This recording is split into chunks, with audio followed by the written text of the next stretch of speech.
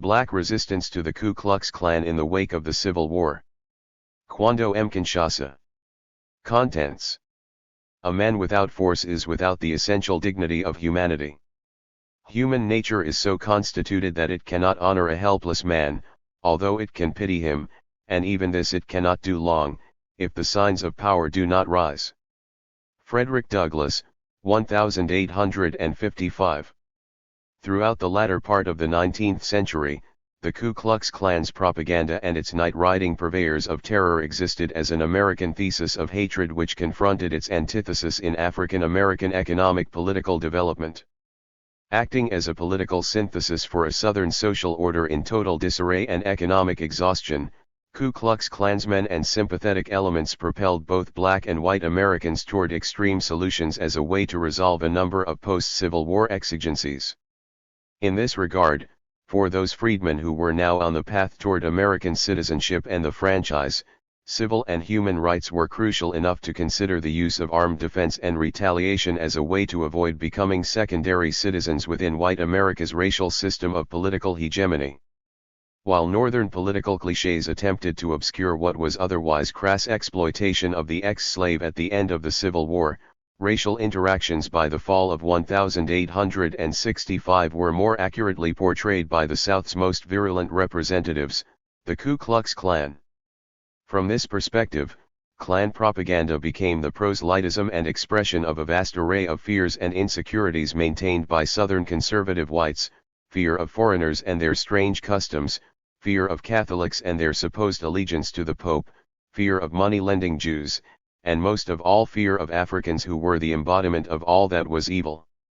These anxieties, institutionalized by over 200 years of racially centered nation-building and domination over an enslaved population, spawned a nationalistic mentality that despised any suggestion that the enslaved African or any non-European group had any rights that white Americans were obligated to respect. Emanating from this perspective arose an infamous racist Ku Klux mantra that effectively preface, sponsored, promoted and propagandized race-specific violence aimed at disregarding the human rights of blacks and others who disagreed or challenged what essentially was a national agenda against the ex-slave. However, assessing the effectiveness of the Ku Klux Klan's propaganda and those acts that emanated from these racial zealots reveals an exposed and vulnerable underbelly of racist intrigue, subterfuge, and fear. Ironically, Klan propaganda, intended as a threat, became an inspiration for its victims to organize against psychic and physical humiliation. Making the decision to organize armed self-defense units and in specific instances seek retaliatory action represented a new social paradigm for the freedmen and in a sense established a series of social and political nuances that forever changed the relationship of whites and blacks throughout the South. Throughout the American Reconstruction era of 1867 to 1877, the Ku Klux Klan was intended to be both a violent sort of retribution for failed Southern nationalism and a motivating tool for defeated Confederated ideologues who demanded political retribution and economic redemption. For these disciples of organized terror, to use the terms civil rights and freedmen in the same sentence was an affront to the Constitution itself. Conversely, the existence of armed freedmen in opposition to Ku Klux Klan-type organizations underscored the desire and ability of some blacks and their Republican allies to both psychically and physically combat various kinds of tormentors and thus to establish a semblance of personal justice and honor in the face of Southern America's deadly racial fantasy.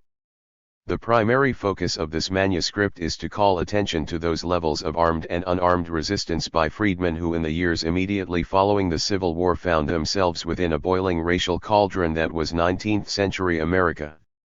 Utilizing the syntax of the time, both victims and victimizers in a number of social contexts expressed concern about the exigencies they were facing, and as a result armed themselves against perceived threats and actual attacks.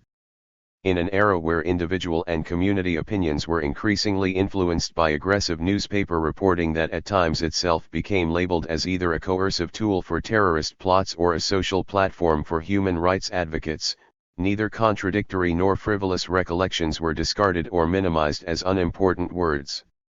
Even newspaper commentators of the day knew that gestures were but prologue to armed attacks and vicious reprisals. Consequently, spoken appeals increasingly reinforced by mass distribution of the written word vigorously seized, influenced, and inflamed many Southern conservative whites with an ever-deepening level of secessionist sentiments about an evolving violent reality. As one letter to the Greensboro, North Carolina Republican Press put it, assassination must be met by lynching, and midnight murder by midnight execution. This sort of published appeal to armed retaliation certainly suggested, at least in Guilford County, North Carolina, in 1869 that retaliation might discourage Ku Klux raids, particularly in a county with a significant black population. Though this certainly was the case in more than one post-Civil War county by 1870, it was the willingness by an increasing number of Southern blacks to confront their history in a manner that now proclaimed no voice should be louder than the sound of battle that in turn aggravated Southern white Democrats' fears about their increasingly precarious political situation. Armed as best they could be, a 19th-century version of black Minutemen struggled to survive amid determined Southern white and some instances black conservative 2. Elements bent on their extermination. At the core of this vicious bloodletting was the reality that the Civil War did not end on April 9, 1865, but by June of the same year had evolved into an intense form of guerrilla warfare that would decide whether or not the African, now the freedman, would remain society's servile, political, economic, and social pariah. In many aspects this emerging armed conflict was as much about shaping the soul of a people and a nation as it was about retribution, political equity, and social cultural validation. In this respect, a close examination of written historical recollections from the Reconstruction era reveals that both blacks and whites attempted to transform a venomous Southern reality into one that reflected their own sense of justice and social morality. Never threaten a man individually. If he deserves to be threatened, the necessities of the time require that he should die.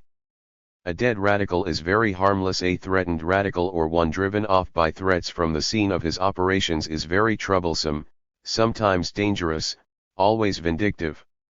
Gov.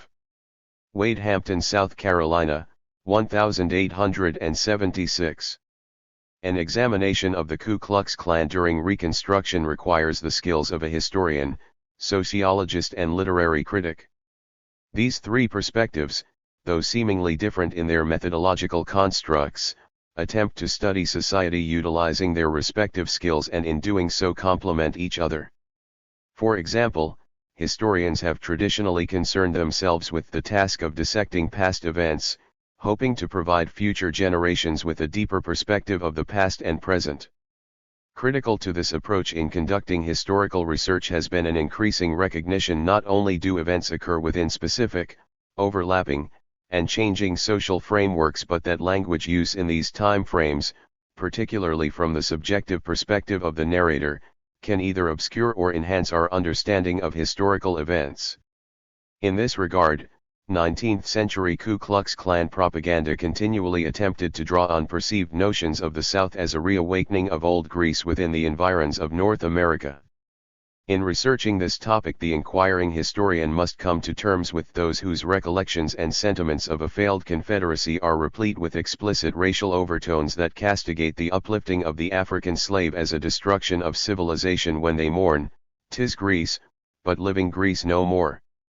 On the other hand, a sociologist probing into numerous aspects of human social behavior during the postbellum period would be ultimately concerned with understanding how recently freed slaves living within ex-Confederate states functioned in an institutional social structure that was very much committed to white political, social, and economic dominance.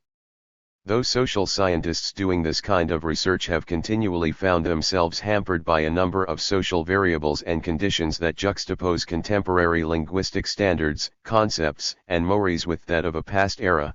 The challenge in this case is all the more difficult because the primary historical data itself is saturated with and premised by bias and conjecture.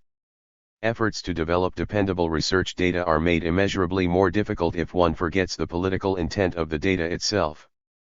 For example, one must realize that 19th-century Americans relied solely on the spoken word or printed reflections of orations transcribed into newspaper formats, letters, diaries, and an assortment of official documents, all of which were written or compiled from the social perspective of the writer's or correspondent's views on race, class, and social political positioning.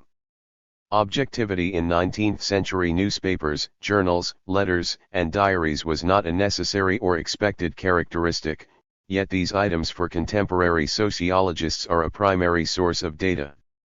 Similarly, reliable material weaned from archival sources, for example, diaries and newspapers, is generally more representative of viewpoints from a self-interested literate class of white or black Southerners rather than silent masses of blacks or whites.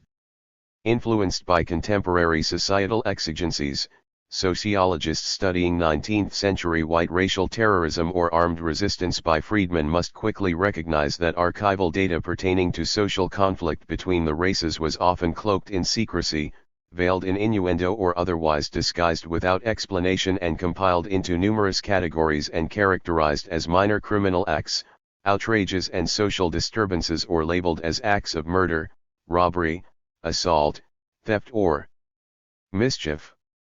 Moreover, rarely will an inquiring researcher find 19th-century newspaper articles or legal correspondence that details political insurrection or acts of retaliatory terror by freedmen after the Civil War.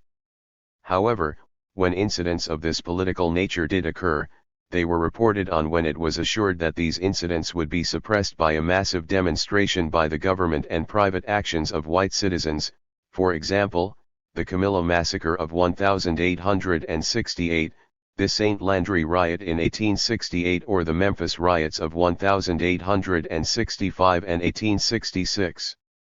Not surprisingly, finding relatively few published articles underscoring successful freedmen resistance during Reconstruction, many social scientists have concluded that none existed and that little if any political challenge to the dominant race and class by society's pariah class or race existed. Southern white conservatives dominated the media in the Reconstruction era. Political analysis, social opinions, and official proclamations in the newspapers of the time sanctioned what was acceptable and condemned, supported or questioned the mores of contemporary society. In doing so, the daily surveying of society by white-owned journals and newspapers established not only a cadre of informed correspondence but an official public venue for the discussion of important issues, thereby validating Southern whites' right to rule by a process of continual public self-affirmation. In this case, newspapers played a critical role in establishing a context for social legitimacy as well as that which was antisocial and troublesome. Conversely, similar attempts of political analysis by freedmen newspapers were either condemned by whites as foolhardy or at worst viewed as instigating racial hostility that would eventually lead to open attacks and riots. At best, diatribe after diatribe in local conservative white newspapers such as the Lynchburg Virginian attempted to construct a negative image of blacks in general. For example, in a state where Ku Klux chapters were not known to be well established, sentiments against blacks were very evident. Consequently, in response to a growing number of freedmen delegates in the Virginian state legislature, a conservative newspaper editorial complained. White Virginians should concerted measures without delay to fill the state with white laborers from the North and from Europe. They must crowd the Negro out. They must rid the state of an element that will hinder its prosperity, an element that under the influence of base white demagogues themselves without property would tax property of others to relieve themselves of obligation to educate their children and care for their pauper's degree. Supporting the exclusive rights of white laborers, another Virginia paper, the Petersburg Index, asserted, "The Negroes are the last men who should complain if their white employers were to discharge them and supply their places with white men." Understandably, at the core of the emerging violent contest between Southern blacks and whites was the question of economic parity and participation in the affairs of state. Heretofore, sociological analysis attempting to ascertain levels of resistance to racism during the postbellum and Reconstruction eras tended to ignore or marginalize the perspective of those at the lower spectrum of society. This being the case, stories about armed resistance by freedmen to Ku Klux raiders or their willingness to confront white mobs through armed defense were rarely published in black-owned newspapers, and when mentioned in conservative white Democratic papers were characterized as criminal acts. Even when armed confrontations were cited either in black or Republican-owned papers, they were written with a level of circumspection so that the reader would derive neither solace nor encouragement from the article. Conversely, articles depicting blacks being brutalized, killed, tortured, maimed, or otherwise helpless against night raiders were published more frequently and in detail. In this regard, sociological analysis of blacks' armed resistance to racist persecution endeavors to circumvent the anxieties of earlier chroniclers and narrators of Ku Klux terrorism and instead examine how a resistance was formulated and pursued. With this said, it is also acknowledged that although social traditions, values, and desires of post-Civil War America are not directly transferable to today's time, clearly the antecedents of 19th-century racial conflict and resistance are very much a part of today's reality. By utilizing the literary critic's analysis of the extraordinary material in Chapter 6, I endeavor to extricate the reader from a quagmire of historical myth to proceed along a path toward deliberate assessment of the freedmen's resistance to Ku Klux Klan terrorism. When the last Civil War cannon was fired on a Southern field, deeply felt impulses to publicly display one's indignation about the loss of life and material destruction were felt throughout the country. This emotion will be tested on both a philosophical and pragmatic level. In this regard, this book is premised on a delicately balanced social axis. On one side, a plethora of Southern white Democratic post-Civil War newspapers, pamphlets, diaries, and books address the issue of social-political realignment in terms of a new Southern society and perennial white enfranchisement. However, from an opposing end of the spectrum, salient issues defining the concerns of freedmen's civil rights, economic parity, the political franchise and one's right to armed resistance and retaliation in the protecting of their constitutional rights were of the utmost importance. It was not enough, argued many Republicans, that the 1868 14th Amendment 8. to the Constitution gave blacks some semblance of due process of law, property rights and citizenship. Yet 2 years later these advocates for the freedmen would also maintain that enactment of the 15th Amendment to the Constitution guaranteeing the right of citizens of the United States to vote shall not be denied or abridged by the United States or by any state on account of race, color, or previous condition of servitude was insufficient if Southern state governments chose to ignore or enforce these federal constitutional amendments. Degree central to this issue was discerning if the federal government would demonstrate the will to enforce constitutional amendments, thereby ensuring that an independent political and economic growth for America's traditional pariah class would be set in motion, or if they would back off and let individual state governments settle the matter through violent internal political struggle. Many Southern and Northern conservative whites argued that such a commitment was too extensive and expensive, principally within agriculturally based states, such as South Carolina, where by 1870 blacks constituted some 58.9% of the population. Blacks also dominated Mississippi and Louisiana, respectively, by 53.6 and 50.1% registered. It was further surmised that racial disparity in some states threatened whites' tenuous dominance throughout the southern agricultural regions of the country.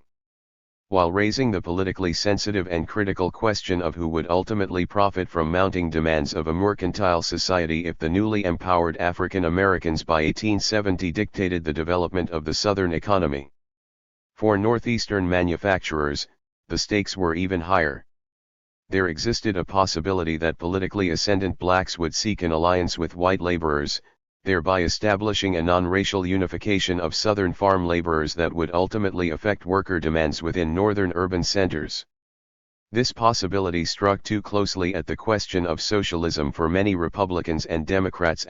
More important was the perplexing social and political problem of the presence of a large number of Southern men who, well schooled in the art of killing, had now grown sullen from tasting the bitterness of defeat. This very serious reality was underscored by the fact that crimes of assault during the post-Civil War against the freedmen, Republicans, conservative Democrats, or anyone else not armed to protect themselves were rampant and showed little likelihood of abating anytime soon. For example, in 1867 Republican officials in Kansas noted that 83% of the state prisoners had served full terms in the Army before taking to crime. In this regard, historian T.J. Stiles observed that after the Civil War, particularly in the guerrilla-style warfare in Missouri, the incredible bloodshed of the war had put many soldiers through a social process. Violentization? Stiles borrows the term from sociologist Lonnie Athens. Its application is insightful in defining a number of stages by which dangerous violent criminals come into being. Much of the South experienced some of all of these stages. In the midst of this racial and economic strife, newspapers and books were condensing and summarizing events in treatises warning whites about the dangers in tolerating violated Southern mores and insolent blacks. In essence, the intellectual cliques of a fallen Southern aristocracy were being challenged to obtain in defeat what they failed to accomplish in the Civil War. Even the emerging technological innovations of war, particularly the rapid-firing revolvers produced by gunsmiths such as Samuel Colt, essentially placed into the hands of millions of Americans an enhanced ability to kill and maim. And thousands of Confederate soldiers were returning home with these weapons after their surrender at Appomattox. A northerner in Mississippi noted, a great majority of the country white people wore strapped outside their pants, and many outside their coats. Another correspondent observed that in Richmond, Kentucky, all wear Navy revolvers strapped around their waist.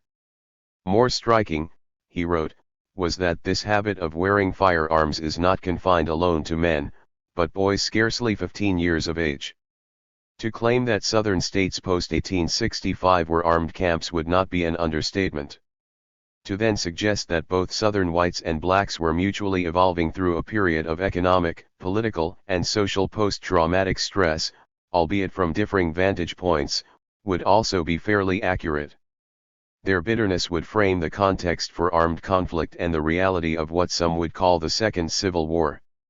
When evaluating the defeat of a political elite, it is essential to comprehend what they see as the reasons behind their loss. In attempting to do so, difficulty arises in distinguishing fact from fiction, truth from exaggeration. Truth becomes obscured and clouded by myth. In this respect, Southern essayists describing their fallen society and the anguish of defeat could avoid excessive rhetoric and hyperbole when endeavoring to explain the loss of their Confederacy. In the face of this development, numerous questions involving the sanctity of racial prerogatives come to the fore, particularly as they related to 19th-century white male. 11. Hegemony in America and the fear of economic and political competition from a formerly enslaved black population. For instance, numerous white Americans, whether conservative Northern Republican supporters of the federal government or Southern Democratic secessionists, assumed notions of racial equality were naturally premised on their ability to dictate the terms of equality in the marketplace and in the political arena. They expected that whiteness automatically and naturally facilitated for them a favorable and appropriately skewed social policy, above all in the arena of military science. Within this framework, Africans in transition to becoming African Americans realized that an inability to shape a favorable policy for themselves within the legal constructs of Southern society was itself an injustice and a form of social inequality and stigma.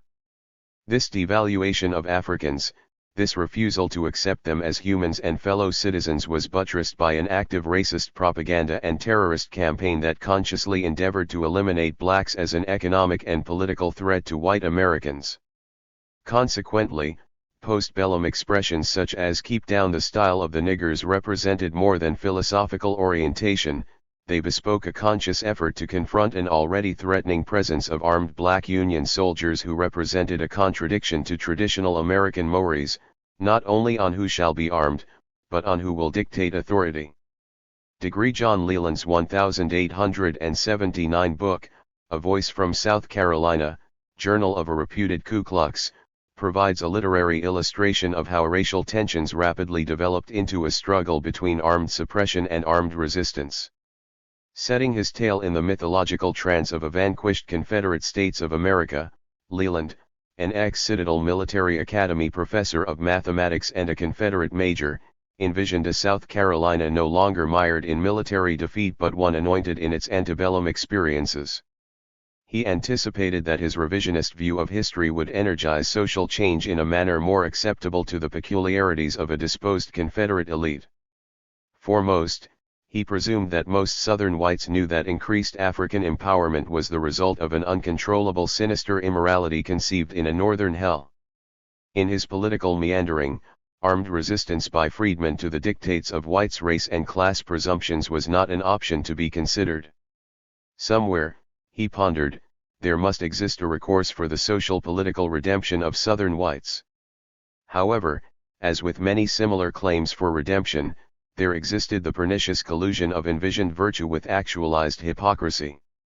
For Leland and similar extremists, redemption meant the propagation of ideals, emotions, and a philosophy of racial dominance, regardless of its cost in lives. This, he argued, was above all divinely sanctioned. In line with this philosophy, a Ku Klux thesis premised on fanatical notions on race was created to forge a desire among Southern whites to not confront the contemporary political exigencies of the South, but instead circumvent the present by celebrating a supposed Y/O and imagined glorious past. Nostalgia, myths, and behavioral codes were fabricated to engender fear, delusion, and aberrant terrorist behavior among the Klan's own devotees as well as its intended primary enemy, the African American. Its envisioned success, however, was continually modified, dulled, and in many instances negated by determined resistance from non-conservative Southern blacks, allied white radicals, and indigenous people. Examining this often ignored but critically important aspect of Southern postbellum and Reconstruction history helps us better understand the breadth and depth of freedom fighting within the American historical experience. A deadly Ku Klux fantasy. The social and political beliefs of the first Ku Klux chapter were very much reflective of the general mindset of Southern whites and to some degree Northerners after the Civil War. This observation is supported by evaluating the consistency of opinions expressed in both Southern and Northern newspapers and the influence they exercised on their respective constituency on the question of black enfranchisement. It is also apparent that Southern newspapers in general were not averse to reprinting Ku Klux propaganda that was aligned to support Southern white grievances on Reconstruction, the freedmen's threat, and the Anglo-Saxons' natural right and responsibility to rule. From this genesis, Ku Klux propaganda tapped the daily economic and social frustrations of the average white Southerner, and in doing so rationalized who the enemy was and how they were to be defined, fought, and eliminated as a threat. In this regard, the thoughts of historian J.T. Stiles reminds us that we should not forget that mythology requires effort. Achilles and King Arthur may have begun as men of flesh and blood, but Homer and Sir Thomas Malory labored hard to make them figures we remember. In its earlier years, Ku Klux philosophy as a form of armed propaganda embedded itself in the quixotic machinations and desires of a militarily defeated Southern white populace while abetting the development of a racism ideology that left little room for negotiation. Contrived notions of social behavior and development, many of which were premised on fundamentalist religious beliefs, coalesced into a form of social behavior that defined only Anglo-American civil rights as synonymous with Western civilization. Extrapolated from this thinking, a policy emerged aimed at eroding African American human rights with an unbridled violent display of Euro-ethnocentric antisocial behavior. Steeped in a belief. 14. That political violence was a necessary cost to pay for white racial hegemony. It was hoped that the mantle of guilt for the surrender at Appomattox would be psychologically transferred from Southern whites to blacks. It was also surmised that a process conducive to reforming the will of a dispirited white populace into accepting their historical if not spiritual duty could be encouraged to combat what many saw as the coming dark despotism of African rule. Degree in 1871. Congressional investigations in several Southern states including South Carolina were underway to examine the veracity of armed attacks by white gangs on essentially unarmed Southern blacks. Termed Ku Klux outrages in national newspapers, these brutal attacks occurred during a period when after 4 years of civil war the nation appeared to be weary of the Negro problem. In addition, publicized testimonies into what many assumed were provoked acts of violence unwittingly contributed to an evolving mythology about terrorist gangs such as the Ku Klux, and as such provided legitimacy for their existence. For instance, Richard B. Carpenter, an ex-Republican who in 1870 changed his political affiliations to the Reform Party ticket that was composed of Southern whites and dissatisfied Republicans but still lost to Republican incumbent Governor Robert Scott, testified before a congressional committee supporting the frustrations felt by many white South Carolinians. In a voice that rejected the demise of the Confederacy, Carpenter defined for all who entertained any doubts as to who the present enemy was, the colored population. In doing so he positioned a humble Southern white populace above that of the freedmen when he asserted, "The colored population upon the seacoast and upon the rivers, in point of intelligence is just as slightly removed from the animal creation as it is conceivable for man to be. I venture to say that no gentleman here would be able to understand one of them upon the witness stand, or would be able to know what he meant.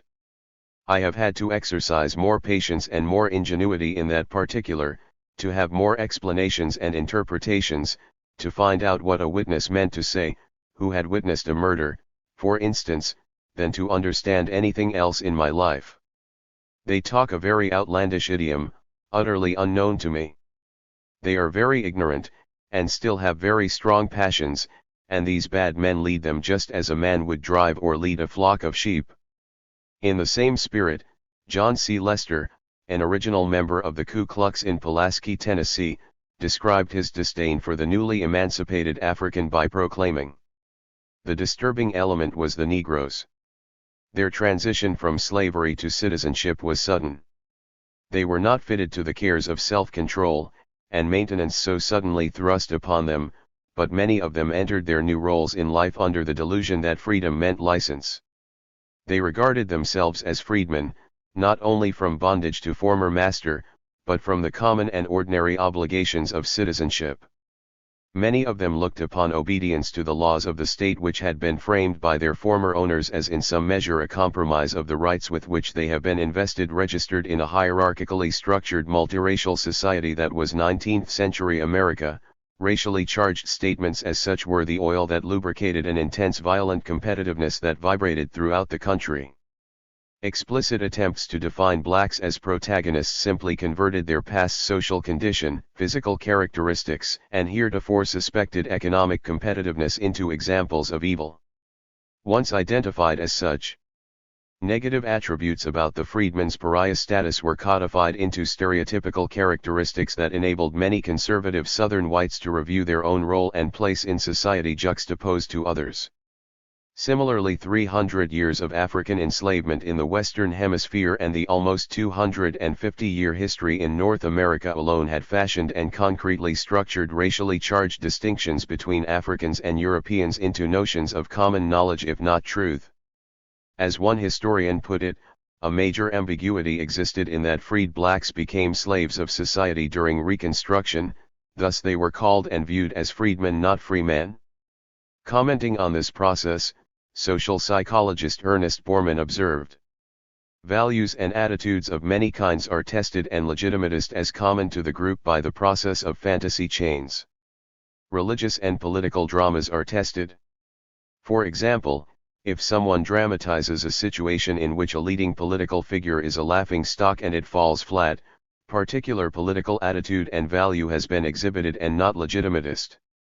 However, should the group chain out on that drama improvising on other laughable situations in which the politician has participated, the group will have created a common character which they can allude to in subsequent meetings and elicit a smiling or laughing emotional response.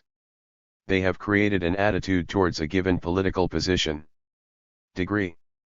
Borman's observation about those psychological factors that assisted white Americans in forging their own alleged common racial personality while in the midst of a social, cultural, and politically displaced ex-slave population underscores Lester's recollections of early Klansmen. The members of Ku Klux Klan are nowadays inclined to consider that their order comprehended all that took shape in resistance to the Africanization of society and government during the Reconstruction period. As one ex-member said, nearly all prominent men ex-Confederate in all the Southern states were connected in some way with the Klan. This is true only indirectly. Nearly all white men, it may be said, took part in the movement now called the Ku Klux movement. But more of them belonged to other organizations than were members of the Klan. The Klan had the most striking name, and it was later applied to the white movement.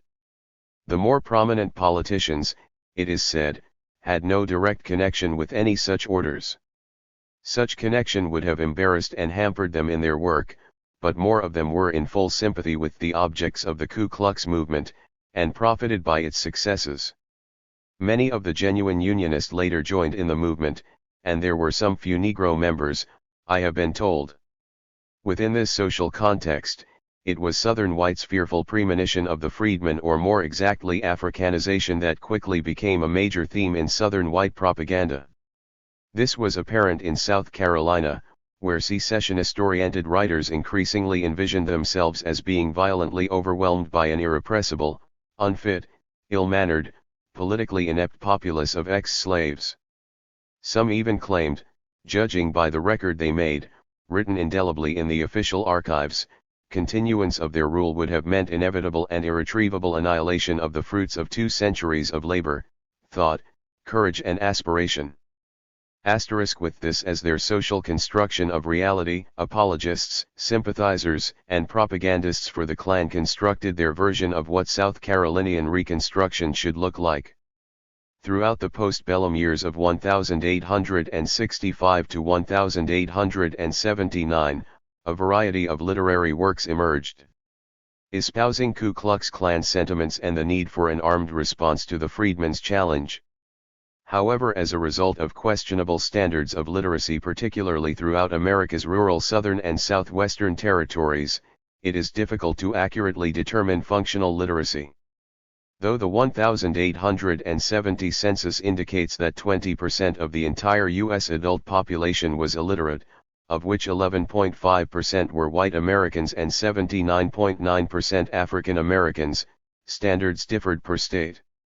However, irrespective of these variations, by 1880, white illiteracy dropped 2 points to 9.4%, and the African American illiteracy rates dropped dramatically, nearly 10 points to 70%. Whatever these figures might suggest for interracial relationships, literature, or newspapers as a tool for mass mobilization were relatively restrained when compared with primary communication methods such as word of mouth and town hall meetings. If literacy in 19th century America is understood to have enhanced a citizenry's ability to articulate and bear witness to perceived social needs, then identifying those segments of the populace that have readily obtained these skills is important when critiquing the development of privilege, power, and political structure within a society. Commenting on this, linguist Harvey Groff posited that the implications for the usefulness of popular literacy are clear: they were limited. More children were exposed to more regular and formal instruction, but learning could also be obtained informally, through daily life, interactions, work, recreation, and institutions, for which literacy was not always central.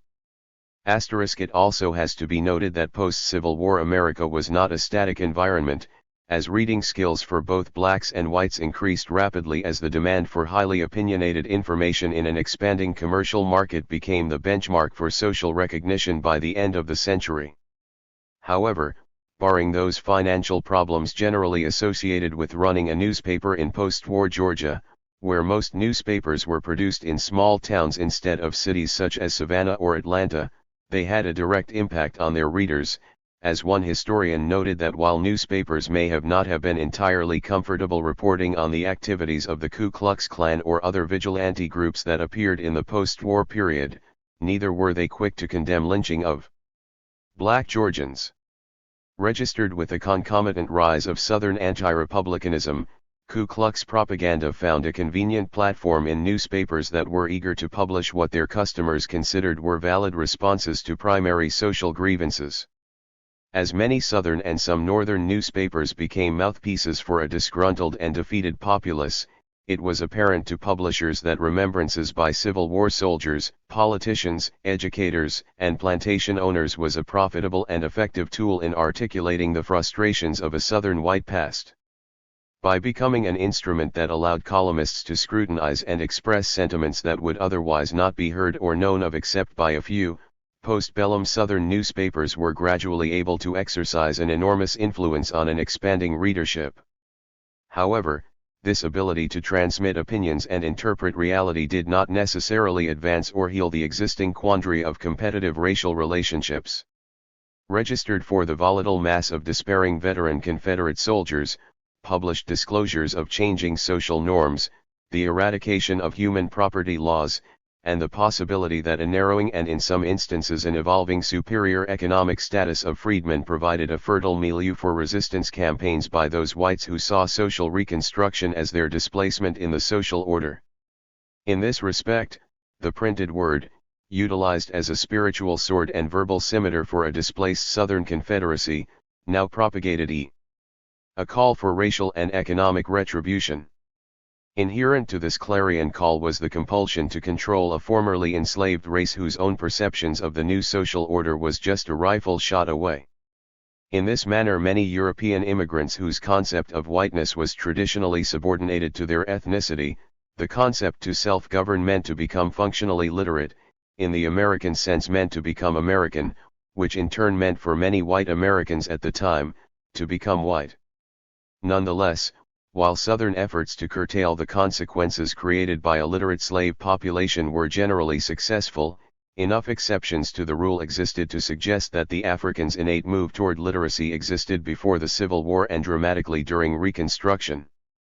Accordingly, for the freedmen, being literate and having a strong ability to verbalize what was read, through oration, or to provide credible verbal testimony of their experiences was an important accomplishment, and one that provided them not only with a sense of importance but a deeper comprehension of those political exigencies surrounding them.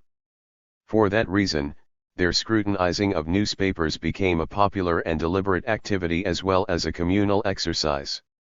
Information gleaned from one newspaper was verbally transferred from household to field, from porter to carriage driver, from village to village, and in many instances from state to state, thereby binding the individually enslaved into an informed community of communicators. Though this information network increased the importance of being literate among the freedmen, it also explicates the serious confusion and threat felt by most Southern whites. Freedmen literacy was directly connected with community organizing primarily around issues such as voting and armed resistance to night riding gangs. Whereas many rural blacks generally understood that voters who could not read letters well knew how to read men was critical for physical survival, equally important was an ability to organize in a manner that ensured a level of protection while attempting to both vote and become literate. With the emergence of black political clubs throughout the South in the early spring of 1867, a level of militancy that transcended oratory challenges to Southern conservatives appeared. Though more will said about this development in a later chapter, it is important to note that the correlation between the freedmen's ability to read men and read letters was strengthened by their involvement in political clubs, associations, and armed militia-type bodies, which effectively provided them with a sense of community responsibility and pride. For example, in late November a group of veterans of black Civil War regiments from South and North Carolina bonded together as a result of being jailed in Charleston for petty crimes against property.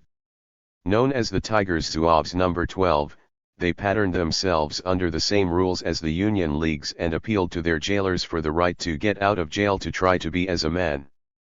As innocuous as the Zouaves appeared in 1867, throughout the South neighborhood bodies of freedmen began to loosely pattern themselves on the model of a military regimental company and began to assume responsibility for organized and regulated public affairs.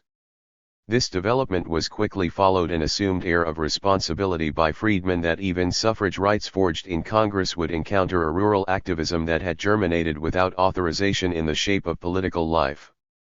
These inklings of freedmen militancy were not without precedent.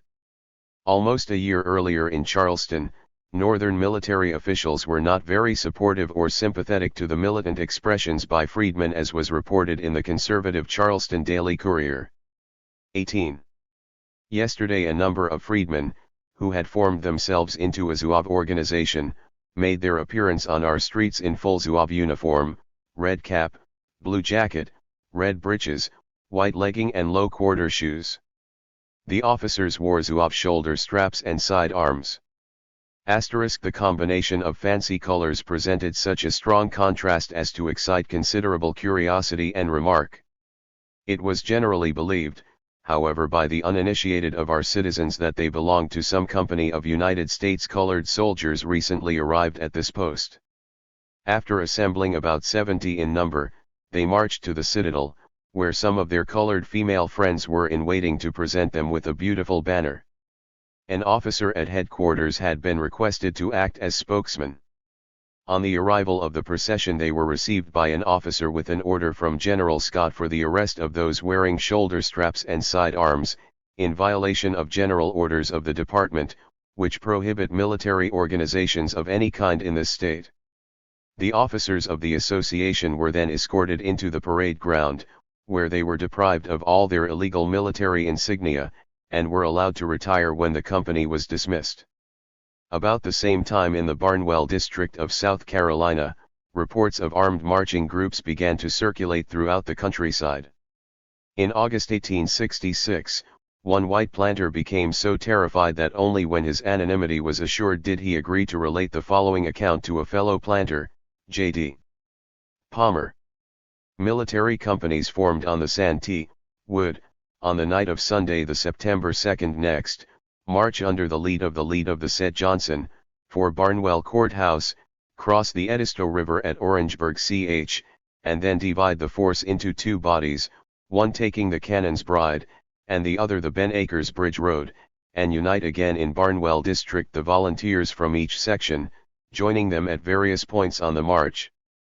It was intended to kill every white man they could find, and take what they wanted *degree. For Southern secessionist-minded white Americans, a literate, articulate, politically aware and armed black populace was an anathema. As a result, shifting post-Civil War political arrangements designed to improve the economic status of the freedmen and poor whites did in fact establish fertile ground for Southern white political protagonists to begin championing for a resurrection of their displaced social order, that is, a Southern white past. Establishing extra-legal associations known as regulators, highly mobile gangs of white men began exercising violent control over a vulnerable populace of ex-enslaved blacks and pro-Republican whites while propagating a racist pro-democratic political agenda. In the course of examining these developments, what is often ignored are verbal and nonverbal interactions that ensued between raiders and their intended victims.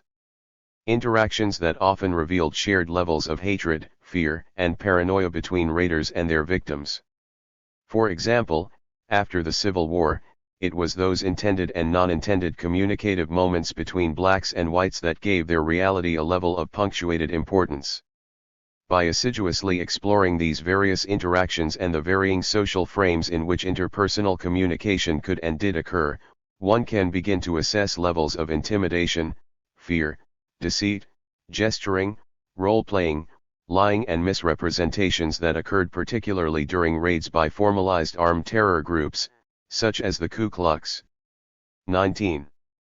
That is to say, although violent attacks by the Ku Klux generally inflicted havoc among unarmed rural freedmen, individual occurrences of armed resistance to these attacks as well as by organized groups also occurred. It is surprising to know that due to the scarcity of published data on freedmen resistance to terror attacks by the Ku Klux, fixed notions of who were victims and victimizers have emerged from this era. Understandably, hostile racial contacts became institutionalized into folkloric tales of conflict between good and evil, while perennial victim roles were transformed into truths about reality and convoluted social relationships. Herein existed a major problem for historians. By assigning traditional roles to groups such as the Ku Klux and freedmen during Reconstruction, a number of false and misleading generalities begin to appear, such as verifiable accounts and testimonies that questioned Ku Klux effectiveness against the freedmen.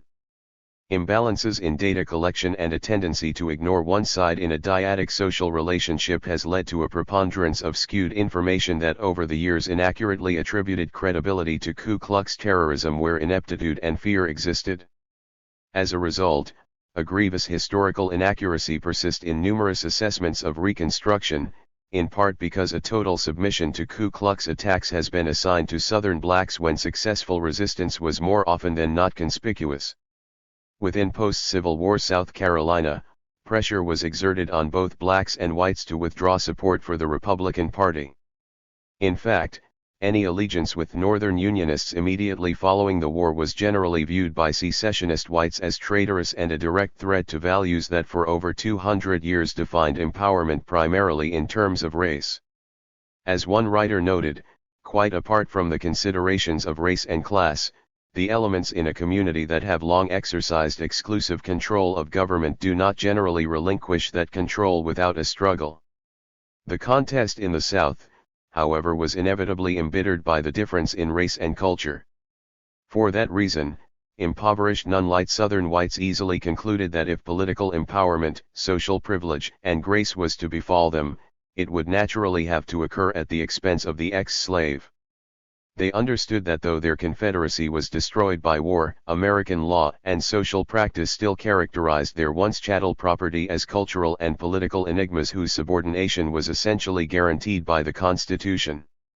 Correspondingly, if extra-legal actions were needed to ensure that the newly created freedmen would be eliminated as economic and political competitor, then so be it.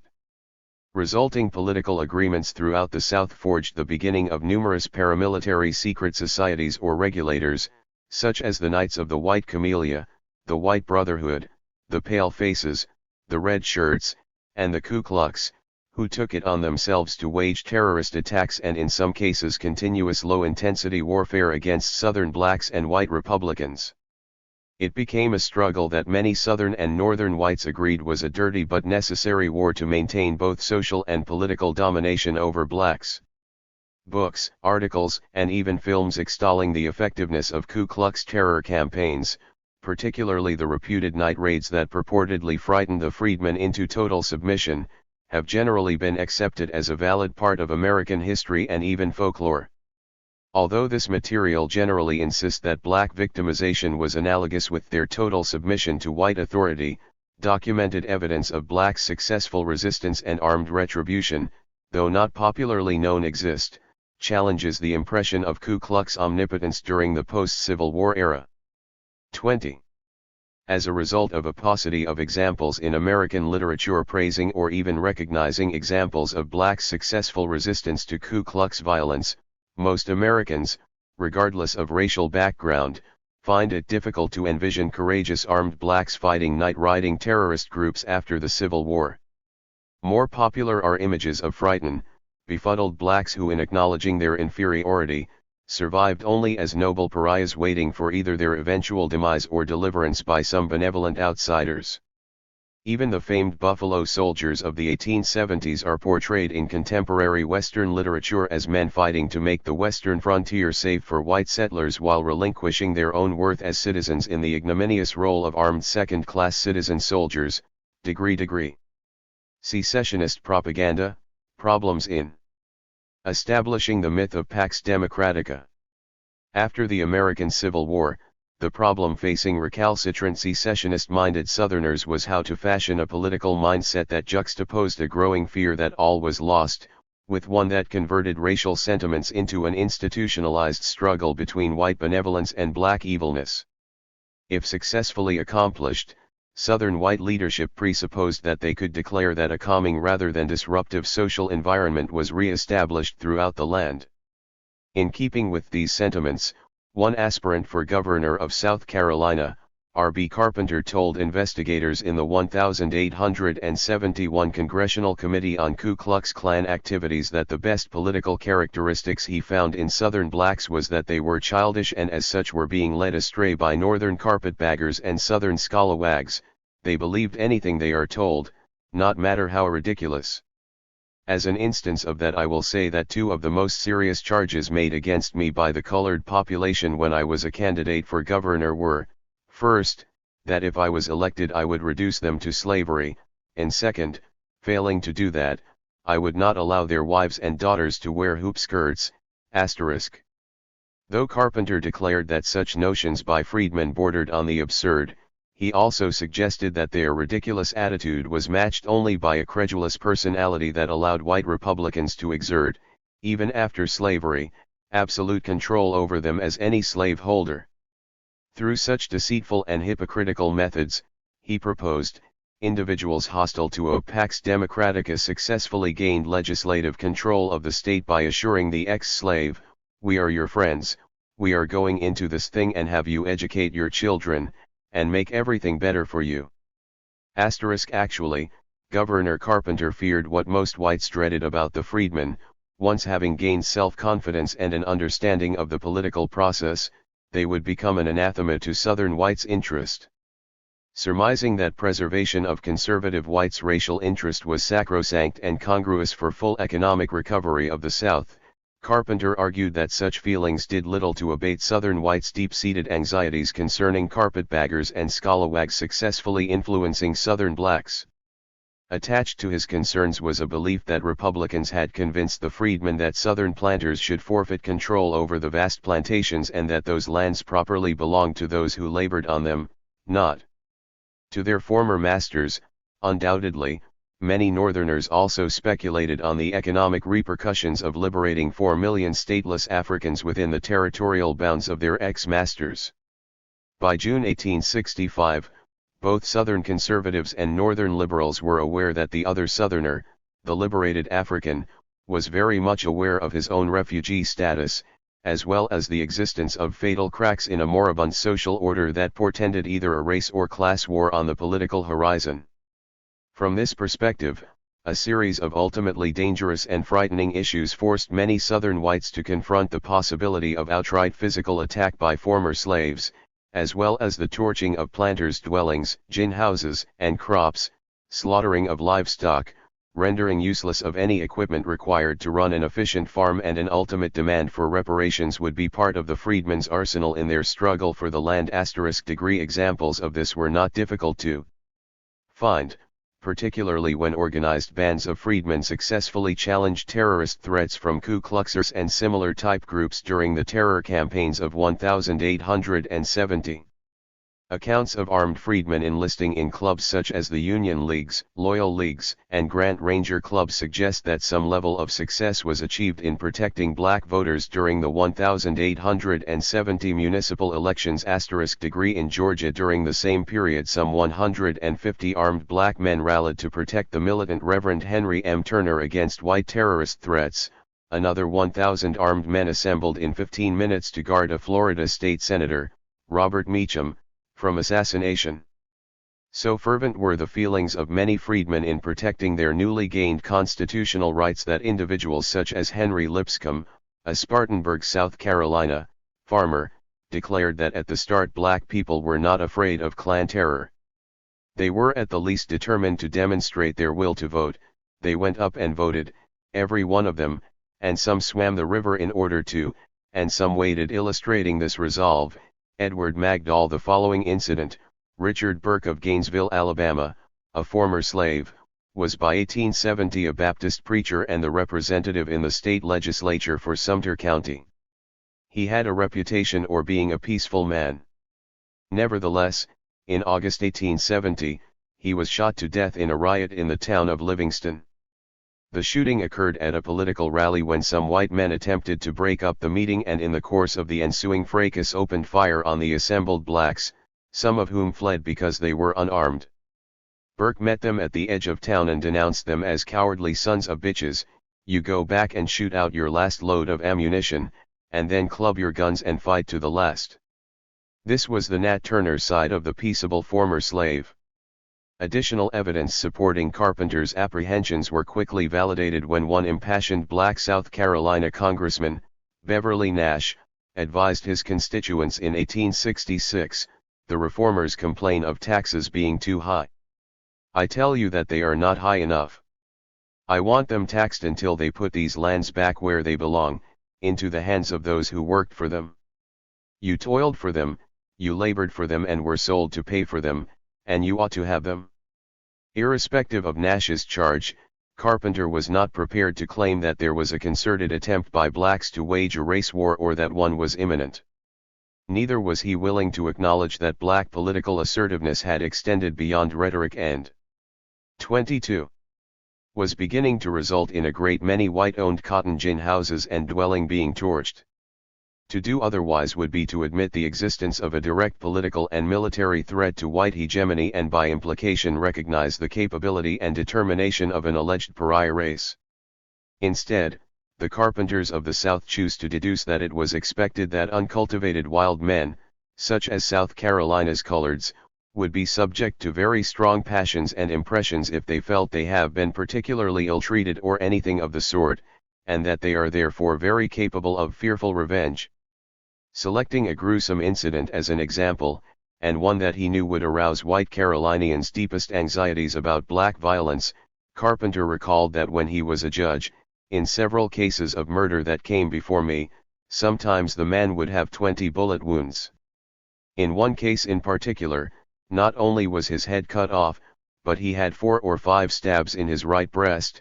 His heart was literally pierced 4 or 5 times, stabbed through, and then he was disemboweled.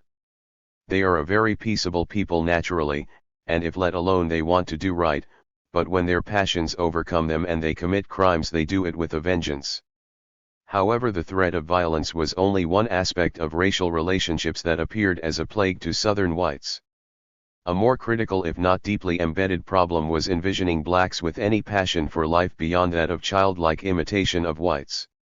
250 years of Southern history had not prepared them for enhanced social or political relationship with the ex-slave. Accordingly, attempts by freedmen to obtain economic independence through land ownership, local businesses, as skilled workers, or to participate in the social-cultural realm of society beyond that as subordinates was regarded by patronizing whites as a dangerous and aberrant occurrence. Any achievement that contravened centuries of paternalistic repression was deemed unacceptable, thereby requiring immediate suppression. Agreeing as much, Carpenter's condescending response to congressional investigators implying that blacks have a peculiar disposition and an enormous ability to be misled, was not surprising. Yes, sir. Still, there is a great deal of kind feeling toward them on the part of white people, and a great deal of kind feeling towards whites from a large class of the colored people. The colored men who are not either local or state politicians, who have any intelligence, generally feel very kind to the whites, and come to them if they want any help about anything, if they want to borrow any money or get any help of the sort.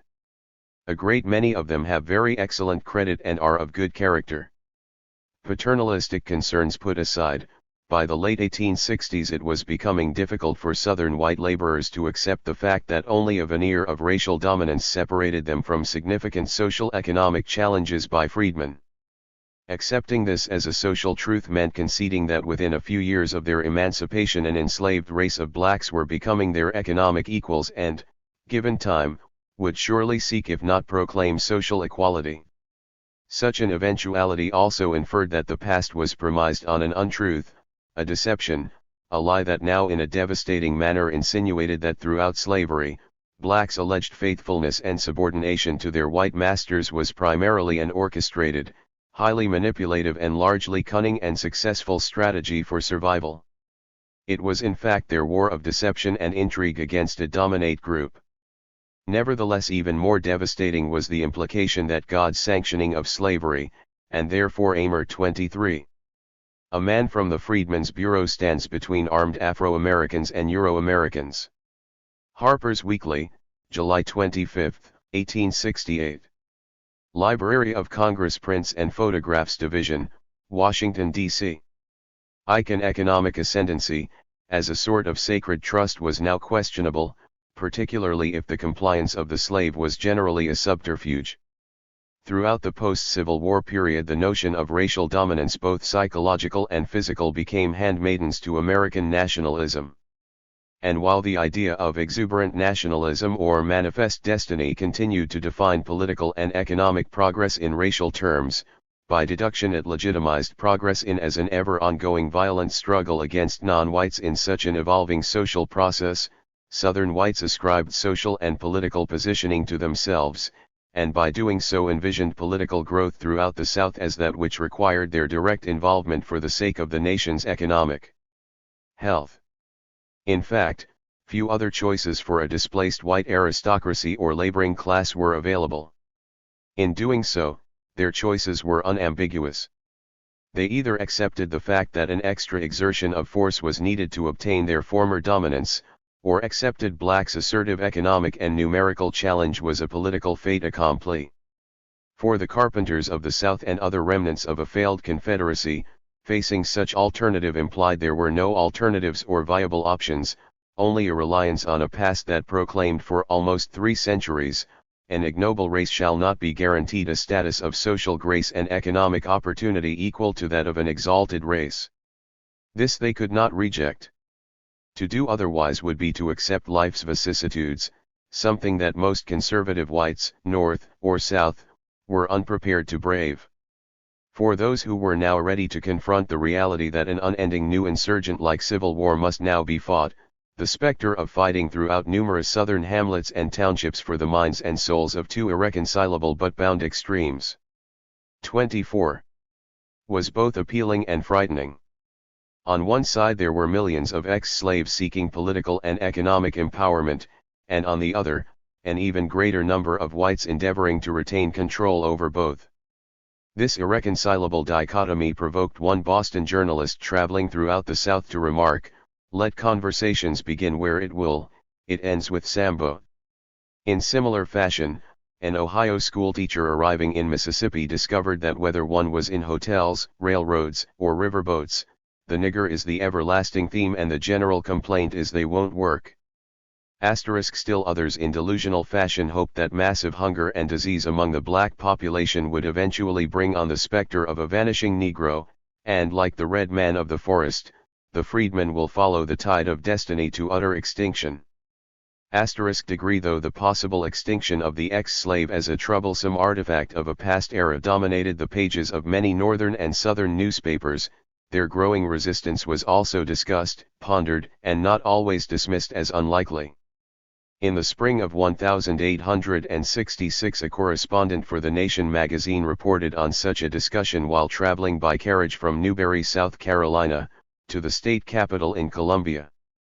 Describing his fellow travelers, a Charleston merchant, a judge, a rich planter, a doctor of divinity and a wounded Confederate war veteran, the author wrote the following: "All of my fellow travelers were young men and had been Confederate soldiers, and the night was chiefly spent in talking about their campaigns and companions in arms."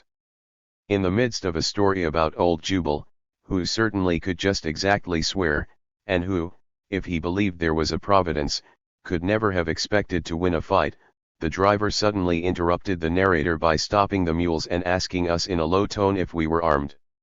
It happened that there was not a weapon in the carriage. "That's bad," he said, "however, gentlemen, never mind, when I begin to talk about my pistols you must all say something similar. We're coming to a pretty bad place here. On the next plantation the niggers are a very unruly set, and some of them have guns. We must look sharp." One of our company had several $1,000s about his person, and having a very bad opinion of free Negroes, he evinced a good deal of anxiety and trepidation. It was to him, therefore, that we left the duty of responding to the driver. Soon the conversation between them began, the driver directing his voice towards the right-hand side of the road and the passenger towards the left. "Yes, it's the prettiest rifle powder you ever saw. I wouldn't take any money for it if I couldn't get any more. I prefer the cartridges, they're so much handier. A cartridge is always sitting up. Oh, well, I always can have 12 shots, you know, and there are always pistols in the coach. A man would be a fool to travel these times without his pistols. Shouldn't think of it. I say, driver, I would like very much to see any 6 men attack this coach tonight." "Well, now, they would have a very sorry time of it, sir. But there's no trouble of that kind on this road." By and by we were informed that the danger was past, and then for a while the Negro was the theme of discourse. My 3 companions and the driver represented 4 districts, and each reported it as an undoubted fact that the freedmen were forming themselves into companies and holding meetings at night for the purpose of drill. I inquired if many of them had arms, and was told that every nigger had a gun. The niggers around the driver's house couldn't get ahead of him, for he had 2 that told him everything. 25. After hearing similar rumors of drilling freedmen, the Nation correspondent made inquiries of General Ralph Ely, who was the acting assistant commissioner of the Freedmen's Bureau for 15 districts in northern and western South Carolina. Ely asserted that, in one instance, the assertions were so positive and seemed so well supported that he rode out himself to plantation in order to make an investigation on the spot. Having been posted where he could see and not be seen, he was an eyewitness of the whole parade. Negroes to the number of 30 or 40 men, women, and children had gathered themselves together near their cabins and were drawn up in line. Some shouldered sticks, some had gun stocks, some gun barrels, some guns, and some were empty-handed. They marched and counter-marched and halted, and marched again in straight lines and curves for nearly half an hour, their evolutions being interspersed with dancing and rough play and accompanied by much laughter and noise. When he had witnessed these maneuvers for some time, the general went out and had an interview with the people. They said they were only having a frolic imitating the soldiers. None of the firearms were serviceable. In several instances he had made an examination of the facts and had found them similar to these stories about Negroes drilling are not worthy of serious consideration. The irony of these accounts is that in the former instance, ex-Confederate sympathizers were attempting to bluff their way through an assumed danger by alluding to non-existent weaponry, and in the latter situation, drilling freedmen did so without the necessary ammunition or serviceable arms to conduct a military action if they so desired. In both occasions, symbolic gesturing, though harmless, conveyed a level of deadly seriousness in motivation if not intent. While the coach riders took care not to reveal their vulnerable status to local freedmen, the likelihood that frolicking drilling freedmen would acknowledge the serious of any future intent to a white military officer was contextually absurd for a number of reasons. Returning Federal soldiers to the South, many of whom were ex-slaves, quickly discovered that local Republican activists were attempting to organize rural blacks into disciplined structures that would give meaning to their lives, such as the Union Leagues. Though these emerging social structures focused on alleviating the freedmen from the horrors of post-war America, they also provide a framework for self-organization *. Companies styled after the military, visibly reshaped public space to accommodate a working-class male structure of social authority, independent of the old regime's obligations. In this respect, what worried General Ely and others was the freedmen's development of a collective consciousness as a result of continued military held by political clubs that eventually would spill over into increased demands for fair contracts between planters and sharecropping families. For the even less critical Republican mind, the notion that drills of this sort were establishing the early sinews of an armed political formation that on the grassroots level would eventually become the backbone of an active resistance campaign against terrorism was not envisioned or suspected. Imperatives for struggle. Many unforeseen problems occurred throughout postbellum America, as time-honored practices seemed no longer applicable. Attempts to render clarity to familiar exigencies were now complicated by a growing network of informational sources that added 26 additional perspectives and social remedies. A multitude of rumors, hearsay, innuendos, speculation, and conjectures found their way into print and for many became truth. Ascertaining what was germane and plausible became difficult as new values were created and old mores were modified or disregarded. However, increasingly Southern white nationalists, propagandizing the issue of racial domination, refined customs from what were once natural into what was now essential if power was to be retained. As one observer put it, the propagandist naturally cannot reveal the true intentions of the principal for whom he acts, that would be to submit the projects to public discussion, to the scrutiny of public opinion, and thus to prevent their success. Propaganda must serve instead as a veil for such projects, masking true intention. In this regard, efforts to define blacks as a pariah race necessitated visible proof that as a group they fulfilled all of the necessary criteria.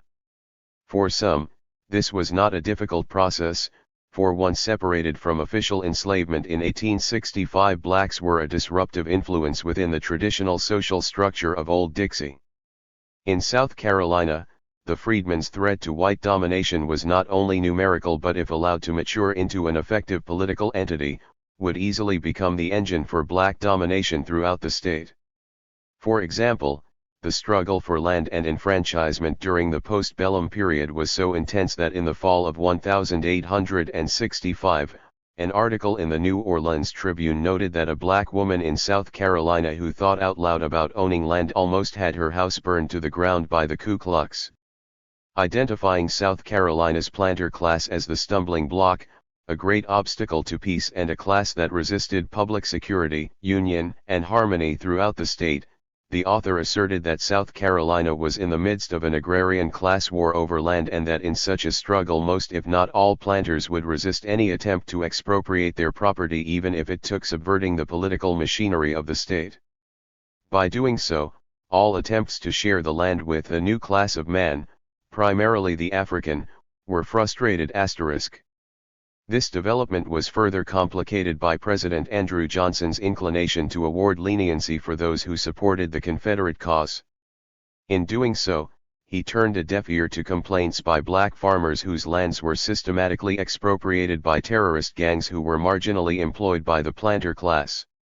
As a result, the federal government's plan to distribute land in an equitable manner under a program called the Southern Homestead Act of 1866 in theory provided a basis for regularizing property ownership on a more equitable racial basis. In practice, this initiative was falling apart under the weight of Southern states who pursued a policy of white racial preference and terror through a legal device known as the Black Codes *. Planters not only prohibited black land ownership, they enacted extreme measures of social control that virtually restored slavery. The Black Codes struck directly at freedmen striving to escape subordination and to obtain their communities. It was class and race legislation. But planters escalated the struggle on the political plane by pressing President Johnson to curb the redistribution of lands to freedmen. Simultaneously, they demanded that the results of the war be set aside by their insistent demand for restoration of their lands.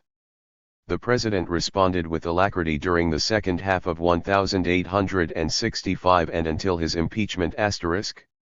Southern planters' fear of black domination was so absolute that as they began relinquishing their antebellum capitalistic identities, retribution was sought against the new 27.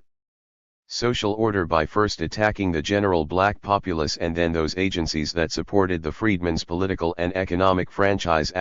Among those agencies to be attacked was the federal government's program, the Bureau of Refugees, Freedmen, and Abandoned Lands, also known as the Freedmen's Bureau.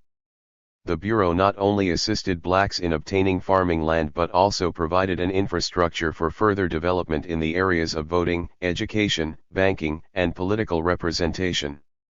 Undoubtedly, it was hoped that with the insertion of Republican-styled institutions and the spreading of their philosophical agendas throughout the old Confederacy, a new class of black Southerners and enlightened whites would begin to push their way into the halls of political and economic power to first challenge then displace the former racial status quo.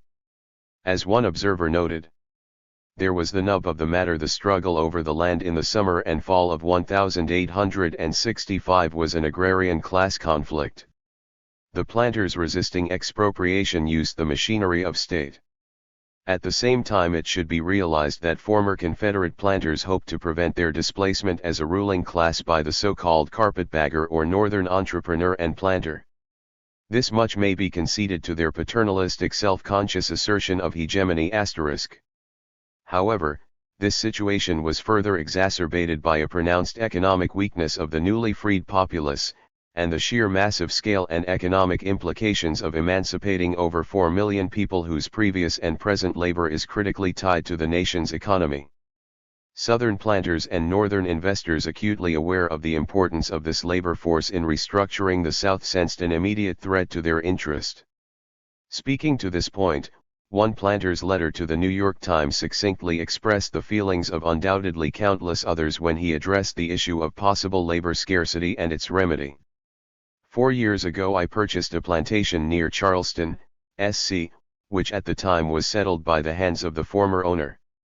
These freedmen had during the war been planting on their own account on Edisto and other islands in the vicinity, but at the end of the war all had returned to the plantation, on which they were born and had labored for many years.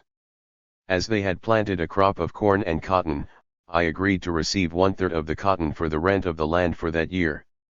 I have reason to believe that they gave me nearly my share. The following year, 1867, I endeavored to hire these hands, offering to give them liberal wages by the year, feed them, give them houses and gardens, and as much land as they want to plant in corn and potatoes. They refused the offer, but proposed to remain and cultivate the land on the same terms as the previous year. This I declined, and they left to a man and woman to plantations in the vicinity where they would work on the share system. Their efforts that year were ill repaid, partly owing to the wet season. The next year they continued planting on the share system. That year, 1868, proved still more disastrous to them, and on the 1st of January, 1869, they came back to their old home and begged to be employed on my terms. I engaged some 50 men and women, all that I could employ. The rest returned to their precarious cultivation with great reluctance. Thus far, these hands have performed their contract faithfully and done their work so well that old planters say the work is done as well as in old times, before the war. Degree. Racist poster attacking radical Republicans and the Freedmen's Bureau. Poster depicting blacks idle at the expense of whites. The conservative poster advocates the election of Hyester Clymer, who ran for governor on a white supremacy platform, supporting President Andrew Johnson's anti-Reconstruction policies. Library of Congress Rare Book and Special Collections Division, Washington, D.C. For many planters, this newly found economic truth underscored their demands for a reconstituted labor system. Though it proposed the restructuring of cherished social values, it also proposed the development of a wage labor system permeated with the dynamics of the previous slave society and the social etiquette of a plantation culture. Secure in the belief that they knew their Negroes and the time-tested ways of handling them, most planters belittled any suggestion that laborers would continually assert independent thought in defiance of their previous owners. Nor did most planters feel a need to elaborate on what for most was the economic racial truth of the day: blacks were best controlled for their own benefit by a systematic form of steady labor. Within this racially stratified and polarized environment, a major contradiction unfolded as many economically displaced Southern whites became obsessed with the possibility of reclaiming what they perceived was lost during the Civil War. Emanating from a culture entrenched with racial entitlement, on both a personal and organizational level they clashed with freedmen who sensed and grabbed at every opportunity to strip away those residual quasi-legal bonds of subordination and implicit dependency that persisted despite the abolishment of slavery by the 13th Amendment to the Constitution *. Both. Things Fall Apart 29. Racial groups now judged and tested the prospects of open competition, and with expectations as great as their fears, were now determined that this moment should not pass without a struggle. The moment that would not pass was steeled in 4 years of civil war and centuries of passive resistance by blacks. With the insertion of black federal soldiers throughout the 5 military districts of the South and the creation of almost 1 million new voters as a result of the Reconstruction Act of 1867, the enhanced social placement of blacks on paper singularly threatening the racial status quo throughout the South, the actual attempt to implement the new racial alignment predictably raised the level of violence to new heights and consequently ushered in what was one of the bloodiest eras in American history. Notwithstanding the immense racial enmity that existed immediately following the Civil War, subsequent dynamics of assumed racial entitlement by white Americans united the nation's southern and northern financial sectors into an interminable violent battle against black empowerment, wherever it existed. Between 1867 and 1871, this fact precipitated the murder of some 20,000 people at the hands of Ku Klux terrorists, while the cream of Southern society, its planters, doctors, and lawyers denied the very existence of the Klan or their connection to these crimes. However, 2 factors emerged from this cauldron of terrorism. First, conservative Southerners' insistence for total political and economic domination regardless of the cost in lives to achieve this goal. Second, their incapacity to accommodate or comprehend the freedmen's phenomenal surge toward economic self-determination. In a sense, the demise of slavery created social engineering problems for an American economy and political structure that was resisting the full and equal participation of its ex-enslaved class in the demands of free market economy. For example, though Southern blacks enjoyed a clear numerical advantage in at least 4 Southern states by 1870, this was not the case in the North, where whites agreed that maintaining blacks' minority status was beneficial for all degree. However, though racial disparity throughout the northern states lessened perceptions of blacks as a potential threat, their high visibility coupled with an assertive desire for social uplift made them barely acceptable to a native whites or an increased numbers of European immigrants. Similarly, northern blacks, lacking numerical advantage or economic parity, increasingly found themselves continually socially transfigured or politically diminished either by law or custom. They were a tolerated deviation from the norm and though often empathized with, floundered in a sea of infinite social hostility. Relentlessly newspapers such as the New National Era pointed out those numerical characteristics in specific southern states and the implicit political threat posed if blacks were to gain numerical superiority in specific northern states. Nonetheless, one obviously cautious African American commented, "As a Negro's color carries with it the presumption of loyalty, nothing but ingratitude can open our ranks to the enemy, and nothing but disloyalty will attempt the corruption of our people. Let us be on our guard. If with godly showing as to numbers we allow either a white rebel or a colored renegade to demoralize our ranks, it will not be our misfortune and disgrace, but the step will doubtless involve evil irreparable. We have a balance of power that may be wielded for good or evil. If we keep true, natural, and earnest, our alliances will be where they always have been, with party with which it is possible for us to form alliances. But if we become political tricksters, we have the power of damning our race in its political infancy." Having a clear majority in 4 southern states and imminent numerical parity in Alabama and Georgia, Southern blacks intuitively expressed a positive political and social attitude about the future. By the fall of 1868, Southern whites viewed this kind of expressed assertiveness as arrogant and impudent. White America was further shocked when an article in the New York Times titled "Address of the Negroes to the Native Whites" proclaimed that blacks would no longer accept their pariah social status as a permanent social arrangement.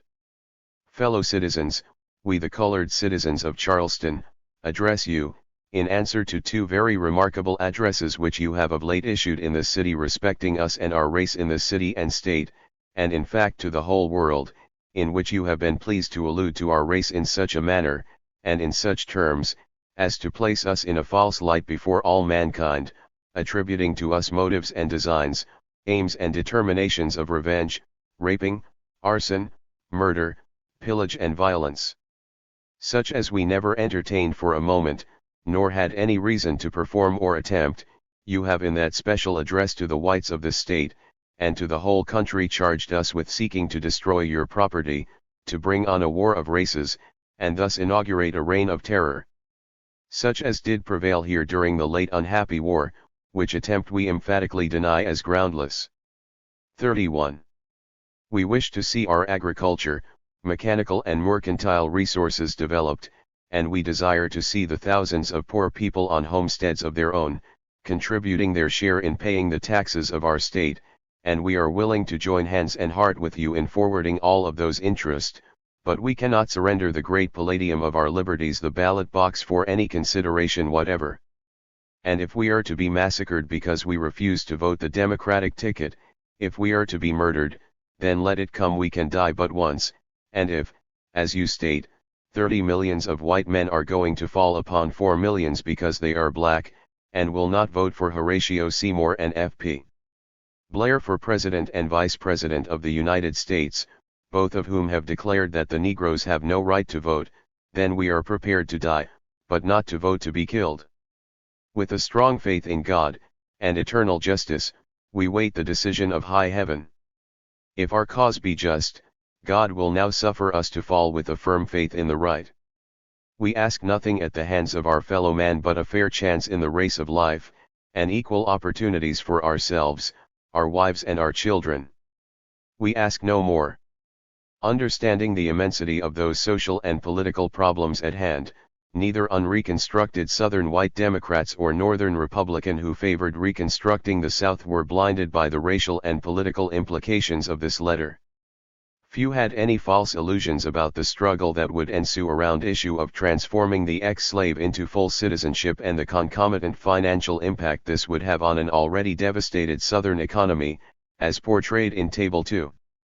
Though 4 years of civil war severely crippled the South's economy, hardline Southern Democratic whites made it plain that they would rather plunge the region into further chaos than accept the ascension of black political or economic parity. As one observer of recalcitrant whites commented in the New National Era, to people of any practical common sense, the figures we present would prove an argument against all future rebellion that would render them impossible, but they seem incapable of comprehending such an argument, and lack the ability rather than the disposition to plunge into another insurrection. By 1870, the newly ratified 14th and 15th Amendments to the U.S. Constitution naturalized the nation's black population and in theory proclaimed that the vote by shall not be denied or abridged by the United States or by any state on account of race, color, or previous condition of servitude. Given that political interest inside and outside the freedmen's community assumed that inclusion within America's political system was the desired if not stated goal, only in a few instances was self-government advanced as an alternative goal. Though few examples of self-government existed, social historian W.E.B. Du Bois noted that the chief witness of Reconstruction, the emancipated slave himself, has been almost barred from court. Of public opinion on this issue registered degree. This observation by Du Bois underscored a divergent aspect of an emerging black leadership that on one hand envisioned itself as being non-rural, well-educated, conservative, and acculturated to middle-class American ideals and objectives. However, there also existed a rural, upcountry, village leadership who viewed land acquisition, self-sufficiency, and armed defense as the all-important issue and goal of the day. Ironically, when these polarized political elements within the freedmen populace clashed, it occurred in conjunction with conservative whites' obstruction of black Republican demonstrations. In summer 1867, Major General W. Martin, commander of the Tennessee Military District, sent a letter to the Commissioner of the Bureau of Refugees, Freedmen, and Abandoned Lands Bureau, General O. Howard, calling attention to the widening philosophical rupture between freedmen on the issue of self-reliance and armed self-defense. Citing an incident that occurred on July 6, 1867, Martin's letter reveals the building up of explosive tensions that were beginning to explode all throughout the South as blacks rejected the notion of being passive actors in the structuring of their destiny. General, I have the honor to submit the following report on the affray that occurred at Franklin, Williamson County, on the 6th INST between the Colored Loyal League on the one part, a body of conservatives composed principally of ex-rebel soldiers and Negroes on the other. For a correct understanding of the causes which culminated in riot and bloodshed on the 6th at 8:00 p.m. it is proper to refer to a series of occurrences which took place a few days previously. The Colored League had recently procured drums and a fife, and had been marching about the outskirts of the town after supper for several nights without disturbing anyone. On different occasions they were interrupted by colored conservatives. In consequence of this interference, some members of the League consulted a lawyer and prominent citizens to ascertain if any legal steps could be taken to protect themselves against the disturbances. Finding that there was no legal remedy, the League armed some of its members for protection. They were again disturbed and fired on, and returned the fire without injury to anyone. The occurrence taking place out of town was perhaps not known to many citizens. A general feeling of insecurity seemed to seize upon the members of the League, and the idea prevailed that their procession and marching were objected to by many persons, and fears were entertained that attempts might be made to prevent their continuances. There is no doubt that the conservatives viewed the marching and displays of the League as a military demonstration and feared that it might result strife. Impudent remarks and foolish boasts were made by individuals of both parties, and each had come to regard the other with a jealous eye. On the 6th instant there was a political meeting which was addressed by Mr. John Trimble and Mr. Elliott, Republican candidate for Congress and state legislature respectively. 33. This meeting passed off quietly and amicably. In the afternoon a colored conservative named John Williams passed through the town and was prevailed upon to return and speak. After he had spoken a short time, the radicals became dissatisfied with his style and attempted to withdraw from the meeting. A Mr. J.C. Bliss, a member of the League, was assailed by Col. John House and a party of armed men who seemed to be acting under his orders. He was struck by the Col. House and assaulted by abusive epithets. Mr. Bliss then went among the members of the League in a very excited condition and there attempted to get a pistol with which to defend himself or to attack Col. House. This altercation between Bliss and House and the efforts of the conservatives to prevent the radicals from leaving the meeting created great excitement among the members of the League. They were marched away there from the point where the speaking occurred and fired a few shots in the air as they moved off as a salute, as they claim. Their white friends urged them to disperse and go to their homes, which they seemed unwilling to do, feeling that their liberties were infringed upon. However, they were prevailed upon to march out of town to a grove where they were addressed for an hour and a half by Mr. Elliot and Mr. Clifton, both of whom again urged them to disperse and go to their homes. They seemed to object to this for two reasons. The first was that the conservatives would attribute their retirement to cowardice, the second that they had planned a torchlight procession for the evening which they were unwilling to abandon, but they finally decided to march into the public square and there break ranks and disperse to their homes, giving up the plan of a torchlight procession. This was about 8:30 in the evening. In the meantime it was manifest that a collision was expected and the conservatives were preparing for it by gathering arms and ammunition into the store of Col. John House and perhaps other places around the square. During the afternoon also the number of arms seemed to have increased among the members of the Loyal League, numbering perhaps 10 muskets and a few pistols, the number not known. At 8:30, the League marched towards the public square and the party of conservatives estimated at from 25 to 30, apparently under the command of Col. House, formerly of the rebel army, took position under corner of the wall of House's store facing the square. Just at this time any efficient officer of the law could have interfered and prevented bloodshed. All that was necessary was for either party to disperse and go to their homes or to refrain from firing. The acting mayor of the city was well aware that a conflict was imminent. In fact, he stated to me that he knew it would take place, but made no effort to prevent the outbreak. There was no police force in the town, no indication whatever of the presence of a civil government. It seems that the town had been given up willingly to the mob. The Colored League seemed fully to expect a conflict on reaching House's store. They had probably been informed of the assembling of the armed party of conservatives. They marched on, however, past this party of conservatives at House's corner with perhaps 10 armed men at the head of the procession. In the meantime Col. House and his party had been notified by Anao Williams, a prominent member of the Colored League, that they were merely marching into the square for the purpose of breaking ranks and dispersing to their homes. When the rear of the procession had come about opposite the left flank of House's party, a white man advanced from the Conservatives' party 10 or 15 steps toward the Colored League and fired 2 pistol shots towards the League. There is now a conflict of testimony as to the party which fired the first volley succeeding these pistol shots.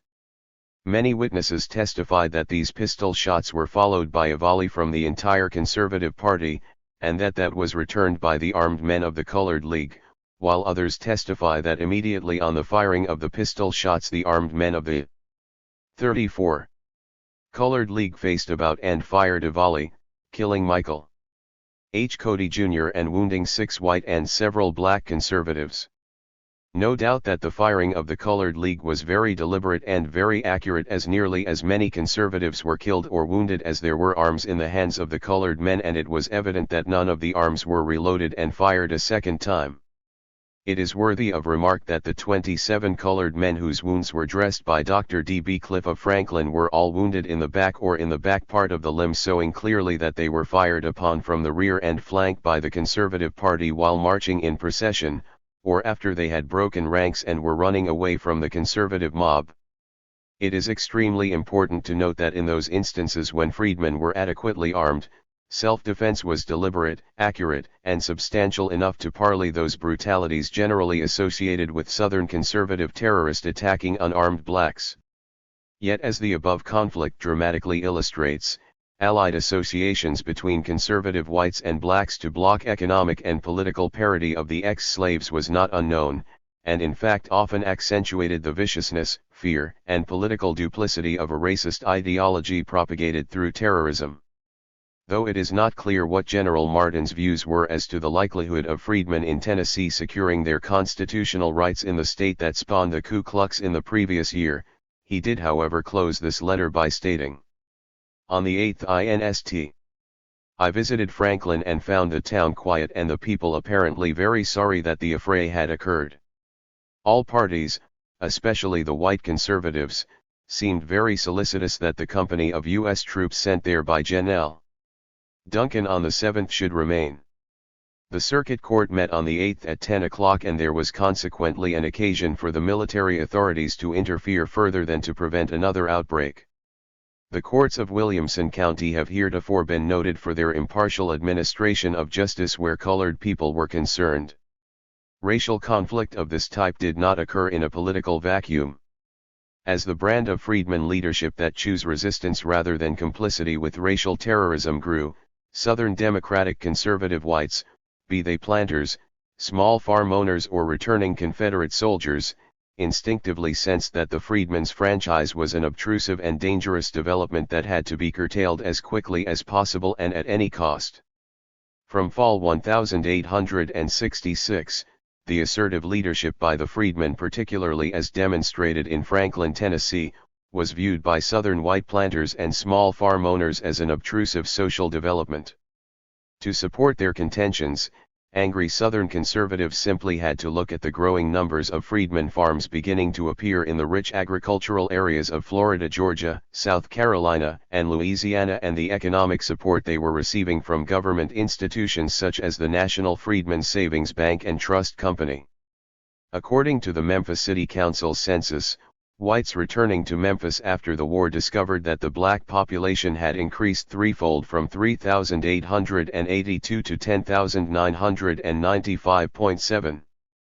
An even more significant realization for whites was the federal government's structuring of a more comprehensive program for the ex-slaves' development within society, one that was coordinated by the newly conceived Bureau of Refugees, Freedmen, and Abandoned Lands. Things Fall Apart 35. Better known as the Freedmen's Bureau.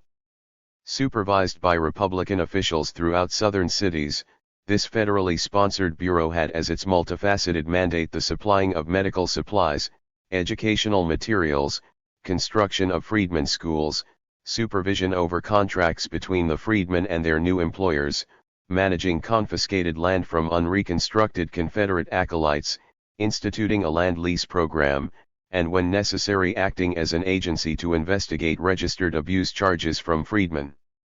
In August 1865, the Freedmen's Bureau in Memphis conducted a census that concluded out of 27,703 residents, 16,509 were black. With nearly 60% of the total population black, of which a large number were skilled laborers, the yearning to publicly establish their economic acuity was ever present. This development not only signaled an economic threat to white laborers but also suggested that a political challenge to the racial status quo would not be far behind. Once the Memphis's Freedmen's Savings Bank and Trust Company was established in 1865, locally skilled blacks such as Buck Fuller, a drayman, Henry Gary, a painter, Julius Nelson, a laborer, and Turner Hunt, a carpenter, could now open up their first saving accounts, thereby creating a basis for new personal and community wealth. Needless to say, the response by Memphis whites to blunt these efforts and thwart this emerging entrepreneurial spirit was swift. By January 1866, newly elected Governor William G. Brownlow pushed through the Tennessee state legislature a bill that eventually became law clarifying any misunderstanding some might have entertained about the freedmen's true status, notwithstanding the 13th Amendment. His bill proclaimed that persons of African and Indian descent are hereby declared to be competent witnesses in all the courts of the state, in as full a manner as such persons are by an act of Congress competent witnesses in all the courts of the United States, excluding such persons from competency are hereby repealed, provided, however, that this act shall not be so construed as to give colored persons the right to vote, hold office, or sit on juries in the state, and that this provision is inserted by virtue of the provision of the 9th section of the amended Constitution, ratified February 22, 1865. Degree. In the state that produced the Ku Klux, racism was so widespread that it was popularly known that East Tennesseans, though opposed to slavery and secession, do not like niggers. Writing some 70 years later in 1935, noted scholar Dubois noted that more prejudice against color existed among the middle and poor classes than among the planters who owned slaves by scores and hundreds.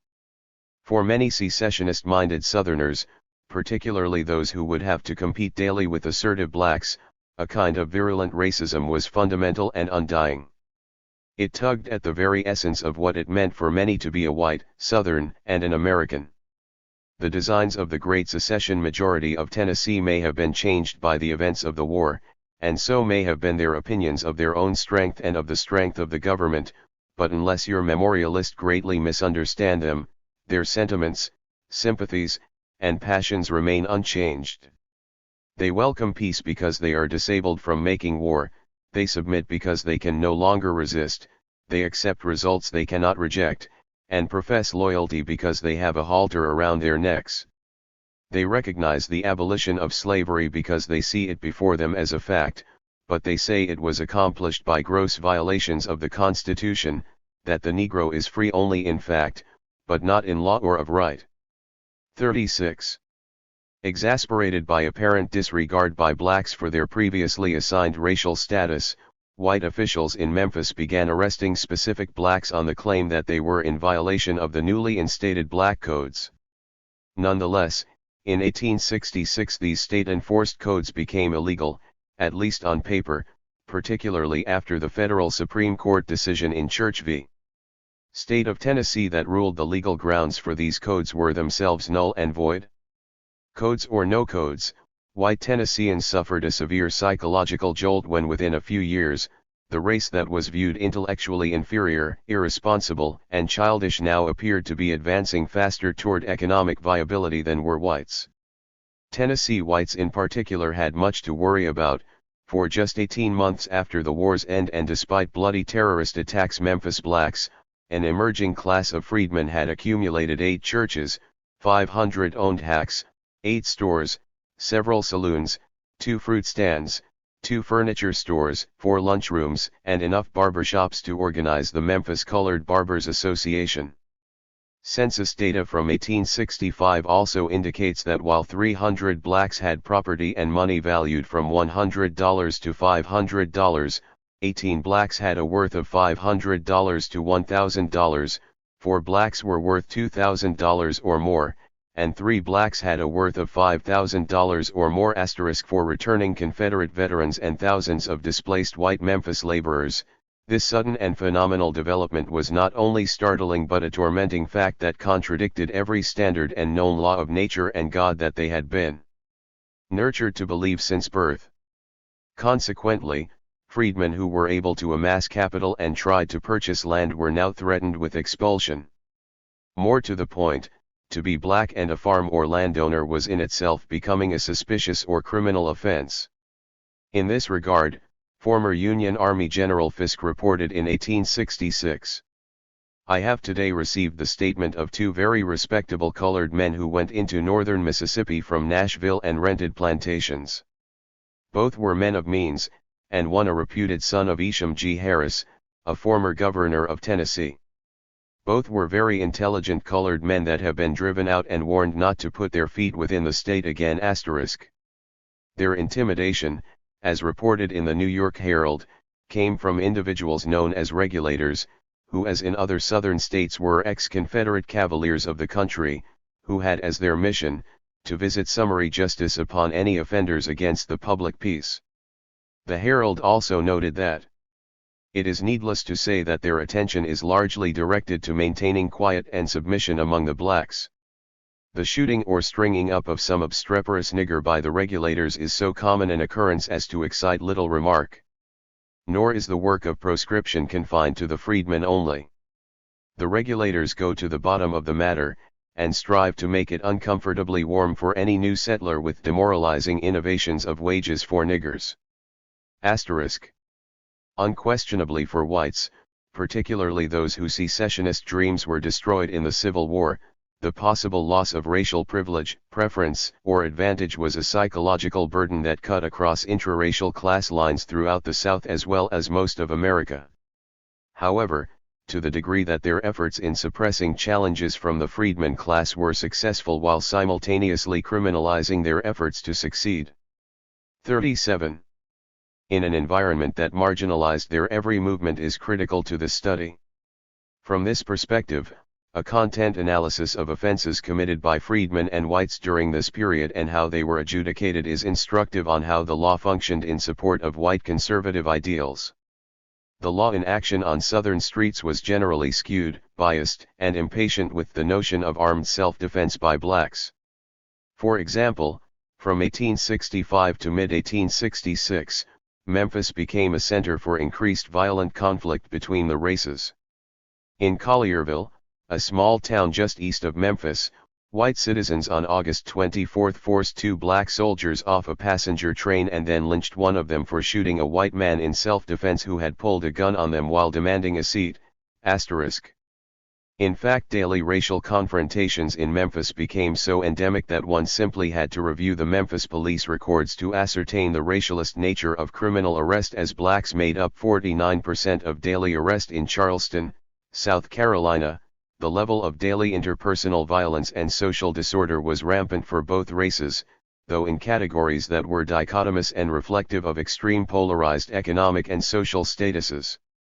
For instance, from February 1869 to January 1870, the Charleston Police Department effected some 3,115 arrests in which blacks were charged with 79% of all larceny, 67% disorderly conduct, 85% vagrancy, 78% trespass, 68% safekeeping and 92% of burglary offenses. However, during this same period, police records indicated that white Charlestonians predominated in the following categories: 70% for drunk and lying down, 67% for drunk and disorderly conduct, 94% for selling liquor on Sunday, 69% for interfering with police, 74% for violation of a city ordinance, and 1 person for desertion from a ship.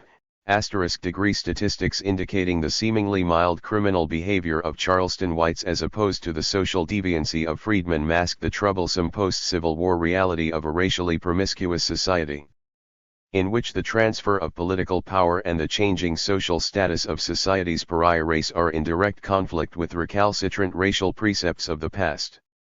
In such a context, violent, forceful, challenging acts by an ex-enslaved race were penalized in a variety of punitive ways, while antisocial activities such as whipping, raping, lynching and other similar terrorist activities by whites were generally ignored or reclassified under the rubric disorderly conduct, drunkenness, or uncontrollable outrages. It would take a congressional investigation to even approach any semblance of judicial control when it came to whites' murdering of blacks. Ironically, statistics indicating the freedmen's criminality as listed above actually camouflaged acts of resistance to racism by a class of blacks who fervently rejected conservative Southern white edicts about social ranking, culture and race. This extremely frustrating situation was further underscored by racial discrepancies in sentencing. Of the 3,115 arrests in the Charleston judicial system, only some 350 prisoners were delivered to magistrate for sentencing, of which 255 were black and 95 were white. However, data indicates that while 1,047 prisoners were adjudicated by the Charleston court, 614 whites as opposed to 433 blacks were discharged. This could be explained partially by the fact that 77% of whites as opposed to 23% of blacks were able to pay their fines. Consequently, out of 615 prisoners sent to the House of Correction, 29% were white, 71% were black, clearly rising levels of antisocial behavior of freedmen directly after the Civil War was fueled by a growing conflict over which race would enjoy the spoils of war and who would be deemed the political. 38. Proprietor in the South. The intensity of this struggle was discernible in almost every venue of Southern life. For example, without exploring the conditions or abuses incurred during incarceration by freedmen in Charleston jails, one can speculate about the following 1868 article in the conservative pro-democratic Charleston Daily Courier. Shameful complaints have been made of the appearance in the street of a Negro man almost in a state of nudity. When questioned, he stated that he had just been released from the penitentiary, meaning thereby the House of Correction. This should not be allowed. When prisoners have served their time, they should not be sent in the streets in a nude state. It becomes an offense against decency. In a bolder display of freedmen antisocial behavior, the Courier could not resist publishing the following incident. On Monday night, a gentleman residing in Queen Street saw a Negro leaping his fence, and suspecting that he was intent upon stealing, he pursued and overtook this would-be robber. When questioned as to his business, he gave evasive answers and resisted the attempt made to arrest him. Upon being threatened, however, he signified his willingness to accompany the gentleman to the guardhouse. On the way to that place, at the corner of King and Queen Streets, the thief knocked down his captor, while off his guard, and stabbed him in the breast, after which he made his escape. The wounded man was taken to his house and upon examination proved not dangerously injured, but the thief escaped and has not since been heard of. He will get his deserts though one of these days. A few weeks later, the same newspaper reported on a direct assault against local police authority. Brutal assault on a policeman. Yesterday, a short time after the accident at the corner of King and Queen Streets, a crowd of excited colored men passed near the spot and made an assault upon a policeman who was standing by. The policeman had said nothing to any of the crowd, and the assault was without provocation and most brutal in its nature. After beating him, they left him and passed on down the street with a shout for Pillsbury degree.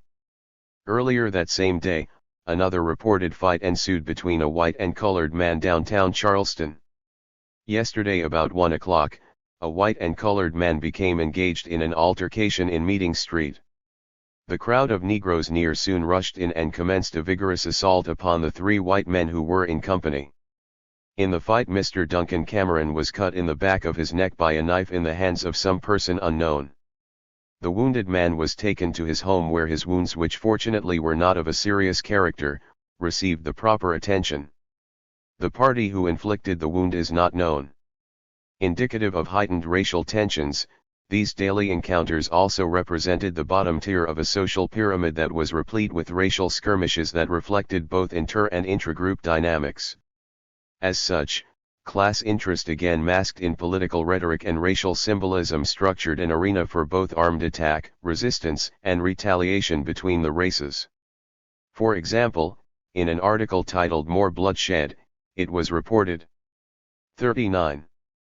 Passengers by the Greenville Railroad, Monday, report that a white man, whose name they did not know, but who was a Democrat, was shot through the thigh by a Negro on Saturday night, and on Sunday night, Lee Nance, a colored man, but a conservative from Newberry, and who was thought to be at the head of the party who fired on the white man, was shot through the breast and it is thought mortally wounded.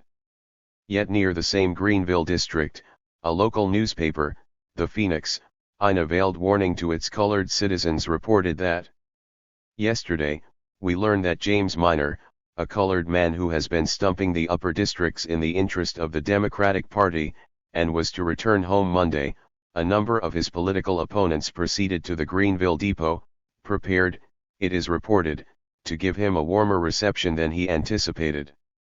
On this subject, the Phoenix says, "The killing of Randolph, and the lawless feeling apparently existing in portions of the upcountry, is deeply deplored and deprecated by the better class of the community, and we sincerely hope that our colored citizens, who have been heretofore noted for their excellent behavior and praiseworthy conduct, will not be led astray by the excitement or the advice of bad men, and attempt to retaliate upon innocent individuals for the guilt of others, and by so doing Estrange their white friends.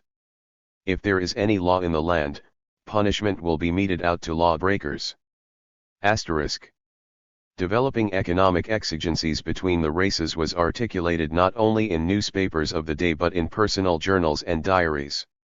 For example, the diary of Ella Gertrude Thomas, the wife of a successful antebellum South Carolina planter, succinctly reveals a mindset shared by many of her class, particularly on the issue of slavery and the loss of accustomed economic and social advantage.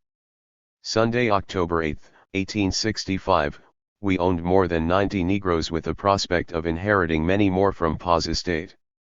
By the surrender of the Southern Army, slavery became a thing of the past and we were reduced from a state of affluence to comparative poverty. So far as I individually am concerned, to utter beggary, for the $30,000 Pa gave me when I was married was invested in Negroes alone. This view of the case I did not at first take, and it is difficult now to realize it. But each heart knoweth its own bitterness, and I alone know the effect abolition of slavery has had upon me. I did not know until how intimately my faith in relations and my faith in the institution of slavery had been woven together. True, I had seen the evil of the latter, but if the Bible was right, then slavery must be. Slavery was done away with, and my faith in God's holy book was terribly shaken. For a time I doubted God. The truth of revelations, everything. I no longer took interest in the service of the church. From May until July I lived a sad life. Lived with the prospect of again becoming a mother, and yet felt no longings, no desire for increased spiritual faith. When I prayed, my voice appeared to rise no higher than my head. When I opened the Bible, the numerous allusions to slavery mocked me. Our cause was lost. Good men had faith in that cause. Earnest prayers had ascended from honest 40 hearts. Was so much faith to be lost? I was bewildered. I felt all this and could not see God's hand. Degree.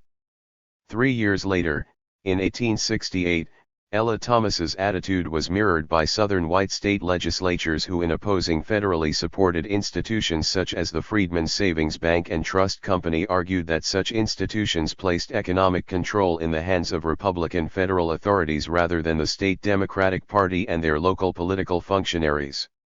This sentiment was accentuated by a general attitude among farm owners large and small that the real purpose of the Freedmen's Bank was to abrogate their traditional hold on the land by providing blacks with access to capital. This, they claimed, constituted an unfair arrangement between the federal government and local black leadership. As a result, everything possible was done to curtail the bank's growth, including threatening anyone who supported it. For example, Black Virginians depositing a reported $12,000 during the first weeks of operation, and were the Freedmen's Bank most important if not sole depositors. However, the bank refused to hire blacks as clerks. One Norfolk newspaper, espousing a 19th-century version of anti-affirmative sentiment, even exclaimed white Virginians must rid the state of an element that will hinder its prosperity, an element that would tax the property of others to relieve themselves of obligation to educate their children and care for their paupers. Regardless of its detractors, annual reports from Freedmen's Bank indicated that from 1866 to 1870 there was a steady increase of depositors. Once these reports were published in black-owned newspapers, there was little doubt about the determined and thus far successful efforts of freedmen to establish an economic base throughout the South just 5 years after the abolition of slavery. Even far more foreboding for Southern white Democrats was that, given blacks' rate of economic growth and political awakening in 1870, it was apparent for even the most skeptical observer that black Americans would become an economic and political force in the South as well the rest of the country within the foreseeable future. Reflecting on a plethora of schemes that eventually fostered the demise of the Freedmen's Bank, Du Bois asserted that there was a perception, albeit false, that the Freedmen's Bank was more a philanthropic effort by Northern liberal whites than an institution founded on sound economic efforts emanating from within the black community. Before 1871, there had been errors in the conduct of the bank and disregard of law.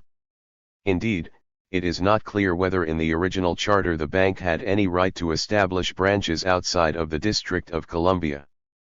Soon the speculators of Washington were attracted by the assets of the bank and discovered how they were growing. The assets were, however, amply protected by provisions requiring investment mainly in government bonds. An amendment to the charter was introduced into Congress in 1870 which provided that one-half of the deposits invested in United States bonds might be invested in other notes and bonds secured by real estate mortgages. Immediately the pennies of poor black laborers were replaced by worthless notes. Money was loaned recklessly to the speculators in the District of Columbia. J. Cook and Company, the great bankers, borrowed $500,000, and this company and the First National Bank of Washington controlled the Freedmen's Bank between 1870 and 1873. Runs were started on the bank and then an effort was made to unload the whole thing on Frederick Douglass as a representative Negro. This was useless and the bank finally closed in June 1874.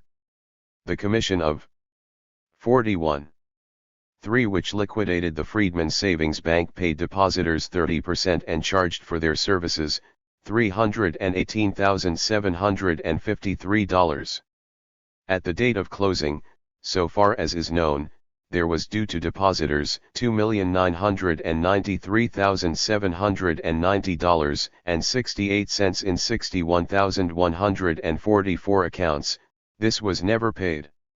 The assets amounted to $32,089.35. The rest was represented by personal loans and loans on real estate which were practically uncollectible. The total business transaction by the Freedmen's Bank was extraordinary, considering that the bulk of its clientele had just emerged from enslavement. Its total deposits at one time reached $57,000,000,000,000,8. The psychological significance of this loss was profound for an aspiring black middle class and struggling black farmers whose sense of political and economic emancipation was partially contingent on this bank's success. Frederick Douglass, who was appointed bank president a few months before its collapse in 1873, confided in a letter to his longtime abolitionist friend Gerrit Smith, "Despite my efforts to uphold the Freedmen's Savings and Trust Company, it has fallen. It has been the black man's cow, but the white man's milk. Bad loans and bad management have been the death of it. I was ignorant of its real condition till elected as its president." In fall 1874, Douglass further lamented how the Freedmen's Bank and the moral atmosphere of America had become so tainted that part of the problem was blacks' inability to gain an economic foothold as free men in a national environment of avarice, duplicity, falsehood, corruption, servility, fawning and trickery of all kinds, which confront us at ever 10. Undoubtedly the bank's failure was a bitter experience that would haunt him for the rest of his life. Yet his dismay about America's lack of moral commitment to the freedmen's development simply but tragically underscored a more fundamental social-political contradiction between displaced white working class, its despondent but conniving aristocracy, and the threats presented by an aspiring competitive black entrepreneurial class bent on empowerment after centuries of enslavement. Within this explosive milieu, Republican liberals and blacks such as Douglass, who continued to maintain hopeful aspirations about America's expanding democratic processes, found themselves politically marginalized and socially doomed to suffer the consequences of extreme political naivete as white America conducted genocidal policies against its indigenous population while terrorizing the black American. In this era of hope, black businessmen, laborers, and political office seekers believed that with support from a federally supported banking institution and other governmental agencies, centuries of abuse, exploitation, and murder could be remedied, thereby opening an unobstructed path toward their empowerment. What was lacking, however, was an in-depth organized political commitment to the principle of racial survival. A commitment that transcended, not simply emulated, the values of white America. Nonetheless, misdirected efforts by a small but energetic class of educators, preachers, and entrepreneurs consciously allowed the machinery of white American ethnocentrism to prosper within its own ranks. More important, black entrepreneurs needed institutions that would collate, articulate, and convert the economic potential of their farmers and skilled city laborers into a viable political power base. Lacking this philosophical orientation and coordinated thrust, an entrenched Euro-American business ethos, both North and South simply waited, conspired and exploited blunders made by these new competitors. 42. Table 3. Relative business of the Freedmen's Bank, 1866 to 1870. Years. Annum total amount deposits total amount drafts net deposits Inc. Percent. 1,866 $305,167 $105,883.58 $199,283.42 1,867 $1,624,853.33 times 10 to the power of 25th 350,200 366,338.3384 1,868 $3,582,378.362 $944,079.36 $638,299.0074 1,869 VSTAX3 low 6,184,833.321 1,073,465.3170 1,870 12,605,781.95 10,948,776.20 1,657,006.7565 The gain for the past year is $583,541.44. The average increase on one year on another is 73%. The amount, now on deposit is $8 for every dollar, March 1, 1866. The company has paid in cash interest to its deposits as follows. For the year ending January 1, 1867 $1,985.47. PEE Rare ES Janelle SGS 9521.60. Sen LS of SM Val B 68 24,544.08 EES Enoi B 1869 43,896.98 total 79,948.13 The great success which has attended the operations of the company encourages the board to hope they have, as yet, only seen the beginning of the work of economy among the people of color. Instead of 30,000 depositors, there would be 300,000. If the people of color had the same ratio on deposit with their banks of that state, our net deposits would reach 200 millions. Though so much has been done in a short time, much remains to be done.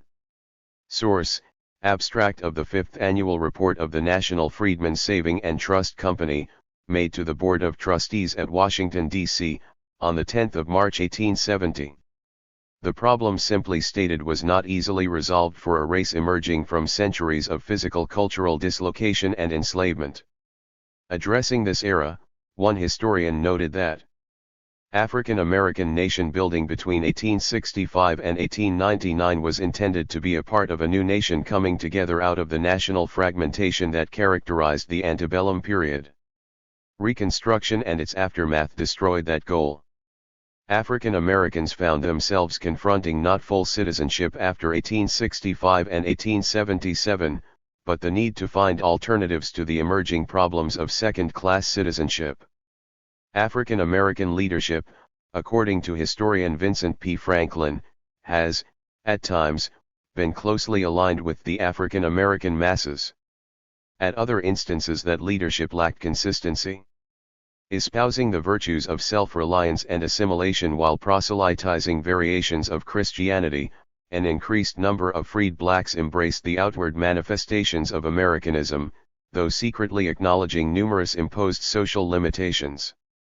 As a consequence, for many Southern blacks, economic and political parity with whites was primarily limited to ostentatious displays of cultural conversion. pronounced displays and/or apprehension about one's public appearance, dress, speech, worship, recreation, industriousness, or support for popular causes became indicative of social progress despite white America's rejection of them as full-fledged citizens. It was exactly these and other acculturating factors that pressured some blacks to depreciate the importance of racial associa 43. TIV collaboration in farming, small businesses, political affiliations, lodges and banking. Eventually, by relinquishing this kind of collective racial support, the possibility of black political or economic domination where numerically possible deteriorated quickly as propaganda threats and anti-black terrorist attacks increased. Yet in those instances where black resistance to terrorist attacks prevailed, strong collective bonds between black farmers, laborers, and an intellectual class also existed. Nevertheless, every constitutional ideal that the freedmen assumed they were entitled to was positioned at the very core of racial conflict. In fact, their nascent advance toward political parity simply provided unreconstructed Southern propagandists with evidence that blacks' continued progress, if left unchecked, assured the demise of white racial privilege. This, secessionists argued, was not only unacceptable and offensive but un-American. As one white Southerner noted, the Confederacy represented all that remained between anarchy and constitutional law and conservatism in America. Trademark. Fear of the freedmen's economic, political, and possible armed capabilities beyond that which many Southern whites felt was proscribed by tradition and law forced many Americans to come face to face with an array of deadly political circumstances. Of paramount importance to many Southern whites was the question, to what degree should the freedmen participate in American society beyond that of a pariah class? The answer to this political conundrum was clearly multifaceted. While franchise and suffrage rights, at least on paper, created the potential for sharing political influence between the races, it did not address the culturally destructive aspects of enslavement or the psychological terror of potential economic dependency that threaten every single person of African heritage. Freedmen's civil rights functioned only when federal troops were available, or willing to enforce those rights, or when the freedmen used or threatened the use of armed force, rather than by the willing consent of a Southern secessionist-minded white populace. National commitment to the freedmen's equal participation in the affairs of state were at best cynical and deceitful. The conferring of political rights via the 13th, 14th, and 15th Amendments was premised on the government's need to exercise political direction on ex-slaves who might otherwise seek to decentralize political power under their own aegis. It was an effective use of political initiatives by the federal government to parley any further demands by the blacks. While the amendments and a series of civil rights acts from 1866 to 1875 conferred on paper specific benefits, by implication, they signified that only white Americans had the power to bestow rights on a questionable segment of its general population. In this regard, the ex-enslaved population was never offered an opportunity to decide either by plebiscite whether they desired union with, separation from, or the establishment of a separate political apart from that of the federal government. After their military defeat, supporters of the Confederate States of America found themselves physically, psychologically, and politically defeated, yet tentatively in possession of large segments of land with an unemployed white laboring class. Susceptible to Northern capital and Southern guile, this class of whites were summoned to impede then destroy their immediate economic competitor, the ex-enslaved African. Easily convinced by centuries of social practice that race predominates in all human affairs, they accepted all of the myths, parables, allegories, and fables that could be devised to elevate their diminished notions of self after the fall of their political aspirations. 44. However, for embittered conservative whites the problem was painfully clear: to accept blacks on any level beyond what 250 years of Southern history and tradition defined meant acquiescing to their demands for equal access to the nation's resources. It also meant acknowledging that the past was a creation based on superstition, an irrational belief in the ominous significance of a particular thing or circumstance, in this case, the African. However, no matter how intelligent and efficient some blacks appeared, most whites agreed that power sharing with a subordinated race was not an option to be seriously considered. In what was reasoned to be capitalism's fait accompli, Southern whites and complying Republicans recognized that eventually deception and brute force would be needed to manage black development, not because they had been disappointed by the freedmen's failure but due to their astonishing success and promise of even greater success. Even more so, poor farm-based whites and embittered Confederate veterans dreaded any proposition that placed them in competition with a labor force that they risked their lives in the war to keep enslaved.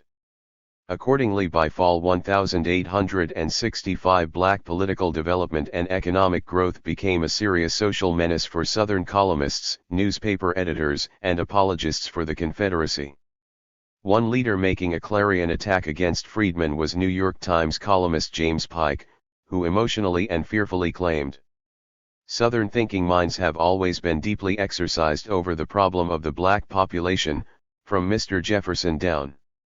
They strive to master it. They try hard to elucidate it.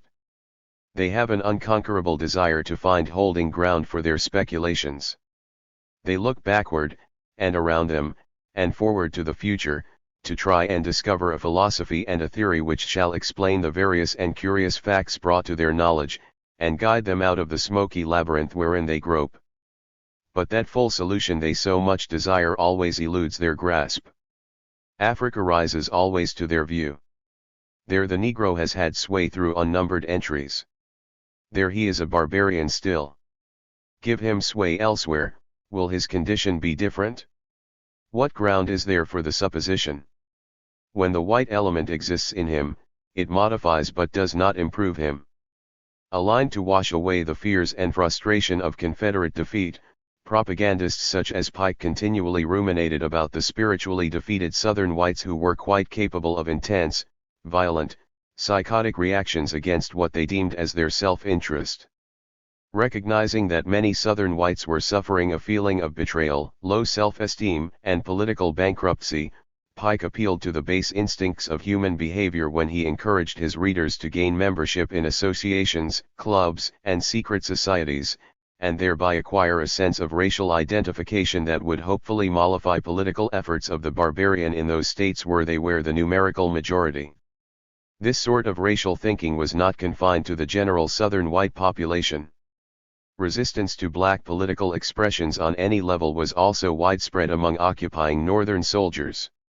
In fact, while various Southern governors expressed concern for the plight of the freedmen as an important labor source, the attitudes of occupying Northern soldiers was often ambiguous in this regard.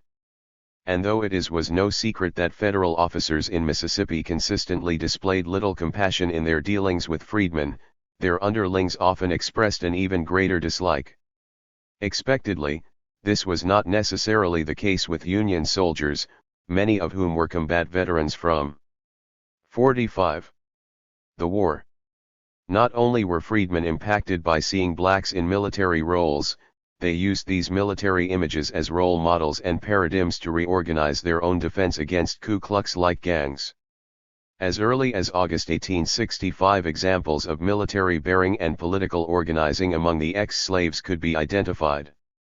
Historian J. Saville even asserts that small work groups experimenting with precision marches in several areas of Barnwell District zealously followed behind the nearby 35th Colored Infantry and the 54th Massachusetts Colored Volunteer Infantry units.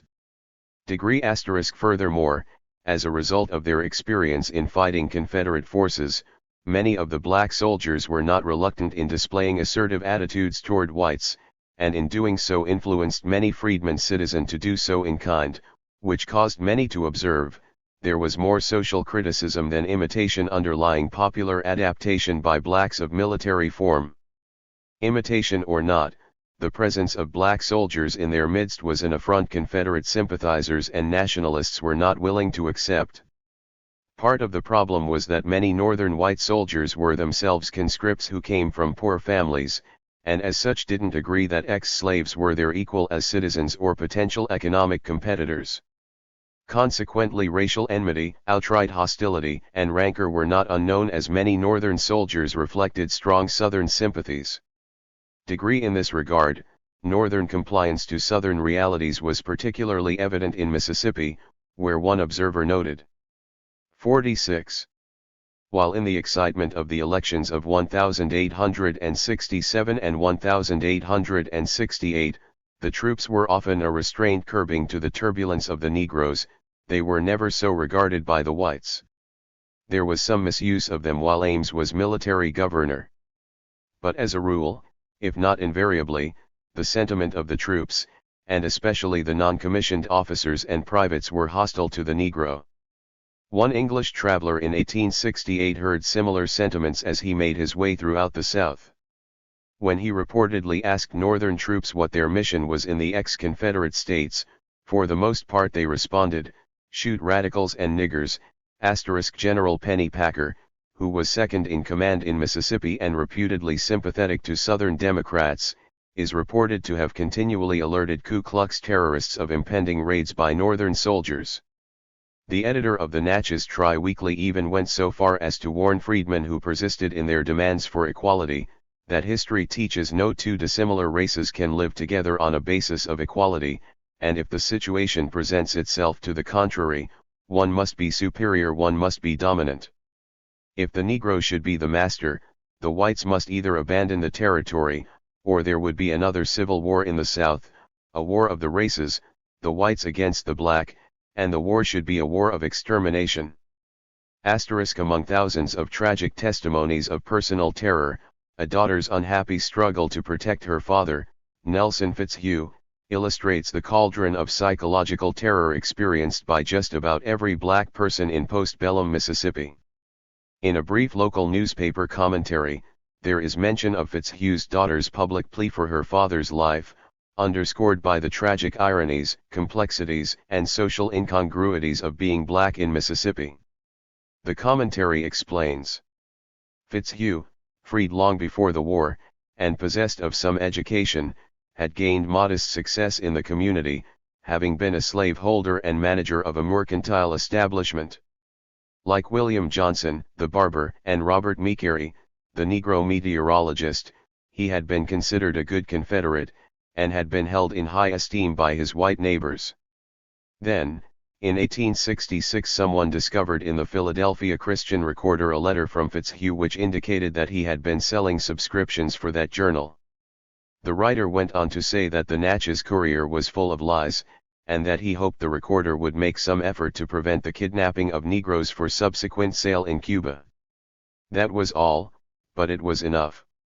The editor of the Courier immediately leaped to the attack. This man Nelson Fitzhugh had been wearing a mask. He is full of deceit and hypocrisy. He has been a systematic hypocrite all his life. Cloaked under the garb of religion, sanctimonious as a pilgrim, seemingly honest and honorable, still kept in kindly remembrance for past offices, be they well-meant or hypocrisies, Nelson Fitzhugh is still a part of this community.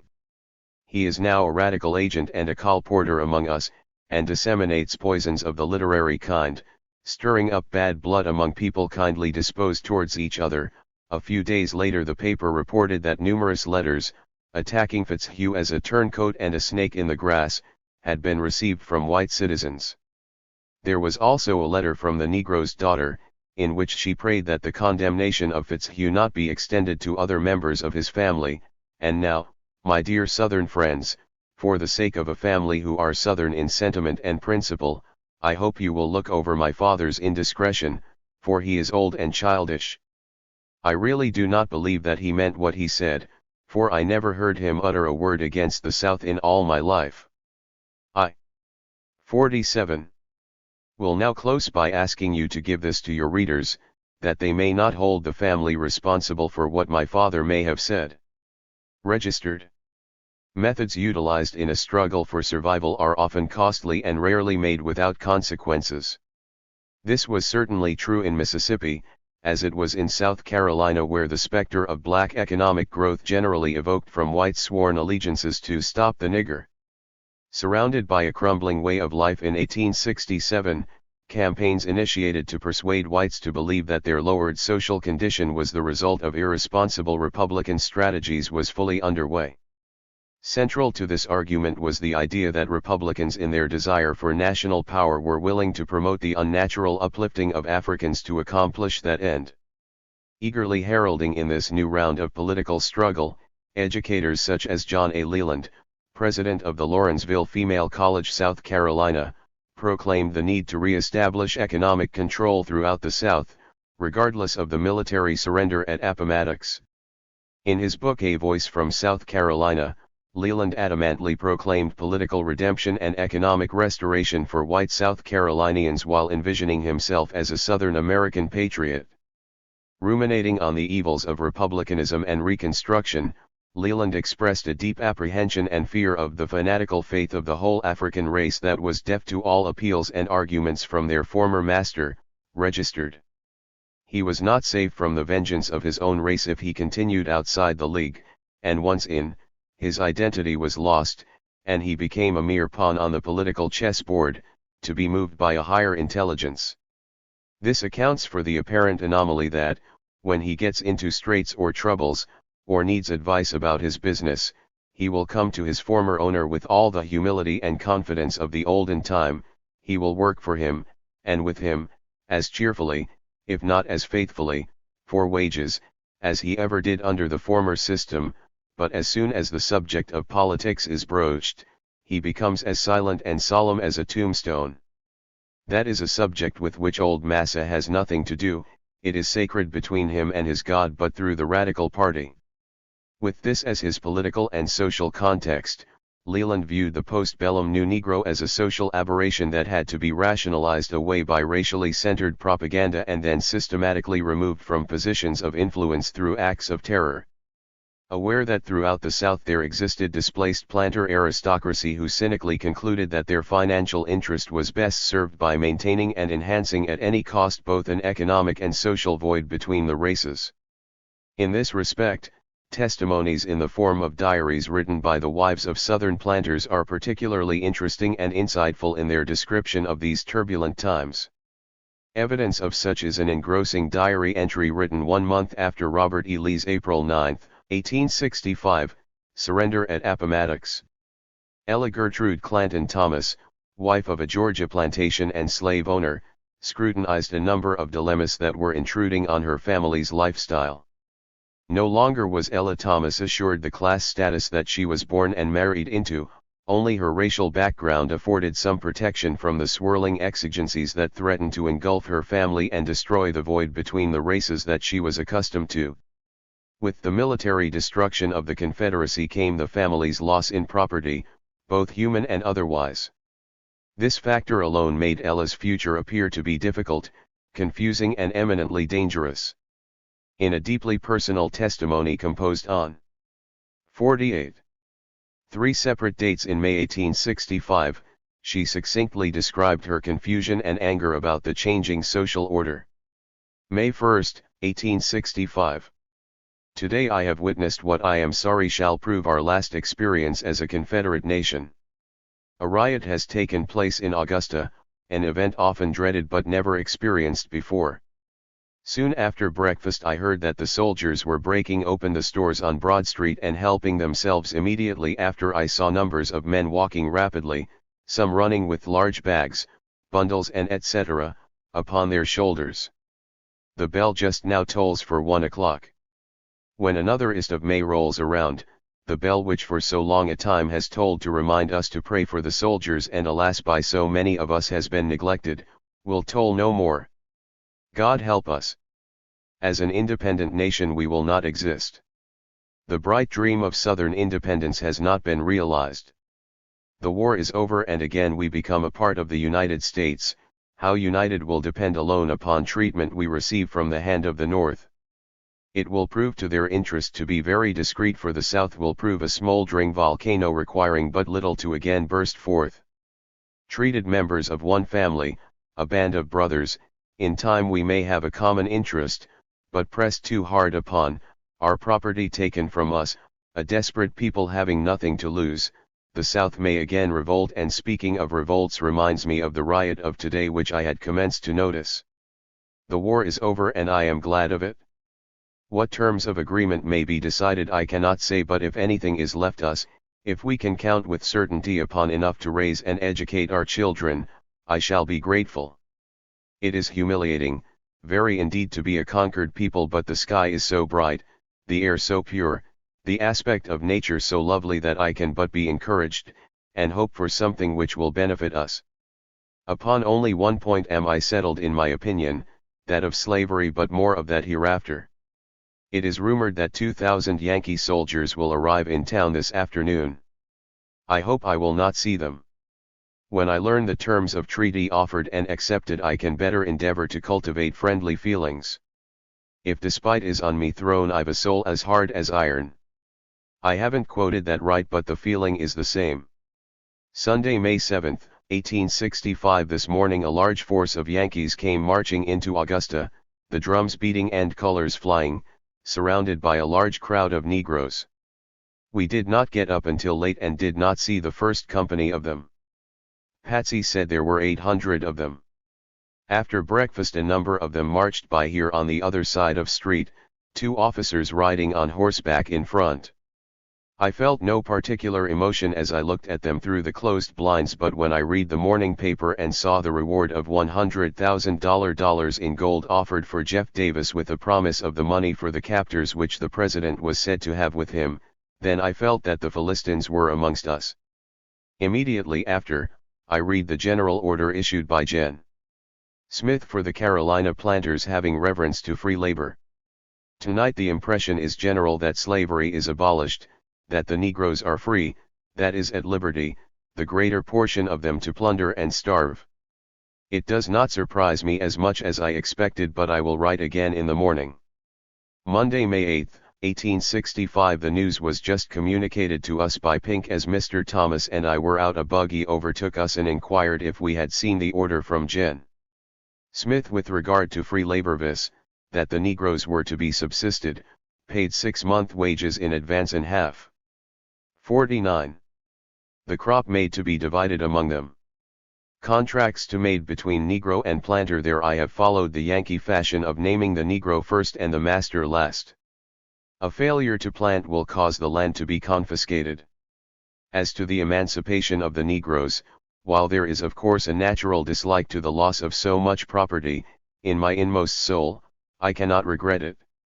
I always felt that there was a great responsibility.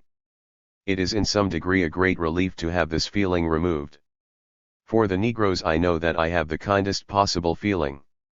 For the Yankees who deprive us of them, I have no use whatever. I only hope I shall see very little of them. Yesterday Mr. Thomas unfastened Turner's battle flag from the staff, and I will put it away as a memento of the time when he was a marker in the Wheeler Dragoons. Who knows, perhaps someday it may be used again. Oh, a free people may be won but not crushed. 50 Black resistance to the Ku Klux Klan in the wake of the Civil War. Freedman family near a canal in Richmond, Virginia, the former capital of the Confederacy, April 1865. Brady Civil War Photograph Collection, Library of Congress Prints and Photographs Division, Washington, D.C. The views of emotionally and materially displaced whites, such as Ella Thomas, however subtle, replicate a particular historical analysis that positioned blame for their fallen status solely on the arrival of new political force, one that they naturally contended was corrupt, incompetent, and ruthless. Most, however, ironically feared that with the collapse of a confederacy that promised security, prestige, and power, the only friendship they might secure was that of the ex-slave, but at the price of social equality. For many this was intolerable and unbearable. However, for those who were literate and understood the importance of change, the following verse by William Yeats was most appropriate. Social fantasy emanating from angry, acrimonious, and embittered Southern whites was entwined with many aspects of Ku Klux propaganda during the Reconstruction years of 1867 to 1877. Hateful accusatory language gave succor to the South's most economic, degenerate and base elements as well as to those with material assets and intellect. Attempts at reconciling 4 years of horrific warfare, however, now fell on deaf ears, as a depraved catharsis of regional bloodletting and terror embraced the consciousness of most Southern whites. With obnoxious blacks as the expected sacrificial lambs, purification processes were established to politically and ethnically sanitize the South of its military defeat. Functioning in alliance with organizations such as the Ku Klux, Southern Democrats attacked any Republican-inspired agency that displayed any support for the ex-slave. One such supportive agency was the Union Leagues of America. The League and smaller organizations such as the Lincoln Brotherhood and the Red Strings functioned as political conduits for the Republican Party throughout the South. Though the political beginnings of these clubs were the result of Northern abolitionist sentiments before and during the Civil War, its membership ironically appealed first to Southern Republican whites. However, by 1867 the Union League was preparing the freedmen for greater civic participation, all of which Southern Democrats attacked as both illegal and immoral attempts by the federal government to exploit an economic vacuum left over from the Civil War. Though later more will be discussed about the Union League's impact on black resistance to Ku Klux and similar groups, it is apparent that some historians viewed the League as an organization whose primary function was political education and the protection of the freedmen's economic interest. Few, however, have delved into their more assertive actions in response to Ku Klux-like provocations. Accordingly, an 1868 published statement from the League stating that the country is full of secret societies of a bad and treasonable nature, this fact also make it the more necessary for loyal men to have secret societies, is more a warning to freedmen to prepare themselves for difficult and vicious struggle than a plea for Southern conservative tolerance. Sensing a dangerous precedent, Southern political pundits deliberating on the deposed Confederacy also vilified blacks, Southern Republican whites and so-called carpetbaggers with unabashed fervor and intensity. Even more astute observers cautioned against the existence of racially disruptive elements who, if not monitored, would affect dangerous economic collaboration between poor farmers and laborers of both races while establishing an armed political presence. To forestall any interracial collusion of this sort, white mercantilists and planters employed night-riding terror squads against those who would effect such a meaningful change degree known as regulators, recalling an earlier 18th century period of American resistance to British colonialism. These groups began to popularize the idea that resistance to the federal government in deference to states' rights was not only a political necessity but an honorable duty to one's race and country. Citing a U.S. government investigation reports on election fraud in South Carolina, and the role regulators played in these activities, W.E.B. Du Bois noted that in Edgefield and Lawrence counties, South Carolina, armed organized bands of regulators continually traverse these counties maltreating Negroes without any avowed definite purpose in view. They treat Negroes, in many instances, in the most horrible and atrocious manner, even to maiming them, cutting their ears off, and so on. In one case, 2 citizens of one of these counties testified against these parties and were instantly compelled to leave the county, barely escaping with their lives. The citizens are bound in honor, by an understanding or compact among them, not to testify against the regulators, so that it is impossible to get evidence against them unless the Negro gives it. Accordingly, these extra-legal forces were fashioned to ensure a social policy that mandated, regardless of the Civil War's outcome, one's primary social status is unalterably wedded to one's skin. America's mother lode of terrorism. Part of America's post-Civil War bloody history began during the early summer of 1865 with the return of Confederate soldiers to small southern towns and hamlets such as Pulaski, Tennessee, the county seat for Giles County.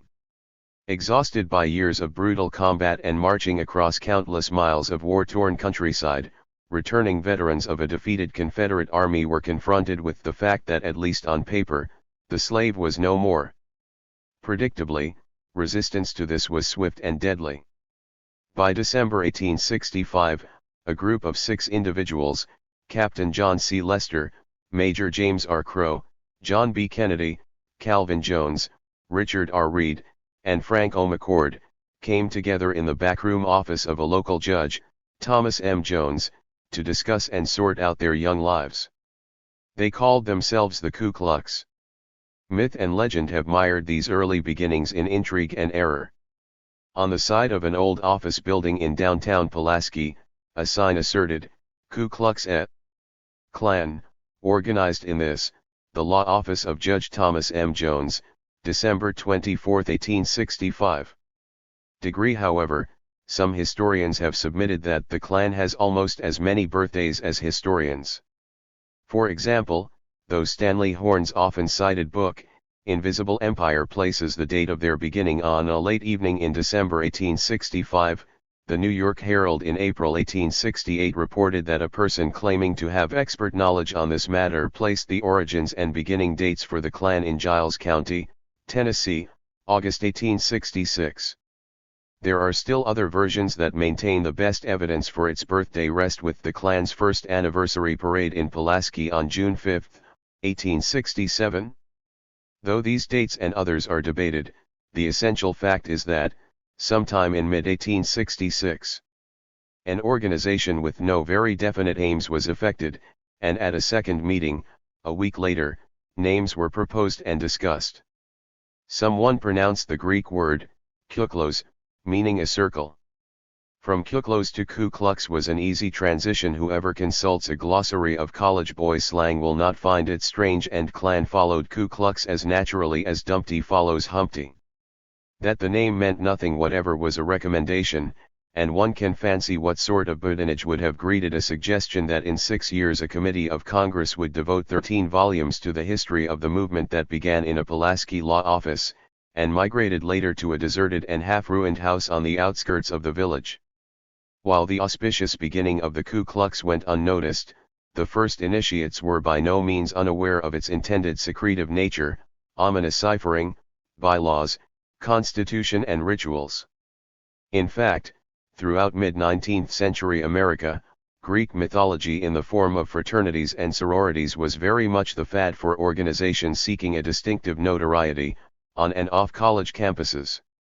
In the South, perhaps the most familiar of these organizations was the social fraternity, Kuklos Adelphon, or Old Kappa Alpha, founded at the University of North Carolina in 1812. By mid-century it had spread throughout the South, not only to college campuses but to cities and towns where there were college alumni to keep it up.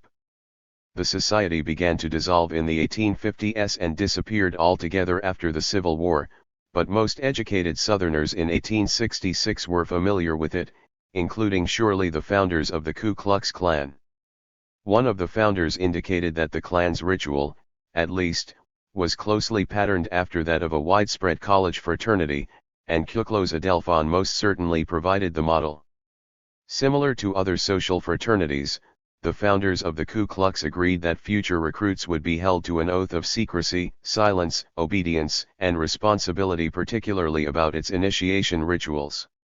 Innocent as this may have seemed to outsiders, the Ku Klux emerged within the context of a post-Civil War environment where lawlessness throughout many areas of the southern states had become a way of life for thousands of war veterans, the unemployed, the ex-slave, poor white farmers and restless youth whose fortunes were yet to be made or lost.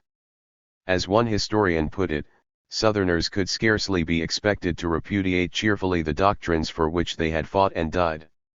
Neither could they be expected to welcome as an equal, the ex-slave, or the Yankee who came to teach him.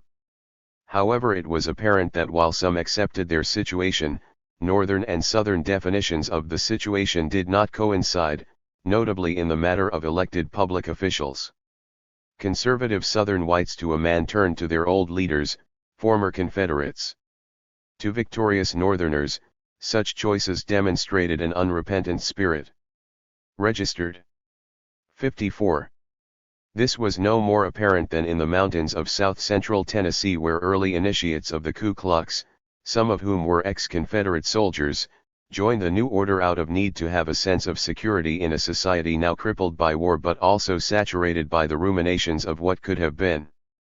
Their response to Republican presumptions about a post-war South and the freedmen's assertion of equality was surprising only to those who presupposed that a fantasy no matter how deadly could be eliminated simply by war.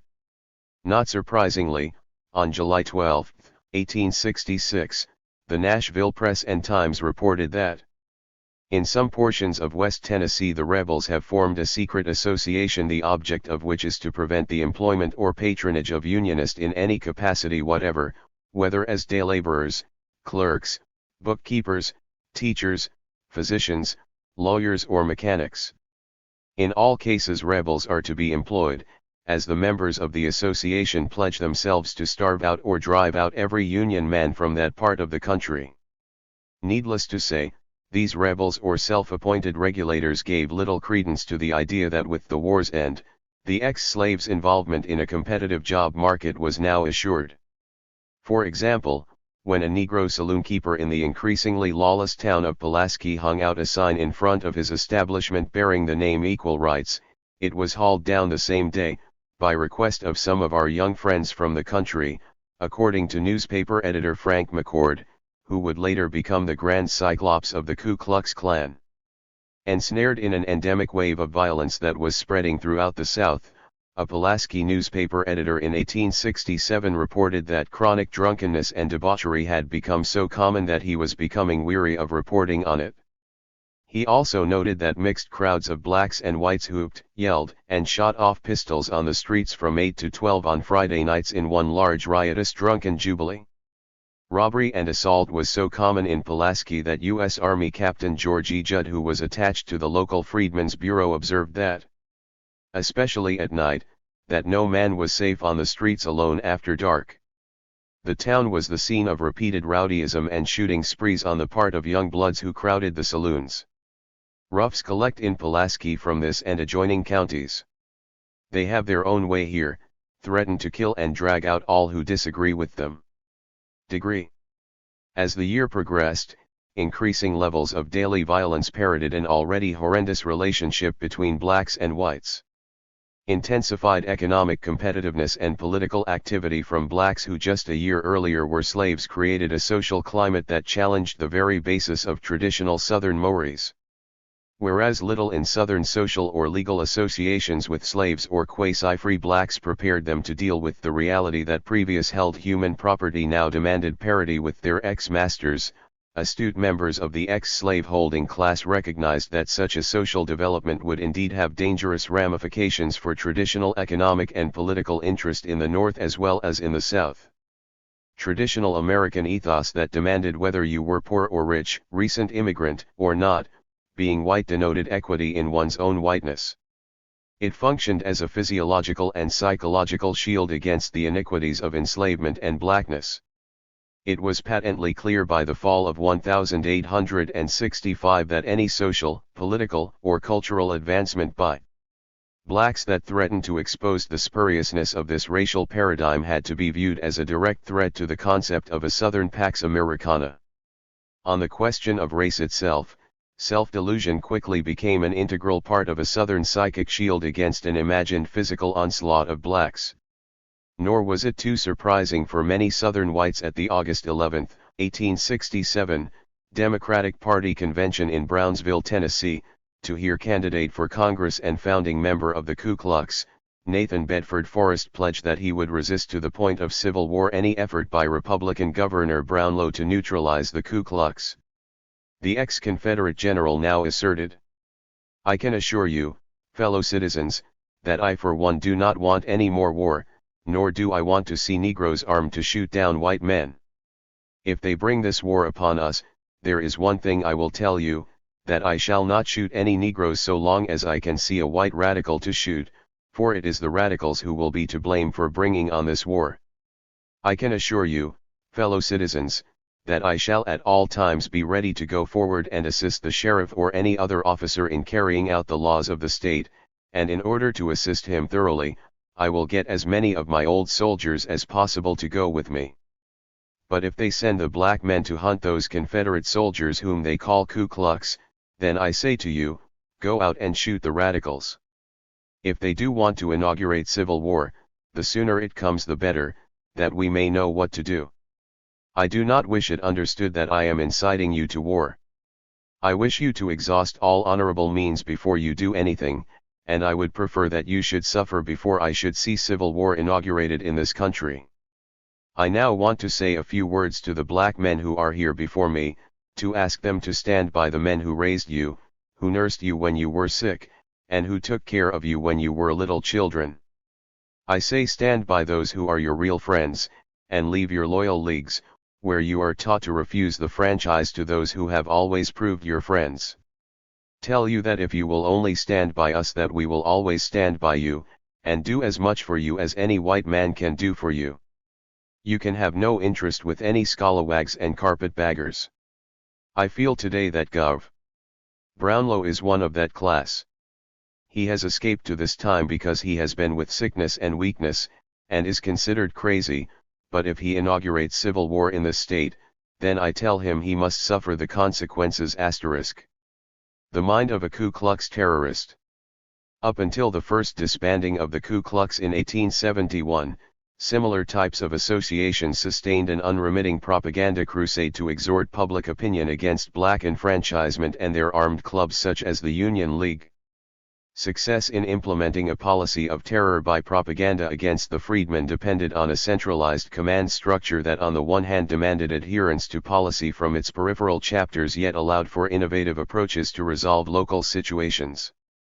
The relative success of this type of structure was founded on unique partisan military tactics developed by Confederate cavalry units during the Civil War under the command of individuals such as John Singleton Mosby and John Hunt Morgan. Though both Mosby's and Morgan's raiders were often brutally effective in their ability to strike suddenly and with extreme violence, they also fostered a mystique about the raider, who though outnumbered, continued fighting. 56. On for a noble cause. 3. Accordingly, after the war, the philosophy that it is just as legitimate to fight an enemy in the rear as in the front. The only differences is in the danger, was clearly understood by Klansmen, who wasted little time in applying this axiom to their interminable enemy, the freedmen. The Ku Klux's rapid growth during the post-bellum period also made it appear for the unwary that Klansmen were everywhere, and that every Southern white was a member, if not sympathizer. Though varying levels of efficiency existed from chapter to chapter, and intimate knowledge of the brutal methods utilized by Ku Kluxers was generally unknown, the mystical notion of night riders seeking justice for the abused and downtrodden Southern whites became both their mantra and mythological burden. Armed with the invective "keep the nigger down," Pulaski Ku Kluxers initiated 2 committees to establish rules and rituals for future members. Names, duties, and areas of influence were soon established and cloaked in linguistic subterfuge with a kind of mythology meant to mystify the skeptic. Initiation procedures and grandiose hierarchical titles soon appeared such as, Grand Wizard of the Empire, Grand Dragon and his 8 Hydras, Grand Titan of the Dominion and his 6 Furies, and so on. At the Ku Klux's initial meeting it was agreed that future recruits would be held to an oath of secrecy, as was their initiation ritual that emphasized a code of silence and strict personal responsibility. In these early days, evidence of terrorist tendencies had not yet appeared as an organized part of the Ku Klux strategy or tactics, though their ranks were quickly filling up with frustrated, unemployed and disillusioned war veterans seeking material or psychological restitution for what they perceived was a social system turned upside down. In August 1866, a sympathetic agent for the Freedmen's Bureau in Tennessee, Captain George E. Judd, noted that blacks in Pulaski fared poorly compared to other towns, and everything possible was done to degrade them and keep down to what they saw fit as their proper place. The consequence is that the Negroes do not do as well as they do in other places where I have been. A great many of them are indolent and vicious. They become so by having to fight their way against the abuse of whites and from being cheated out of the proceeds of their labor. The idea of Negroes getting justice before the magistrates of this county is perfectly absurd. They will hear the testimony of the blacks, but will give it no weight unless it happens to suit their purpose. However, the inability of this federal agent to effect a change in the manner freedmen were characterized or treated by Southerners without the terms such as indolent and vicious is indicative of the deep-seated viciousness of the time and those social personalities that are formed by the experience. For while losing control over 4 million Africans had a direct impact on the social expectations of individual Southern whites who more often than not had never owned slaves, they continued to draw psychological and material sustenance from what they saw as the interminable struggle to maintain core values from a preordained institution, but what others defined as really a peculiar institution point to registered as such, their social personality, self-esteem, their personal relationships, family connections. The very meaning of life itself, separate and apart from the military defeat of the Confederacy, rested primarily on the fact that they weren't niggers. These emotions were not simplistic abstractions but social reflections premised on deeply felt personal experiences that were closely associated with embedded relationships premised on land and property ownership. Reflecting on this, sociologist Lonnie Athens proposed that significant social experiences are consequential and unforgettable. They have a lasting impact upon people's lives and are remembered weeks, months, and years after the experience was undergone. Even more interesting, Athens notes that those social experiences that push people toward violent, dangerous actions are the significant experiences of their lives rather than the trivial ones. In this regard, one can speculate on a seemingly isolated but reportedly violent clash between an unidentified freedman and one Thomas Tyler in Orangeburg, South Carolina, bloody fight on Dean Swamp. We learned that on Monday, the 21st INST house of Mr. Thusby Tyler Jr. was broken open and a large amount of clothing taken out. Mr. Tyler, who had been at a spring about 100 yards from his house, saw the rogue making his escape. He upped his gun and pursued, overtook the Negro and ordered him to halt. The Negro drew a revolver and threatened to kill Tyler if he followed him. Tyler fired at him about 40 yards off and thinks he hit him. Two of Tyler's dogs coming up brought the Negro to bay, whereupon Tyler rushed up to him and a blow over the head with his gun brought him to his knees. The Negro, however, being much the strongest man, got the gun from Tyler and jumped on him, striking him with his pistol on the breast and head. In the scuffle, Tyler got out his knife and stabbed the Negro in the bowels, whereupon he jumped off and ran away into Dean Swamp. The ground was covered with blood where they fought, and the Negro must be badly hurt. No clue to the name of the rogue has been obtained. *degree. In line with Athens's observations, post-Civil War resurrection of the African, though traumatic and distressing for Southern whites, was also harrowing, problematic, and dangerous for Southern blacks regardless of their class background or region of birth. For instance, when a black attorney's professionalism was excoriated in the Conservative Courier, and then same charges were dismissed by a federal district court, only the paper's own conservative accusations now needed to be examined.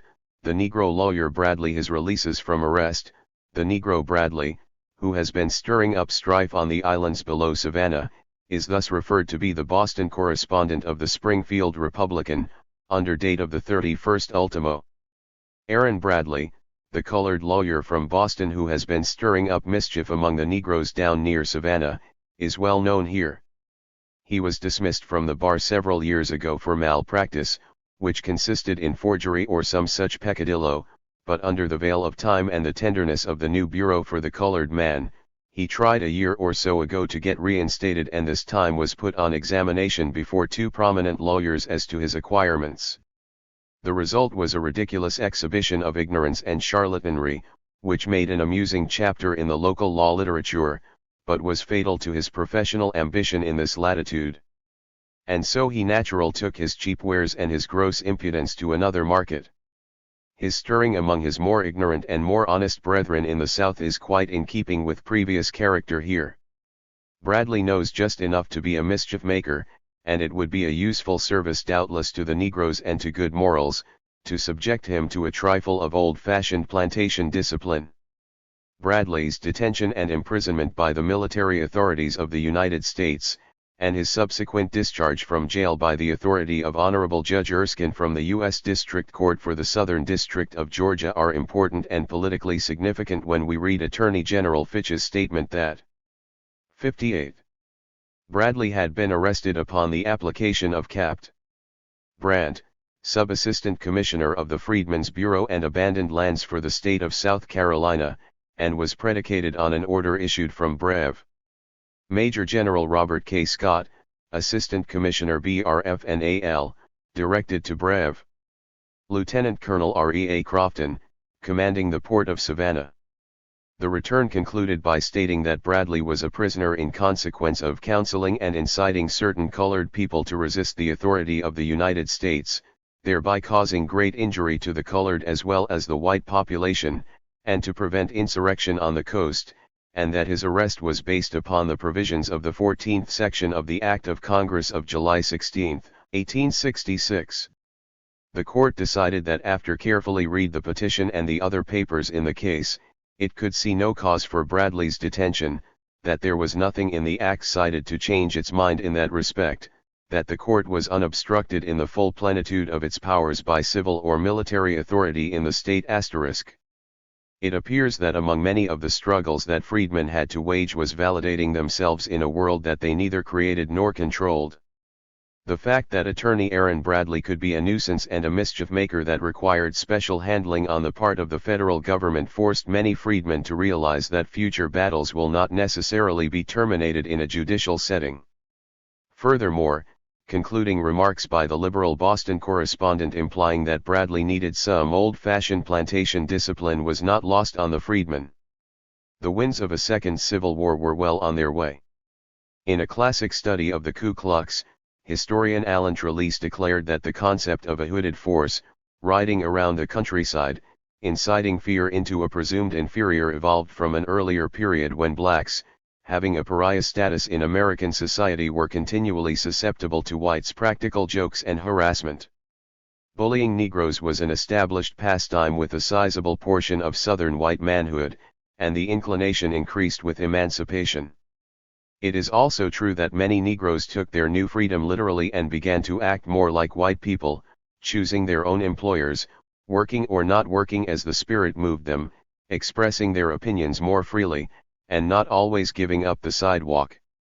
Not only were they less servile, but many of them, poverty-stricken to the last degree and victims of generations of exploitation, engaged in petty thievery at the expense of those more favored than they. White men confronted by these trials had the precedent of the antebellum slave patrol before them. This institution was no longer possible on an open or official basis, but the need for it was apparently greater than ever. Thus duty and inclination combined to produce bands of post-war regulators or vigilantes throughout the South. For white South Carolinians who found glory even in a failed attempt at secession, armed night riders or regulators were an important component in attempts to retain some control over social cues that were at least 2 centuries old. Adherences to correct racial etiquettes to the point of unconscious obedience were the cornerstone of Southern whites' notions of innate power. From this perspective, publicly and privately shared fountainheads of privilege gushed forth to prescribe a specific way of life. Denoting violence, both symbolic and direct racial mores became the social highway for the pursuit and maintenance of racial privilege both spiritually and politically. It therefore seemed rational for many that if the use of violence, particularly in retaliation to a loss of racial privilege, helped clarify who the enemy was while nullifying the disastrous conclusion of the past war, then any action taken of this sort was acceptable. Conversely, resistance or retaliation by their adversary was unthinkable, for by resisting the role of victim is rejected. Early attempts at cajoling the local populace along this line of thought was documented by John Lester, an original member of the Ku Klux.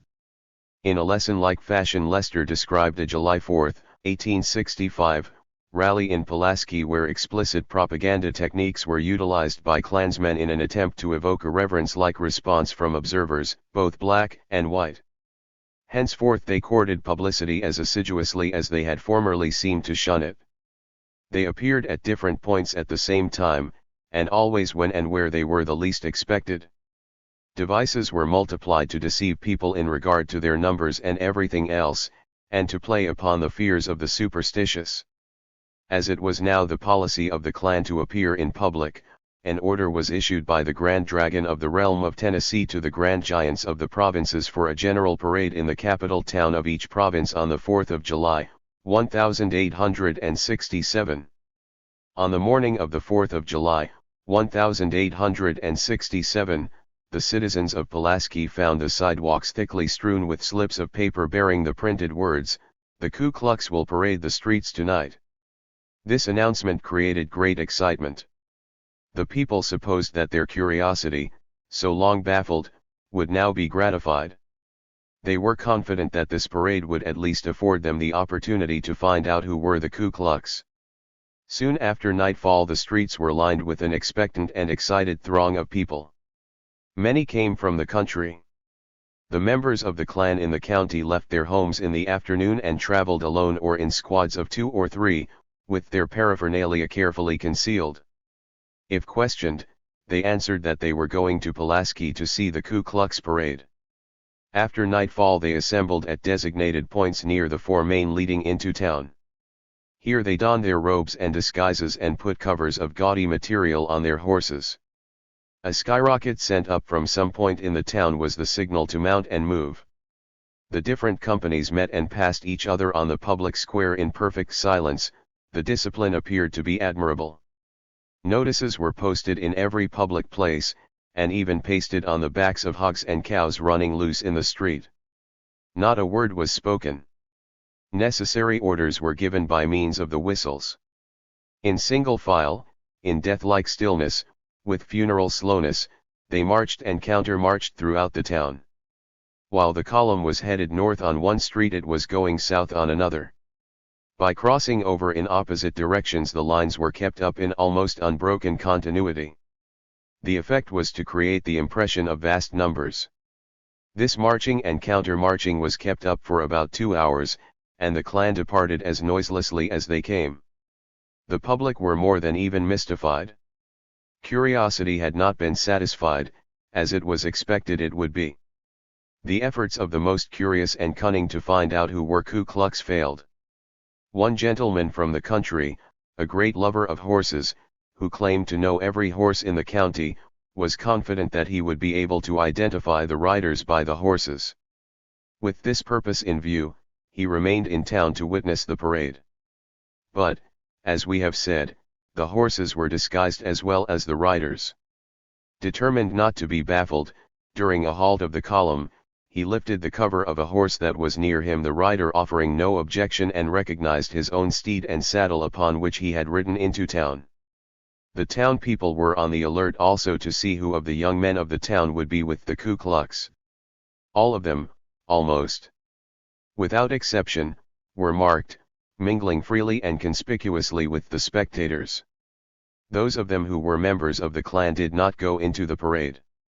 This demonstration had the effect for which it was designed. Perhaps the greatest illusion produced by it was in regard to the numbers participating in it.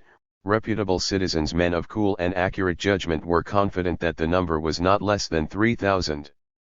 Others, whose imaginations were more easily wrought upon, were quite certain there were 10,000. The truth is, that the number of Ku Klux in the parade did not exceed 400. This delusion in regard to numbers prevailed wherever the Ku Klux appeared. It illustrates how little the testimony of even an eyewitness is worth in regard to anything which makes a deep impression on him by reason of its mysteriousness.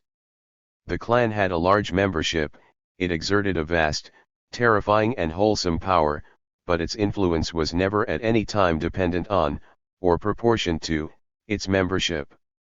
It was in the mystery in which the comparatively few enshrouded themselves.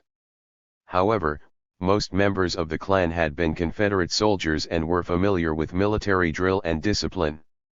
Gen. Forrest, before the investigating committee, placed the number of Ku Klux in Tennessee at 40,000, and in the entire South at 550,000. This was with him only a guessing estimate. Those dark days of the Reconstruction period rapidly followed the horrors of Civil War, and the reign of the carpetbagger began, goading the people desperation. For their protection, the younger and more reckless men of the community now formed a secret society, which masqueraded at night in grotesque and gruesome character called the Ku Klux Klan. Always silent and mysterious, mounted on horses, they swept noiselessly by in the darkness with gleaming death's heads of the evildoer, while the peaceful citizens knew a faithful patrol had guarded his premises while he slept. At the parade in Pulaski, while the procession was passing a corner on which a Negro man standing, a tall horseman in hideous garb, turned aside from the line, dismounted, and stretched out his bridle rein toward the Negro, as if he desired him to hold his horse. Not daring to refuse, the frightened Negro extended his hand to grasp the rein. As he did so, the Ku Klux took his own head from his shoulders and offered to place that also in the outstretched hand. The Negro stood not upon the order of his going, but departed with a yell of terror. To this day he will tell you, "He done it, Suah, boss. I see him do it. The gown was fastened by a drawstring over the top of the wearer's head. Over this was worn an artificial skull made of a large gourd or a pasteboard. This with the hat could be readily removed, and the man would then appear to be headless. Such tricks gave rise to the belief still prevalent among the Negroes that the Ku Klux could take themselves all to pieces whenever they wanted to. Some of the Ku Klux carried skeleton hands. These were made of bone or wood with a handle long enough to be held in the hand, which was concealed by the gown sleeve.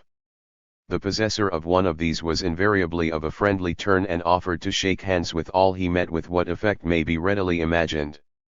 A trick of frequent perpetration in the country was for a horseman, spectral and ghostly looking, to stop before the cabin of some Negro needing a wholesome impression and call for a bucket of water. If a dipper or gourd was brought, it was declined, and the bucket full of water demanded. As if consumed by raging thirst, the horseman grasped it and pressed it to his lips.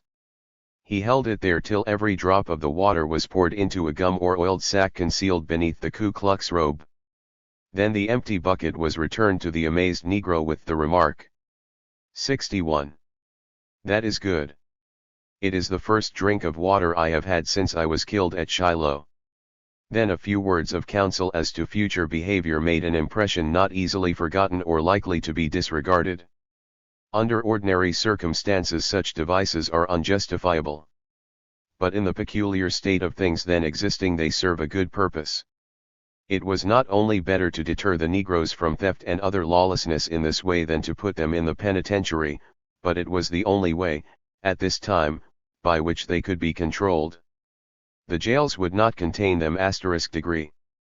Though Lester's analysis of this parade placed emphasis on Klansmen as regulators correcting the evils of Reconstruction, assumptions about human nature were also revealed.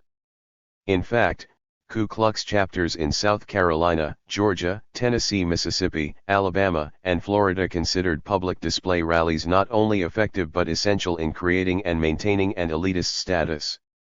In addition, the idea of social regulators, albeit Ku Kluxers operating beyond the established constraints of the law while claiming the right to function in behalf of those encumbered by the mundane activities of daily life, helped facilitate an emotional safety net for those whites who measured the quality of their lives in terms of their relative social distance from the freedmen. Finding solace within a Christian philosophy that clearly separated evil from good, Ku Kluxers functioning as high priests also envisioned themselves as Christian warriors carrying forth the work of the Lord. Often bordering on pure fantasy, their actions were now aimed at cultivating a highly fundamentalist response from devotees. Feeling responsible to uphold Christian precepts of sacrifice and glory, the second imperial wizard of the Ku Klux envisioned that the South would eventually be delivered from its tragic state of affairs by godly forces that would distinguish good from evil, right from wrong, white from black, man from nigger. This, he assured devotees, would occur when, from over the mysterious borderland, from the empire of the soul, the Ku Klux Klan came. Out of the sable shadows of the darkest night that ever afflicted any people they rode with a determined purpose, pure, as typified by the snowy white of their ghostly garments, hearts loyal as ever pulsated, as typified by the cross on the crimson shield worn upon their manly breast, and a sacred devotion that laughed at death and faltered not at danger, as typified by the sacrificial cross of Christ *degree. Given that a recurring theme that typified 19th century Ku Klux Klan propaganda was the notion of Christian fortitude confronting evil in the name of a white Protestant God, they attempted to become an abiding reminder of the Puritans' vision of sacrifice, pain, and resistance in the face of the devil's temptations. Such a notion proclaimed that those who would envision a new future must also exhibit a forceful and if need be violent posture in defense of specific ideals, as when South Carolinian educator John Leland evoked a biblical depiction of King Solomon's determination and alleged wisdom. If thy people go out to battle against their enemies, by whatever way thou shalt send them, and they pray to thee toward the city which thou hast chosen and the house which I have built for thy name, then hear thou from heaven their prayer and their supplication, and maintain their cause. By asserting religious doctrine to support a Southern secessionist vision of the world, propagandists such as Leland viewed themselves as being in the midst of a religious, albeit. 62. Violent crusade. Accordingly, biblical texts emphasizing the solemn nature of their cause were meant to foster a deep fervor about the burden that history has placed on their backs. In line with this thinking, sworn allegiances of resistance were not lost on Southern whites when evoked from the pulpit by sardonic clergymen in countless towns, villages, and hamlets throughout the South. Hear my prayer, O Lord, give ear to my supplications. In thy faithfulness answer me, in thy righteousness. Enter not into judgment with thy servant, for no man living is righteous before thee, for the enemy has pursued me, he has crushed my life to the ground, he has made me sit in darkness like those long dead. Therefore my spirit faints within me, my heart within me is appalled. I remember the days of old, I meditate on all that thou hast done, I must on what thy hands have wrought. I stretch out my hands to thee, my soul thirsts for thee like a parched land.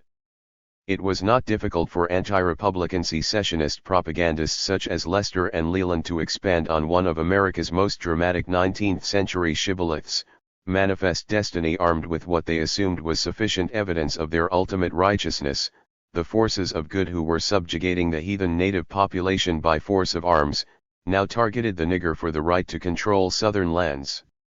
Ku Kluxers, armed with the following pledge, swore that this would be fulfilled on the graves of dead comrades, South and North.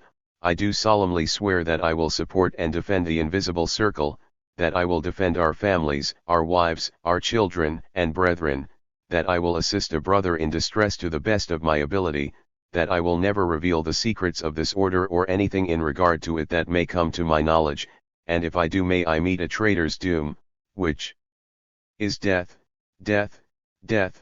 So help me God, and so punish me my brethren. *degree.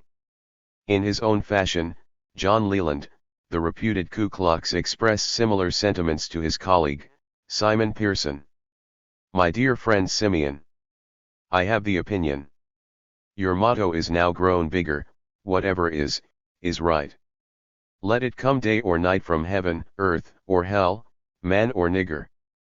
In spite of Democratic Southern propagandist obstinate political and spiritual rhetoric, by 1868 Southern conservative newspaper articles continually warned their readers of 63. Increasing resistance by freedmen to daily white racism or more organized attacks by Ku Klux-type gangs. As white-owned farms continually burned and pro-democratic conservative blacks increasingly became targets of Republican-oriented blacks, Union League chapters heightened their own rhetoric of resistance to terrorist gangs. For example, as the summer months arrived, from Wilmington, North Carolina, reports of incendiarism were easily found in newspapers. A difficulty occurred in Wilson County on Saturday between a white and colored man, in which the latter was shot and slightly wounded in the leg. The former is immediately arrested and bound over to appear at the Superior Court. Afterwards, a Negro president of the Union League made an incendiary harangue in which he advised the Negroes to burn the houses and kill the white people. About 11 o'clock that night, the barn of Green, the man bound over, was discovered on fire, but he and his family could not go out of the house for fear of being shot. A Negro was seen near the barn just before the fire, and was arrested, tried before a magistrate, his guilt established, and in default of $300 security, sent to jail. Much excitement prevails, but is hoped that no further disturbance will occur. Some Southern newspapers, such as the Winsboro News in South Carolina, used the term incendiarism to define what they considered inflammatory speech by freedmen at local meeting. However, in the following article titled, "Incendiarism in Fairfield, a Fact for the North," the reporters on conclusions about the meeting are themselves indicative of a deep-seated antipathy toward sentiments expressed. At a meeting of at least 1,000 blacks, held at Blackstock last Saturday week and attended by loyal Leagues from Chester and elsewhere, and which perhaps was the largest meeting of blacks ever held in Fairfield District, a gentleman informs us that he heard the most popular of their speakers us the following language. "Now, my friends, you hear the white people make a good deal of talk about their heavy losses by black men stealing. But do they lose anything by it? No, they don't, for you work for them, and they get it back in your labor. Suppose it's something to eat that a black man steals, it makes him stronger, and the white people get it back in his labor. Suppose he sells what he steals, and buys clothing, don't he work for the white people, and don't they get back what he stole to buy clothes with his labor? Is comment necessary? We tell the people of the North, that the patience and forbearance of Southern men towards these foolish semi-barbarians, temporarily converted into our rulers, finds no parallel in history. Through large tracts of country, 9/10 of the stock has been killed, and small depredations without number are committed daily which would long since have exasperated any set of northern farmers to an uncontrollable pitch of fury and vengeance. During this period, attacks and counterattacks in Charleston, South Carolina, by blacks and whites in a number of social venues was not unusual. On November 14 the Courier reported that a distinguished officer of the United States Army who witnessed the disgraceful conduct of the Negro mob at the polling precinct of Ward 2 during the recent elections, and their underscore outrages during the next day, remarked that did he not know the contrary to be true, he would be induced to believe the white people of Charleston the most arrant cowards. It 64 is needless to say that it was the forbearance of the white and colored conservative citizens of Charleston, under the insults and outrages committed upon them, that caused this remark. And then as a warning, the author concludes, they have ever desired to sustain the reputation of our city as a law-abiding community, and a desire to do this kept them silent under insults they never would have otherwise borne. Of this we are glad, but we trust, for the sake of law and order, that our forbearance will not soon be tested. Without question, the battle between the races was mirrored by intraracial struggles between Democratic and Republican whites and blacks. For example, in one particular street confrontation, James Bales, a colored man met Frank Oliver, another colored man in Church Street, and accosted him with abusive language, threatening to kill him because he, Oliver, voted the Democratic ticket. Oliver immediately proceeded to a magistrate and having made the necessary affidavit, Bales was arrested and bound over to keep the peace. Upon the arrival of the officer to execute the warrant, a large crowd of colored men assembled in the vicinity, but we learned of no resistance to the policeman registered. In a more violent confrontation that appeared to have suggested both the intraracial political motivations of the fight as well as a growing proficiency among armed blacks, the Washington Republic in Walterboro, South Carolina, reported that a private letter received last evening from Brevet Lieutenant Colonel Welsh, 40th United States Infantry, commanding post of Walterboro, South Carolina, states that while engaging in rescuing a colored man from an armed band of Negroes on the 24th of August, ultimo, the colonel's force of 20 men was attacked by the mob and a skirmish of several hours' duration ensued. The troops were first fired on, and the colonel thinks would have been defeated, so great was the disparity of numbers, but for the superiority of their arms. The colonel gave no particulars being engaged in making his final report, but states the fight was a hot one. Though incidents as described tend to emphasize the daily context in which racial conflict occurred during the latter years of the 1860s, they also illustrated a coalescing of racialist values by Southern whites without the ritualistic garb worn by the Ku Klux. One writer even noted that the racial and social objects of the Klan were in perfect harmony with the objects of the white community, and it was hardly necessary for white males to swear solemn oaths, perform rituals, and wear costumes to pursue the same end. There was a unity of feeling and action in the white community which rendered forms unimportant. Sowing the seeds of a deadly fantasy. By 1867, comparable terrorist organizations to the Ku Klux were forming, such as the Pale Faces in Tennessee, the White Brotherhood, the Constitutional Union Guard, and the Invisible Empire in North Carolina, Knights of the Black Cross, the Hagee Scouts, the Washington Brothers in Mississippi, the Knights of the White Carnation in Alabama, the Knights of the Rising Sun and the Ku Klux Rangers in Texas. One Louisiana organizer. 65. The Knights of the White Camellia, formed in the fall of 1867, was extremely active and successful in resisting black republicanism in the major port city of New Orleans. covertly propagating messages, strategies, and tactics advocating white racial supremacy.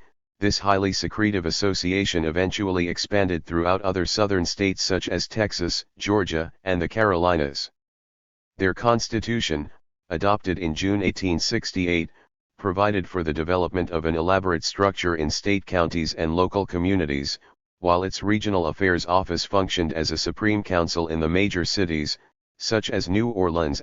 Degree only white men, 18 years of age or older, were recruited as initiates, and even then only when they promised not merely to be secret and obedient, but to maintain and defend the social and political superiority of the white race on this continent. Once inducted, they were charged with orders that proclaimed, "The fundamental object is the maintenance of the supremacy of the white race in this republic." History and physiology teach us that we belong to a race which nature had endowed with an evident superiority over all other races, and that the Maker, in this elevating us above the common standard of human creation, has intended to give us over inferior races, a dominion from which no human laws can permanently derogate. And it is a remarkable fact that as a race of men is more remote from the Caucasian and approaches nearer to the black African, the more fatally that stamp of inferiority is affixed to its sons, and irrevocably dooms them to eternal imperfectibility and degradation. Not surprisingly, the single-mindedness of this order relied heavily on its members' adherence to an exacting form of personal discipline and racial ideals. With alleged unwavering vision, the well-armed Knights of the White Camellia were extremely effective in demanding and receiving obedience from its members. However, they were not directly associated with ex-Confederate General Nathan Bedford Forrest's Ku Klux organization in Tennessee, though its cause was one that many Southern white males identified with. With a membership composed primarily of businessmen and professionals who felt they could benefit from an association with the other best citizens of Louisiana, their influence and presence was felt more than actually seen. Though they were not above night riding when ordered to do so, considering their general social background, such activities when engaged in appealed more to a need to feel powerful and in control, rather than a desire to associate with lower-class night-riding whites who they otherwise abhorred. In the fall of 1868, the Knights of the White Camellia membership numbered about 15,000, with New Orleans being its major stronghold. This is significant when one considers that the adult white male population at that time was about 32,000. Pitted against this armed and well-organized population of Democrat whites were politically assertive black Republican clubs and loyal leagues, none of which were as well armed or organized. Recognizing a violent racial struggle for political control of New Orleans was unavoidable, elements of the Knights established armed 10-man patrols that met nightly and prepared strategies on how to crush any insurgency by black Republicans or loyal league clubs throughout the city. Buttressed by a special committee's donation of $500 for guns and ammunition, New Orleans's mostly anti-black street vendors were also organized into armed units known as the Innocents. Having anticipated the end of slavery and the economic development of freedmen as a direct threat to their already marginal economic existence, by the spring of 1868 the strata of the white laborers became, as one Democrat described them in a letter to his mother, the most violent and ruthless segment of cutthroats, thugs, assassins, and the vilest characters in the city. 5 more will be said later about this group. As a result, segments of New Orleans' white population and those living in the surrounding parishes organized and armed themselves to confront what was envisioned as an increasingly assertive black population.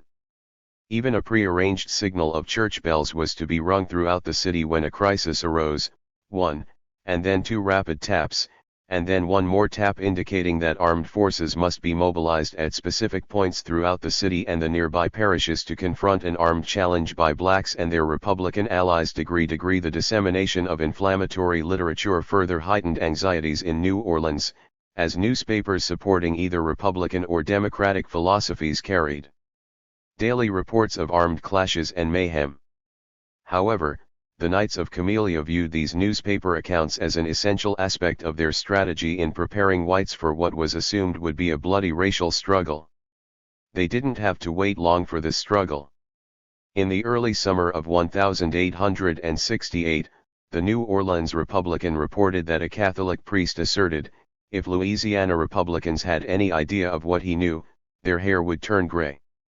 The priest went on to warn, 10,000 men can be drawn together at the tap of a bell, men organized in secret for purpose of assassination and murder, whose places of rendezvous are in all parts of the city, and whose plans are terrible. In August, another newspaper account revealed that a priest knew that Democrats were planning the massacre of radical Republican leaders in a few weeks, and would actually stage a fight among blacks to act as the impetus to attack. Rumors as such, though having some basis in reality, once published took on a level of veracity that functioned to propagate an image of impending violence and disaster. Another paper, the Iliad, even asked its readers and any public official who would listen, why were such activities tolerated? Will anyone point out to us a white Union man or a freedman who has harmed or offered violence to anyone? Asterisk. Opposite, a searing 1868 election year poster depicts four prominent figures in the Democratic Party, three of them former Confederate officers. Former New York Governor and Democratic presidential nominee Horatio Seymour is portrayed as a rioter. Standing in a burning city, he waves his hat in the air while he steps on the back of a crawling figure. In the background a corpse hangs from a lamp post. Between 1862 and 1864 Seymour had opposed Lincoln's war policies, and he was branded an instigator of the 1863 New York draft riots. Below the portrait are inflammatory passages from his speeches. Tennessee General Nathan Bedford Forrest, one of the founders of the Ku Klux Klan, and infamous for his role in the massacre of surrendered Union troops at Pillow, is called the Butcher Forrest. He waves a flag labeled "No Quarter" and fires a pistol. Extracts from reports of the Pillow massacre are given below his picture. Confederate Admiral Raphael Semmes is portrayed as a pirate, wielding a knife in one hand and holding aloft a flaming torch in the other.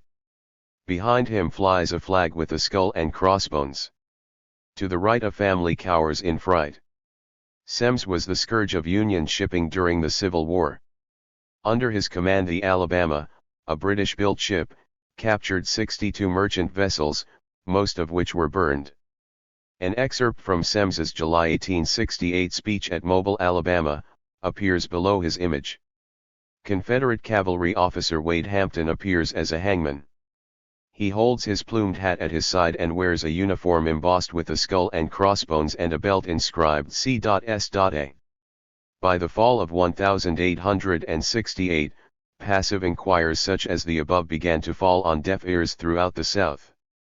In Louisiana, a black state senator, PBS Pinchback, responded to personal attacks from conservative newspapers by asserting, "The next outrage of the kind which they commit will be the signal for the dawn of retribution, of which they have not yet dreamed, a signal that will cause 10,000 torches to be applied to the city, for patience will then have ceased to be a virtue and the city will be reduced to ashes." While Pinchback's warning of 10,000 incendiaries did not emerge, violent clashes between two contending racial and political groups did erupt and eventually raged throughout New Orleans from September to the presidential elections in November 1868.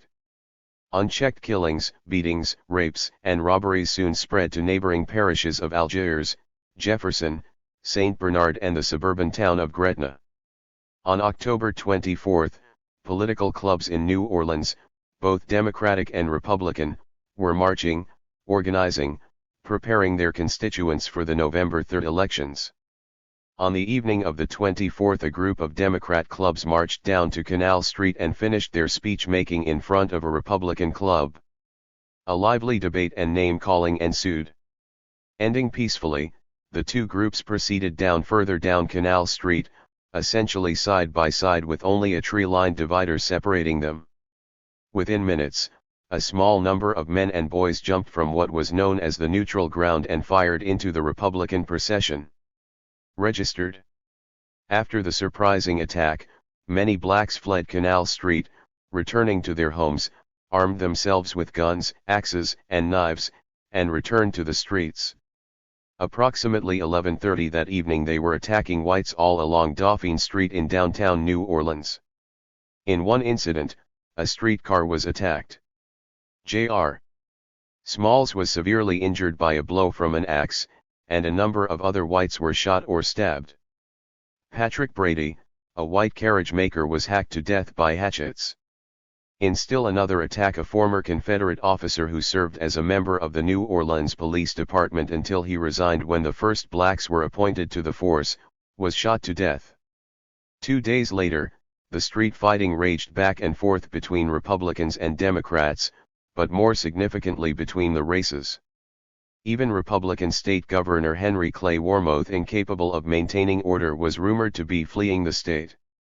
Registered black police, who consisted of 1/3 of the Metropolitan Police Force and were 3 of the 5 commissioners who were alleged to be actually Warmoth's private state militia, were reported to be largely ineffective and in effect did not report to duty at the height of the riot. Whether they were in the street fighting against Democratic mobs is open to speculation. 3 days later, in the late evening of October 26, white mobs, now extremely well armed, began attacking black business establishments, homes, and essentially any unarmed blacks found within known Republican wards and Radical Club headquarters, such as the 7th Ward Republican Club and the Colfax Legion, registered with mounting casualties on both sides, and after intense house-to-house fighting there appeared to be no tapering in the fighting around the French Market and Treme Market areas or locations. Further removed from the Mississippi levee, registered after severe bloody encounters, armed mobs of whites with the assistance of the Knights of the White Camellia, were slowly able to drive resisting blacks out of black-dominated ward areas into the surrounding swamps while searching for guns, v.e. ammunition, money, and anything of value that they could strip from those fleeing or killed. Even a company of white-led black U.S. infantry troops sent to maintain order proved to be ineffective, though evidence exists that they may have been purposefully incompetently led. Registered the Knights' infiltration, influence, and control of the New Orleans Metropolitan Police Force's leadership was so extensive that they were able to control how this force functioned during the fighting. About 10 p.m. the innocents were again marching, this time carrying trophies from the previous street brawls, such as a captured black Republican banner and caps worn by Republicans. Numbering 300 marchers and dressed in their traditional red shirt with a cap bearing their name, they also carried a distinguishable banner, which portrayed a black on the ground about to be stabbed with a knife. Registered *, they stormed into a ward heavily populated by blacks and immediately found themselves targeted by sharpshooters. In the initial clash, Edward Malone, a 36-year-old native of Ireland and a member of the Innocents, was killed by gunfire. This kind of expert sniping by black sharpshooters continued on until Wednesday morning, October 28. At one point in the fighting, the Knights Council itself detailed 20 men for patrol duty in Jefferson Parish until the armed conflict phase of the disturbances with the Republican factions in the Metropolitan Police was finally over. By November, a report from a Congressional Elections Committee indicated that an estimated 1,081 persons were killed, 131 shot, and some 507 other persons were outraged in Louisiana between April and November 1868. Freedmen's Bureau Chief George Edward Hatch reported that as appalling as these figures were, they did not include other victims of violent clashes throughout the state, as hundreds of instances are not reported and a great many never will be. While black Republican political interests suffered a damaging physical and psychological blow as a result of continued armed attacks by the Knights of the White Camellia, Innocents, and Klansmen, an interesting if not significant revelation occurred as a result of blacks' resistance. Voting figures for 1,868 indicated that in upstate Louisiana parishes, where little or no violence occurred, the state election results of April and the November presidential election were relatively the same. However, elsewhere in 7 parishes that had earlier supported Republican Governor Warmoth with some 4,707 votes, no votes were given to Republican presidential candidate Ulysses S. Grant during the fall elections. 8 other parishes that in April had a Republican vote of 5,520 now gave 10 votes to Grant in November. 21 parishes cast 26,814 votes for Warmoth and only 501 for Grant. Only 276 votes for Grant came from New Orleans, though the entire state in April consigned some 61,152 votes for the Republicans in April 1868, by November that number was down to 34,659. The impact of terrorist propaganda, coupled with violent raids by Klansmen or their sympathizers throughout the countryside and increasing violent clashes between Republicans and Democrats in New Orleans, clearly had an effect when considering that in April the Democrats received 43,739 votes, but in the presidential elections in November, 88,225. Though these figures indicated to Southern Democrats that strategies aimed at curtailing blacks' participation in the voting process would continue to be successful if enough armed pressure was available, they concomitantly suggested to freedmen that immediate improvements in the following areas were needed if they were to survive. An inability to obtain sufficient weaponry to defend their homes and hamlets often left blacks in the dubious position of having to depend on often an apathetic northern military force or an inadequately trained or apathetic police force. Once violent pressure from white terror groups increased, alliances with northern liberal organizations would undoubtedly collapse under threats of violence from white extremist groups. Their survival depended primarily on self-sustaining abilities to either deflect aggressive attacks by subterfuge or amass enough firepower to thwart any direct attacks. Targeting Klansmen. As racist metaphors systematically shaped the norms and values of Southern society by socially compressing blacks into simplistic stereotypical categories, a pernicious and ritualistic kind of social reductionism emerged to encourage the perception of an evil external forces waiting to strike down the unwary Southern white. Ku Klux racist liturgy and ritual worked feverishly to further polarize white communities into bastions of fear, as if every semblance of public order was in danger of being destroyed. As part of this fabrication, Ku Kluxers wearing long monk-like robes with pointed or otherwise oddly shaped head masks, displaying whips, and propagating their own reputed activities as night riders quickly became powerful visual metaphors for many Southerner Ku Klux sympathizers of an envisioned mythological warrior clan seeking retribution for past wrongs. Embodied with symbolic authority, night riders and others became the cathartic emotional release for thousands of psychologically displaced whites. To be a member of this supposedly secretive clan, to know someone who was suspected as being a member, to feel pride in their resistance and mistreatment of the nigger was for many to be in effect, a Klansman. However, contrary to the beliefs of many Southern whites, visits by night-riding Klansmen were often viewed by freedmen as rambling, comical discursive characters that impeded neither their personal discernment of Southern whites nor a desire to defend themselves. Assertive demands by freedmen for civil rights generally differed with what was commonly believed to be their stereotypical response to white aggression. For example, when blacks violently resisted abuse or terror, it was psychologically more convenient for Southern whites to rationalize these responses as criminal behavior, a social aberration, or some form of lunacy. Conversely, some Northern Republicans refused to characterize Southern whites as overt sympathizers of Klan terrorism, but instead argued that there were enough good people in the South to allow the eventual triumph of justice. For them, the struggle in the South was essentially a moral struggle. Not surprisingly, by 1869, Southern newspaper editors who published this sort of liberal analysis risked public censure by being labeled Northern sympathizers, scalawags, and nigger lovers. In the early spring of 1871, the conservative Kentucky Statesman newspaper hazarded being labeled a Southern traitor when it published an article in which the writer tangentially attacked respectable outlaws by stating, "Silly people sometimes asks us, with an air of severe censure, why is it that you are opposing your own race, and defending the Negroes? The only possible answer to such people is, that they are born fools, and, we fear, will die fools. We have such a high opinion of the white race, that we have believed that they could be persuaded to do the Negro justice that they would give him his liberty, protect him in his civil rights, make his life, labor, and property secure, and allow him to enjoy his political privileges in peace. What has the white man to gain by persecuting or injuring, or allowing the Negro to be maltreated?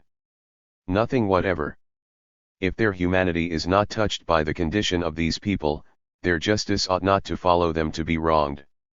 Now there are mean men, with narrow minds, and hearts full of prejudice, that consider it a degradation to do the Negro either a kindness or justice.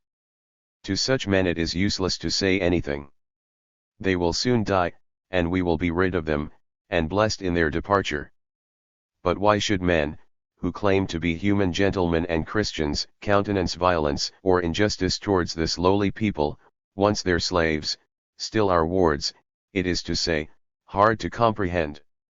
Let us say to some people who professed respectability, and are yet leaders and encouragers in schemes of violence towards this race, that neither their money nor their fine clothes make them gentlemen, though the doors of genteel society are thrown open to them, and they are permitted to approach better people, yet they are nothing more nor less than bullies and outlaws, and richly deserve to be hung by their neck until they are dead. Their big farms and fine houses may save them while they muster gangs of bad men to maltreat these poor Negroes, but those possessions cannot protect them from the of all good people, and the hour will come when the better men who now wink at their evil doings will openly execrate their names, and point out their children as those of an outlaw. Happily but very few of these men are enabled to gain riches and respectability. We would hope that good men and women everywhere would execrate this bad treatment of those poor Negroes. In the name of our common Creator, Ruler, and Judge, let them alone, and let us all help them to be intelligent, industrious, and orderly. The great enemies of every community are those who take the law into their own hands. Those people ought to be driven from the community. In similar fashion, the editor of the New Era, an outwardly liberal but clearly more cautious Southern Republican newspaper, republished an article critical of Ku Klux terrorism, though conveniently forgetting the specific name of its source. Men are waylaid and shot, or taken by bands of disguised rebels, hung up to trees and whipped to death, and the most diabolical cruelties perpetrated upon them. Neither respect nor mercy is shown to women or children who fall into the hands of the ruthless avengers, as they call themselves. A reign of terror prevails in many sections, and families are fleeing out of the country to save their lives. The worst phase of the whole matter is that these outrages are either perpetrated or countenanced by Southerners who rank according to their own showing among the first families. We are glad to observe that vigorous steps have been taken to bring these scoundrels to justice. Advice from Raleigh represent a terrible state of affairs in some of the interior counties, and a dispatch from Richmond of Wednesday says that Colonel Kirk has arrested about 70 more prominent citizens of Caswell County, NC, some of whom resisted and were badly maltreated. There is great excitement in the county. We want to see these prominent citizens taken care of, and if guilty, made to answer. 74. With their lives for the murders they have done or instigated. Some parts of the South, especially the more isolated portions, are as venomously rebel in sentiment today as they were during the war, and prominent citizens are as cruel and treacherous as they were when they crowded our poor boys like sheep into the filthy prison pens of Andersonville, Belle Isle, and Millen, and starved them to death on corncob meal, or shot them down like dogs when in their insane moments, mad with thirst and hunger, they crawled too near the fated deadline. Many of the human fiends who committed the outrages live and feed their selfish passions on the blood of unoffending Negroes or hard-working migrants from the North, murdering and maltreating with impunity under the black disguise of the Ku Klux Klan. The halter is too good for these ghouls, and we hope the authority of the government will be exercised in the murder-cursed region of the South with the utmost rigor. Or else let us admit at once that constitutional guarantees of protection to all peaceful citizens in every part of our national domain are but the shallowest twaddle. Interestingly, just a few months earlier and in this same newspaper, another republished article from the Chicago Republican commented on a number of intriguing political scenarios being enacted in North Carolina, where armed whites, blacks, and Indian guerrillas were pitted in a low-level guerrilla war against both Klan militia units and federal troops. However, while reporting on the fighting, the editorial policy of the Chicago Republican appeared to be reluctant to want law and order restored through a Republican administration. The paper noted that while North Carolina's Republican Governor William Holden was under a lot of pressure to proclaim martial law, a prominent citizen in possibly a conspiratorial-minded manner was silly enough to go all the way to Washington, D.C. to try induce newly elected President Grant to interfere in the internal affairs of the state without any demands being made upon him, by the state authorities for that purpose. The Republican went on to suggest that this citizen really sought the federal government's violation of the fundamental law of the Republic in the interest of assassination, whose assassination, however, was left open to speculation. The paper also proclaimed that while such a request was actually beyond the authority of the President Grant to entertain, in any event, on receipt of such a request, the state would first have to demonstrate its inability to control or suppress insurrection or domestic violence within its own borders, particularly by blacks or Indians. Governor Holden eventually sent the state militia in pursuit of the Ku Klux. However, rather than curtailing the activities of terrorism, the effect of this effort actually facilitated the growth of Klan membership in 10 counties that in turn ensured a Democratic Party victory in the 1,870 legislative elections and removed Holden from office. Degree Though testimony received by the U.S. Congressional Subcommittee on Ku Klux Klan terrorist activities was voluminous and brimming with unspeakable brutality against blacks, it also contained poignant evidence revealing significant levels of feigned innocence by Klansmen. And while excerpts depicting Klan outrages provided the public with some understanding of the organization's violent nature, it also concomitantly legitimized the organization's existence in an era where, as conservatives lamented, there appeared to be no end to blacks' lawlessness and interracial strife. Moreover, by 1870, as many white Americans were tiring of a seemingly unending Southern racial problem, they were quite prepared to accept high levels of violence against those social elements that were prohibiting the expansion of American manifest destiny and racial hegemony westward, be the obsta. Cleese Redskins or niggers. As a consequence, many antebellum abolitionists readily became postbellum conservatives and in many instances Klansmen in spirit or fact. This was decidedly the case when promises of greater personal and national economic stability enabled many to conclude that little economic and social value could be derived from conducting another civil war. Accordingly, finding a solution to the interminable nigger problem simply underscored the pathetic drama of American political expediency and racism cloaked within the haunting robes of democracy. As one South Carolina Chester County planter put it, the KKs are an excellent institution if kept in proper bounds. They have been of immense benefit in our county. Another white farmer in Spartanburg, expressing the attitude of many small white farmers, was hopeful that the Klan would frighten Negro legislators that they would resign and prevent his being sold out for taxes in a year or two more. He further proudly noted, "There is a new sort of beings got up called KKs that has a powerful show. These KKs whip and kill as they please." How American racial policies functioned on the day-to-day level of human interaction is instructive, particularly as to an understanding of what it meant to be a Southern white or an emancipated black during the latter years of the 1860s. With each in fear of the other, they both were tied to the question of who would dominate that which was significant to all Southerners, the land. Yet a significant difference existed between these two combatants in that they were not equally armed in this deadly struggle. Southern whites certainly had sufficient access to those implements of war to propagate outlandish fears and mythological constructs on blacks as well as hesitant whites.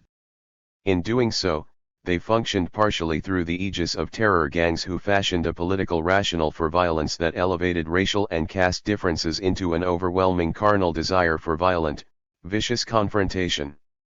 Feeding from the gory trough that was the Civil War, organized rebel bodies persistently addressed the deeper revolution wrought by the War and Oath, the creation of an explosive culture of hatred, personal firearms, and political alienation. Unfortunately, however, for many of these self-proclaimed beleaguered Southerners, cathartic release seemed only possible with the spawning a new phoenix-like persona. The Klansmen. Testimony from Klansmen before congressional investigators revealed that though many recruits entered the Ku Klux as a result of intimidation, for others more subtle factors were at work. For instance, previous friendships and the desirability for a new status based on common experiences played a major role in attracting Klan initiates. Membership was also enhanced by the likelihood that for the first time in the initiate's life they would be empowered by their peer group, not some distant impersonal political body, to fulfill a worthy mission.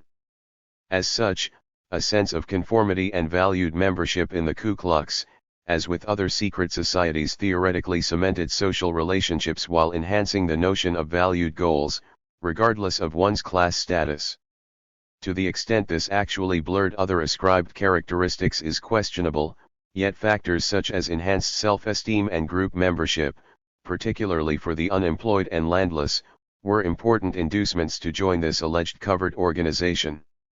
And while many inductees certainly speculated on the risk and demands they might be expected to comply with, the need for a valued association was irresistible. Similarly, the more highly esteemed the organization became, such as the White Knights of Camellia, the greater were those satisfactions derived from adopting the organization's values. In a sense, these extra-legal groups became a refuge for 76. Those who perceived the world as an increasing hostile environment. A world where group loyalty and an adherence to traditional norms and opinions were now being challenged. Congressional testimonies exposing the deadly fantasy of innate racial superiority also revealed that Ku Klux members were vigorously controlled by the double-edged sword of fear and intimidation, not to mention the knowledge that dire consequences existed for any who resisted induction. While concerns for the sanctity of a victim's life were minimized during raids, an emotional deferential reaction to Klan threats and violence was expected from all victims. This functioned to such an extent that Ku Klux raiders' programmed expectation of fearful reactions by their intended victims functioned as a dependent variable on which Klan social fantasy and mythology activated on the raiders' own psyche. As a result, an ultimately destructive and often internalized psychological dependency was forged between terrorizing Ku Kluxers' need to cruelly denigrate their victims' social worth and a concomitant desire to appear loyal to mythological constructs of their purportedly implacable moralistic organization. In this regard, Dubois observed, back of the writhing, yelling, cruel-eyed demons who break, destroy, maim, and lynch and burn at the stake is a knot, large or small, of normal human beings, and these human beings at heart are desperately afraid of something. Testimonies from the 1871 to 1872 congressional investigations into Klan activity in South Carolina are instructive on this point. Utilizing first the Enforcement Act of 1870 that outlawed disguises and masks and protected the civil rights of citizens, a Republican-strong Congress legislatively supported an increasing beleaguered black population's ability to vote. 1 year later this was followed by the Ku Klux Act of 1871 that essentially outlawed Klan-like activity and laid the basis for indictments and trials of Klansmen when necessary. Supporting these developments, Congressman Joseph Rainey summed up the sentiments of most but not all black Republicans when he proclaimed, "I desire that so broad and liberal a construction be placed on its provisions, as will ensure protection to the humblest citizen. Tell me nothing of a constitution which fails to shelter beneath its rightful power the people of a country." Rainey's statement unmistakably pointed to not only the growing threat of white terrorist organizations but more pointedly to an increasing violent response by whites to the specter of armed black militias throughout the South.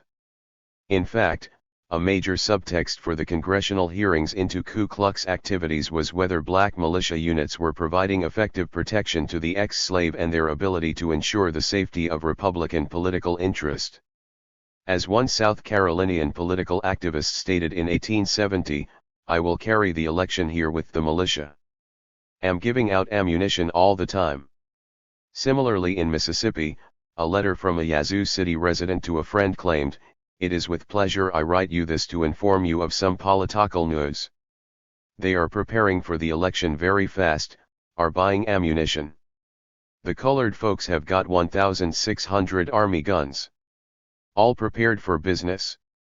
Evidence of armed organized bands of freedmen roaming the countryside after the Civil War are documented by an affidavit produced by J.D. Palmer, dated August 25, 1866, where he asserts that a veteran named Johnson of the 55th Massachusetts Volunteer Infantry Regiment was organizing freedmen into companies to aid other military companies formed by blacks near the Santee River, South Carolina. However, in this regard it is important to know that support for state-controlled armed militia units who would curtail or fight organized bands of Ku Klux Raiders and similar type gangs did not officially 77 begin until July 25, 1868, when Senate Bill 648 proposed to repeal an earlier law that prohibited the use of militias in those states that supported the Southern Confederacy.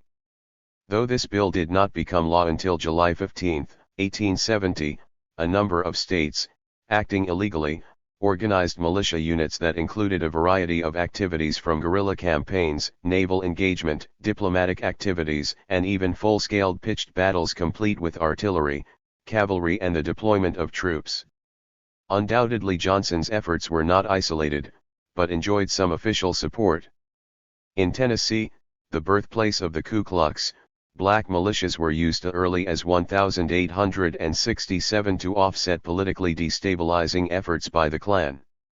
In fact, realization by conservative whites that the growing formations of black militias were separate and apart from the regular black federal military companies raised anxiety levels of many Southern whites that their worst fears had become a reality.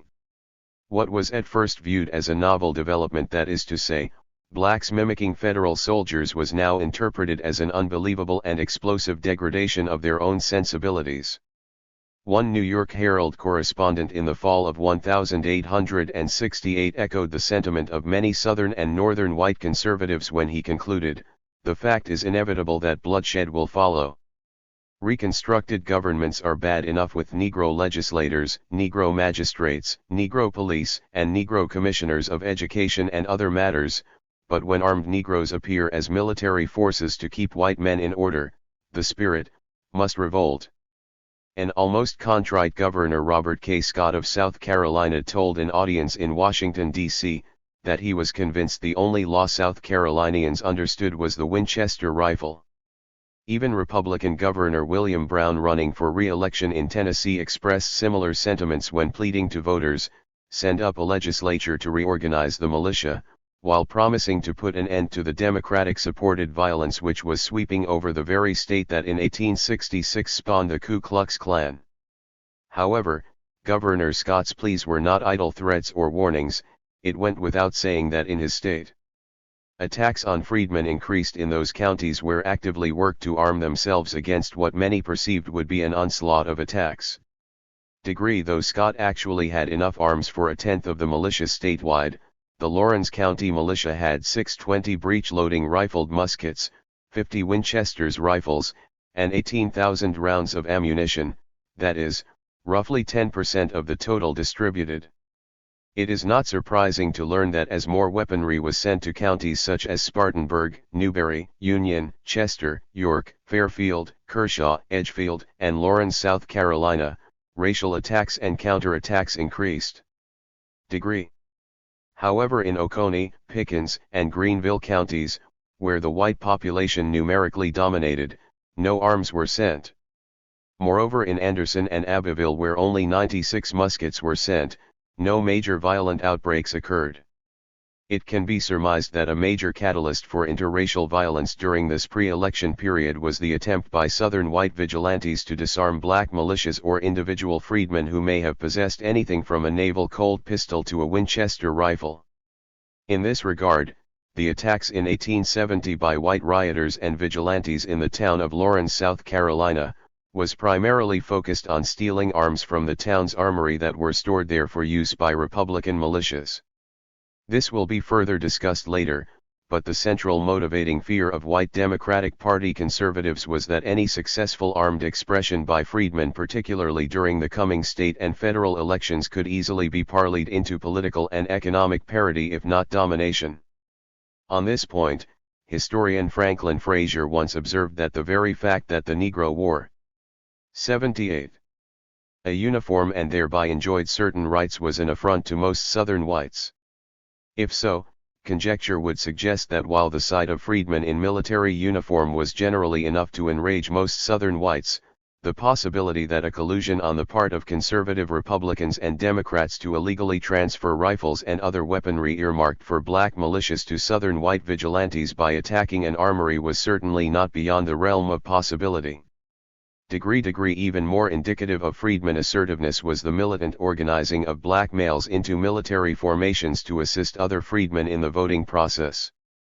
Whether it was the state or federal elections of 1868 and 1879, Union League officials and self-appointed workers proceeded in military fashion to get out the vote. Impressing both black and white with their military maneuvers, drill societies mounted demonstrations whose participants numbered in the thousands in Union County and even broader region appearances in Sumter and Fairfield. In late July 1870, an ex-slave owner, Lala Pellet, described one of these political demonstrations and their various contingents as quite a show, when our darkies were dressed in black coats and white pantaloons, those from Cross Hill in red coats and white pants, Clinton men in yellow coats and white pants. Registered colorful or not, many of these black Republicans saw their work and Republicanism in general as standing upon the Lord's side. Notwithstanding regional differences, many freedmen saw the Lord's work as being there, functioning as a special oversight committee for local Republican sheriffs, magistrates, and even county juries. In this sense, Union League members were often forced to exercise the powers of posse comitatus, thereby claiming authority to arrest suspected violators of the peace when necessary. For example, in April 1867 report to the 2nd Military District, South Carolina, a Union League official, ex-slave Ebby Johnson, was asked by members of the Dimery family to complain for them about abuses they suffered at the hands of their white employer, W.Z. Wingate. Believing threats from Wingate that he would kill them if they complained directly to civil authorities, the family complained to Johnson and his committee regarding the landowner's assault on one of the female children. After assembling a committee of 15 men, Johnson inspected their weapons and then proceeded to locate Wingate. They found him riding in his buggy, whereupon he was arrested and after some pressure convinced to cross out a disputed plantation account against members of the Dimery family. It was later reported that Wingate was humbled to the point that he invited Johnson into another room and treated him to liquor. It is important to note that attempts by freedmen to exercise authority over their own lives was occurring at a time when extra-legal gangs were selectively applying violent tactics on unprepared, untrained, and for the most part unarmed blacks. Understanding this, historian Julie Saville noted that various chapters of the Union League from 1868 to 1870 began to incorporate a number of philosophical and practical approaches to the problem of combating terrorism. League members were determined to engage civil institutions in their popular arrest and detentions, thereby distinguishing the ex-slaves' forms of popular justice from the summary acts of Ku Klux Klan-style vigilante bands. Leagues challenged the alleged discretion of conservative sheriffs and local magistrates to exclude club members from local procedures pertaining to the governance of a community or county. League members were adamant that neighborhood law officials acknowledge accountability to a superior authority, the federal government, and that the leagues had derived authority from Washington to power to protect the place. They would assume supervision of local office holders with a vigilance that martial law had actually placed at the disposal of an occupying army. They served warrants on parties local authorities were slow to apprehend. They investigated Ku Klux raids that local officers claimed ignorance. They viewed law enforcement as central to Union League's mobilization.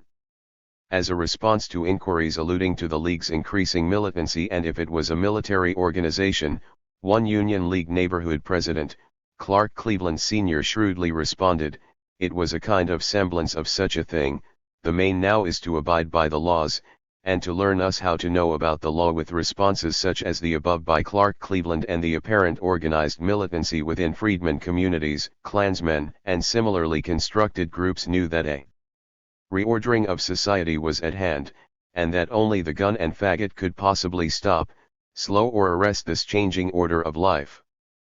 The hundreds of subsequent indictments that were drawn up were aimed at those individuals or groups who violated the constitutional rights of others either by intimidation, physical injury, or murder, and where it could be shown that a citizen's right to bear arms was violated. Under the prosecutorial leadership of U.S. Attorney D.T. Corbin and his assisting special counsel Attorney General Daniel H. Chamberlain, who later became governor of South Carolina, trials of reputed Ku Klux Klansmen began in November 1870. However, in York County alone, out of 220 persons indicted during its court term, only 58 were brought to trial.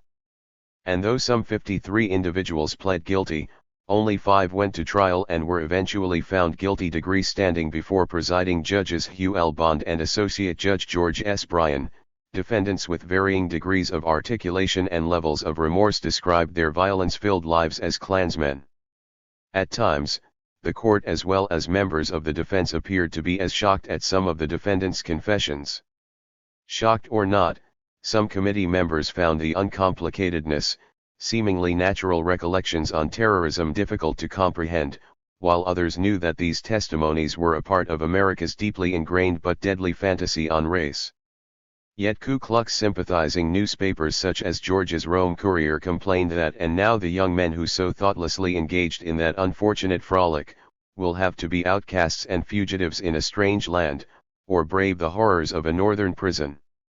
Registered still other Southerners view Judge Bond as an unfortunate autocrat presiding over the Spanish Inquisition or Judge Jeffreys and the bloody assizes of King James II. As testimony from Ku Klux trials in states such as South Carolina suggest, Klansmen consigning themselves to the mercy of the court received reduced or circumvented sentences while unwittingly provided useful evidence pertaining to a number of motivations in their ongoing armed struggle against the African. What wasn't expected to emerge from these trials were the paradoxical realities in which Ku Klux raids occurred and the threatening dynamics that were set in motion. For example, in an early 20th century analysis of Reconstruction in South Carolina, historian J. Reynolds called attention to a thesis seldom emphasized: the Ku Klux Klan during Reconstruction was a self-defense force designed to protect whites from armed black militiamen. As such, the specter of black resistance to the Ku Klux Klan in the wake of the Civil War. Political authority enforced at gunpoint seemed sufficiently threatening that the Klan acted preemptively to secure the rights of white South Carolina. This astonishing analysis places a terrorist organization such as the Ku Klux in a defensive political stance responding the aggressive actions of freedmen. Though somewhat problematic in that this analysis minimizes the racial cultural conflict while emphasizing the political challenges, it does coincide with a more contemporary view by historian Joel Williamson that black militias were not only effective in forging black pride but that they stirred deep concern in the white community because of the pride now being instituted in the freedmen communities. Envisioning a connective thread of armed militancy from John Brown's raid at Harper's Ferry a decade earlier. Williamson further asserts that the Ku Klux riots of 1870 and 1871 occurred not because the freedmen were organized in militia companies but that these black militias were heavily armed and highly effective in specific areas of South Carolina and were inspiring local unorganized blacks to become more assertive in defense of their own lives and property. One can also conclude that the battle for armed supremacy between the races had as much to do with the freedmen's physical and economic survival as it did with the Second and the Fourth Amendments to the Constitution, which proclaimed the right of the people to keep and bear arms and their concomitant right to be secure from unlawful search and seizures, particularly from extra-legal groups such as the Ku Klux Klan. Accordingly, the following assertions of remorse and confessions related to terrorist activities are examples of psychic confusion that existed at least among one class of Klansmen in South Carolina during early Reconstruction. Confessions of Stephen B. Splon. I suppose I belong to the order, though I was never sworn into it.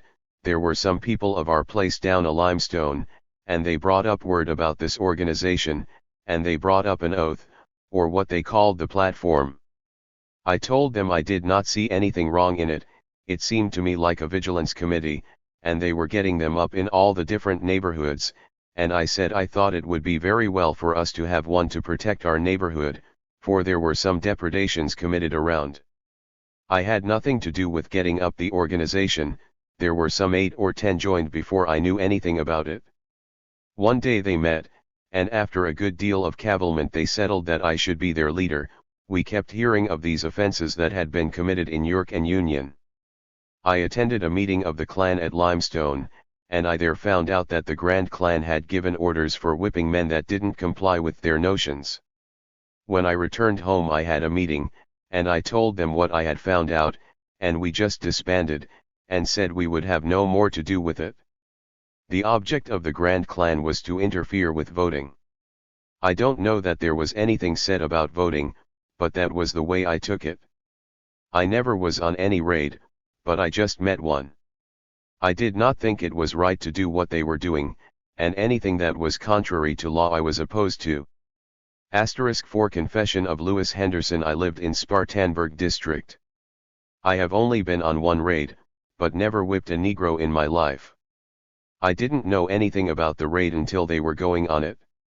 Judge Bond, the sentence of the court is that you be imprisoned 3 months. 25. 81. Confession of Charles Tate. I belong to the Horse Creek Klan. I been on 5 raids or 6 raids, as well as I recollect. I was on the raid that went on the McKinney Negroes. They didn't whip them, but they took their shotguns. About a week after they were ordered to go back, and then they whipped Reuben McKinney, Wash McKinney, and Henry Scruggs. Then I was on the John Harris raid, and the Rutherford raid. Jonah Vassie commanded that raid. Then I was on the Sam Gaffney raid. That was commanded by a man named Russell. The reason I joined the order was that they told me it was a good thing to be in it, and that if I didn't join I would be very likely to be driven from the country. I can't either read or write. Judge Bond, the sentence of the court is that you be imprisoned for 18 months. Degree Confession of Andrew Cutt. I am 22 years old. I can't read or write. I have been on 2 raids. On the raid that I went on we whipped Jimmy Gaffner and Matt Scruggs. The chief of the Klan was Jonas Vassie. I shouldn't have joined the Klan, but they threatened to whip me, and they abused my folks right smart, and threatened to kill the girl that lived with me. They said if I didn't vote the Democratic ticket they'd give me 500 lashes. One of my friends advised me to join it, for he said they would be sure to whip me if I didn't. I might have left, but I was so fixed that I could not get away. I had a family, and so had to stay with them. William Self's confession is particularly significant as he tries to articulate his feelings on what appeared to be increased psychological pressure to be a Klansman. Indicating some level of contrition, he was asked to explain how he became a member of the order, and he responded, "The way I came to join the order was that a couple of friends kept at me, wanting me to join, and I kept kizzening them to know something about it, and at last he just up and told me just as it was, and said I would have to join it now or else they'd whip me or kill me, or I'd have to leave. On them conditions I joined the order. I was only in the order a short time and then I quit, and wouldn't have anything at all more to do with it. I guess I been on 3 raids. The first was on Ben Phillips. We struck them 3 licks apiece. When asked if there were men or women who were whipped, Self replied, "Well, they was a mixture. There was 2 women and 1 man." The next was on Mr. Roberts, and we went on him. He had a grocery and had whiskey to sell. He was selling whiskey on the days off the church. We went to tell him to stop. Curious about this issue of drinking, selling or making of whiskey, one panelist asked him, "Where all your Klan members of the Temperance Society?" "I don't understand," responded Self.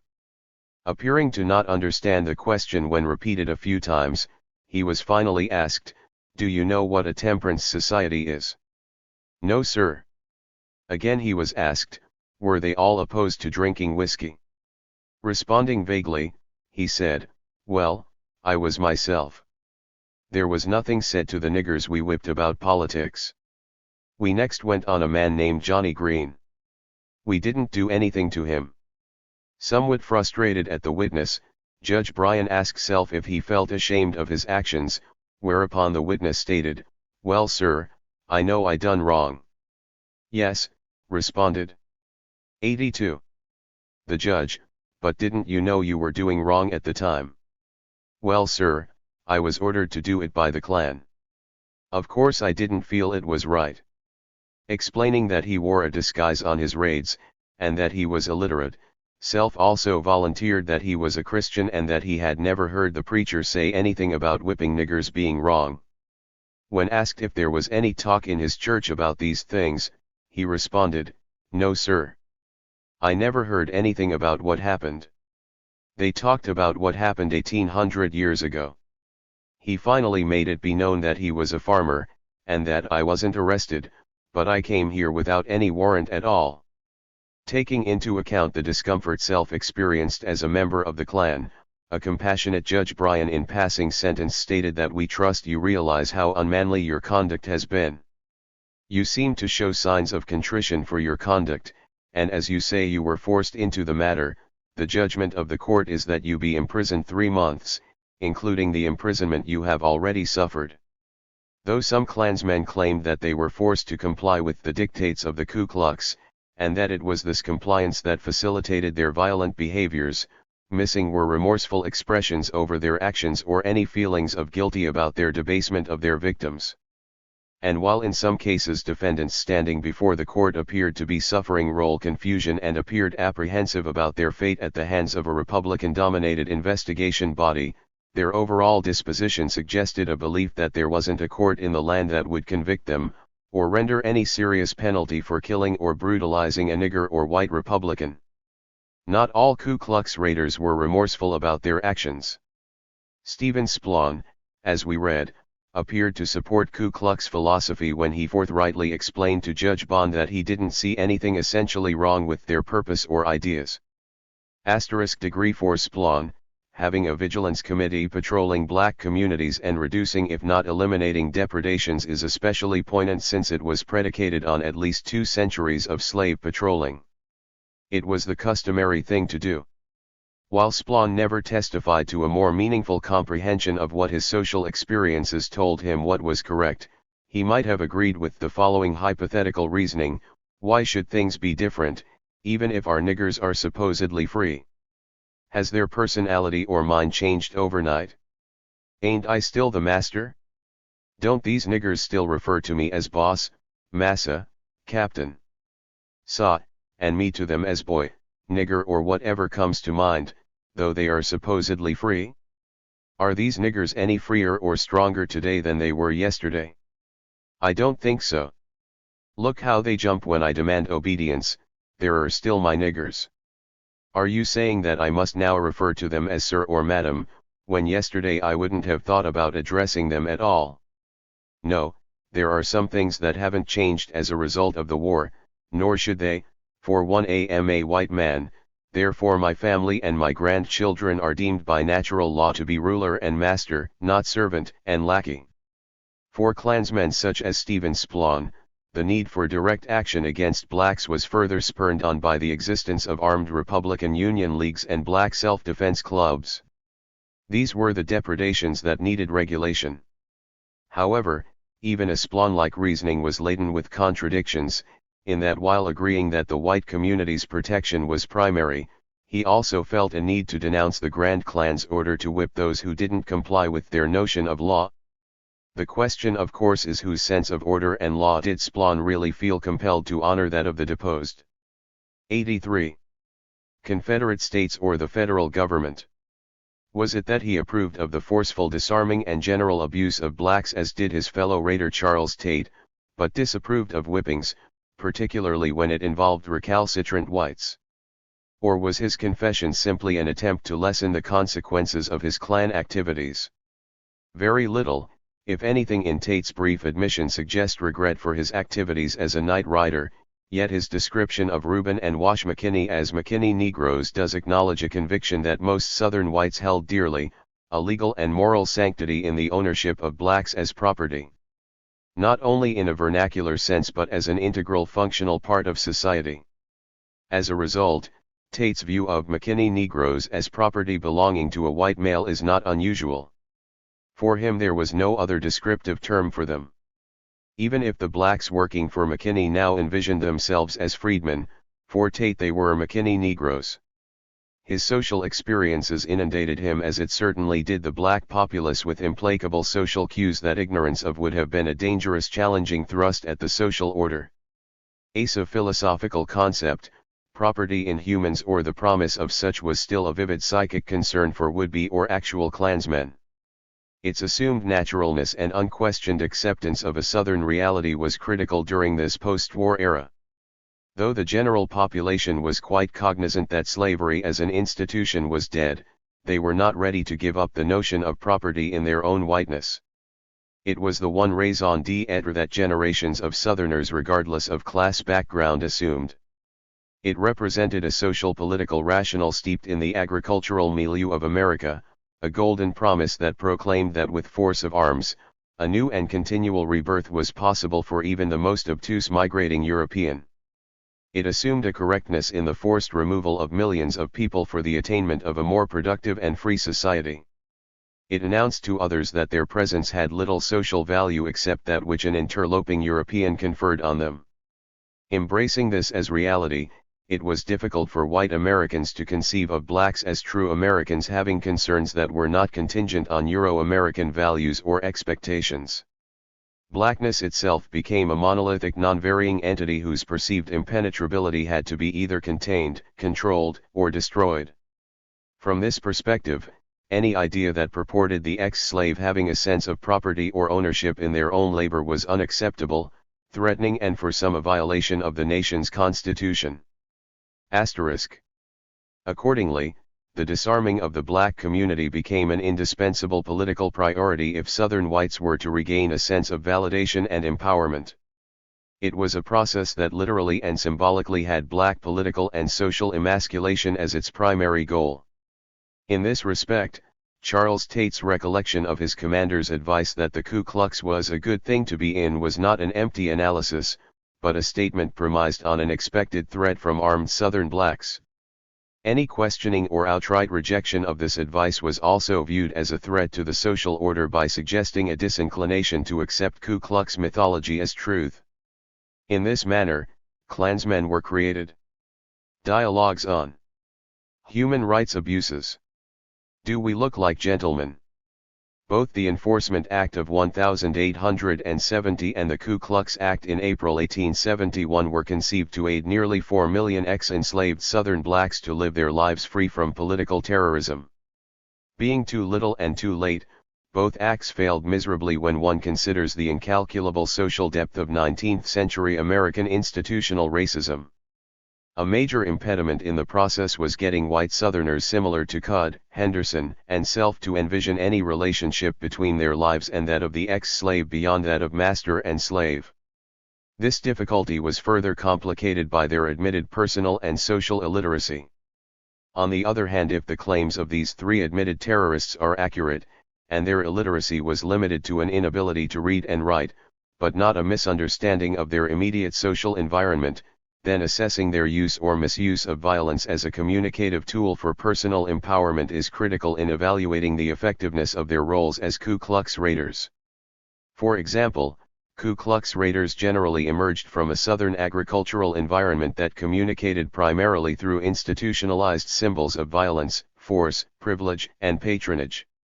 Recognizing this helps us comprehend how verbal and nonverbal cues among Klansmen during a raid functioned to determine the parameters of violent interaction with freedmen, and how the use of threat, both explicit and implicit, became an effective and in some instances the ultimate tool to communicate terror. With compliance as the goal of most threats, raiders also relied on both victims and victimizers to make a correct assessment of their situation through verbal and nonverbal cues during raids. Invariably, personal testimonies by raid victims also revealed an intense willingness on the part of the raiders to inflict punishment in a manner choreographed to dehumanize their targets. There appeared to be an agreement that it was not enough to administer a brutal whipping, but instead the victim had to be frightened into a confession of guilt. 84. 85. Thereby demonstrating remorse before a superior morality. This supposed demonstration of contrition by the victim as a result of a painful experience functioned as a redemptive spiritual cleansing for the victim. However, given the hostile conditions in which confessions were generally elicited, a victim's knowledge of penalties that might be incurred if their confession exhibited less than stellar levels of contrition is critical, particularly when attempting to ascertain the validity or relative truth and sincerity of their confession. In this respect, truth shaped by language was largely a metaphorical phenomenon. It constructed as it deconstructed. It created possibilities for action where none existed moments earlier. It was a veil for thoughts better left unsaid, and for actions better restrained than performed. As social psychologist Erik Erikson asserted, the truth in any given encounter is linked with a person's development and the historical situation of their group. Together they help to determine the actuality, i.e., the potential for unifying action at a given moment. For this reason, a key factor in understanding verbalized moments of truth, particularly when Klansmen confronted their intended victim, is primarily appreciating the emotional intensity of these interactions.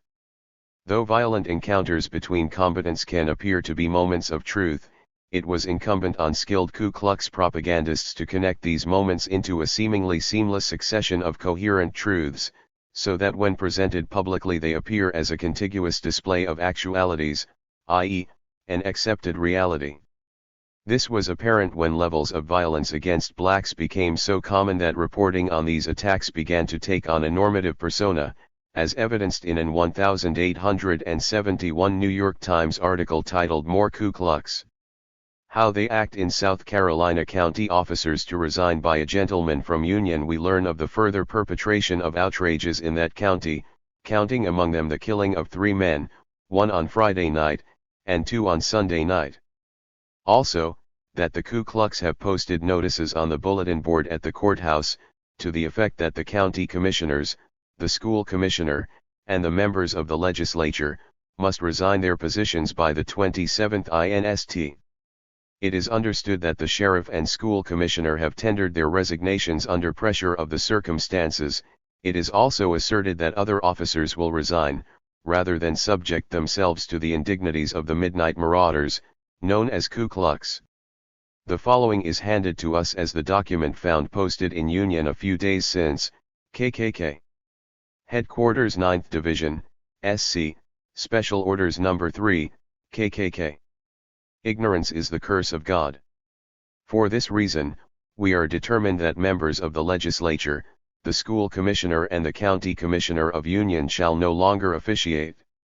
15 days' notice from this date is therefore given, and if they, one and all, do not at once and forever resign their present inhuman, disgraceful, and outrageous rule, then retributive justice will as surely be used as night follows day.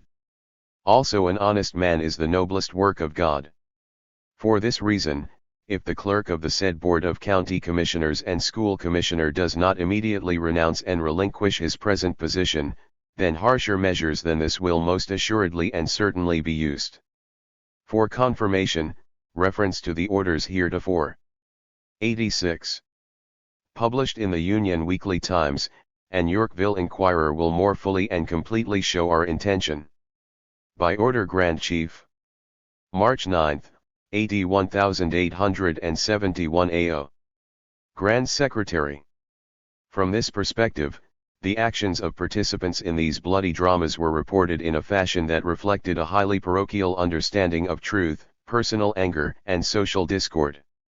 However, in time, continued reports on violent interactions between night-riding white raiders and blacks became repetitively filled narrative truths that were actually concocted social constructions of reality. Metaphoric examples of Ku Klux mythology that by themselves were ineffective, now when reported and detailed seemingly became powerful, effective, mythic demonstrations of social and political control. As one historian put it, mythology requires effort. Achilles and King Arthur may have begun as men of flesh and blood, but Homer and Sir Thomas Malory labored hard to make them the figures we remember. Black insolence, real or imagined in the face of white intimidation, defined the limitations by which a nonviolent propaganda campaign could be effective. This was particularly true for local white professionals and planter elites who viewed any exercising of political influence by blacks as a threat to rearrange their agricultural system. In similar fashion, Poorer whites resented the freedmen's apparent involvement with armed militia groups such as the Union Leagues. Political expediency, it was argued, demanded the curtailing of these leagues through the forceful interdiction of Southern white extra-legal groups. Despite the fact that Negro testimony describing the horror and brutality of Ku Klux terror gangs were more a symptomatic demonstration of a violent post-war America, they provide us with examples of Southern whites' fear of violent retribution and black political ascendancy. However, it is also essential to recognize that though these accounts illuminate and evaluate the effectiveness in Ku Klux raids and their attendant propaganda, these testimonies are not necessarily representative of all raid victims. However, they do infer that time-honored suppositions about Southern blacks' passivity and alleged total deference in the face of Ku Klux terror are erroneous. In addition, close examination of congressional testimony illuminating Klan outrages in states such as South Carolina in the late 1860s indicate that Black Americans' innovative resistance and survival techniques against terrorist gangs were not only often conspicuously successful, but uncompromisingly passionate in a desire not to exist as whites' enduring victim. The 1871 congressional testimony of Elias Thompson is an example. Testimony of Elias Thompson. On July 7, 1871, in the town of Spartanburg, South Carolina, a congressional subcommittee investigating abuses and outrages against Southern blacks and Republicans received fascinating testimony from Elias Thompson, a witness and victim of Ku Klux Klan terror. Thompson was born in slavery on a plantation owned by a well-known local doctor. His experiences were of interest to the committee, particularly as then related to injuries he received as a result of a nocturnal visit by Klansmen. There came a parcel of gentlemen to my house one night. They went to the door and ran against it. My wife was sick. I was lying on a pallet with my feet to the door. They ran against it and hallooed to me, "Open the door, quick, quick, quick." I threw the door. 87. Open immediately, right wide open. 2 little children were lying with me. I said, "Come in, gentlemen." One of them says, "Do we look like gentlemen?" I says, "You look like men of some description, walk in." One says, "Come out here, are you ready to die?" I told him I was not prepared to die. "Well," said he, "your time is short, commence praying." I told him I was not a praying man much, and hardly ever prayed, only a very few times, never did pray much. He says, "You ought to pray, your time is short, and now commence to pray." I told him I was not a praying man. One of them held a pistol to my head and said, "Get down and pray." I was on the steps, with one foot on the ground. They led me off to a prune tree. There was 3 or 4 of them behind me. And it appeared, one on each side, and one in front. The gentleman who questioned me was the only man I could see. All the time I could not see the others. Every time I could get to look around they would touch me with a pistol on the other side. They would just touch me on the side of the head with a pistol, so I had to keep my head square in front registered. When queried by the committee chairman to describe these raiders, Thompson responded that, there were about 15 of them with a variety of disguises. They generally wore something that resembled speckled calico over their faces, and this was tied about the neck. They had very long white gowns, white as sheets that came down until I could just see their feet. In response to the question, did they come on horseback? Thompson stated that they came to the bars. Acknowledging that he didn't know any of them, but suggesting that in better light he might have recognized one or more of them, Thompson noted that other blacks in the area were also whipped during visits by Klansmen. Though many of the victims were so traumatized by the experience that for weeks fearing another visit slept outside their cabins, others were frightened into not reporting their assaults. However, some victims found strategies to partially diffuse what could otherwise have been both an emotionally and physiologically destructive experience. Question: did you make a complaint of this matter to anybody after it happened? Answer: no sir, I will tell you how I did. They told me not to say anything about it. I never said a word. I said to my family, let me tell you, don't open your mouth. If anybody asks you if the Ku Klux had been here, you tell them no. My wife was in bed sick, and said, don't you have anything to do with it, none of you. Question, how did it get out then? Answer. That is what I am going to say.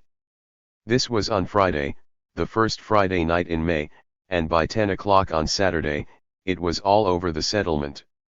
The boys, a good many of them went to meeting on Sunday, about 4 miles from my house.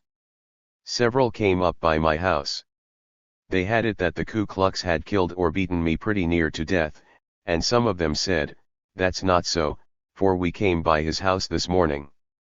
Question, did the circulation of these reports cause alarm among the colored people? Answer, yes sir, that evening a number came by my house from church to know this matter. I laughed it off. Says I, boys, you see I am not injured much. I don't look like a man that is most dead. Says I, hold on for a while. Somebody knows more about it than I do, you can learn it from them. I have nothing to say about it. Registered. 88.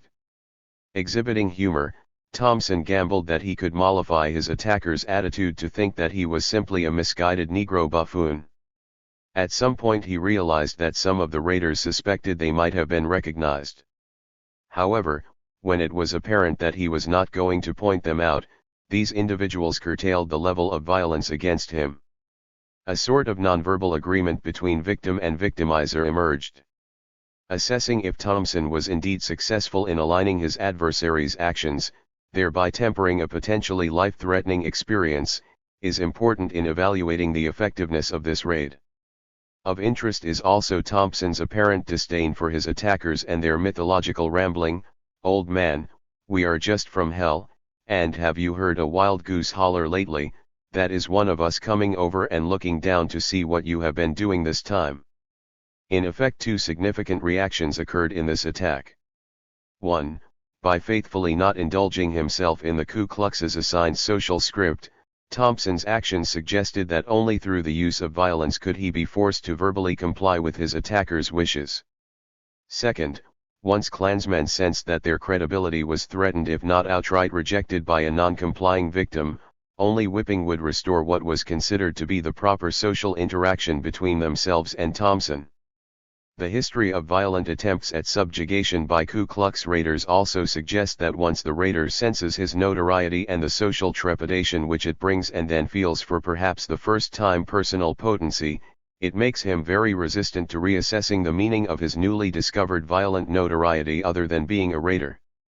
As self-perceptions become totally dependent on those social experiences that have enhanced rather than distracted from his violent role, little reflective thought is given to the proposition that while fame may be morally superior to infamy, their impact may be remarkably similar.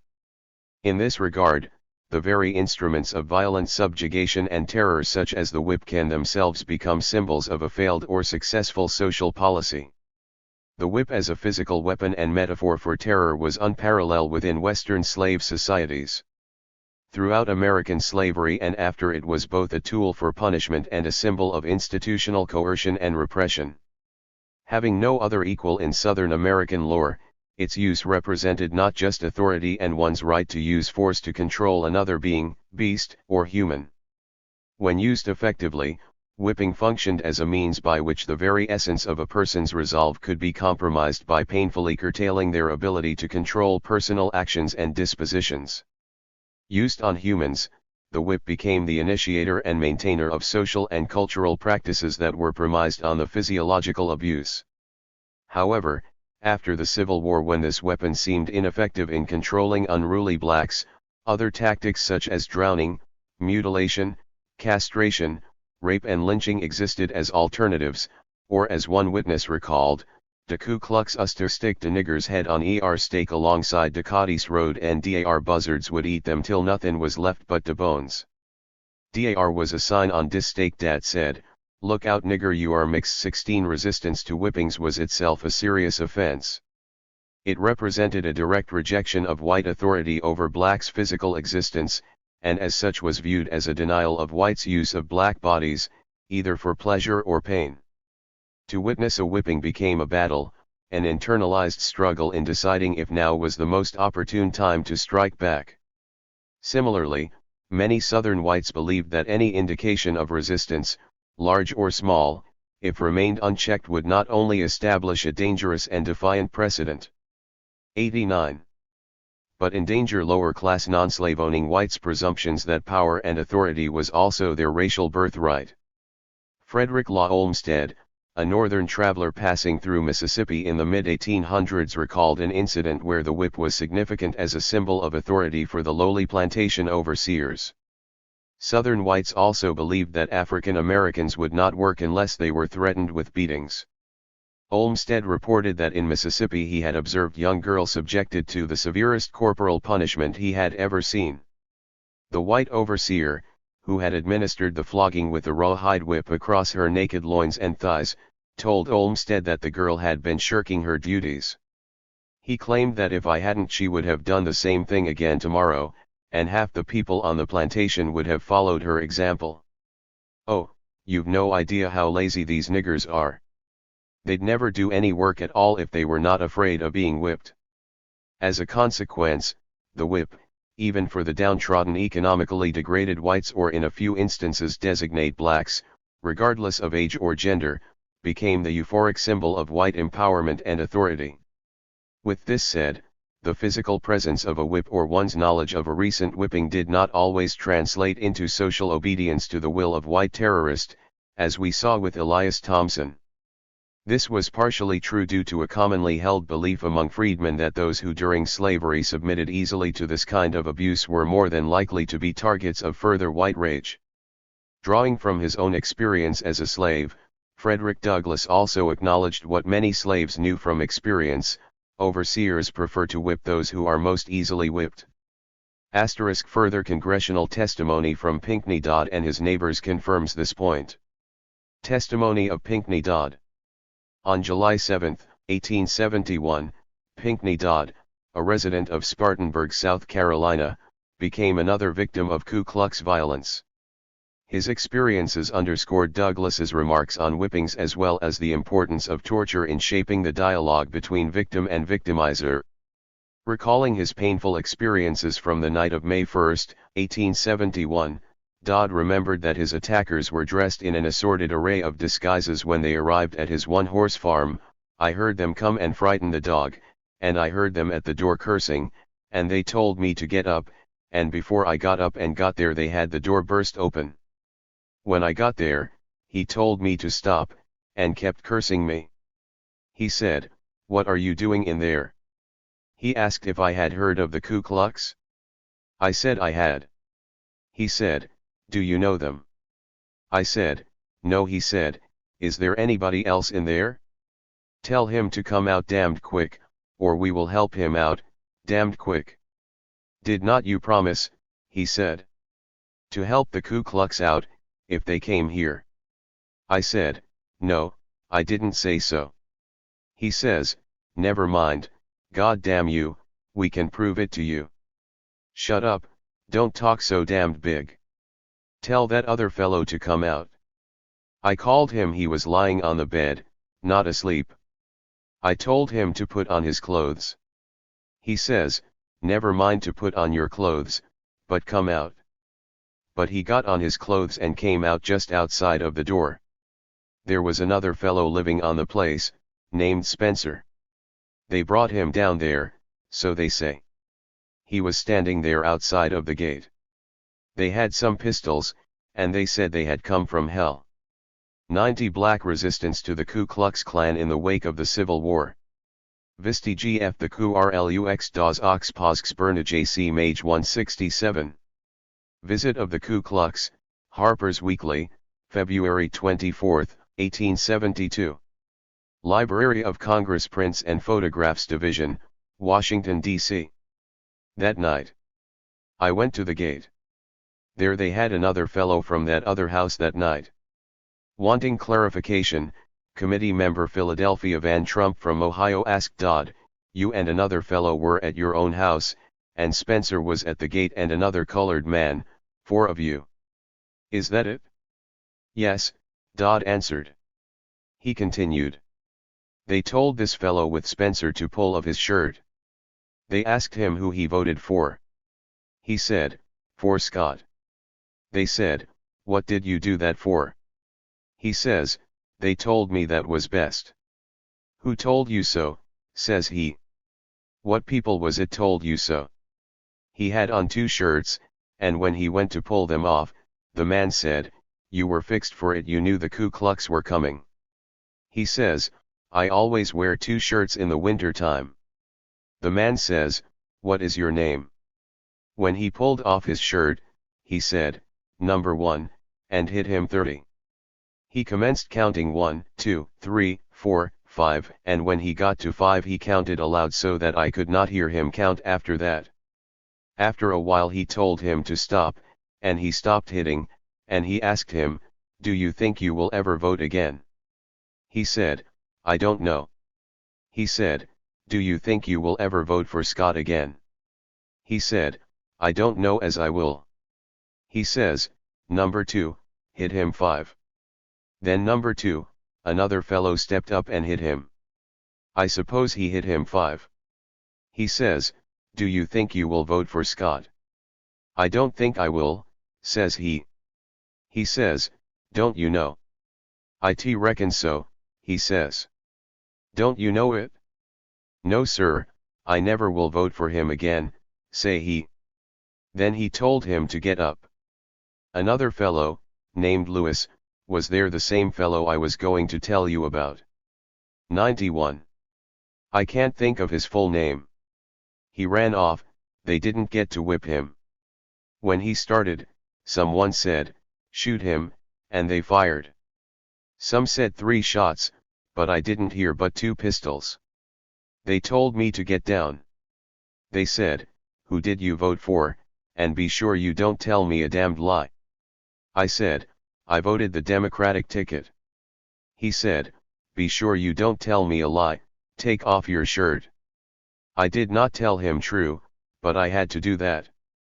That said, pull off your shirt, and he said, hit him 5, number 1, and they hit me I don't know how many times, and then number 2 hit. He said, do you think you will vote for Scott again? Be sure you don't tell me a lie. Another one says, he said he didn't vote for Scott. Then he says, I think I didn't give you enough, but just a caution. They asked another fellow to get down, and they asked how did he vote. He said, I didn't vote at all, I was too young, and he said he come down to the meeting on Saturday. They said, what were you there for? And then one of them said, what sort of a thing is that? What in hell is a meeting? Take off your shirt, and get down here. He got down and took his shirt off, and they began to beat him I don't remember how much. They didn't say. Number 1 beat him, and then this other one said, number 2. Number 2 came around and gave him some. Raiding Klansmen always forcefully searched for firearms, and this occasion was no exception. They asked me if I had a gun. I told them I had an old gun that I had bursted on Christmas, and made a sort of pistol of it. They said, where is it? I told them, in the house. They went in and I got it for them. They said, is it loaded? No, I said, it is not loaded. Let me see it, said he, then he looked at it. I told him I had that shotgun. He asked me if I had a pistol. I said, no, I never had but one in my life. Says he, are you certain? Yes sir, I says. He took the old gun down from over the door, and one told the other to take it out and mash it up to pieces. They looked at it a while, and another said, lay it back up there. The other one, the first one I told you about, took it away and broke it all to pieces. After congressional investigators heard hundreds of testimonies detailing attacks, assaults, and murders by Klansmen, federal grand juries in South Carolina began issuing warrants and subpoenas throughout the state. In order to maintain a level of secrecy in their efforts to apprehend the more vicious suspects, habeas corpus was suspended on October 17, 1871, in South Carolina counties of Spartanburg, York, Marion, Chester, Lawrence, Newberry, Fairfield, Lancaster, and Chesterfield. They became the only southern legislative areas where habeas corpus had to be suspended, and even then, many who were indicted for murder fled the state. For example, in York County, about 200 members fled the state, including the highest leaders, some of whom went to Canada. Degree. Nevertheless, by December 1871, there were 195 persons imprisoned in York County alone for serious crimes in violation of the anti-terrorist Ku Klux Act enacted earlier in April. The effect of this campaign was similar to a latter-day Truth and Reconciliation Commission in contemporary South Africa. As it wasn't expected that hardened racist supporters of apartheid would accept any rapprochement with victorious black militants, so it was in South Carolina. While reconciliation between the races or Southern Democrats and radical Republicans was not an expected outcome of these investigations and trials, neither was the release of some 500 indicted individuals who had voluntarily surrendered, given depositions and been released. This was the case for the 13-year-old son of a Klan leader who was arrested, but later released after it was learned that he was initiated into 92. The order and taken on a raid. Within this context, the experiences of terror raids on Harriet Possel and her children were simply the tepid contaminated backwash of Southern justice. Harriet Possel. The full impact of Ku Klux Klan raids are difficult to comprehend unless one places themselves psychologically in a post-bellum rural peasant community that is saturated with the living remnants of a deposed landowning planter class, dependent white wage-earning laborers or employed and freedmen. This was the social context that a rural black South Carolinian family was living in during the spring of 1871 when Ku Klux raiders forced themselves into the Possels' homesite. Comprised of farmers, the unemployed and at least one night-riding physician, these raiders cared little about the sanctity of their victim's home, and even less about the implications their actions would have on any children witnessing the attack. Testimony by Harriet Possel before the Congressional Committee on December 30, 1871, focused attention on the more troubling psychological aspects of Ku Klux raids had on children who were traumatized by or after witnessing their parents being brutally assaulted. While certainly presumptions of civil or human rights by unarmed black rural folk was generally present, it was largely discounted by whites because it was unenforceable. However, for freedmen living within a cauldron of terror, the will to survive and an ability to possibly outwit their attackers was often the only recourse for survival. In this respect, Harriet Possel explained, "I live in the eastern part of York County, about 4 miles from Rock Hill, on Mr. James Smith's plantation. I am about 30 years old. My husband is a preacher. I have a family of 6 children. The oldest is about 14. The Ku Klux visited me last spring. It was sometime in March. I was asleep when they came. They made a great noise and wake me up and called out for Possel. My husband heard them and jumped up, and I thought he was putting on his clothes, but when I got up I found he was gone. They kept on hallooing for Possel and knocking at the door. I was trying to get on my clothes, but I was so frightened I did not get on my clothes at all. I looked like they were going to knock the door down, then the rest of them began to come into the house, and my oldest child got out and ran under the bed. One of them saw him and said, 'There he is,' and with that 3 of them pointed their pistols under the bed. I then cried out, 'It is my child.' They told him to come out. When my child came out from under he bed, one of them said, 'Put it on his neck,' and the child commenced hallooing and crying, and I begged them not to hurt my child. The man did not hurt it, but one of them ran the child back against the wall, and ground a piece of skin off as big as my hand. I then took a chair and set it back upon a loose plank, and sat down on it. One of the men stepped up. Seeing the plank loose, he jerked the chair and threw me over while my babe was in my arms, and I fell with my babe to the floor. When one of them clapped his foot upon the child and another had his foot on me. I begged him, for the Lord's sake, to save my child. I went and picked up my babe, and when I opened the door and looked I saw they had formed a line. They asked me if Postle was there. I said no. They told me to make a light, but I was so frightened I could not do it well, and asked my child to make it for me. Then they asked me where my husband was. I told them he was gone. They said, "He is here, somewhere." I told them he was gone for some meal. They said he was there, somewhere, and they called me a damned liar. One of them said, "He is under the house." Then one of them comes to me and says, "I am going to have the truth tonight, you are a damned, lying bitch, and you are telling a lie." He had a line and commenced putting it over my neck, saying, "I want you tell where your husband is," and said he, "The truth I've got to have." I commenced hallooing, and says he, "We are men of peace, but you are telling me a damned lie, and you are not tell me any lies tonight." The one who had his foot on my body mashed me badly, but not so badly as he might have done, for I was some 7 or 8 months in travail. Then I got outside of the house, and called the little ones to me for they were all dreadfully frightened. They said my husband was there, and they would shoot into every crack, and they did shoot all over the place, and there are bullet holes there, and bullet marks on the hearth yet.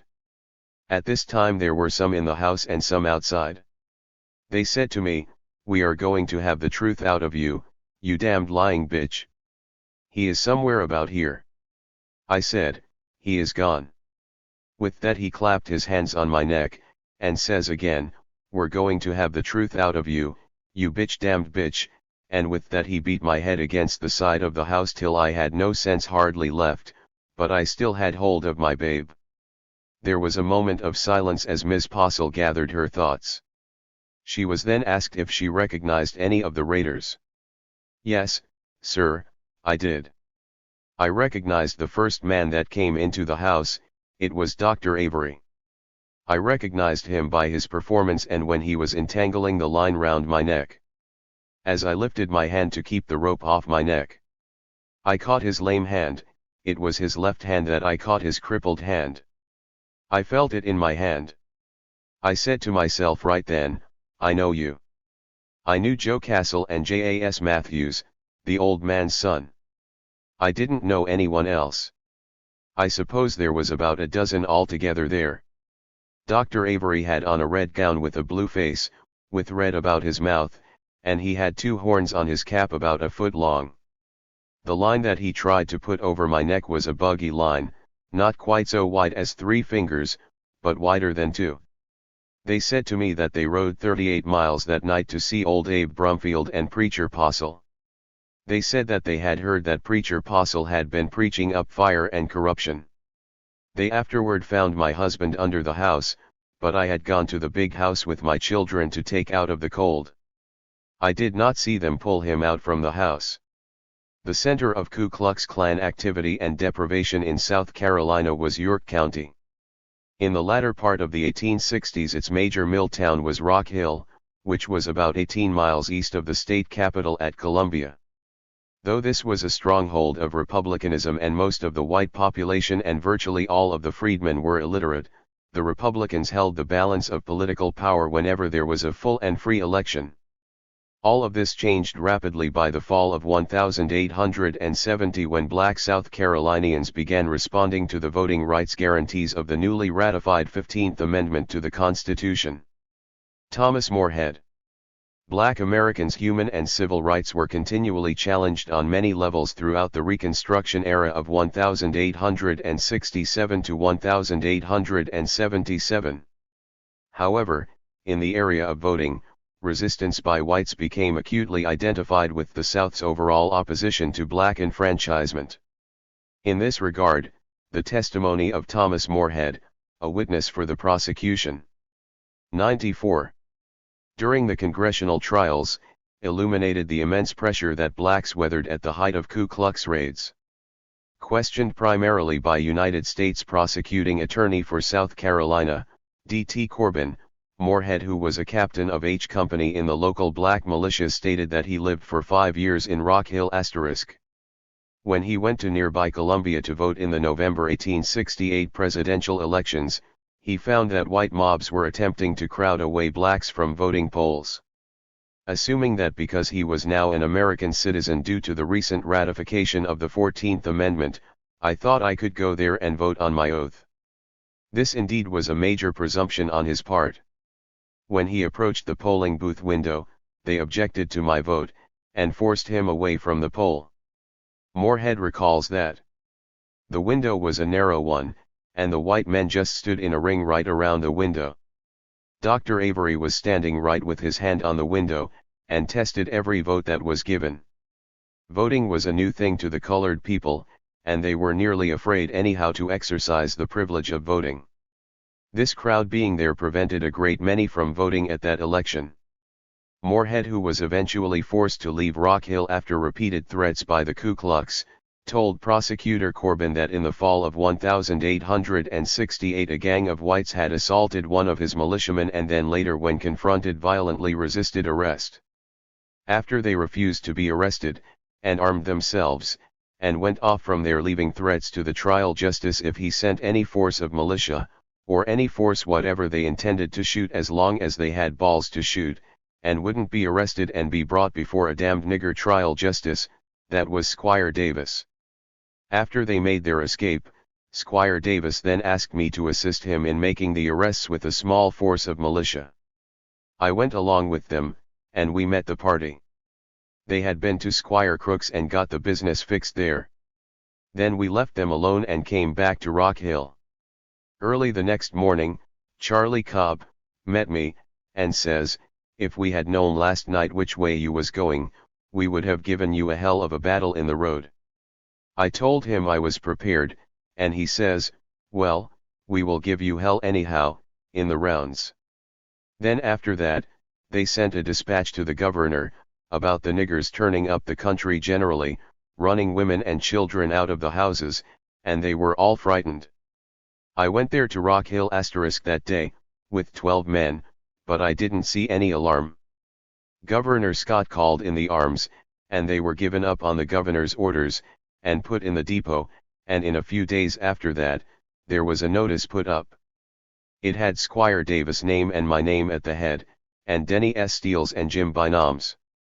Bynum was a white man, a member from our league. He was secretary, and I suppose they found it all. Corbin's inquiry into the content of the posted notices indicates that the Ku Klux had at this point also established an armed propaganda unit that aided their efforts to neutralize contentious forces, black or Republican. They marked on top of the paper, as well as I can recollect, K.K.K, no name signed to it. On the face of it was, "Oh, yeah, blind and foolish parties, stop, and study before you further go," and at the bottom of it, they had a grave and coffin, and straps down in the coffin, and the lid off one side. It says, "We won't stop, we have guns and bayonets. We have bowie knives and pistols. We have held out our hand to you, and if you won't accept it, we have offered and you won't accept, and it you won't now, stop before you further." 95. Go and listen and sympathize with us. Then he says, "Your voices shall be shut up in a lonesome valley where they will never be heard no more." I don't remember it all. There was about 20 or 30 pages of it. A long concern.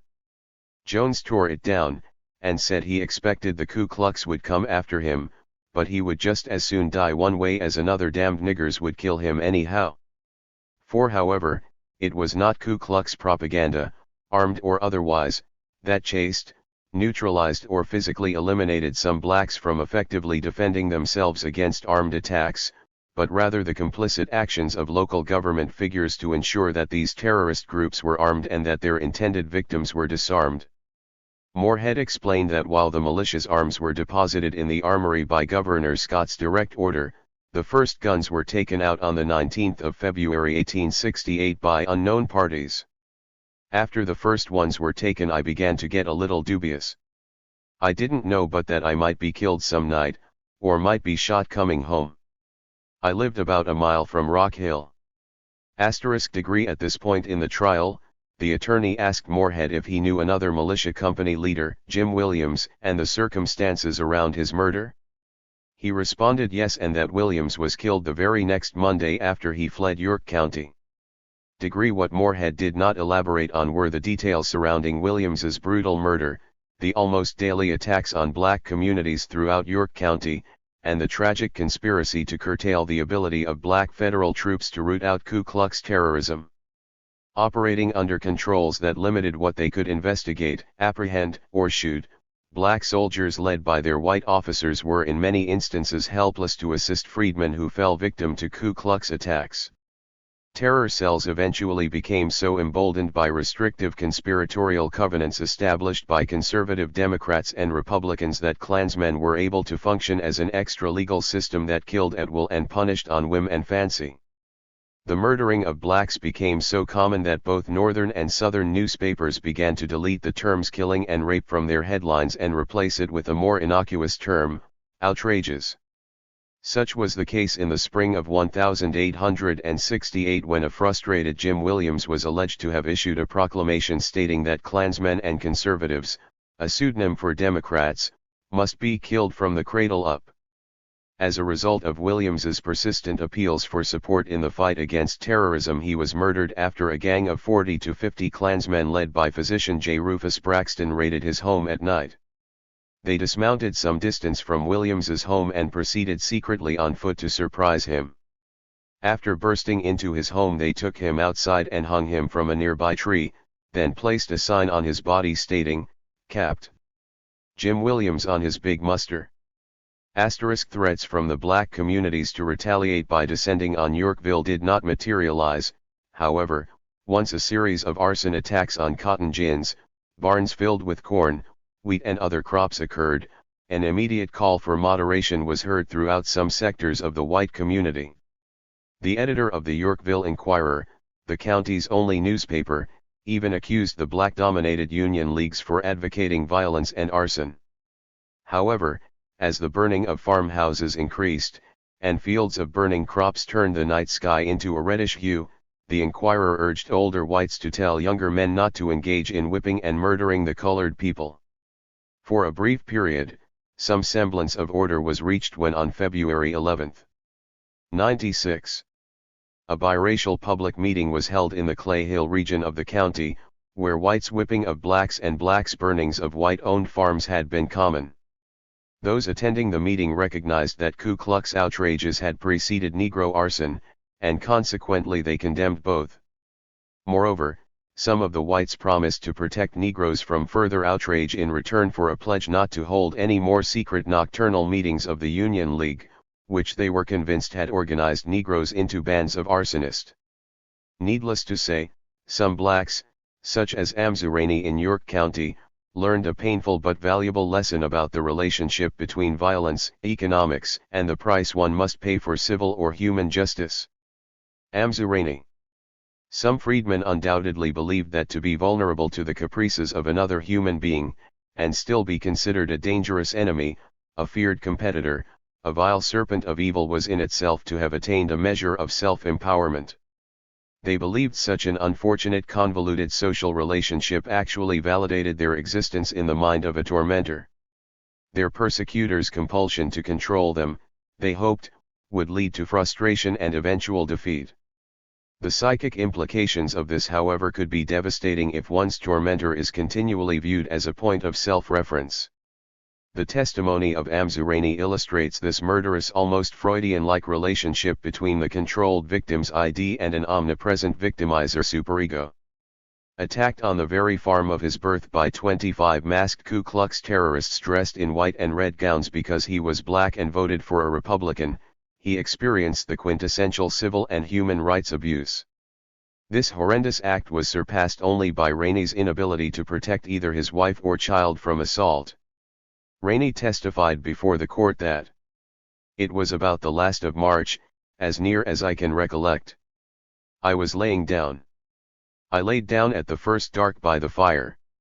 The rest done been abed, and about 10 o'clock my little daughter called me, and said, "Pappy, it is time we are going to bed, get up."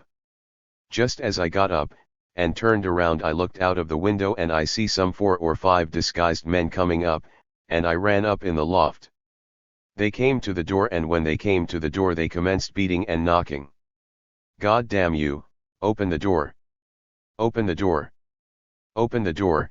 and commenced beating at each side. There is 2 doors, and they commenced beating both door, and my wife run to one of the doors. They knocked the top hinges off of the first, and she run across the house to the other. And again that time they got the 2 hinges knocked off the other door, and the bolt held the door from falling, and she got it open. She pulled the bolt back and throwed it down, and when they come in, they struck her 4 or 5 licks before they said a word. They asked her who lived here. She said, "Rainy Amzu Rainy." "What Amzu Rainy? What Amzu Rainy?" And she said, "Amzu Rainy," and he struck her another lick, and says, "Where is he? God damn him, where is he?" And she says, "I don't know." And one said, "Oh, I smell him, God damn him, he has gone up in the loft." He says, "We'll kill him too," and they come up then. This Sam good, they made him light a light. He lit the light, and they made him and my wife go up before, and he followed them up there. I was in a box, and they said, "Oh, he is in this box, God damn him, I smell him. We'll kill him." Duh. The other says, "Don't kill him yet," and they took me down. This man that struck my wife first, ran back to her and says, "God damn her, I will kill her now, I will kill her out." The one that went after me says, "Don't kill her," and he commenced beating her, then struck her some 4 or 5 more licks, and then run back and struck me. He then ran back to her, drew his pistol and says, "Now, I am going to blow your damn brains out." The one by me threw the pistol up and says, "Don't kill her." He aimed to strike me over the head and struck me over the back and sunk me right down. Then, after he had done that, my little daughter, she was back in the room with the other little children, he says, "I am going to kill him." She run out of the room, and says, "Don't kill my pappy, please don't kill my pappy." He shoved her back, and says, "You go back in the room, you goddamned little bitch, I will blow your brains out." He then fired and shot her, sure enough. The ball glanced off from her head. Then they took me right off, up the road about 150 yards. They wanted to kill me up there, and one said, "No, don't kill him, let's talk a little to him first." He asked me which way did I vote. I told him I voted the radical ticket. "Well," he says, "now you raised your hand and swear that you will never vote another radical ticket, and I will not let them kill you." He made me stand and raise my hand before him and my God, that I never would vote another radical ticket, against my principle. I did raise my hand and swear. Then he took me out among the rest of them, and wouldn't let them shoot me, and told me to go back home *. One of the prosecutors asked Rainey a difficult question about his daughter's treatment. "Do you know what they did to your daughter in the other room?" A long pause occurred, and then he replied, "I didn't see it. Have only her word for it." The prosecutor indicated that he would not press the issue, whereupon Rainey again stated in what must have been a painful moment, "I didn't see that, I didn't see that." After 29 days of proceedings that were full of confessions, pleas, and alleged remorse from defendants, this 19th century Truth and Reconciliation Commission found a number of individuals guilty of heinous crimes.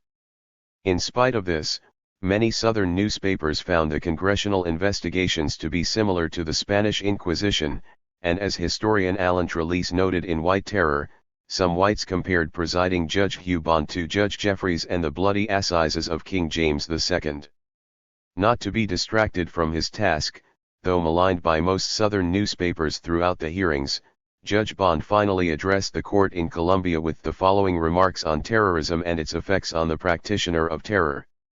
"You have pleaded guilty to an indictment which charges you with conspiring with other men throughout the state to intimidate a certain class of voters by means of threats, beating, and even killing, because that class of citizens were opposed to the conspirators in political opinion. We acknowledge great perplexity in determining what punishment shall be meted out to you. We have no words strong enough to signify our horror at the means employed to carry out the purpose of the clans. Our difficulty is personal to you. You have, as it appears from your statements to the court, been brought up in the most deplorable ignorance. At the age of manhood, but one or two of you can either read or write, and you have lived in a community where the evidence seems to establish the fact that the men of prominence and education, those who, by their superiority in these respects, establish and control public opinion, were for the most part participants in the conspiracy, or so much in terror of it that you could obtain from them neither protection or advice, had you sought it. 98.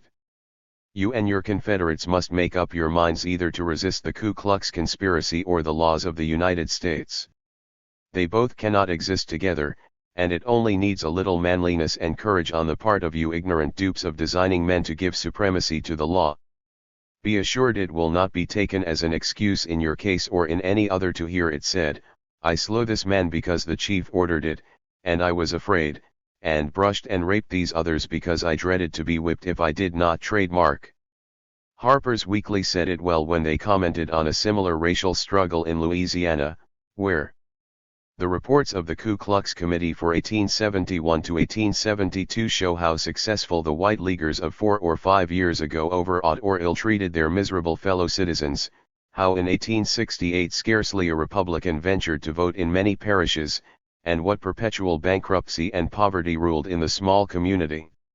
2,000 persons were murdered by these Klan-like white leaguers in a population not much larger than that of Brooklyn *degree. Armed propaganda masked as social etiquette.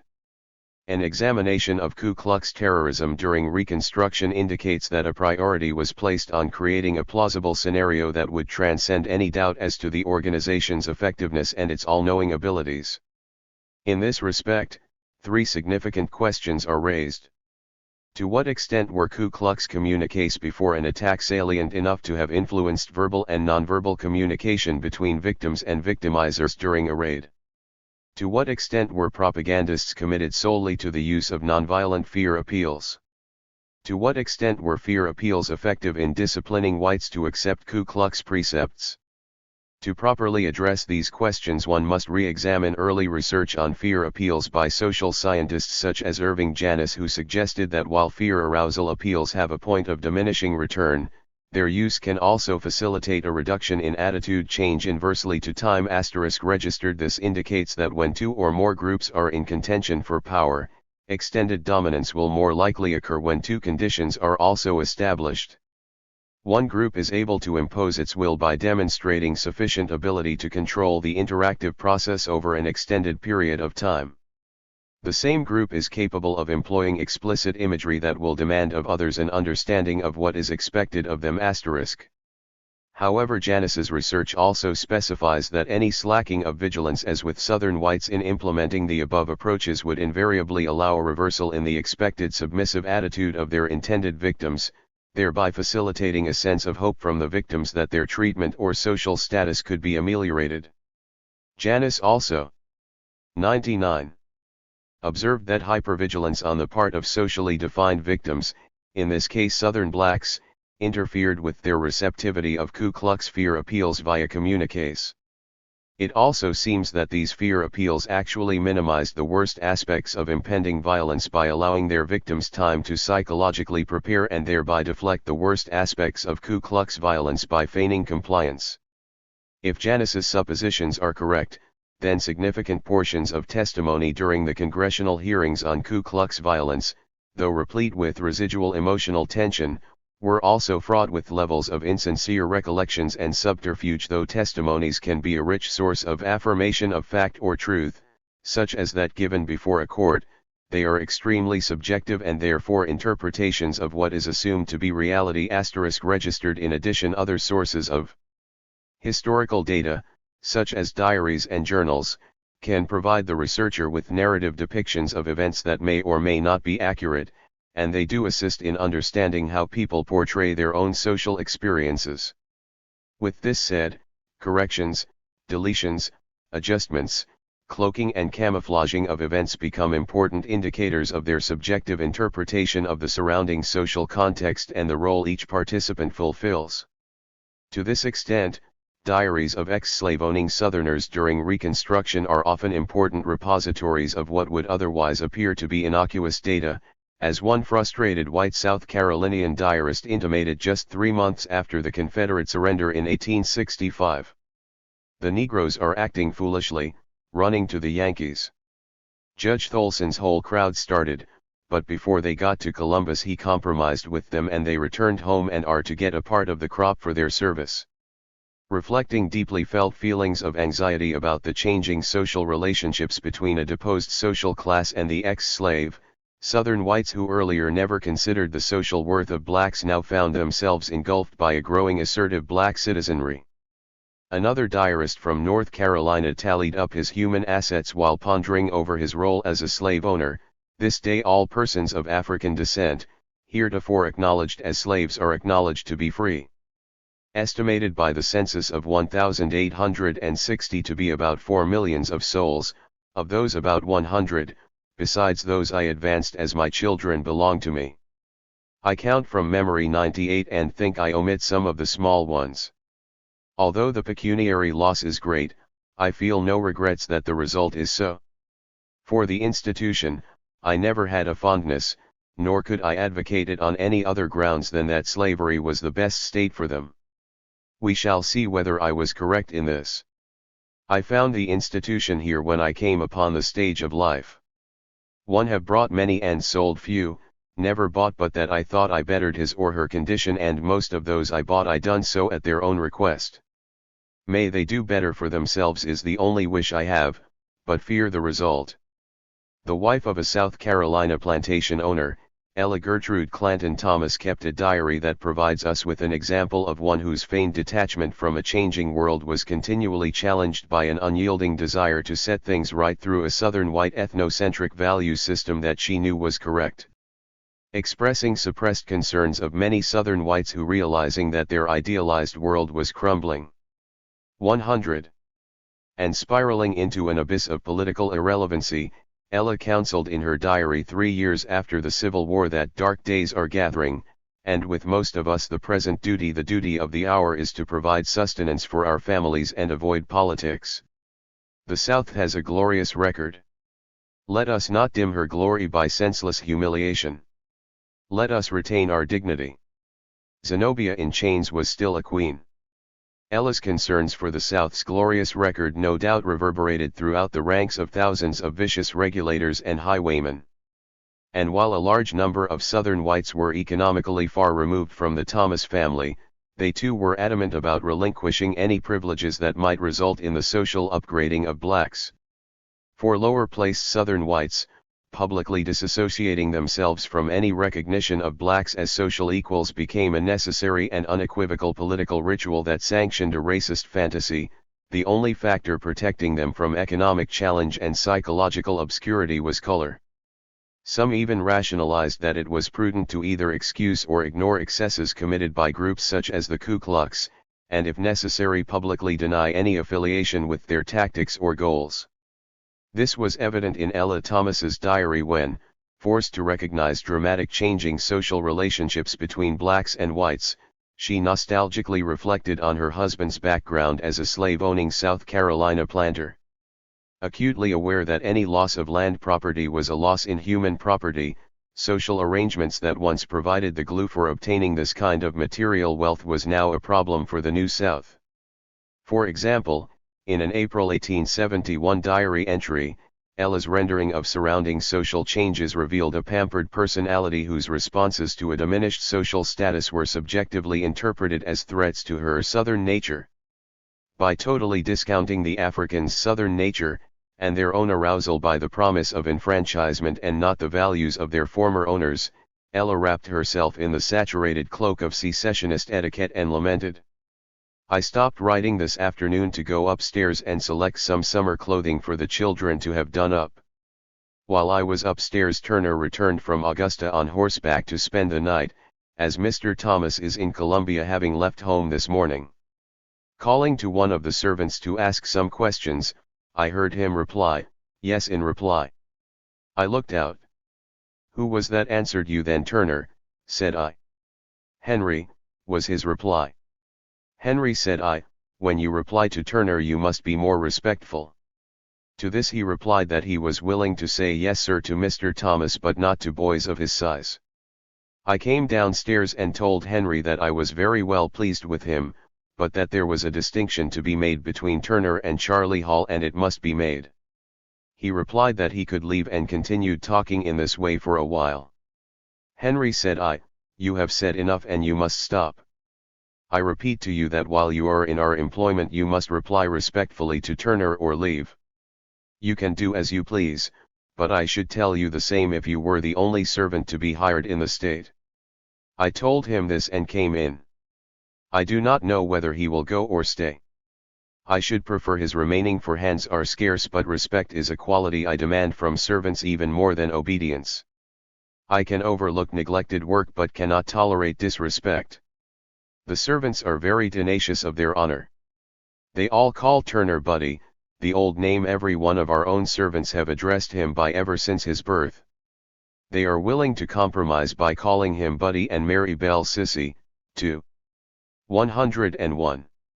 Avoid speaking as Master Turner or Miss Mary Bell, for that would be too submissive to please them. Social assessments by families such as the Thomases generally concurred that Ku Klux activities were a necessary evil if order and fearful obedience could not be maintained by traditional norms.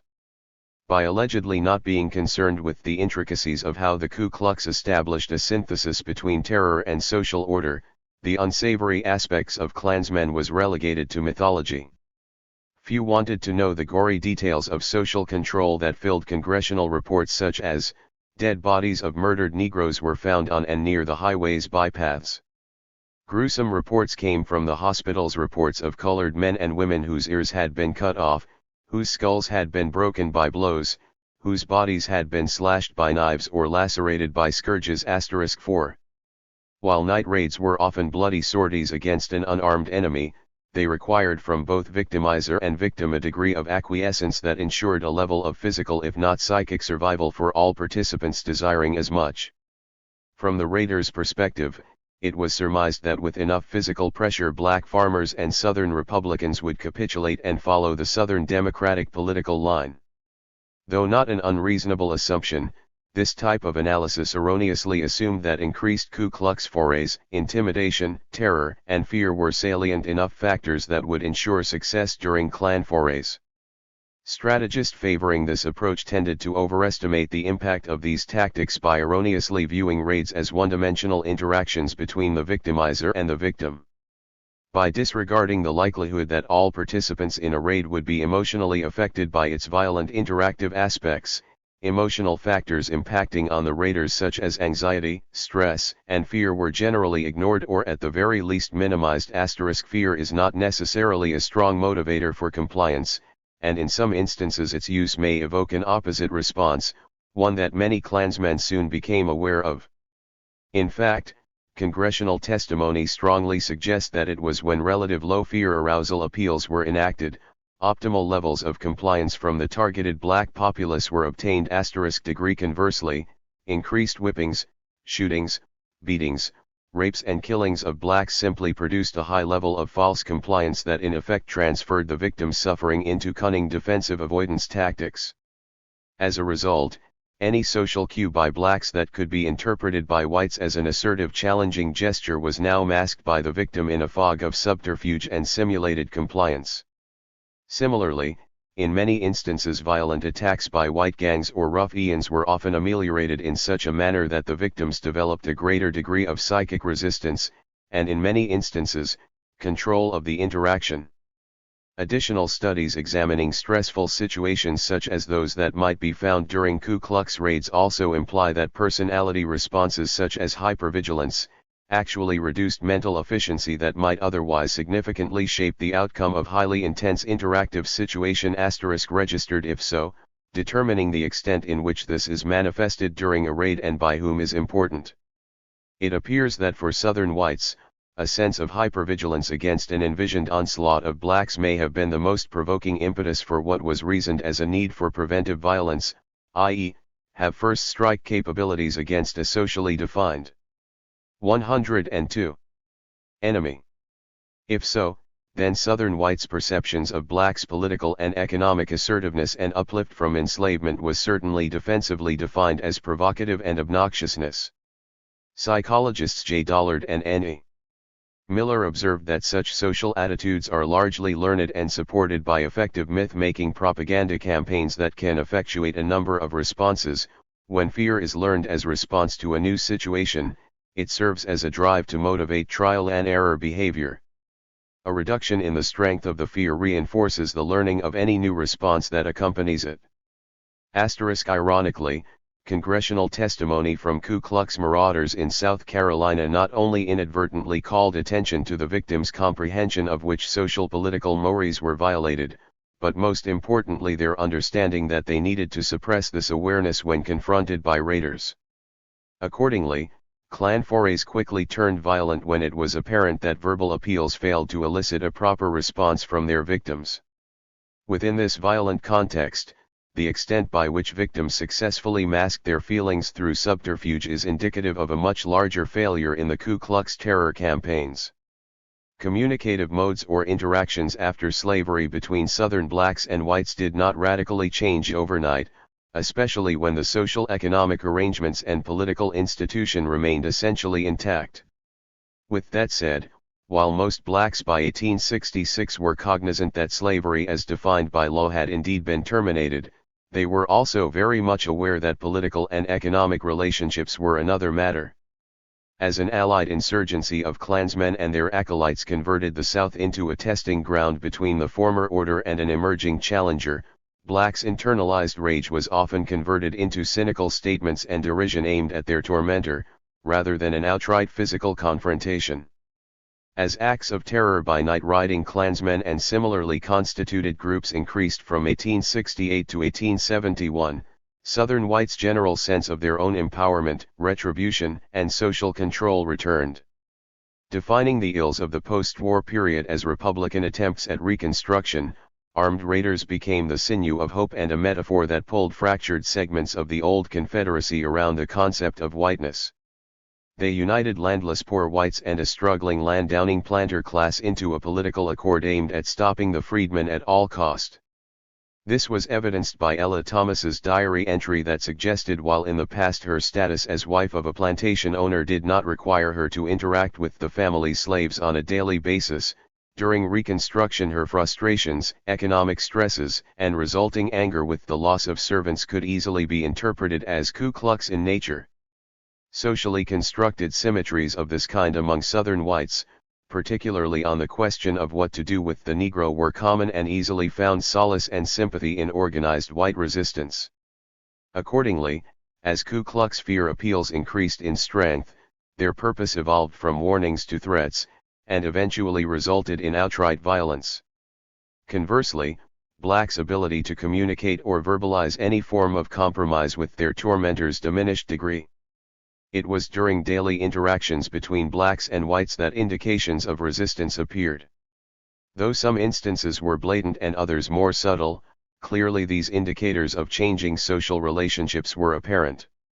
For example, in one issue of a 1867 New York Times, two separate clashes over streetcar use in Charleston, South Carolina, underscored the rising social tensions on race and place. 103. On Tuesday afternoon, March 27, after the adjournment of the Freedmen's mass meeting in Charleston, an attempt was made by some of them to test their right to ride in the streetcar which is denied them by the rules of the company. One of them entered a car, and declined to leave it when requested to do so by the conductor, who at the same time informed him of the company's rules.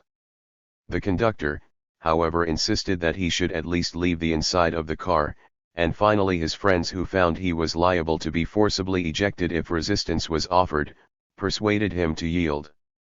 On its return trip the car was filled at the same place by a crowd of Negroes, who rushed into it to the great discomfort of the white passengers, and although remonstrated with and appealed to by the conductor, declined to go out. The driver then attempted by direction of the conductor to throw his car from the track, and failing in this, unhitched his horses and the Negroes threatened personal violence to the conductor, but the arrival of the police and detachments of soldiers caused the Negroes to disperse. Other cars were in the meantime entered to interrupt the travel of the cars by placing stones on the track. The Charleston Courier, from which we gather the above details of the occurrence, say that the community is greatly indebted to the military authorities for their prompt assistance, and particularly to Gen. Klux, who repaired to the scene and successfully employed his efforts to prevent what promised at one time to be a serious if not bloody affair. A few days later, on April 1, an additional disturbance was described in the Times. Another streetcar difficulty occurred this afternoon. Two Negroes got inside a streetcar and, refusing to leave, were ejected by the police. They forcibly resisted, but were overcome and lodged in the station house. Thereupon the Negroes outside became disorderly, using brickbats, and threatened to rescue them. In the melee several parties were injured. Information was promptly sent to headquarters, and a squad of regulars interfered and took charge of 5 of the ringleaders. The matter will be investigated before the Provost Court tomorrow. Actions taken to resolve the social disjunction of civil law and human rights are not easily taken, and when they are, often evolve into a conflict between terrorism and resistance. In a June 1870 issue of the Liberal New Era, the following article bridges the gap between these two alternatives and invites its readers to resolve the issue. More shootings. From a letter written from Columbus, we learn that a scion of chivalry by the name of Halstead, who has something to do with a livery stable there, in the most deliberate manner shot a colored man who was employed in the stable. Just like a cowardly rebel, he set up the plea that the Negro threw a brick at him, and the Ku Klux police, ready to seize any excuse to justify such outrages, arrested the wounded and bleeding Negro and put him in the calaboose. And yet we are told with the greatest coolness that these fiends are the Negro's best friends. Some Negroes are found who are shallow enough to swallow this oft-repeated absurdity and publicly announce themselves as Democrats. Well, time will show them what asses they are making of themselves. If the Negroes of Columbus would only organize, and since there is no protection for them before the courts, retaliate for these horrible outrages against them, rebels would soon learn to have respect for them. The more they submit to being killed, the more they will be killed, and the more they ought to be killed. Though inbred Southern social attitudes that gave rise to the above incidences were generally applicable in most violent confrontational situations between the races, these 104 attacks were also symptomatic of a deeper social malaise. For conservative whites, daily altercations, armed or otherwise, functioned as a physic release that, while helping ease the specter of military and social defeat, reinforced the idea that their values and traditions could still be enforced and honored.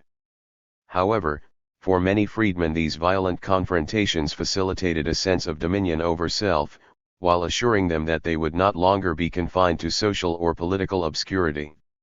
Interestingly enough, continuous day-to-day violence as described above also helped define Ku Klux Klan rhetoric and its accompanying mythology on race by anesthetizing Southern white economist, politicians, agriculturalist, nascent industrialist, shopkeepers, farm workers, skilled or unskilled laborers, young girls, aspiring students, ex-Confederate soldiers and dirt-poor journeymen from the infinitely harsher social dilemma of intraracial class conflict.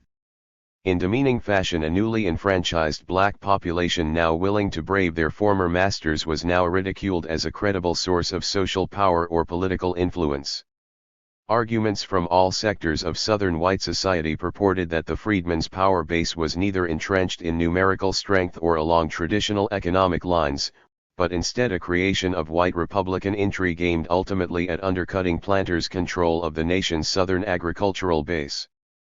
Any political articulation of blacks to the contrary was deemed unthinkable, politically foolish, and socially unwise by most whites, particularly in South Carolina.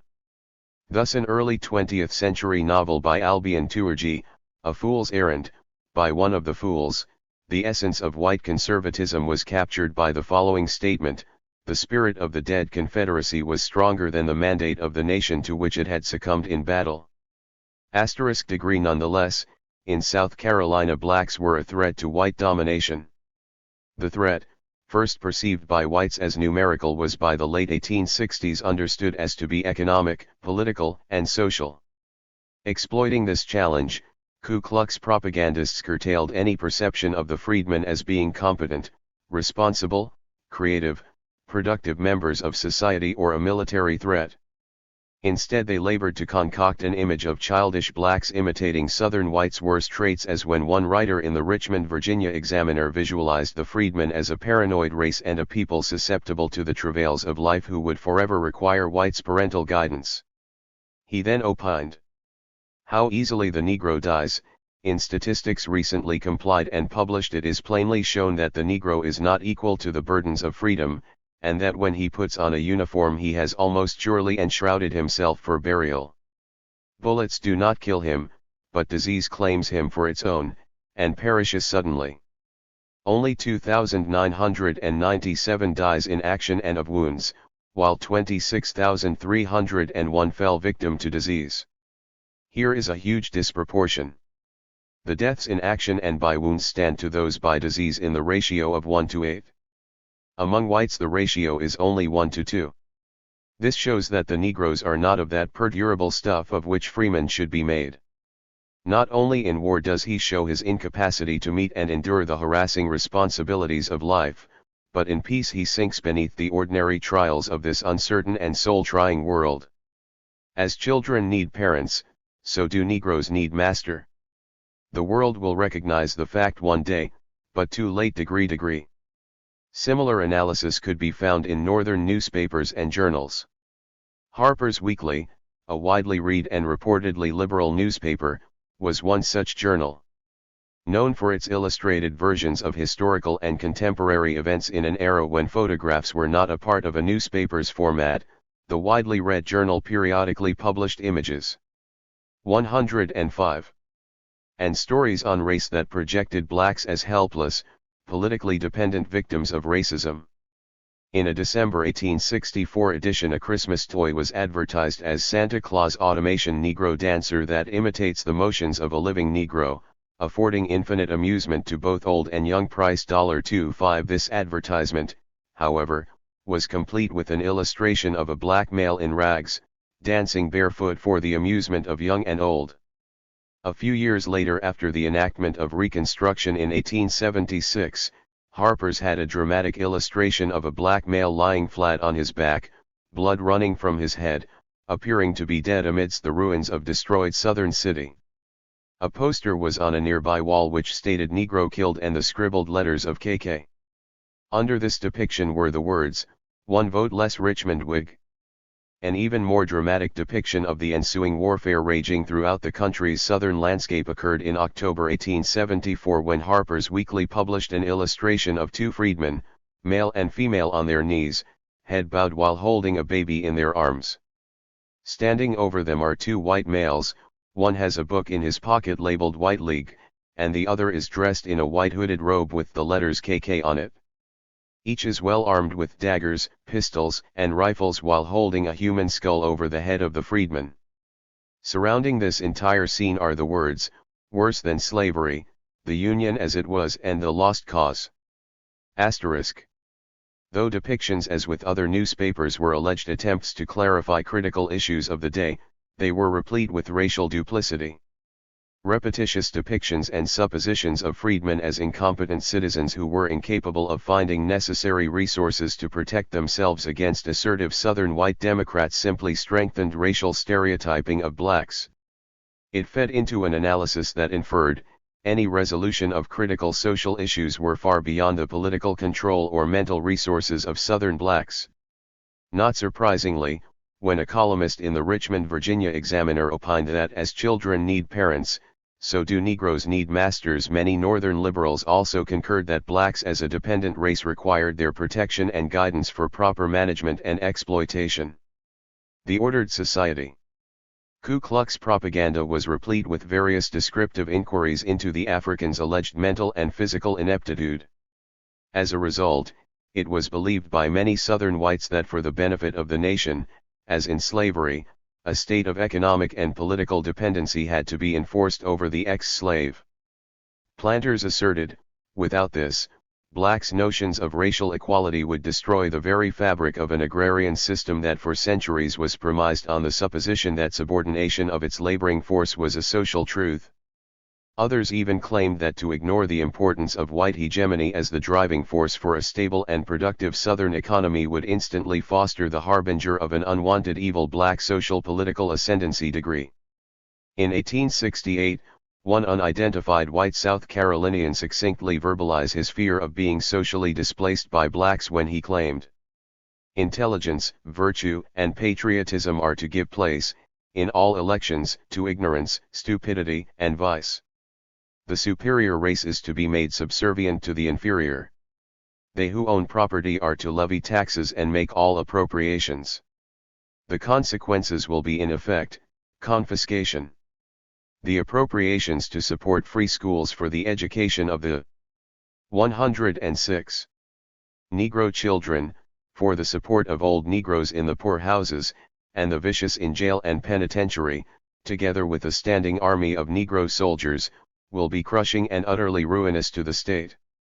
Every man's property will have to be sold to pay his taxes. The white people of our state will never quietly submit to Negro rule. By moral agencies, by political organizations, by every peaceful means left us, we will keep up this contest until we have regained the heritage of political control handed down to us by honored ancestry. That is a duty we own to the land that is ours, to the graves that it contains, and to the race of which you and we are alike members, the proud Caucasian race, whose sovereignty on earth God has ordained." A drawing of the line attitude by Southern white Americans accentuated the capability of metaphorical language to create a world full of villains, heroes, saints and enemies. In this historical context, one's birth into an alleged band of Confederate brothers helped alleviate a sense of powerlessness in the face of an immediate threat.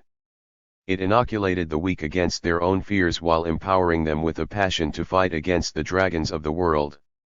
Ku Klux use of symbols such as white robes and gourds with horns have often been interpreted as efforts at scaring or intimidating rural blacks with visions of vengeful night-riding dead Confederate soldiers. However, sociologically speaking, these customs and ornaments functioned more to unify Klansmen around a central philosophical concept, albeit a community that claimed for themselves the role of combatants for Southern white justice. Though years later additional Ku Klux icons emerged, such as a burning cross, the sense of spiritual self-righteousness and white racial awakening remained a central issue in Ku Klux terrorism. Understandably, volatile racial clashes were immediately refashioned and politically skewed for public consumption through books, newspapers, and the sworn testimony of witnesses. In this manner, myth for many Southern whites was far more than a product of fantasy, legend, or fable. It was a formula for action for Klansmen and other devotees of racial supremacy. Acts of violence against psychic black dragons may have fostered in their psyche verifiable truths about reality and the importance of battling evil. Viewed within a social framework already replete with cultural stereotypes, one is reminded of psychologist Robert Bales's observation that within such a violent milieu, some participants will be horrified, while many will be enthralled, committed, exalted, and impelled to perform. Such passions, when fused with Klan imagery and paraphernalia, tended to spirit up deep-seated emotions that escorted the unwary into a fantasy world of terror. Research by psychologist Sylvan Tompkins on the psychology of commitment and its associative relationship to violence and suffering recognized that resonance, i.e., attempts by individuals or group to find their place in the order of events, was a critical factor in obtaining shared commitments to a cause, regardless of its practically degree. Tompkins further explained that, by resonance we mean the engagement of feeling and thought by any organized ideology or social movement. The fit between the individual's own loosely organized ideas and feelings, and the more tightly organized ideology or social movement need not be a very close one to resonance registered. If it is resonance rather than the existence of psychological demons that were a primary element in the development of social movements, such as the Ku Klux Klan, it may be reasonable to accept that the level of resonance in a social movement will be indicative of the group's commitment to stated ideals. The irony, however, is that a continual resonating and propagating of racial supremacist dogma as if it were a static phenomenon assumes that targeted audiences, in this case disenchanted whites, had to be continually persuaded that their world was indeed in disarray. That being the case, only by involving themselves. 108. In direct action could any sense of normalcy and order be established, or as one Southern conservative propagandist concluded, society as a whole may be lacking in sanity.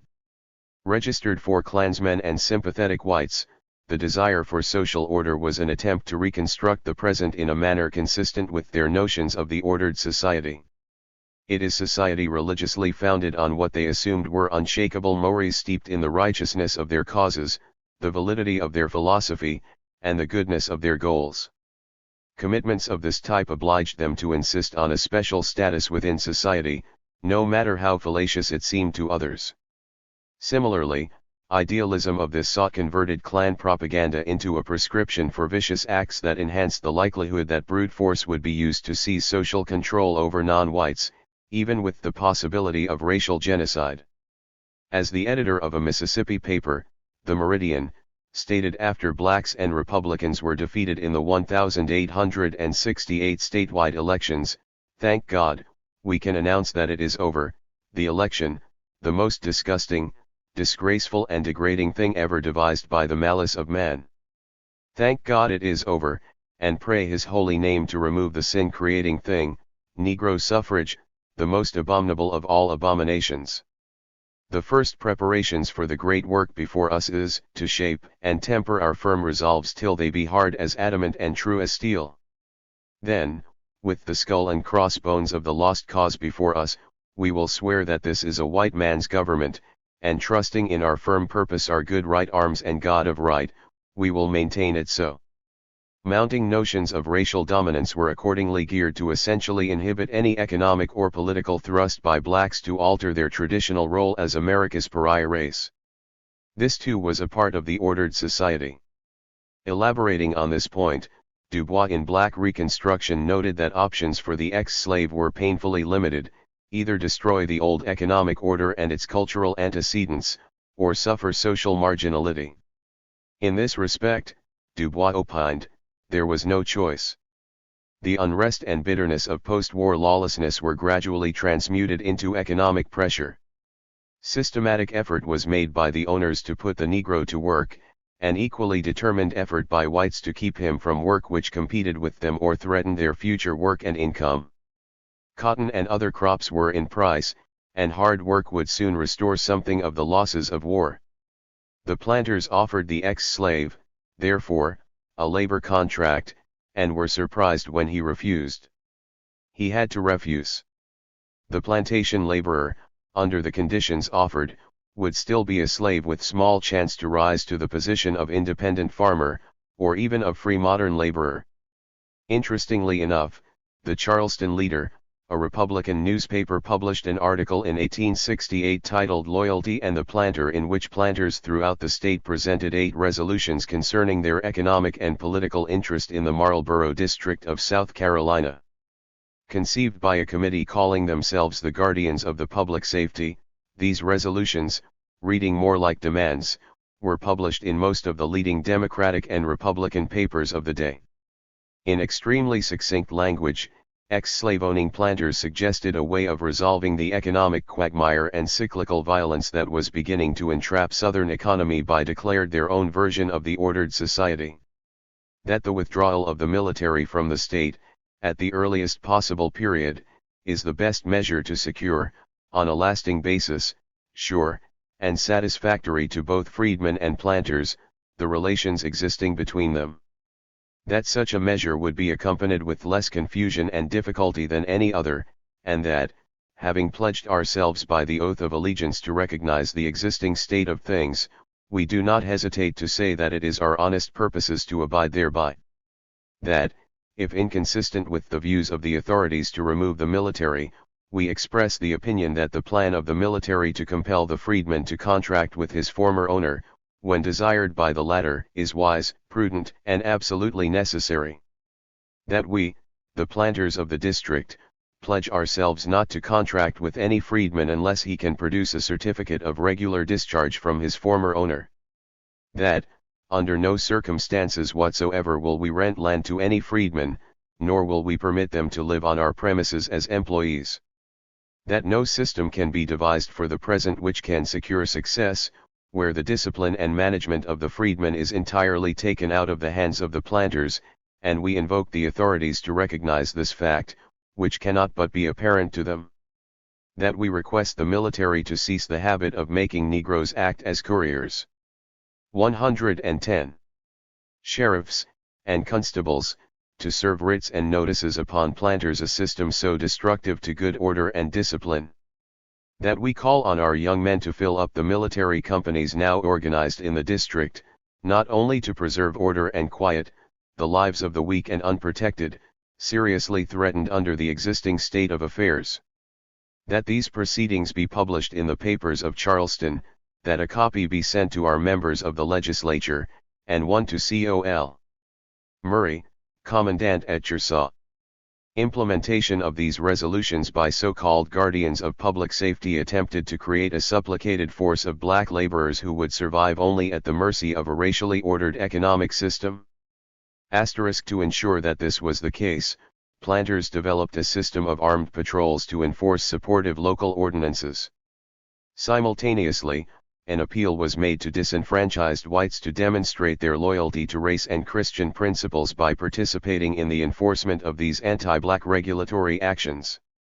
As could be expected, conservative northern investors in southern plantations feigned ignorance or plainly ignored the racist repercussions of this form of economic terrorism. They were not, however, reticent of the fact that while the Civil War destroyed Southerners' hope for a separate nation, the beginnings of a centralized and industrialized Southern economy with Northern finance were now a possibility. In fact, an increasing number of Americans, particularly Republicans, now believed that an expanded Southern economy with the help of an increased railroad system would stimulate post-war employment and generate prosperity. However, Southern Democrats argued, yes, but not at the cost of bringing white labor, both native and immigrant, into wage competition with skilled black labor. This, they asserted, was too high a social cost to pay for economic development. Another arrangement would have to be formulated. Themes on racial conflict. One feature that distinguishes the process of reactionary terror is the fact that deadly violence is usually an early response to perceived threat rather than the culmination of a long process of radicalization. A related feature is the existence of a tradition of violent resistance in the affected community, which is more or less quickly activated by externally imposed change. Propagating economic terrorism. Though post-bellum census data indicates that a little over 4 million Africans populated the United States from 1840 to 1880, during this same period, nearly 8 million Europeans immigrated to America armed with agricultural and laboring skills required for the country's expansion westward. These skills, along with brute strength in the areas of mining, construction, and manufacturing, placed immigrant labor in direct competition with the skilled and now emancipated African laborer. Commenting on this development, social scientist Stephen Steinberg opined that indeed, if slavery is to be credited with laying the foundation for the nation's industrial development, then it was foreign labor that finally erected the industrial edifice itself. Steinberg's exaggerated if not inaccurate conclusions should have parenthetically added that foreign labor was able to contribute to the country's growth only as a result of a sanctioned and savage assault on African American civil and human rights. For example, an early 1900s labor report on immigration from the 1880s indicated that of 20 major mining and manufacturing centers, 58% of the workers were foreign-born. Moreover, it was precisely in the skilled areas of road construction, tanning, rubber factories, steel mills etc., where skilled but enslaved labor excelled for 2.5 centuries that were now the protected occupational havens for immigrating Europeans. Interestingly, Steinberg's omission doesn't mention the impact that cheap immigrant labor had on the murder of thousands of African American laborers when he noted that, to be sure, the nation's expanding industries needed labor, but even more than that, they needed cheap labor. For labor to be cheap, it had to exceed demand even at a time when demand was accelerating rapidly. A tight labor market not only would have constricted economic growth, but also would have resulted in an upward pressure on wages as industries competed for scarce labor. The existence of a labor surplus had the opposite effect. It exerted pressure on workers to accept long hours, poor conditions, and low wages. The real function of the liberal immigration policies of the period, therefore, was to flood the labor market in order to keep labor abundant and cheap. Without this contrived surplus of immigrant labor, the costs of economic growth would have been immeasurably greater, thereby shrinking the capital base that was essential for economic growth. As a result of this process, several factors emerged. While thousands of black laborers could have easily fulfilled the burgeoning labor needs of a post-war Southern economy, racist proclivities favored the importation of a more economic compliant European labor force. Furthermore, by anticipating that racial hegemony over blacks could be maintained by tolerating culturally similar European immigrants, Southern planters, manufacturers, distributors, and general merchants were able to maintain exploitative wages for immigrants and a pariah status for blacks. With the reality that Southern blacks outnumbering whites in at least 3 states, South Carolina, Louisiana, and Mississippi, and there having near parity in 3 others, Alabama, Florida, and Georgia, the potentiality that African Americans could dominate if not control the state legislative assemblies raised the volatile question, who will rule? Native-born white Americans well as for European immigrants, regardless of the numerical ratio, made certain assumptions about their place and order in society. Part of the Americanization process for immigrants was coming to a realization that after 3 centuries of European explorations and domination in the New World, governing the indigenous and imported blacks in almost every segment of public life was natural and expected. They had no frame of reference to envision otherwise. However, with the passage of Civil Rights Acts from 1866 to 1875 and implementation of the 13th, 14th, and 15th Amendments to the Constitution, the African American was becoming 113. Extremely reluctant to have these legislated rights trampled on without a struggle. Accordingly, Du Bois claimed that it was not a question of whether a reconstructed South could prosper under black political and economic rule, it was essentially whose interest would be served under their political leadership. It was not, then, that the post-bellum South could not produce wealth with free labor, it was the far more fundamental question as to whom this wealth was to belong to and for whose interest laborers were to work. The ensuing struggle for jobs and wages was further complicated by the practice of barring non-whites from membership in craft unions or associations established for the protection of workers' rights. This prompted Du Bois to claim that it is for the most part against unions and the labor movement, because there can be no real labor movement in the South, their laboring class is cut in two and the white laborers must be ranged upon the side of their own exploiters by persistent propaganda and police force. Labor can gain in the South no class consciousness. Strikes cannot be effective because the white striker can be threatened with the colored scab and the colored striker can be clapped in jail. Justifications for these racist attitudes were also gleaned from emerging academic disciplines of such as biology, sociology, and anthropology. Among many noted scholars of the day who forged constructs on race was Herbert Spencer. Advocating that Charles Darwin's evolutionary theory, Origins of the Species, should be reinterpreted into a construct known as social Darwinism, theorists such as Spencer coined the phrase, the survival of the fittest, and with that formulated human behavior as a socio-biological construct. By the late 19th century, Spencer's social Darwinism engendered very succinct ideas about the superior and inferior nature of cultures, particularly when he opined that black children would not be able to keep pace intellectually with whites due to biological limitations, i.e., their intellect being apparently incapable of being cultured beyond a certain point. Registered with scientific thinking of the sort emerging as evidence of European biological superiority, black social equality, particularly in labor relationships, was unthinkable and seemingly unnatural to many white Americans.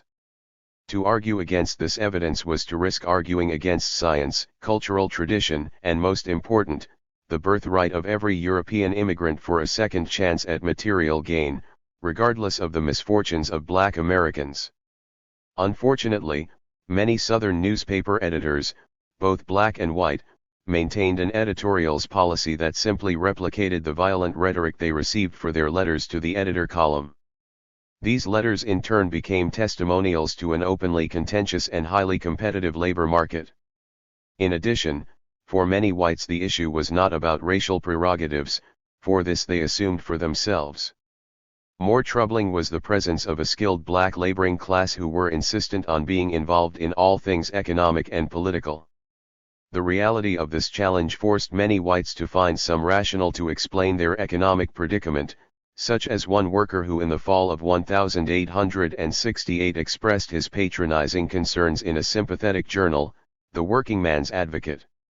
We all know that the Negro is a free man, never again to be bought and sold, and who does not feel thankful that the greatest stain on the fair issue of our country is removed by the act of emancipation, now seeing they are as free as all God's creatures are by nature, and should be by practices. Such being the case, the question then arises, what are the duties of a free man in a country? It is an easy matter to solve by each person seeking 114. Himself the question. Then what you claim for yourself you should willingly grant to others, and that is in this country a voice in making the laws we live under, and in whose eye all should be on an equality, all receive alike the same protection. Now sir, you will see by my sentiments that I consider that although that colored Cooper is not as yet my political equal in this state he should be. But you say political equality to the Negro will be political enmity to labor, because the white laborer refuses to place himself on a social platform with the Negro laborer, and I must confess, honestly, that I have not the slightest ambition to work with a Negro, to meet him in our trade unions, or do anything that would have a tendency to break down the demarcations of race that God has seen fit to ordain, and for those reasons, I know that no sensible Negro will be my political opponent. And furthermore, no sensible Negro will demand such concessions, for it takes them out of their element. I am sure that a poor colored Cooper, surrounded by 30 white men, just felt as I would feel surrounded by a like number of blacks, and I am sure I have not the least wish to realize the feeling. The old saying, birds of a feather flock together, has always proved true in the past, and will I feel persuaded, in the future. And I think that the lines of demarcation between the races will be more closely drawn in the future than they were in the past. My reasons for thinking so are these: first, freedom leaves the Negro at liberty to turn their faces in any direction they wish. Secondly, a growth in intelligence consequent upon their changed relations in life, will enable them to see that they are contending against odds in competing with a superior and more enterprising race. Thirdly, self-preservation will cause them to draw from the unequal contest and colonize by themselves, and it is my serious impression that if such a course should not be pursued they will the sooner disappear before the coward march of the white race, which is destined, I believe, at no very remote date to supplant all the races of the globe. As regards their political action, in that I see nothing to fear. Some, like the minority of our own race, will have minds of their own, and act with us and for us, while the mass, like the many of our own race, will be the puppets of political gamblers. I have now come to the pleasing contrast, and I must say that I cannot see the parallel between the societies. The society you have branded as false, is a protective society composed of men of the same race who assemble at these meetings on a social, not a political equality, and only separate to commingle more closely. The true society is a speculating enterprise, where one person's money is as good as another's, and when they separate they may not meet again until the next meeting. I remain, yours truly, John Hewitt, member of United Coopers No. 4, New York. In Boston, a city known for its raucous racial relationships, ethnocentrism, and class interest among workers, especially Irish construction workers and hod carriers, was contentious and more often violent than in other northern cities. A few months after the abolition of slavery in January 1865, a number of tersely written articles in the Boston Daily Evening Voice expressed a multitude of economic fears held mostly by Irish workers. propagating that a fundamental competitive and often violent relationship existed between the races and in particular between the newly freed slaves and European immigrants. These articles advised that the sooner white workers became cognizant of this fact, a proper racial and class relationship with blacks would be established. 115. This kind of insipid fear precipitated by northern white newspapers provided a basis for a level of anxiety that complemented southern whites' reasoning that only direct terror could stem the economic and political insurgency of blacks. The fact is that by the late 1860s, in cities like Boston, the African American community, albeit slowly, was establishing itself as a small but viable economic entity. Many of its most notable residents were well known as black abolitionists before the Civil War and as soldiers during the war, while others had local stores or were meaningfully employed. As their population increasingly became literate and informed about its tenuous economic and dubious political status, articles appearing in conservative Republican newspapers began complaining that blacks were becoming an insufferable, intolerable, and socially offensive threat. The problem succinctly was that the relative growth of the black population away from the chains of enslavement and 250 years of stateless status was too phenomenal a development for most white Americans or immigrants to understand or accept, particularly in the area of labor. It challenged their assumption that America was not only the land of opportunity, but a place where they were assured that their status could never fall below the level of the country's official pariah race and class, the blacks. This conscious acceptance of racial preferential status, in effect allowed major employers and controllers of industry the ability to essentially kill two birds with one stone, exploit existing racial and class antagonisms while curtailing any nascent development of workers' unions. Even before the onset of Reconstruction in 1867, white workers, particularly the Irish, were cognizant of the economic vice unfolding around them, as one white worker explained in the Boston Daily Evening Voice why the hod carriers went out on strike in 1865.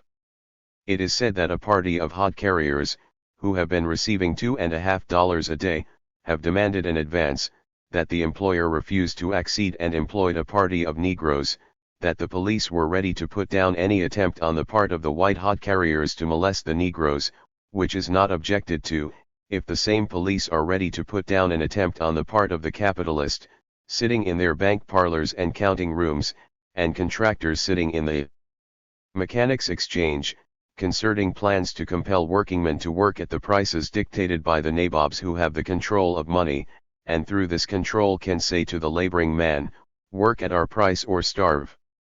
Why is it more cruel for the hod carrier to fight against his competitor than for the capitalist to say to him, we will starve your wife and children unless you conform to our demand? Both are wrong, entirely wrong, and need reform. But is there not reason to fear that some police officers perform with alacrity the duty of mauling a hod carrier, while they are a little skittish when called upon to protect the hod carrier from the oppression of capital? Now the question is asked, why should the Negro be willing to carry a hod carrier than anybody else? Why should he be induced to do so? Why should not the hod carrier be as well paid as the contractor? And why should not the contractor be as well paid as the merchant, or money lender? Indeed, it might be asked, why should the money lender be paid at all, seeing that money is a creature of the government, created for the common good at the common expense, and should not be tampered with? At any rate, keep the money lender at 6%. If this will not support him, let him go to work or retrench his expenses.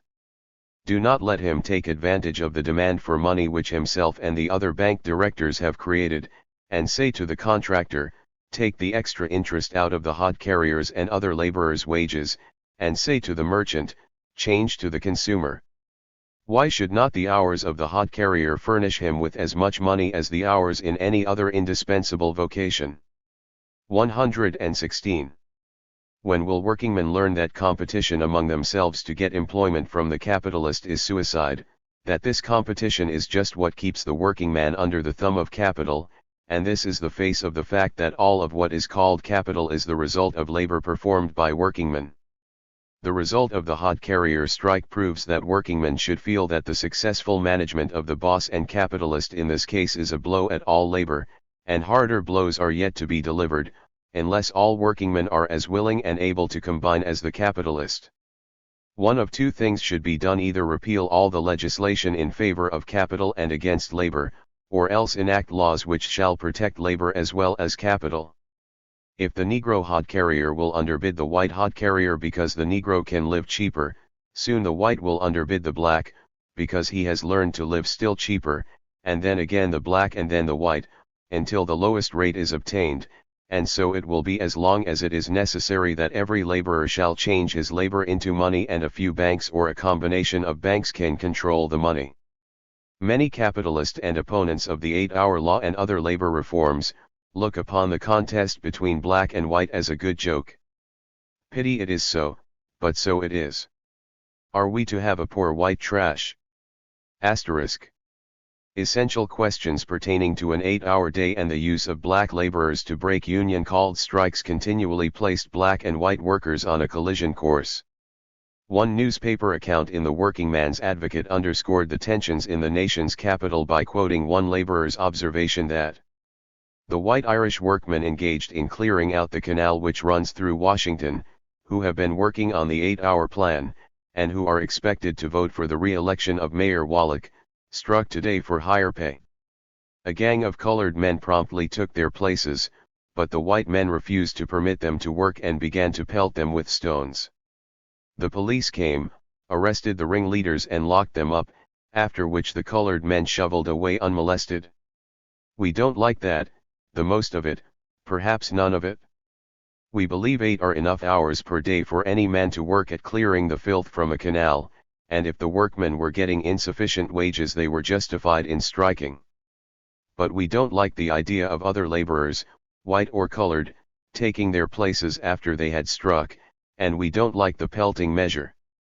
The strike was badly managed. Henceforth let there be an understanding between all laborers, white and black, that the employer cannot play off the one class against the other.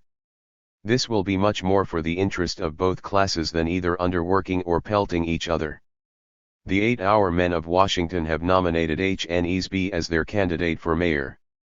We wish every laborer man in the city could have the privilege of voting for him. Noting that striking Irish workers held little sympathy for blacks laborers who were willing to replace them on job sites, one recalled, "We should judge by the appearance of the blacks now on the work that some of them were recently arrived from the south, and rather green at northern work. The boss builder told us he paid them the same as he had paid the white men, and to our question whether they proved as capable hands he said he could not tell without further trial, but he should give them a pretty thorough trial before he hired Irishmen again. Irishmen should make dispassionate note of this, and learn that when they strike against colored men, they do not hurt the colored men, but themselves only." 117. In the spring of 1868, the editor of pro-labor Workingman's Advocate newspaper was reminded that, now that slavery is abolished, that fruitful source of agitation has become extinct, and in its place that ghastly shadow of Negro labor is looming up in the distance. To those who are satisfied with a glance at the surface of things, Negro labor may have a terrible significance, and it may scare the timid into the contemplation of some terrible things for this unfortunate race. But I cannot see what direful consequences are to result from free Negro labor. By emancipation the relation only of the slave to the master was changed and not the nature of the Negro. The masters of the Negro remains the same whether in the condition of freedom or slavery. But by far the most important feature in the consideration of this matter is the probable existence of the Negro race on this continent.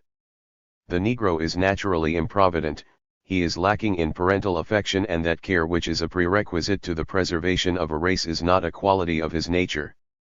In their condition of slavery there was an interest, and a great interest too, in preserving the race and in bringing it to as high a state of perfection as was possible, and under such a regime, and the accessions made to it by the slave trade, the Negro population of the South increased, while that of the North decreased. But now things are changed, the Negro is no longer a slave, the relation between master and slave is destroyed. The incentives to the care and preservation of the race by the Caucasian South no longer exist, the place of the Negro can be supplied by the German and Irish emigrant, and the necessity for Negro labor will with time pass away. Thus the Negro, naturally improvident and indolent, will be reduced to pauperism, and the extinction of the race becomes a question of time and not of fact. It is true this will not take place in a day, a month, nor a year, but every decade of time, as it rolls around, will make it, to those who choose to observe it, more perceptible, and the unfortunate Negro, like the poor Indian, will have to move out of the path of the over-conquering Caucasian. Why then should the white man fear his competition? To do so is a weakness incompatible with his nature. Leave the Negro to work out his own salvation, extending to him all rights and privileges to which his nature, relation, and condition entitles him. Let us study and understand ourselves, and closely scrutinize the motives of men, particularly political leaders and demagogues, and the ghost of Negro competition need no longer haunt the mind of the white working man. Veritas, Baltimore Registered. Black women shared no less grief in the struggle against economic terrorism. For example, one laborer signing her name, a colored woman, replied to an earlier editorial in the Philadelphia Morning Post by remonstrating about the welfare of the poor in the coming winter of 1871 and the prevailing caste spirit in our midst, depriving deserving, respectable colored people in all our large cities from obtaining employment. When respectable women of color answer an advertisement for a dressmaker, either in families or a dressmaker, they are invariably refused, or offered a place to cook or scrub, or to do housework, and when application is made at manufactories immediately after having seen an advertisement for operators or finishers, they meet with the same reply, sometimes modified by bidding you call again, just suited, will want more hands in the course of a few weeks, etc. There are many respectable workmen of color competent to fill any of the above-named positions, and who make out a scanty livelihood sewing at home, who would gladly take permanent situations, to sew, operate or finish, and some have advertised to that effect, making their color known, and received no answers. 118. After the Confederacy's surrender in 1865, economic competition would have its pound of flesh from those blacks who would not adjust to whites' insistence of a priori rights in everything economic, political, or social. For the maladjusted freedmen, or those who whites defined as idle Negroes, employment opportunities ranged between peonage and the chain gang, as suggested by the following newspapers' articles. Black wages. The Richmond Republic reports that a meeting of the farmers representing 7 counties in Virginia, held to consider the question of the wages of Negro labor, after due deliberation, fixed the hire of field hands at $5 a month, the hand to clothe himself and pay his own in harvest was fixed upon. The Republic supposes this will fix the wages throughout Virginia and the South. These wages for first-class hands, subject to the usual contingencies of sickness and seasons, will prevent the liberty of the blacks from being made dangerous by riches. We suppose that if the blacks of the aforesaid counties should hold a meeting to deliberate on the subject of wages for labor, and should fix the rate without which they would not work, it would be regarded as proof that the Negro would not work in a state of freedom, and that slavery was the only condition he is fit for. And on June 24, 1866, the New Orleans Daily Tribune's headlines reported, "Chain Gang for Idle Negroes." Preparations have now been completed to have a chain gang of the idle Negroes found in Columbus. All colored people, who have no visible means of support, are to have a ball and chain attached to them, and set to work at leveling the fortifications around the city to feed them the while. It is the determination of both the civil and the military authorities that no idlers, who can only exist by pilfering and robbery, will be allowed to remain in the city, unless they can be put to work this morning. Degree. An early spring 1866 edition of the National Anti-Slavery Standard exposed a deeper well of hatred and anger which planters held for the freedmen. By resolving to institutionalize a series of labor regulations or black codes, planters took steps to resume the same authority and control mechanisms that existed before the abolition of slavery. Refusing to relinquish any of their previous assumed authority, social control was refined to heighten a sense of terror in every aspect of the black laborer's life. Part of this plan, as discussed in a meeting of planters in Cumberland County, Virginia, was to implement wage scale regulations for all black laborers. Second, to regulate those civil rights that the freedmen thought they were entitled to as a result of the 13th Amendment, such as the right of free movement, free choice of an employer and the ability to converse with other workers. Appalled by the blatant civil as well as human rights abuses now being enacted, one writer commenting on the planters' plans began an article in the National Anti-Slavery Standard by emphasizing the mere publication of these proceedings, without a word of comment, would be sufficient for the intelligent reader, and were it not said by commenting upon them, we can thereby answer some of our contemporaries' outrageous falsehoods respecting colored laborers, we should not bear a single word to either prefer or append to this most infamous schedule of prices. 119. Proceeding to the heart of the matter, the Standard reporter elaborated on how easily economic terrorism, when legislated by anointed economic interest, transcends protective but fibrous barriers of civil and human rights. When this occurs, personal liberties are abridged, appropriated, and eventually vanquished. In a meeting held on November 27, 1866, in a small Cumberland County courthouse, he reported on how easily non-legislators but Landowning heir apparent whites shaped public policy. The meeting was for the purpose of adopting some regulations between the farmers and the Negroes. The meeting adopted resolutions expressing kind feeling toward the Negroes, but asserting that up to this time, they had, too generally, been guilty of idleness, insubordination, vagrancy, and theft. The following scale of prices for the ensuing year was adopted: for men, strictly number 1 in every respect, $6 per month. For next class, $50 per year. For ordinary men, $40 per year. For boys between 15 and 20, from $25 to $40 per year. For strictly number 1 housewomen, cooks or washers, $60 per year. For strictly number 2 housewomen, cooks or washers, $40 per year.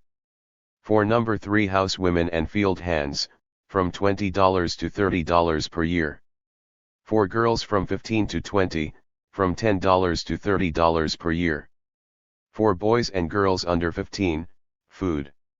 On half the annual pay is to be paid in July, the other half in January. The men will not be allowed to converse during working hours, they will not be allowed to raise stock or fowls for their own use, they will be charged with all the property, stock, or fruit on the farm that may be lost or stolen, they will have 30 minutes for breakfast, and 45 minutes for dinner, they will be fined $1 for quarreling, fighting, or willful disobedience. The above may be taken as a fair specimen of the prevailing ideas of justice and fair dealing among many of the planters in different sections of our own and neighboring states. We presume this action of the planters in Cumberland County to be one link in the solution of the all-absorbing question, will the Negro work?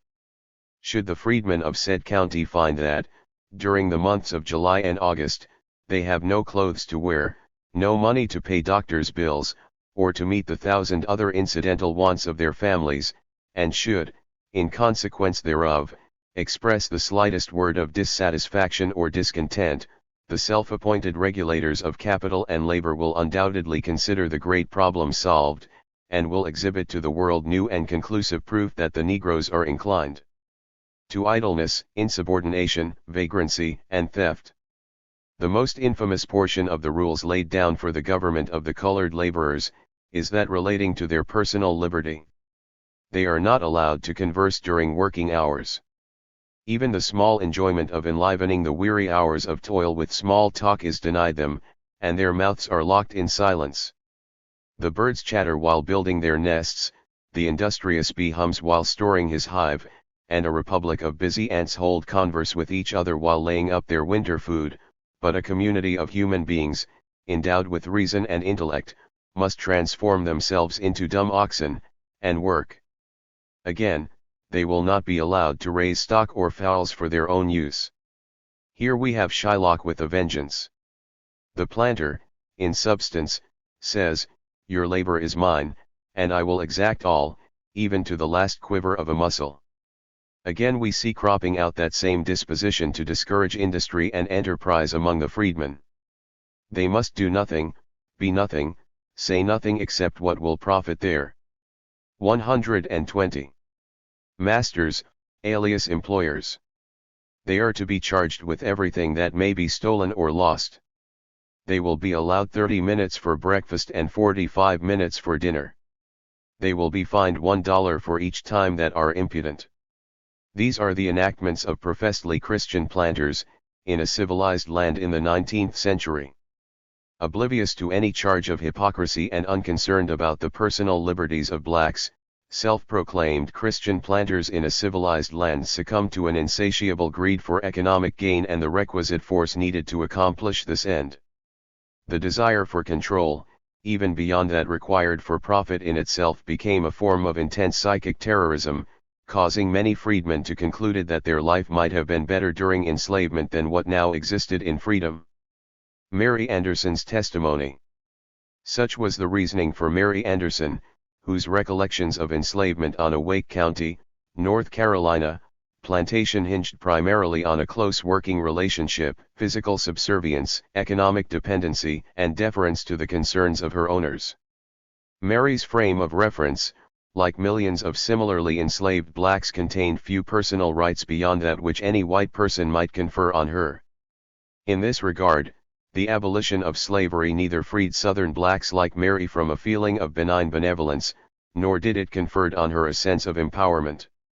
Instead, Mary's perceptions of freedom, similar to thousands of other refugees, were very much contingent on a previous adaptive social attitude of deference toward their ex-masters and whites in general. With this mind, the degree to which Mary's recollections are an accurate assessment of a lifelong traumatic experience that appeared to have resulted in her over-identification with the source of an oppressive lifestyle is crucial in understanding the costs some pay for survival. The war begun and there were stories of fights and freedom. The news went from plantation to plantation, and while the slaves acted natural and some even more polite than usual, they prayed for freedom. Then one day heard something that sounded like thunder, and Mrs. and Master began to walk around and act queer. The grown slaves were whispering to each other. Sometimes they gathered in little gangs in the grove. Next day I heard it again, boom, boom, boom. Went and asked Mrs. "Is it going to rain?" She said, "Mary, go to the ice house and bring me some pickles and preserves." I went and got them. She ate a little and gave me some. Then she said, "You run along and play." In a day or two everybody on the plantation seemed to be disturbed, and Master and Mrs. were crying. Master ordered all the slaves to come to the house at 9 o'clock. Nobody was working and slaves were sailing over the grove in every direction. At 9 o'clock all the slaves gathered at the great house, and Master and Mrs. came out on the porch and stood side by side. You could hear a pin drop, everything was so quiet. The Master said, "Good morning," and Mrs. said, "Good morning, children." They were both crying. Then Master said, "Men, women and children, you are free. You are no longer my slaves. The Yankees will soon be here." I think slavery was a mite good thing for mother, father, me and the other members of the family, and I cannot say anything but good for my old Master and Mrs., but I can only speak for those whose conditions I have known during slavery and since. For myself and them, I will say again, slavery was a mite good thing. 121. The psychic brutalizing of black labor was not lost on conservative whites, who quickly understood that any forced subservience of the black population not only curbed a challenge to their hegemony in the job market, but it also inhibited blacks' political growth. Accordingly, penalizing black workers for being impudent had as much to do with a continuation of Southern etiquette as it did with chastising and penalizing a perceived subservient class. Given that context, while most blacks after the Civil War would have found it difficult to publicly utter Mary Anderson's sentiments, few had any illusions about their actual social status. For example, in a grammatically flawed letter to the authorities of Richmond and Manchester, Virginia, Tobacco factory mechanics indicated that their wages had actually decreased after the Civil War.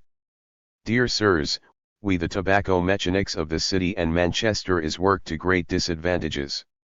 In 1858 and 1859 our masters hired us to the tobacconist at a prices ranging from $150 to $180.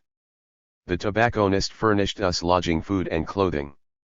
They gave us tasks to perform. All we made over this ask they paid us for. We worked faithful and they paid us faithful.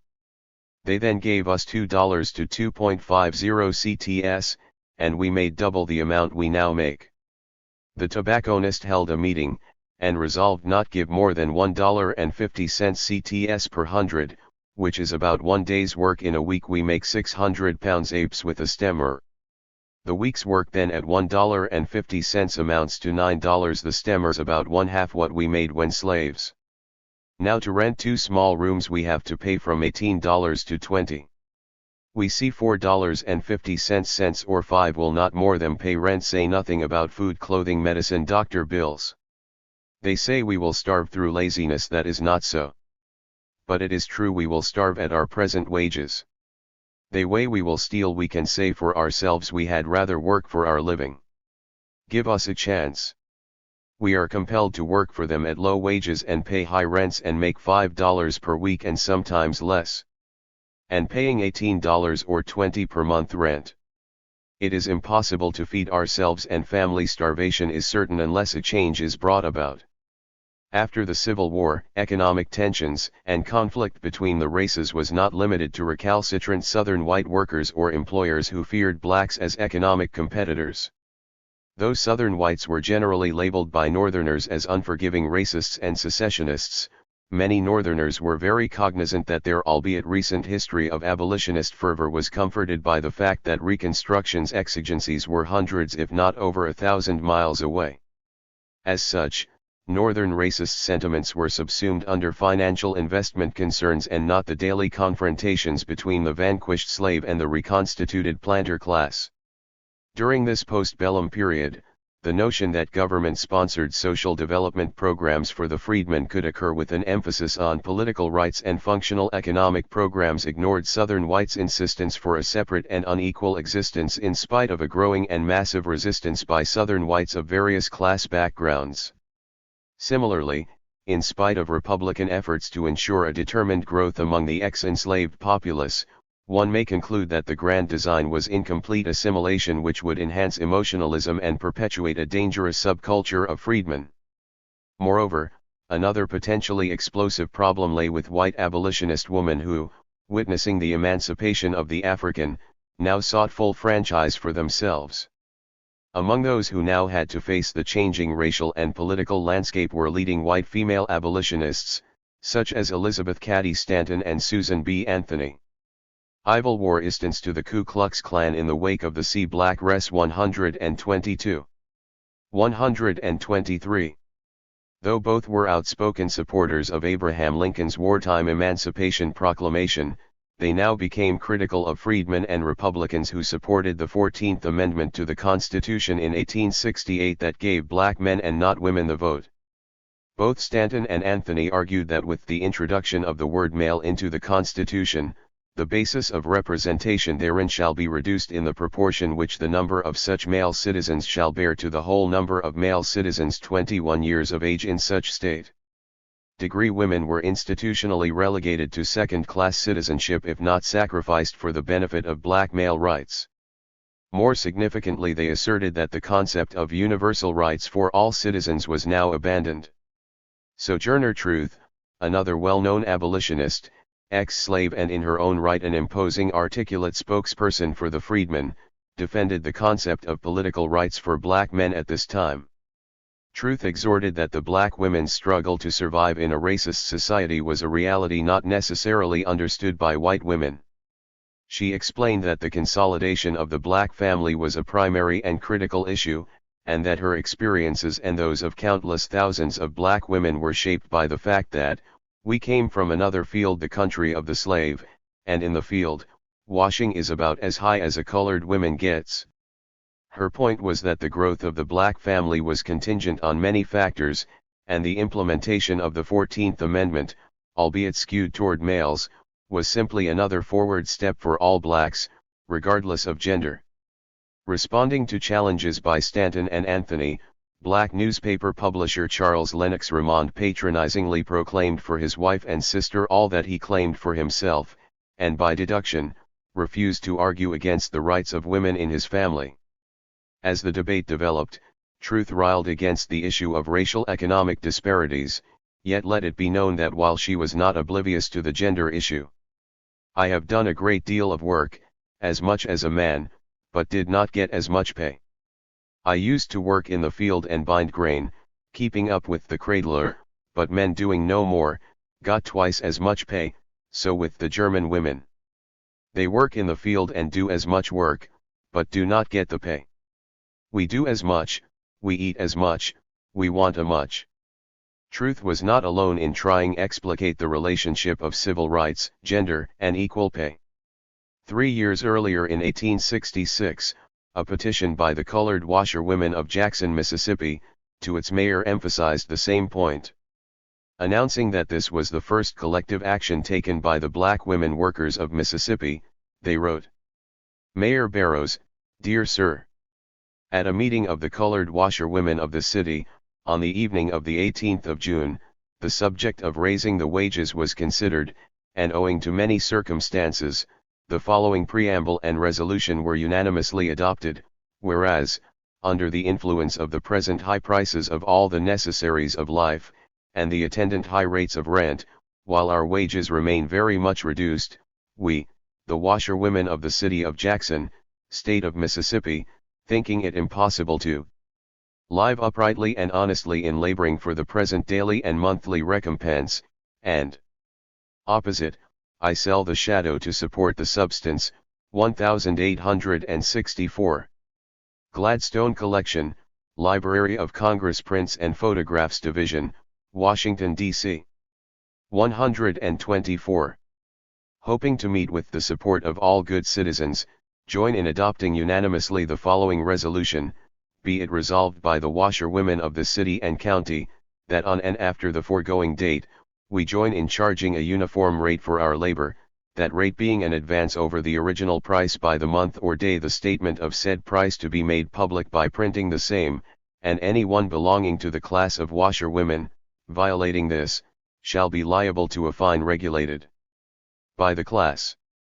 We do not wish in the least to charge exorbitant prices, but desire to be able to live comfortably if possible from the fruits of our labor. We present the matter to your honor, and hope you will not reject it as the condition of prices call on us to raise our wages.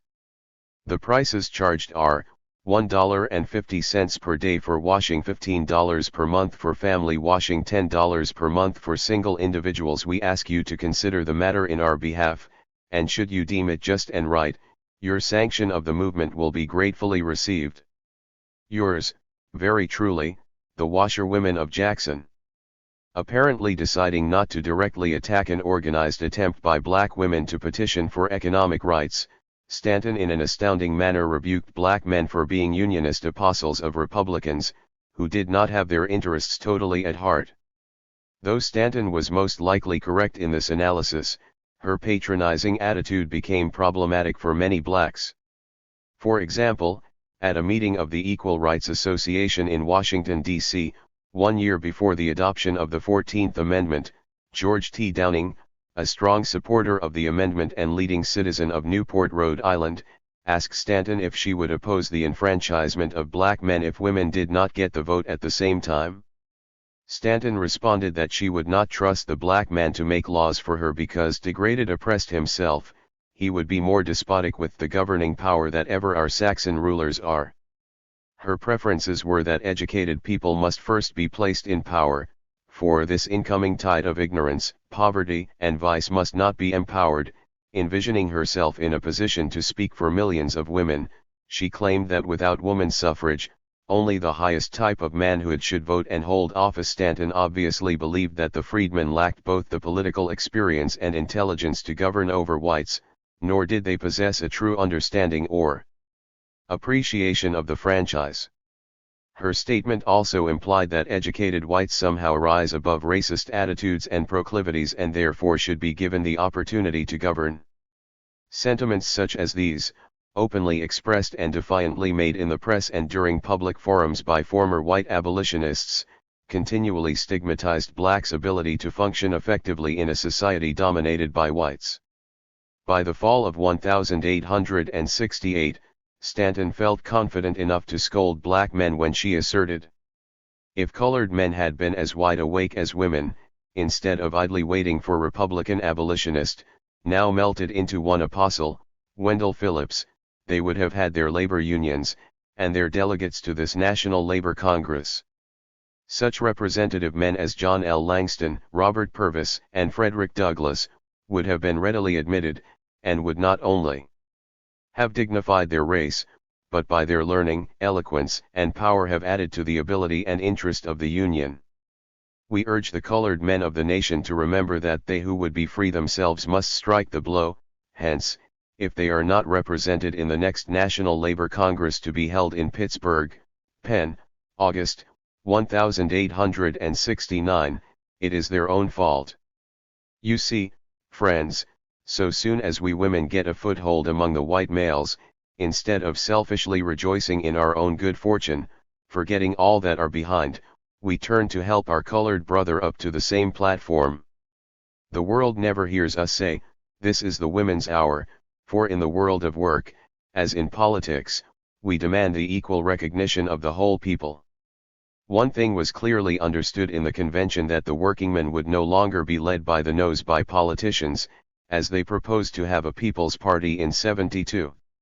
They feel that it is a matter of no consequence which party succeeds in the coming election, as their condition will be precisely the same in the success of either Grant or Seymour. As to all the talk about a country, with Grant we shall have peace, and with Seymour war, so long as neither party proposes universal suffrage, or a sound monetary system, it makes no difference to the masses which succeeds, or, whether they are made slaves by brute force or cunning legislation *degree. At the 1869 Equal Rights Association meeting in Washington, D.C., Stanton opined that the concept of universal suffrage was now such an appalling question, that one wonders how this society could make their wives and mothers the political inferiors of unlettered and unwashed ditch diggers, bootblacks, butchers, and barbers, fresh from the slave plantations of the South, and the effete civilizations of the Old World.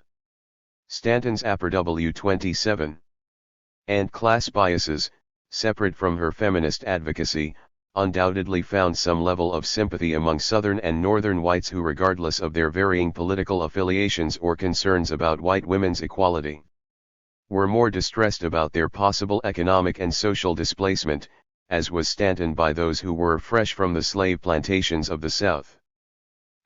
While Stanton's opinions were not purposefully expressed to evoke an atmosphere of subliminal terrorism and intolerance, alleged ignorance of resulting terrorist implications, either purposeful or not, added to the country's growing racial divide. However, some post-Civil War critics such as William Silva suggested that the problem of social equality extended far beyond the question of blacks or gender. Whatever our opinions may be as to immediate causes of the war, we can all agree that human slavery was the first great cause, and from the day that the first gun was fired, it was my earnest hope that the war might not end until slavery ended it. No man in America rejoiced more than I at the downfall of Negro slavery. But when the shackles fell from the limbs of those 4 millions of blacks, it did not make them free men, it simply transferred them from one condition of slavery to another, it placed them upon the platform of the white working men, and made all slaves together. I do not mean that freeing the Negro enslaved the white, I mean that we were slaves before, always have been, and that the abolition of the right of property in man added 4 millions of black slaves to the white slaves of the country. We are now all one family of slaves together, and the labor reform movement is a second Emancipation Proclamation registered. While sentiment in some quarters of both the black and white working class recognized that both races increasingly shared similar exigencies, there were also attendant reminders of an underlying class struggle within America's multiracial populace. Increased instances of social conflict illustrated that both race and class would function as definers of the American reality throughout the rest of the 19th century. Accordingly, a call for a second emancipation by some whites hinted at a growing belief among some sectors of the white working class that while enormous forces were now shaping the nation's post-war economy, it was the black workers who were the immediate threat. Accepting this analysis, one white worker even qualified the distinctions between black laborers and tradesmen. As a rule, the Negro does not take kindly to steady labor. He can be made to work, it is true, but left to his own guidance, he would be content with little pay provided he was liable to illegible work. Give him his choice between a shilling an hour and $1 a day, he would accept the former, and with great industry earn the first 3 or 4 shillings, then he would weary of his task, throw it up in disgust, and devote the balance of the day to lounging or to playing policy. To this statement there are, of course, exceptions. Not a few Negroes labor zealously all day, doing a full white man's work, and we doubt not if more opportunity was afforded, the number of these Negroes would be found to increase. But after all, our general rate applies. Continuing on, the writer reasoned that when you are working with black tradesmen, one learns that Negroes sometimes make capital carpenters. Edward Latham in Christie Street is said to be an illustration of this statement. Colored blacksmiths are also found to be good workmen ofttimes. As tailors, the Negroes are known to be comparatively skillful, as 128. Barbers, Negroes have a few equal among the Caucasians. As whitewashers, they defy competition, while as caterers they are inimitable. With equal chances, one-half the male blacks in New York would rival Delmonico's or Martinez.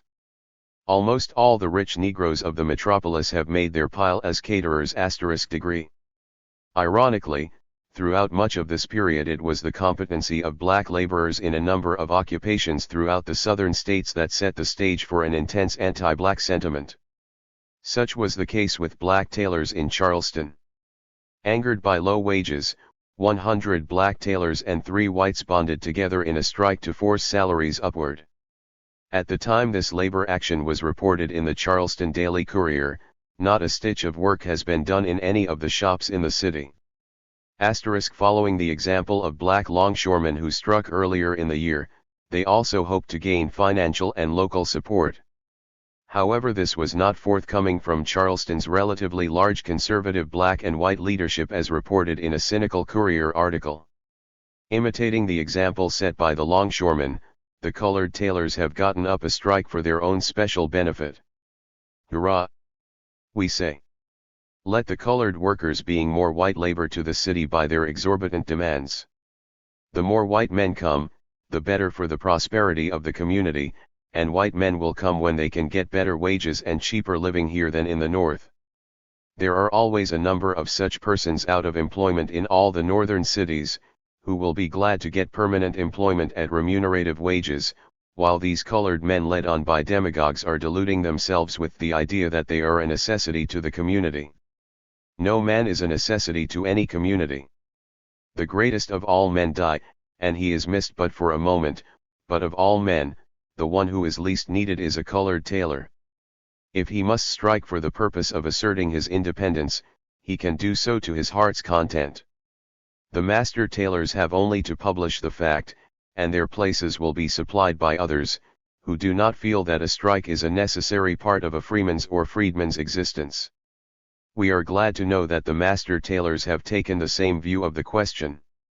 The prices which they now offer will pay an industrious and capable man from $25 to $30 a week, wages high enough to tempt the best northern white labor. For these prices the colored tailors were unwilling to work up to a late hour last night. If they continue to refuse what is offered, the master tailors will send an agent north at once to engage and bring out 35 journeyman tailors, and the colored strikers, without any work at all, may then practice their antics elsewhere.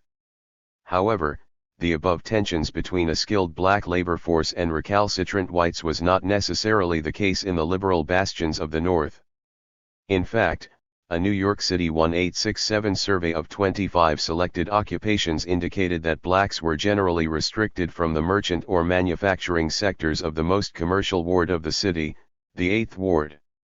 Those services which they were allowed to function in were designated service occupations. For instance, the data indicates that waiters, cooks and caterers, followed closely by laundresses and coachmen, were their dominant occupations. However, this survey also indicates that if the number of thieves and prostitutes were combined, they would constitute the third largest Negro occupation in that ward. With a relative paucity of black merchants, longshoremen, and tailors, but an overabundance of blacks categorized as servants and whitewashers throughout the 8th, political, economic, and social marginalizing of blacks in the city's most prosperous commercial ward was assured. Attempts by blacks to function outside these occupational categories in cities such as New York were perceived by whites as an immediate challenge to an economic prerogative they assumed was theirs to dominate. Endeavors to broaden their professional aspirations into areas such as longshoremen, mercantile agents, doctors, druggists, and carpenters were immediately countered by both violent and psychological resistance. Viewed as usurpers attempting to do white men's work, those blacks who were able to secure professional employment did so at the lowest wages available. Within this social framework, it was generally agreed that blacks who somehow managed to succeed did so either because of their perniciousness as thieves or as a result of their God-given talent as whitewashers or barbers. Equally, those who failed did so due to innate indolence. Such was the political climate of post-Civil War America, where race for many whites was a major and necessary tool for social political exclusion. It explained away previous African enslavement while rationalizing their present economic subordination as an indies. 130. Pensable social truth.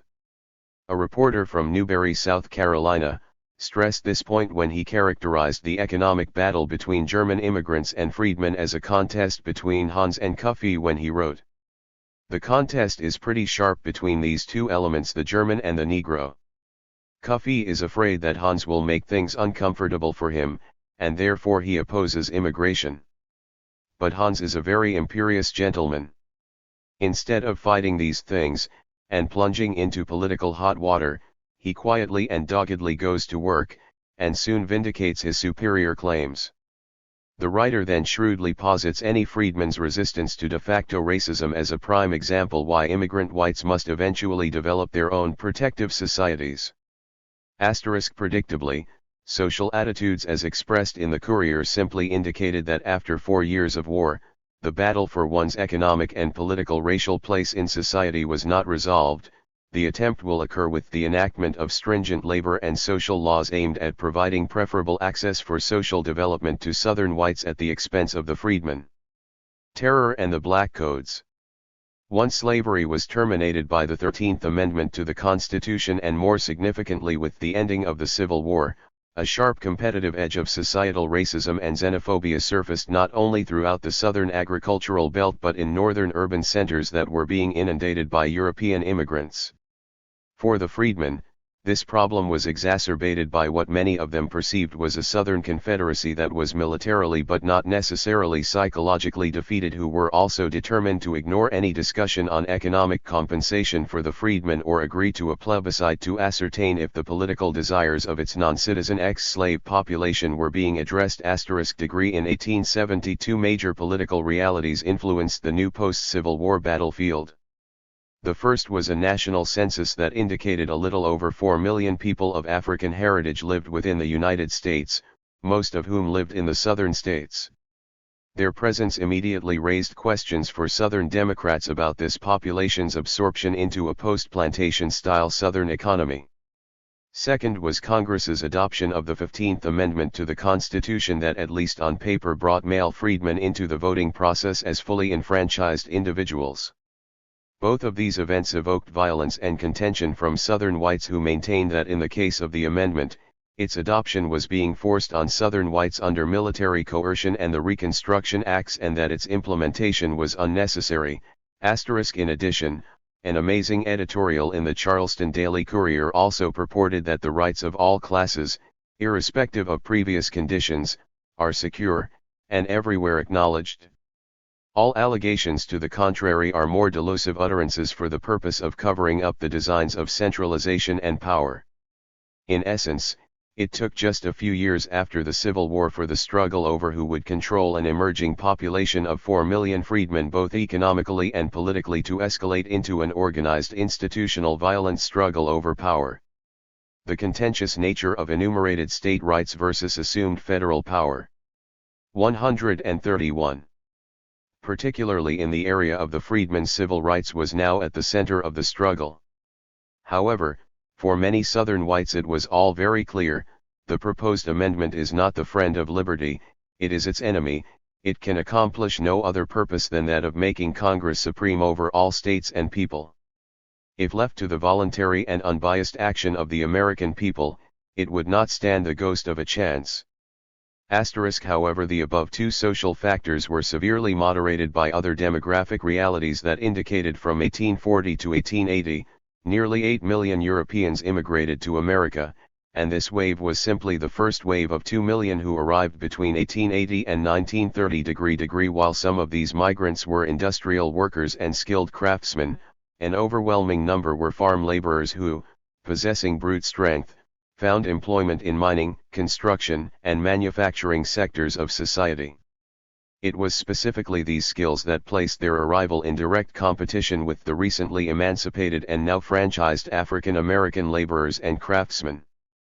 After the assassination of Abraham Lincoln on April 14, 1865, a newly installed President Andrew Johnson made several highly controversial decisions that had devastating repercussions on the nation's economy and the Negro's place in post-Civil War America. A key element in Johnson's strategy was his May 29 proclamation of amnesty and pardon that outlined terms for the restoration of all ex-Confederate states into the Union. This presidential order conferred amnesty on all ex-Confederate soldiers and sympathizers, with the exception of those who either held high office, had property in excess of $20,000 or who mistreated Union prisoners of war. However, within a few months, even individuals such as Confederate terrorists and bushwhackers were pardoned. And while many Republicans viewed Southern Democrats as traitors, not to mention directly responsible for the killing of over 600,000 soldiers and over 1 million wounded during the Civil War, Johnson maintained that these national crimes had to be pardoned if the country was to ever unite. Johnson's second proclamation established conditions for reorganizing the South. Under this scheme, former Confederate states would be allowed re-entry into the Union once they officially recognized the abolition of slavery, authorize nullification of the Ordinance of Secession and repudiate the Confederate debt. To assist the reconstruction of the South, he selected 7 Southern conservatives in June and July to be provisional governors for North and South Carolina, Georgia, Florida, Alabama, Mississippi, and Pexy. By the spring of 1866, President Johnson's attempt at restoration was dramatically more pro-Southern than what many Northern Republicans could tolerate. More troubling, however, was his February 22, 1866, speech where within a year of Lincoln's assassination, he blindsided Republican critics by accusing them of successfully conspiring to assassinate Abraham Lincoln. He then revealed his deeply felt Southern sympathies by vetoing the Freedmen's Bureau Bill and the March 13 Civil Rights Bill that nullified the Dred Scott decision of 1857. These presidential decisions thereby decisively indicated his intentions to support Southern whites whose interest would be directly threatened by any congressional acts supporting the freedmen's enfranchisement. Johnson made it clear that he was very much a Tennessee conservative, who, though often at odds with Southern planters as a class, supported their traditional Southern values on race and power. 132. England's minister to the United States, Sir Frederick Bruce, an interested observer of the American South, noted in his report to his government that President Johnson not only ignored any serious role for freedmen in American society, but that Johnson was convinced that their sudden emancipation by Lincoln was detrimental to blacks' best interest and if left to their own devices they would become idle, thievish, and dissipated. More directly. The British minister claimed that Johnson was convinced that the ex-slave would be better served if they relied on the interest of Southern planters than on ignorant Northern sentimentalists and their radical majority in Congress who manipulated freed blacks as a device to prolong their tenure of power. Despite his apparent conservative disposition and his beliefs in the utility of natural laws, curiously President Johnson decided to investigate the tendency of ex-Confederate states to impose a series of labor restrictions on their black population. He asked statesman and journalist Carl Schurz to conduct a tour of southern states to assess this development. Traveling through Mississippi and Alabama, Schurz verified that indeed whites were imposing a number of economic and political regulations, known as black codes, on their black population. Noting that these codes were imposed to clearly redirect the social and economic of Southern blacks and curtail their participation in Southern politics, he reported that the Negro exists for the special object of raising cotton, rice, and sugar for the whites, and that it is illegitimate for him to indulge, like other people, in the pursuit of his own happiness in his own way. Although it is admitted that he has ceased to be the property of a master, it is indeed not probable that a general attempt will be made to restore slavery in its old form, but there are systems intermediate between slavery as it formerly existed, and free labor as it existed in the North, but more nearly related to the former than the latter, the introduction of which will be attempted. Though these outrageous slave-like codes were quite acceptable for most Southern whites, it literally enraged blacks, as an editorial in Georgia's Macon Daily Telegraph explained. There is such a radical difference in the mental and moral constitution of the white and the black race, that it would be impossible to secure order in a mixed community by the same legal sanction. A short confinement in jail as punishment for petty theft might deter a white man, but not a black. The stocks or hiring out for labor were the only punishments that could possibly keep the penitentiary from being inundated. To make policy on the basis of absurd theoretical notions of legal equality would be to abandon common sense and self-respect and administer our internal affairs on the fanatical notions of Thaddeus Stevens and Charles Sumner. Emerging Southern white legislation that supported these codes and restricted essential aspects of the federal Constitution from the black population also functioned as a criminal code that criminalized every aspect of a black person's life. In doing so, criminal and labor law was fashioned into one synonymous with racially prejudicial legal strategy. By definition, the freedman was suspect, a potential criminal. Under this rubric, their ability to migrate was severely curtailed, while employment regulations resembled enslavement. Political and social activity, if allowed, had to comply with the dictates of the Southern Democratic Party. The right to bear arms in all but a few cases was eliminated. The 133. Right to purchase or sell property or enter into contract was severely limited, and living areas were restricted by law to agree with forced abjuration of their constitutional rights by multiple aspects of the black codes, particularly the right to bear arms in one's defense. Those freedmen who choose to obey such restrictions, though living in a social environment replete with personal weaponry, were themselves vulnerable to the brutal, violent caprice of others. The following two reported incidents in the Loyal Georgian from Augusta underscore not only the vulnerable dangers of not defending oneself but the barrenness of liberal sympathy unsupported by force. In the first incident, it was reported, "We are informed that a most fiendish outrage was committed near Hamburg, South Carolina, one night last week by 5 white men, disguised with masks. They went to the house of Chandler Garrett, a colored man, and each violated the person of his wife, a colored woman. They then went to the shop of Wesley Brooks, a poor colored man, and robbed him of $60, nearly all the money he possessed. Comment upon the conduct of these men is unnecessary. Why do not our city dailies mention some of the outrages committed daily and nightly by white men against freedmen? If a freedman commits an offense against a white man, it is immediately heralded, but when the freedmen suffer, the world seldom bears of it. Christian men of Georgia and South Carolina, we appeal to you, will you not help to put a stop to these outrages? For the sake of humanity, help these poor creatures."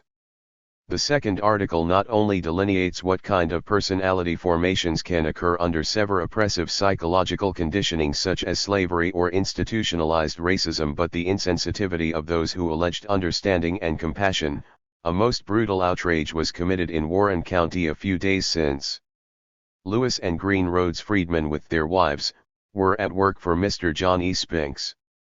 After they had worked a month, some difficulty arose and Mr. Spinks gave one of the women 100 lashes.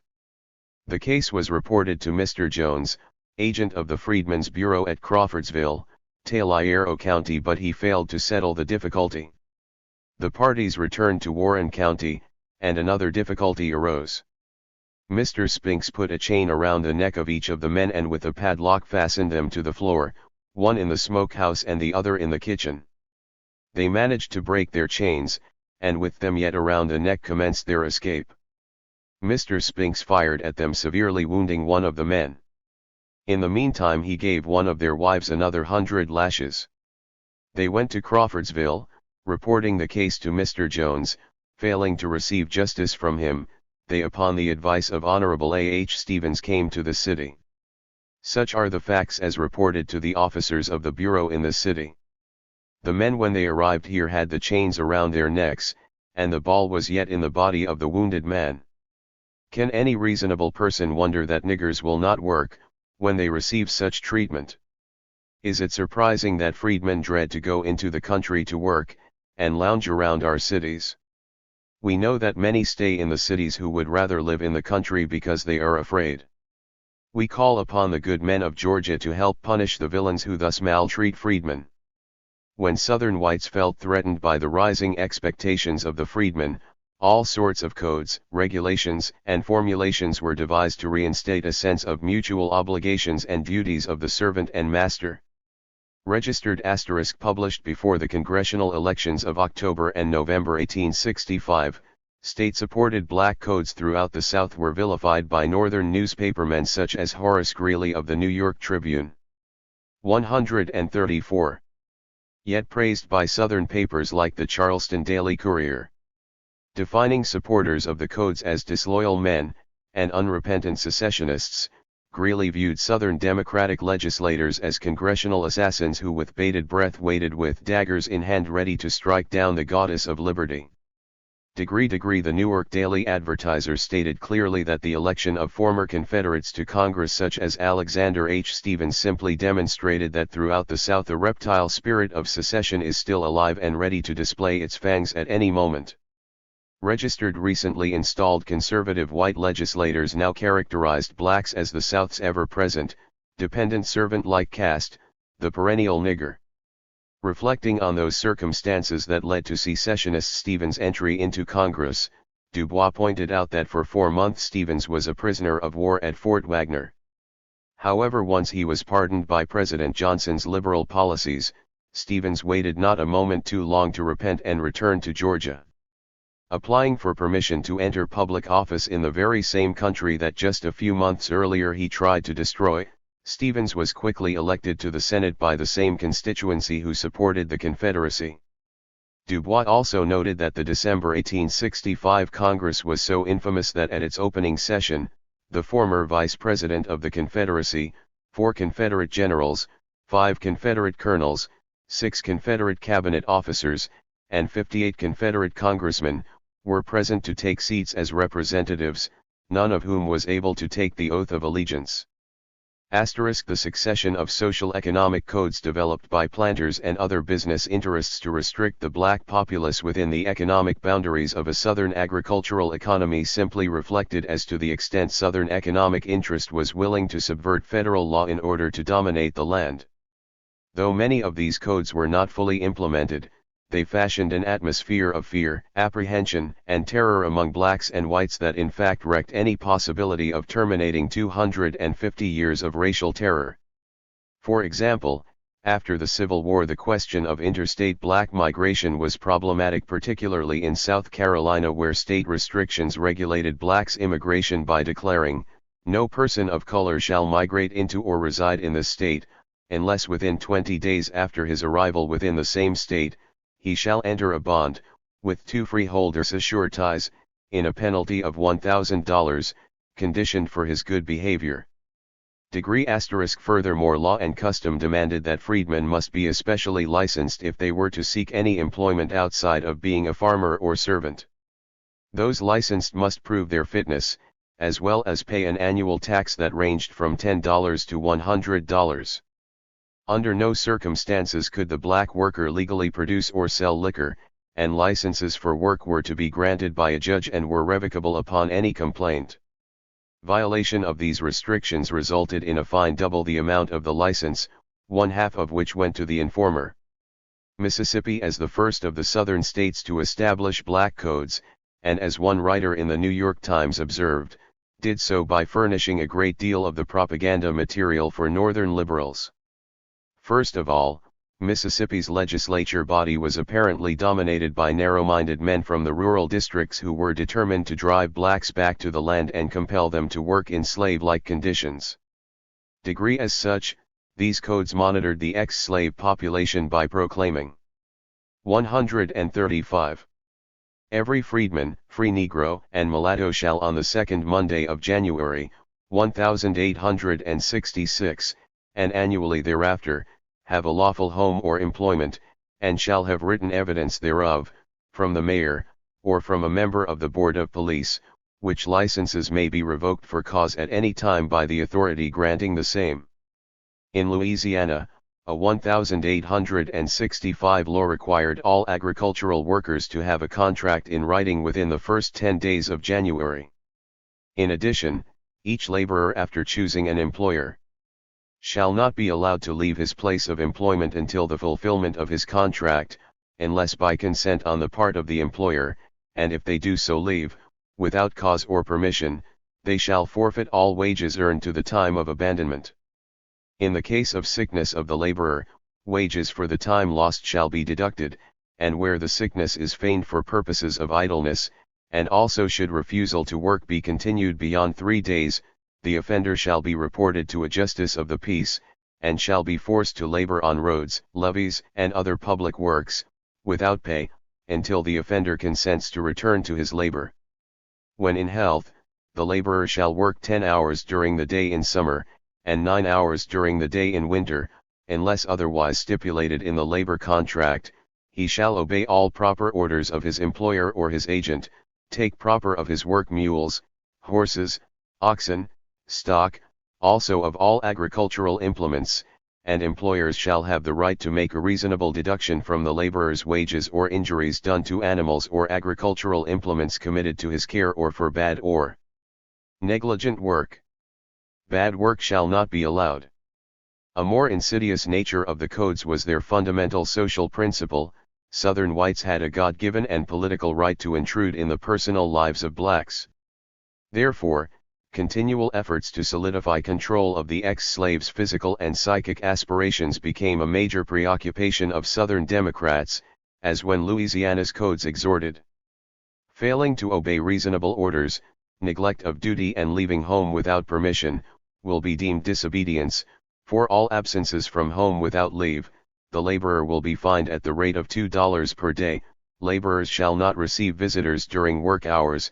All difficulties arising between the employers and laborers, under this section, shall be settled, and all fines be imposed, by the former.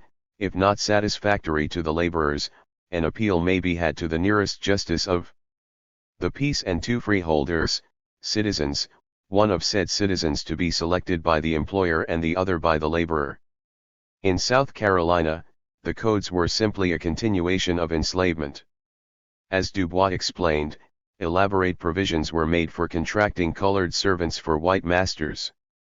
In states such as Kentucky, Florida, and Mississippi, written contracts by freedmen had to be attested to by a white person and a judge to approve it. If the person stopped working, his wages for a year were to be forfeited. In Alabama, when any laborer or servant having contracted as provided in the first section of this act, shall afterward to be found, before the termination of said contract, in the service of employment of another, that fact shall be prima facie evidence that such person is guilty of violation of this act, particularly if he fails and refuses to forthwith discharge the said laborer or servant, after being notified and informed of such former contract and empowerment. 136. Masters were given the right to moderately whip servants under the age of 18, while others were to be whipped on authority of judicial officers. These officers were also given authority to return runaway servants to their masters. On the other hand, servants were given certain limited rights. Their wages and period of service had to be specified in writing, and they were supposedly protected from unauthorized attacks on their persons, inadequate food, and laboring Sundays and at night. However, it is also important to note that emerging out of this, a significant aspect of the codes was the presumption that any employed black was automatically considered a servant and any white a master. The relationship between these two statuses, i.e., master and servant, as prescribed by law, was accompanied by severe penalties and regulations for all who violated this arrangement. In addition, those blacks who failed to acquire a written contract were committing not only a misdemeanor punishable by a fine of $5 to $50, but more significantly were jeopardizing an expectation that they would labor from sunup to sundown with set breaks for meals, and if beckoned come to the aid of their master in defense of his person, family, or property. Though the 1857 Dred Scott decision was rendered null and void by the March 1866 Civil Rights Act, most Southern state laws were steeped in the spirit of Supreme Court Judge Roger B. Taney's majority opinion that essentially proclaimed that Africans had no presumption of rights that white Americans were constitutionally bound to respect. Registered predictably. Mississippi legislators in the fall of 1865 adopted a provision that mimicked Dred Scott when they declared that every civil officer shall, and every person may, arrest and carry back to his or her legal employer any freedman, free negro, or mulatto who shall have quit the service of his or her employer before the expiration of his or her term of service without good cause, and said officer and person shall be entitled to receive for aforesaid the sum of $5.10 per mile from the place or arrest to the place of delivery, and the same shall be paid by the employer and held as a set-off for so much against the wages of said deserting employee. In South Carolina, the law also stated that any white person, regardless of their status in life, witnessing a misdemeanor committed by a person of color, may arrest the offender and take him before a magistrate, to be dealt with as the case may require. In case of a misdemeanor committed by a white person towards a person of color, any person may complain to a magistrate, who shall cause the offender to be arrested, and, according to the nature of the case, to be brought before himself, or be taken for trial in the district court *degree. Though a preponderance of black legislators existed in South Carolina during the middle years of Reconstruction, the above provision pertaining to a misdemeanor committed by a white person, while law, remained unenforceable.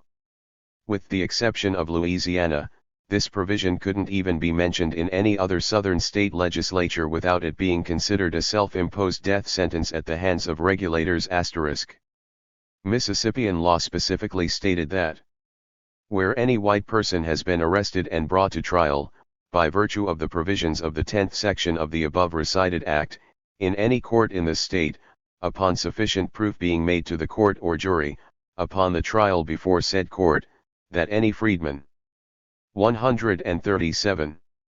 Free negro or mulatto has falsely and maliciously caused the arrest and trial of said white person or persons, the court shall render up a judgment against said freedman, free negro, or mulatto for all cost of the case, and impose a fine not to exceed $50, and imprisonment in the county jail not to exceed 20 days, and for a failure of said freedman, free negro, or mulatto to pay, or cause to be paid, all costs, fines and jail fees, the sheriff of the county is hereby authorized and required, after 10 days public notice, to proceed to hire out at public outcry at the courthouse of the county, said freedman, free negro, or mulatto, for the shortest time to raise the amount necessary to discharge said freedman, free negro, or mulatto from all cost, fines, and jail fees aforesaid.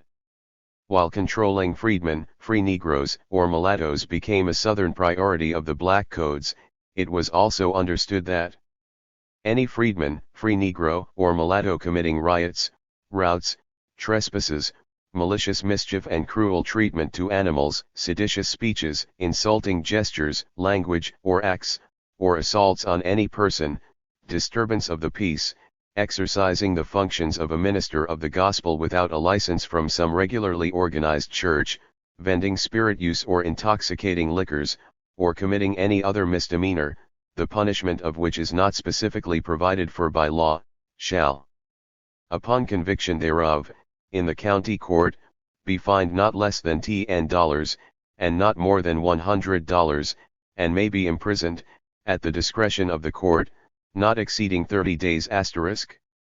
In Florida, coloreds and white persons never had to nor were they expected to function equally within the same social arena. Consequently, by law the races were forbidden from intruding upon each other's public assemblies, religious or other, or public vehicles set apart for their exclusive use, under punishment of pillory or stripes, or both. And though these regulations help establish an atmosphere for exploitation and social abuse, it was a series of vagrancy codes that personified the brutality of the postbellum American South. In this regard, Carl Schurz noted that, "Wherever I go, the street, the shop, the house, the hotel, or the steamboat, I hear the people talk in such a way as to indicate that they are yet unable to conceive of the Negro as possessing any rights at all. Men who are honorable in their dealing with their white neighbors, will cheat a Negro without feeling a single twinge of their honor.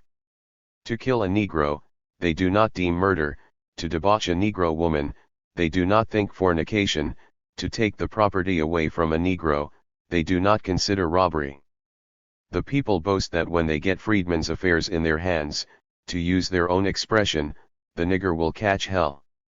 The reason of all this is simple and manifest.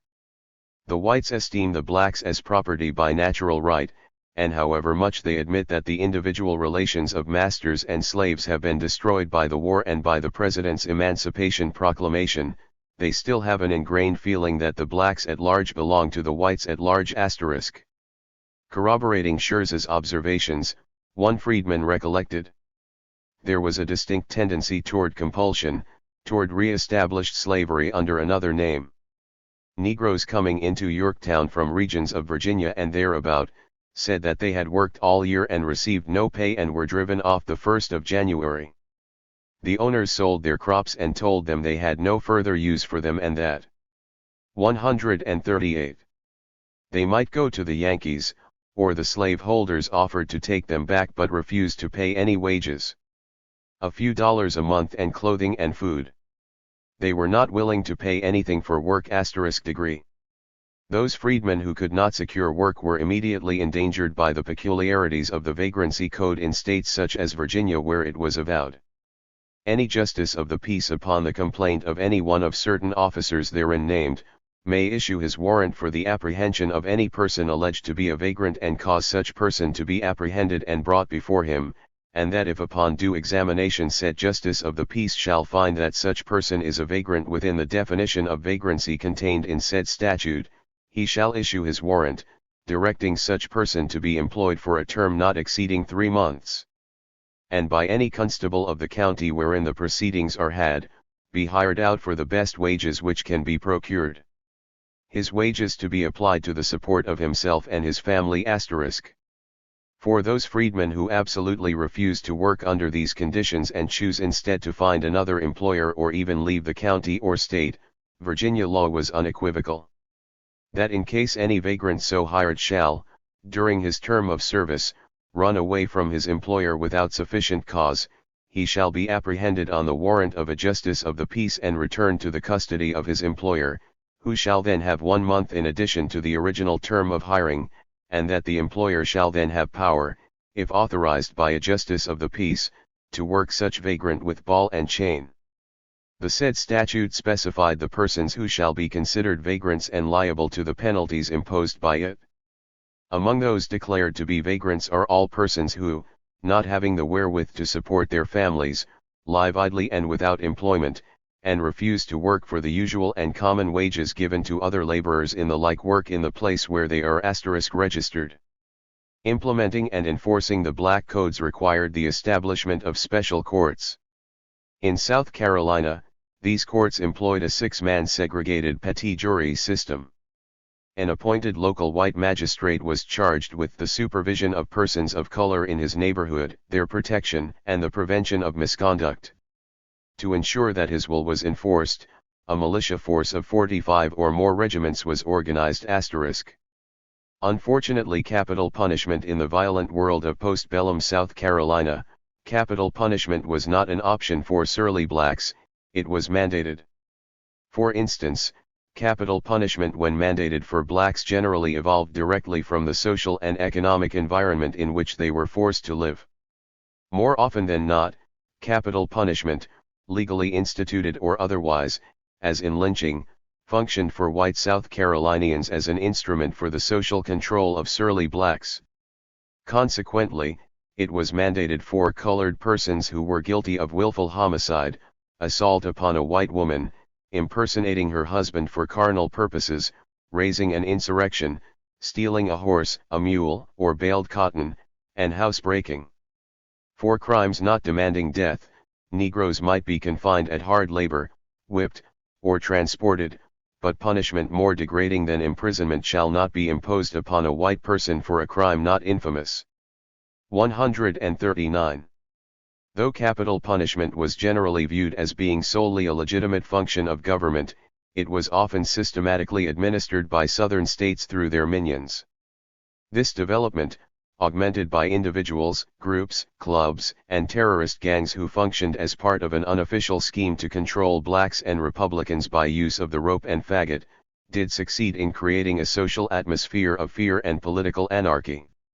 However, it is here where the presence of terror, implied or explicit, can be assessed as a factor that not only shaped daily personal relationships between Southerners of varying racial and class backgrounds, but accentuated the phenomena of race watching.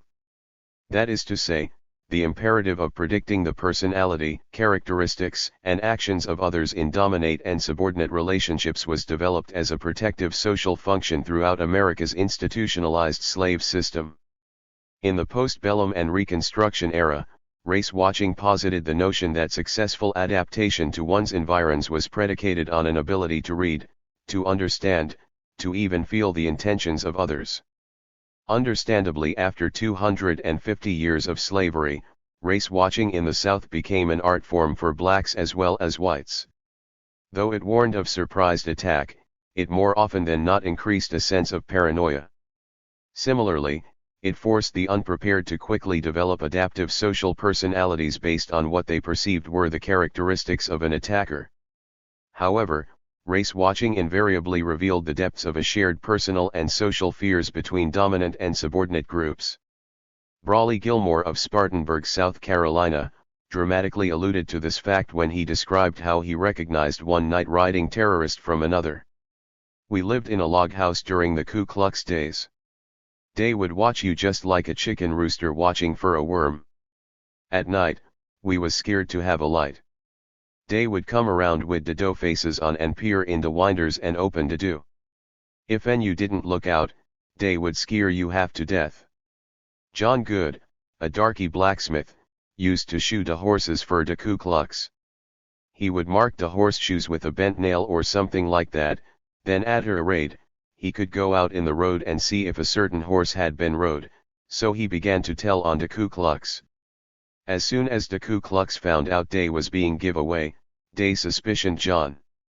Day went to him and made him tell how he knew who Day was. Day kept him in hiding, and when he told his tricks, Day killed him. Lynching as scheduled terror. Scheduled executions of freedmen, free Negroes, or mulattoes, as opposed to a spontaneous lynching, were never attended even in the remotest South Carolinian county seat, by less than 6,000 or 7,000 people. A major factor at these executions was their ritualistic procedures and the communal ecstatic reaction of a witnessing crowd. One eyewitness account of an official execution recalled that only after the condemned individual received a week of religious service was he then led to the gallows at an appointed time and day. Once within the arena-like atmosphere, the victim was again afforded prayers on the scaffold, which extracted groans of assent from the concourse, who were now frenzied by the speech of the usually repentant and confessing criminal. Hymns were then sung, giving the spectators a sense of participating in sacred drama. This was broken by the falling of the drop as the doomed person was launched into eternity. At this instant a piercing and universal shriek, followed by the wildest religious mania. 140. Seizes on the crowd, they surged to and fro, sang, and raised the holy dance. The scene was described by many as shocking above description. Often a portion of the crowd at these public executions were black, particularly if the victim was also black. This of course raises the question, why in the midst of racial hostility, brutality, and murder would blacks attend a hanging when certainly emotions by armed whites could quickly result in an unscheduled lynching? This is possibly answered by understanding the level of social intimidation that existed at this time. Undoubtedly, after a life of enslavement and now questionable freedom, a number of freedmen were compelled to attend these executions on demand by whites. For them, capital punishment by the mob was not an exception to the rule, but an ongoing expression of Southern whites' control over their lives. Armed resistance by this segment of the black population was out of the question.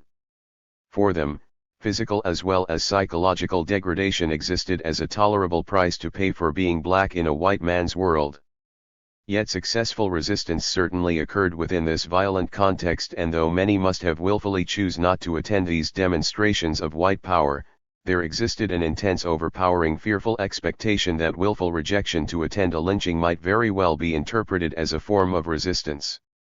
The important factor being that the nexus of thought control laid with the desires of a white mob bent rather than with those who may have been racially akin to the victim.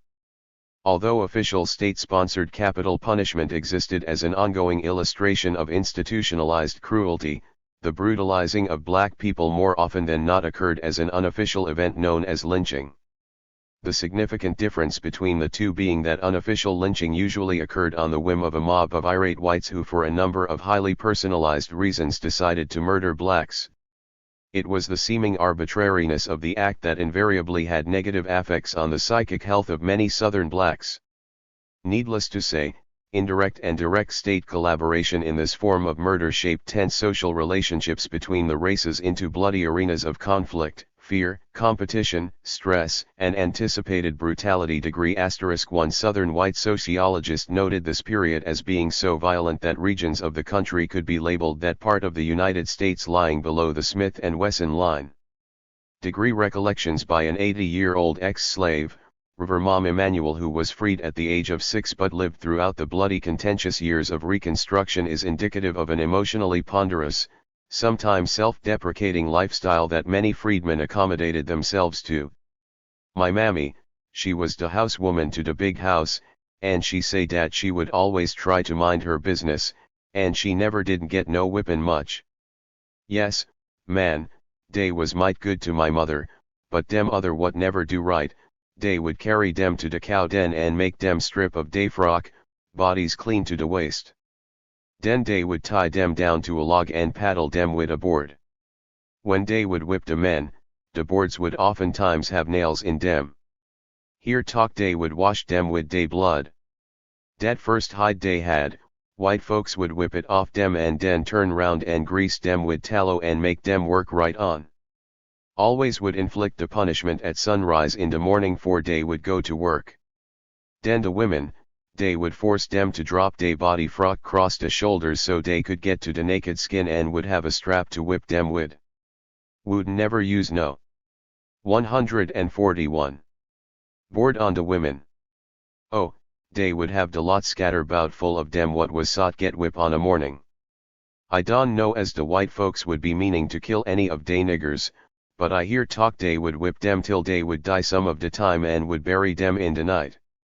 Couldn't bury dem in de day cause dey would have time.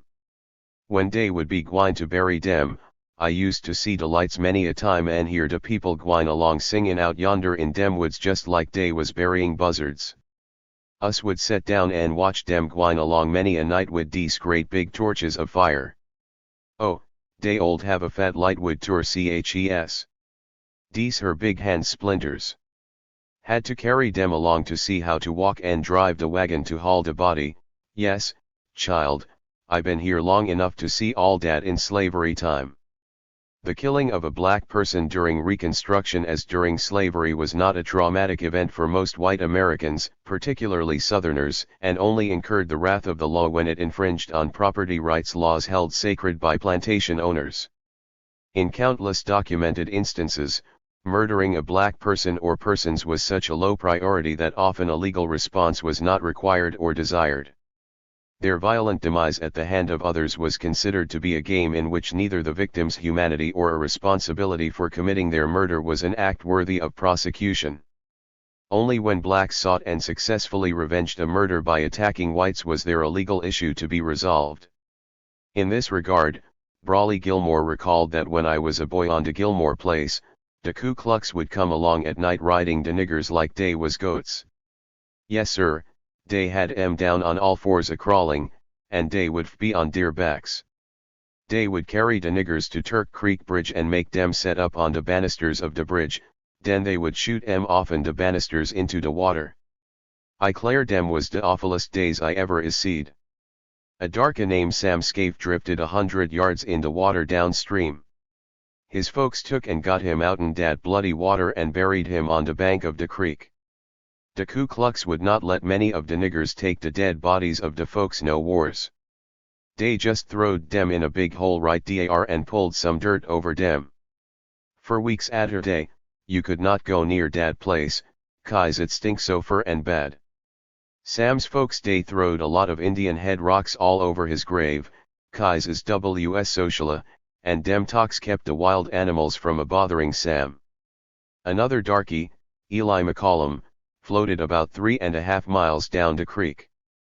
His folks went there and took out and buried him on the banks of the stream right by the side of a Indian mound. You can see dat Indian mound to dis very day. De Ku Klux and de niggers fit at New Hope Church. A big rock marks de spot today. De church, it done burnt down. De big rock sets about 7 miles east of Lockhart on de road to Chester. De darkies killed some of de Ku Klux and dey teek deir dead and put dem in Pilgrim's Church. Den dey sought fire to dat church and it burnt everything up to de very bones of the whites folks. And ever since den, dat spot has been known as Burnt Pilgrim. De darkies left most of de folks right dar for de buzzards and other wild things to eat up. Kise den niggers had to get away from dar, and dey didn't have no time for to fetch no word or nothing to no folks at home. Dey had a hiding place not far from Burnt Pilgrim. A darky named Austin Sanders, he was carrying some victuals to his son. De Ku Klux caught him and dey axed him what he was a-gwine. He lowed dat he was setting some bait for coons. De Ku Klux took and shot him and left him lying right in the middle of the road with a biscuit in his dead mouth. 142. While criminal justice for blacks via the courts was rare, it was unheard of when it concerned the interest of whites. In his classical work, Reconstruction, Du Bois remarked that in most states, blacks were allowed to testify in courts, however these were cases involving blacks. In some states, this privilege included testifying against accused whites as long as both parties agreed to this arrangement. This however was not the case in Mississippi, where criminal or civil justice for blacks simply meant the conversion of Mississippi slave codes into black codes. All penal and criminal laws now in force in the state, defining offenses and prescribing the mode of punishment for crimes and misdemeanors committed by slave, free Negroes or mulattoes, be and the same are hereby reenacted, and declared to be in full force and effect against freedmen, free Negroes, or mulattoes, except so far as the mode and manner of trial and punishment have been charged or altered by law. Criminalizing blackness. In Opelousas, Louisiana, 1,865 ordinances made it extremely harsh for blacks to exercise basic human or civil rights. With the cotton economy reeling from the effects of 4 years of intense civil war and periodic drought, whites argued that if imposing a sense of terror was necessary to keep the freedmen laborers in their place, then so be it. And if the key component in this process was to prohibit black laborers from migrating elsewhere, thereby forcing them to fulfill their appointed task, then everything including terror was justified. In this spirit, Opelousas's ordinances proclaimed, "No Negro or freedman shall be allowed to come within the limits of Opelousas without special permission from his employer, specifying the object of his visit and the time necessary for the accomplishment of the same. No Negro or freedman shall be found on the street of Opelousas after 10 o'clock at night without a written pass or permit from his employer, shall be imprisoned and compelled to work 5 days on the public streets, or pay a fine of $5. No Negro or freedman shall be permitted to rent or keep a house within the limits of the town under any circumstances, and anyone thus offending shall be ejected, and compelled to find an employer or leave the town within 25 hours. No Negro or freedman shall reside within the limits of the town of Opelousas who is not in the regular service of some white person or former owner, who shall be held responsible for the conduct of said freedman. No Negro or freedman shall be permitted to preach, exhort, or otherwise declaim to congregations of colored people without a special permission from the mayor or president of the Board of Police, under the penalty of a fine of $10 or 20 days' work on the public streets. No freedman who is not in the military service shall be allowed to carry firearms, or any kind of weapons within the limits of the town of Opelousas without the special permission of his employer, in writing, and approved by the mayor or president of the board. Any freedman not residing in Opelousas, who shall be found within its corporate limits after the hour of 3 o'clock, on Sunday, without a special permission from his 143 employer or the mayor, shall be arrested and imprisoned and made to work 2 days on the public streets, or pay $2 in lieu of said work. 85-year-old Lucinda Davis of Tulsa, Oklahoma, recalled that in her youth in Spartanburg, the Ku Klux would raid her little homestead and try to enforce similar codes by attempting to scare blacks into believing the existence of dead Confederate spirits. Recalling one spirit terrorist who proclaimed that he hadn't any water since he was killed at Manassas Junction during the early years of the Civil War, Davis remembered that he asked for water and he just kept pouring it in. Us think he sure must be a spirit to drink dat much water. Course he not drinkin' it, he pourin' it in a bag under he sheet. Mama never did take up no trunk with spirits so she knowed it just a man. Dey tell us what dey gwine do if and we don't all go back to us masses and us all agrees and den dey all disappear. Den us move to New Prospect on de Pacolet River, on de Perry Clemens place. Dat in de upper edge of de county and dat where de second swarm of de Ku Klux come out. Dey claim dey gwine kill everybody what am Republican, my daddy charge with being a leader amongst de niggers. He make speech and instruct de niggers how to vote for Grant's first election. De Ku Klux want to whip him and he have to sleep in a hollow log every night. Dey's a old man named Uncle Bart what live about half-mile from us. De Ku Klux come to us one night, but my daddy done hid. Den I hear say de gwine go kill old man Bart. I jump out the window and shortcut through dem woods and warn him. He get out the house in time and I save he life. De funny thing, I knowed all dem Ku Klux spite dey sheets and things. I knowed dey voices and dey saddle hosses. Dey one white man named Irving Ramsey. Us play fiddle together lots of time. When the white boys dance dey always wants me to go to play for dey party. One day I say to dat boy, I done knowed you last night. He say, what you mean? I say, you one dem Ku Klux. He want to know how I know. I say, 'member when you do under the chestnut tree and say, whoa, sunt. Whoa, sunt, to your hoss. He say, yes. And I laugh and say, well, I see right up in dat tree. Dey all knowed I knowed de den, but I never told on dem. When dey seed I ain't gwine tell, dey never try to whip my daddy or kill Uncle Bart no more. Extrapolating lessons of survival from a harsh political environment, Lucinda Davis, like many other blacks, continually demonstrated levels of inner strength and resistance to what many whites hoped would be a wasted and ignoble life. I ain't never been to school, but I just picked up readin' with some my first money I ever earned by me a old blueback Webster. I carry dat book wherever I goes. When I plows down a row I stop at de end to rest and den I overlooked a lesson. I 'member one de very first lessons was, evil communications corrupts good morals. I knowed the words evil and good and a white man explain the others. I been done used dat lesson all my life. The social and political distance between Davis and the political apparatus of the state that attempted to determine her lifestyle were vast and compelling. Daily intrusions of racial conflict and murder that invaded her psyche were distant, unimportant, and impersonal for those who thought they could define empowerment and self-esteem for the freedmen. The Lucinda Davises of the South were not expected to be socially or politically responsible on any level, nor were they expected to extract any inner strength or political. 144. Resistance from what many concluded was a marginal existence.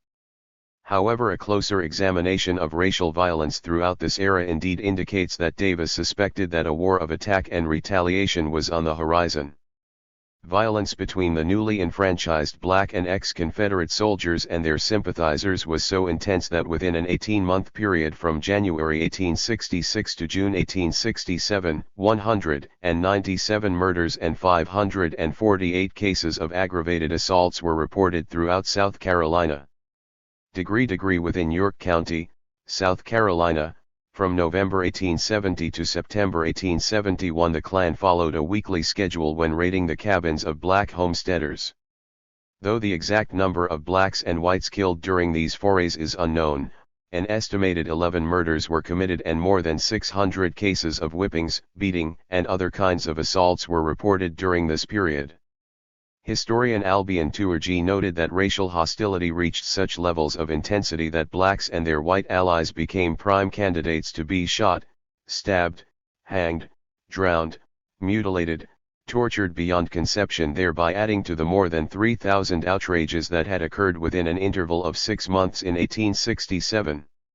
By 1871, a Southern States Convention declared that while 1,500 to 1,600 murders were committed in Georgia, throughout the 11 states of the defunct Confederacy, approximately 20,000 murders occurred during this period.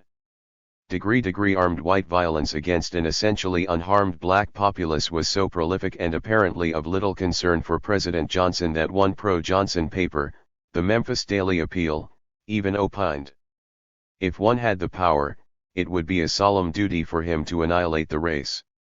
Lawlessness and attempts at racial genocide against Southern blacks was endemic and decisively cruel. It traumatized those who resisted with inadequate weapons, and it degraded others who attempted to seek a compromise in the face of its onslaught. It turned daytime friendships into nightly enemies. White farmers who were displaced by the Reconstruction Act of 1867 joined organizations such as the Ku Klux and forced their white tenants to attack black tenants, or themselves be brutalized. Black churches were burned while white-owned farmlands, barns, and cotton gin houses were torched nightly in retaliation. Black women were assaulted and raped while men of both races periodically slept out in the woods rather than be surprised by night-riding raiders. In this regard, black-owned newspapers tended to be circumspect when reporting violent attacks possibly initiated by freedmen, while conservative white papers were explicit in their detailing of Negro outrages. For example, in an article related to incendiarism, the black-owned and pro-Republican South Carolina Leader published the following: "Mr. Editor, a most destructive fire occurred here on Sunday morning. It was discovered at daybreak in the store of Mr. Early. The buildings being of wood, the fire spread with great rapidity, and did not cease until more than 30 houses were destroyed, among which were 18 stores, the courthouse, hotel, and a number of residences. There was not engine, and the insufficient water rendered it impossible to check the progress of the flames. The efforts of the soldiers, especially those of the 30th Massachusetts, could not have been surpassed. The office of the Darlington Arrow was burned. The press was lost, but the type saved. Different rumors are afloat as to the origin of the fire. It has been attributed by some to the carelessness of an intoxicated clerk, some say a colored man set the fire, others that the soldiers did it. Against the last supposition it may be urged that the gentleman on whose premises the fire originated was a favorite with his soldiers, and not at all obnoxious to them. However, in an article related to the murder of a Savannah, Georgia, white boy, the Southern pro-democratic conservative Courier was unambiguous about who the guilty parties were. The white boy who so mysteriously disappeared the other day has been found today, murdered by the Negroes near the city. His gun and clothes were gone, and it is supposed that he was murdered and robbed. The perpetrators of this foul deed are unknown. There is great excitement in the city. Parties have been out 3 days hunting the body, and frequently met armed bodies of Negroes, who halted them. Parties are now out scouring the country in search of the murderers. Robberies and assaults on whites coming into the city by Negroes are of hourly occurrence. The Negroes in and around the city are thoroughly armed and organized degree. In Georgia, Florida, Alabama, Mississippi, and Texas, violence was rampant.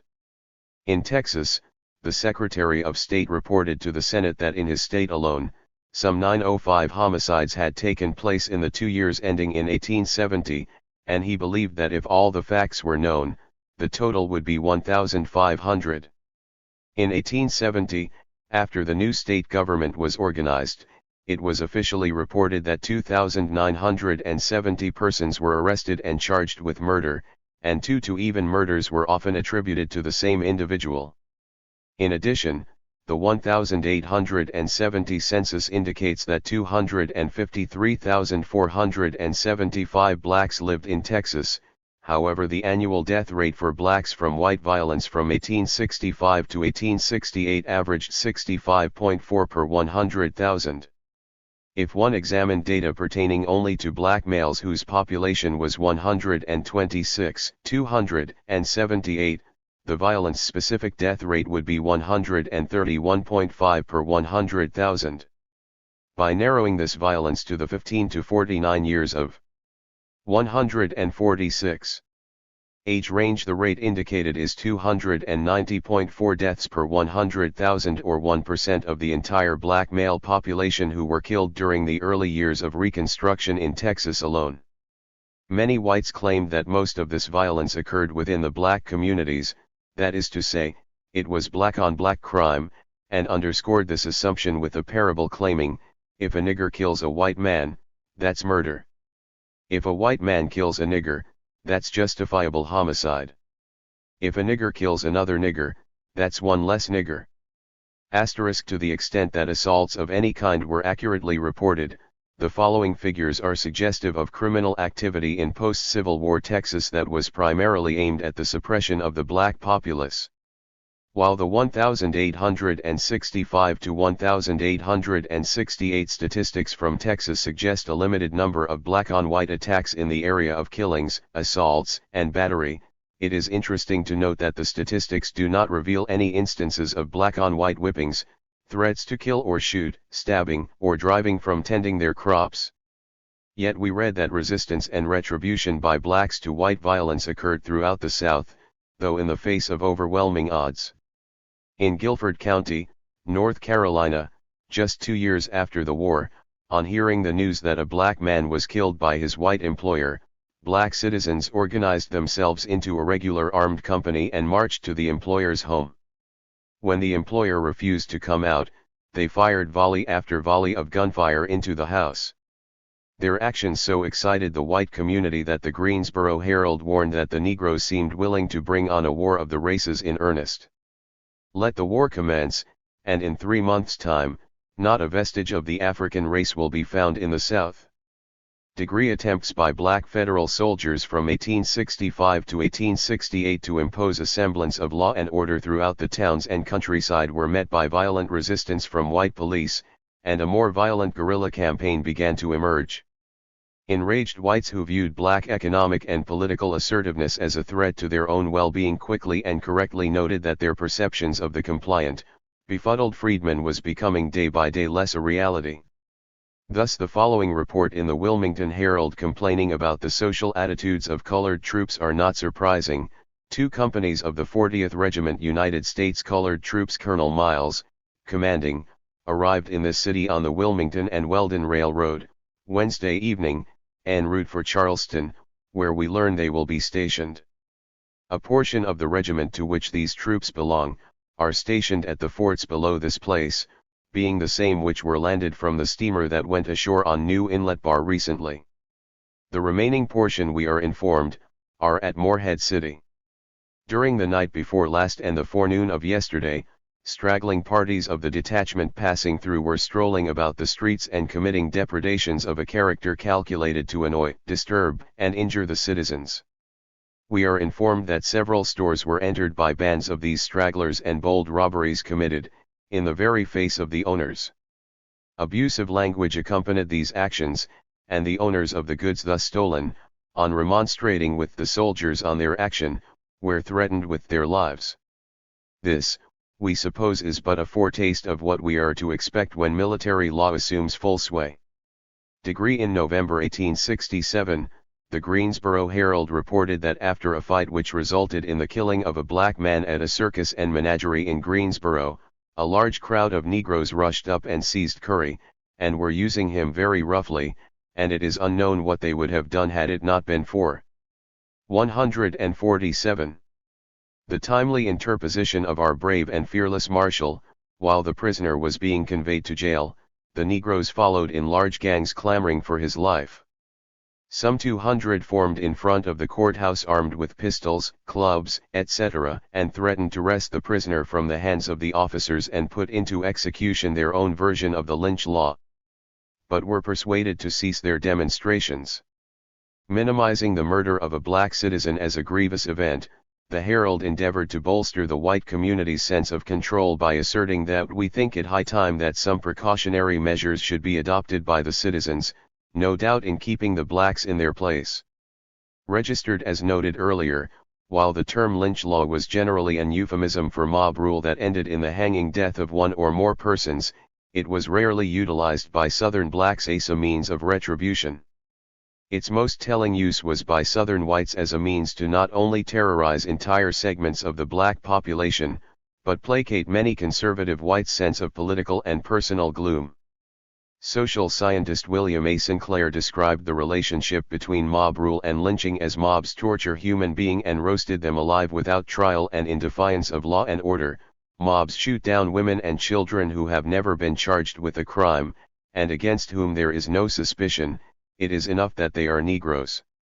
Mobs take possession of the streets of great cities and assault and shoot down innocent colored people, driving them from their homes and burning their property. Mobs intercept and hold up the regularly constituted officers of the law, take prisoners for their possession and shoot them to death. Mobs break into jails and take out prisoners and hang them, sometimes in the jail yard, and riddle their bodies with bullets. Mobs even invade the sacred precincts of the courtroom, and during the actual process of the trial, take prisoners from the custody of the lawful authorities and shoot them in the very temple of justice, or hang them in the courtyard in the presence of judge, jury, and court officers, amid the shouts and cheers of hundreds, and, at times, thousands of people. Newspaper descriptions of a lynching in local and northern newspapers were not only indicative of low-intensity warfare between blacks and whites, but generally denoted a violent, unrestrained, intimidating context that southern black communities and hamlets lived under. However, periodically other indicators appear that suggested not all African Americans were threatened, beaten, or killed into submission. For example, a July 4, 1871, article in the New York Times titled, "Outrage by Armed Negroes, One Man Killed and Another Two Ladies Wounded," describes the actions taken by armed blacks who undoubtedly prevented a lynching. On Saturday last 25 armed Negroes went to the plantation of Angus Red, in Barnwell County, South Carolina, about 12 miles below Augusta, on the Savannah River, and fired a volley into his residence, killing Thomas A. Lowe, and seriously wounded Red and his wife and mother. After disarming Red, the Negroes returned to Paul T. Hammond's plantation, where the deputy sheriff tried to arrest them, but without success, as they refused to disarm. The Negroes, however, promised to go to Aiken and stand an investigation. One of the parties implicated was arrested here this evening. His version is that Red and Lowe attempted to chastise a Negro for stealing from the premises of the former, but the Negro escaped from them and returned with an armed band, who did the shooting by way of retaliation. The affair causes uneasiness and alarm. The Negro, 148, arrested in the city, says he is a school teacher, and was on his way to Aiken to deliver himself up to the authorities. Degree. On last Friday night, or rather Saturday morning, between 12 and 1 o'clock, the writer was awoke by his name being called and a knocking at his front door. It proved to be two of his friends, who informed him that there were between 25 and 30 Ku Klux in town, that a few gentlemen had collected and intended to demand their surrender, and requested them to get up and go with them, which was immediately complied with. As we approached where the other gentlemen were standing, we heard about 150 yards off on a back street the bourne and singular and indescribable sound made by the Klan, who were then coming in our direction. It was proposed, and agreed to, that Chancellor Pollard should demand their surrender. He handed his gun to one of the party, and advancing towards them, commanding that they should surrender. A pistol was discharged by one of the Klan, which fire was immediately returned by our party, when the Ku Klux turned and commenced a rapid retreat. They were headed off at a cross street when they again fired and were fired upon. This time one of them was unhorsed. He was found lying upon his back in a street which is the courthouse square, apparently dead. After removing his black mask it was discovered he was not dead, and gave his name as Richard Dillard. He was a white man living about 8 miles from this place. A physician was sent for, who recommended his removal to some place where his wounds could be examined, and he was taken to a room on the lower floor of the jail. His disguise was taken off. It consisted of a blouse and pantaloons having a stripe of white about 1 inch broad running down all the way on each side. Under these was his ordinary clothing. His hat was made of some white substance, high and round. After removing the rest of his clothing it was found that his shirt along the back was completely saturated with blood caused by 6 buckshot wounds. 1 in the back of the neck, near the shoulders, 1 in the hip, and 4 in the side. He positively declined giving the names of any of the Klan, said there were 30 in town, and that he fell where he was shot. He lived 2 or 3 hours, when death took place. We cannot commend too highly the chivalrous conduct to Judge Pollard and the rest of the gentlemen engaged, 8 of whom in open fight and without shelter defeated 30 Ku Klux. 5 horses and mules were captured, 3 of them wounded. A pistol was found, spurs, a saddle, and 2 pair of saddlebags containing 4 everyday hats, besides some 15 suits of disguises, hats, masks, etc., thrown away along their line of retreat for miles. From the number of horses without riders which a portion of the Klan was seen leading 2 or 3 miles from town, it is reasonably supposed that several others were killed and wounded. Black women were particularly vulnerable to murderous assaults and sexual abuse by night-riding Klansmen. Though accurate statistics on the number of rapes committed by night riders against black women is difficult to obtain, the following sparse table of reported 149. Despite a number of economic and political rationales that could be offered up to explain these kinds of attacks, deeper psychological impulses appear when examining testimony submitted to investigating agents of the Bureau of Freedmen, Refugees, and Abandoned Lands. In early January 1866, Mrs. Rhoda Ann Childs, a field contract laborer in Spalding County, Georgia, gave a sworn deposition to the Freedmen's Bureau detailing her brutal assault by Klansmen. She and her husband had retired for the evening when they were visited by night riders who they assumed were Klansmen. Fully aware of the impending danger to her husband rather than herself, Rhoda distracted the riders while her husband escaped from the rear of the cabin.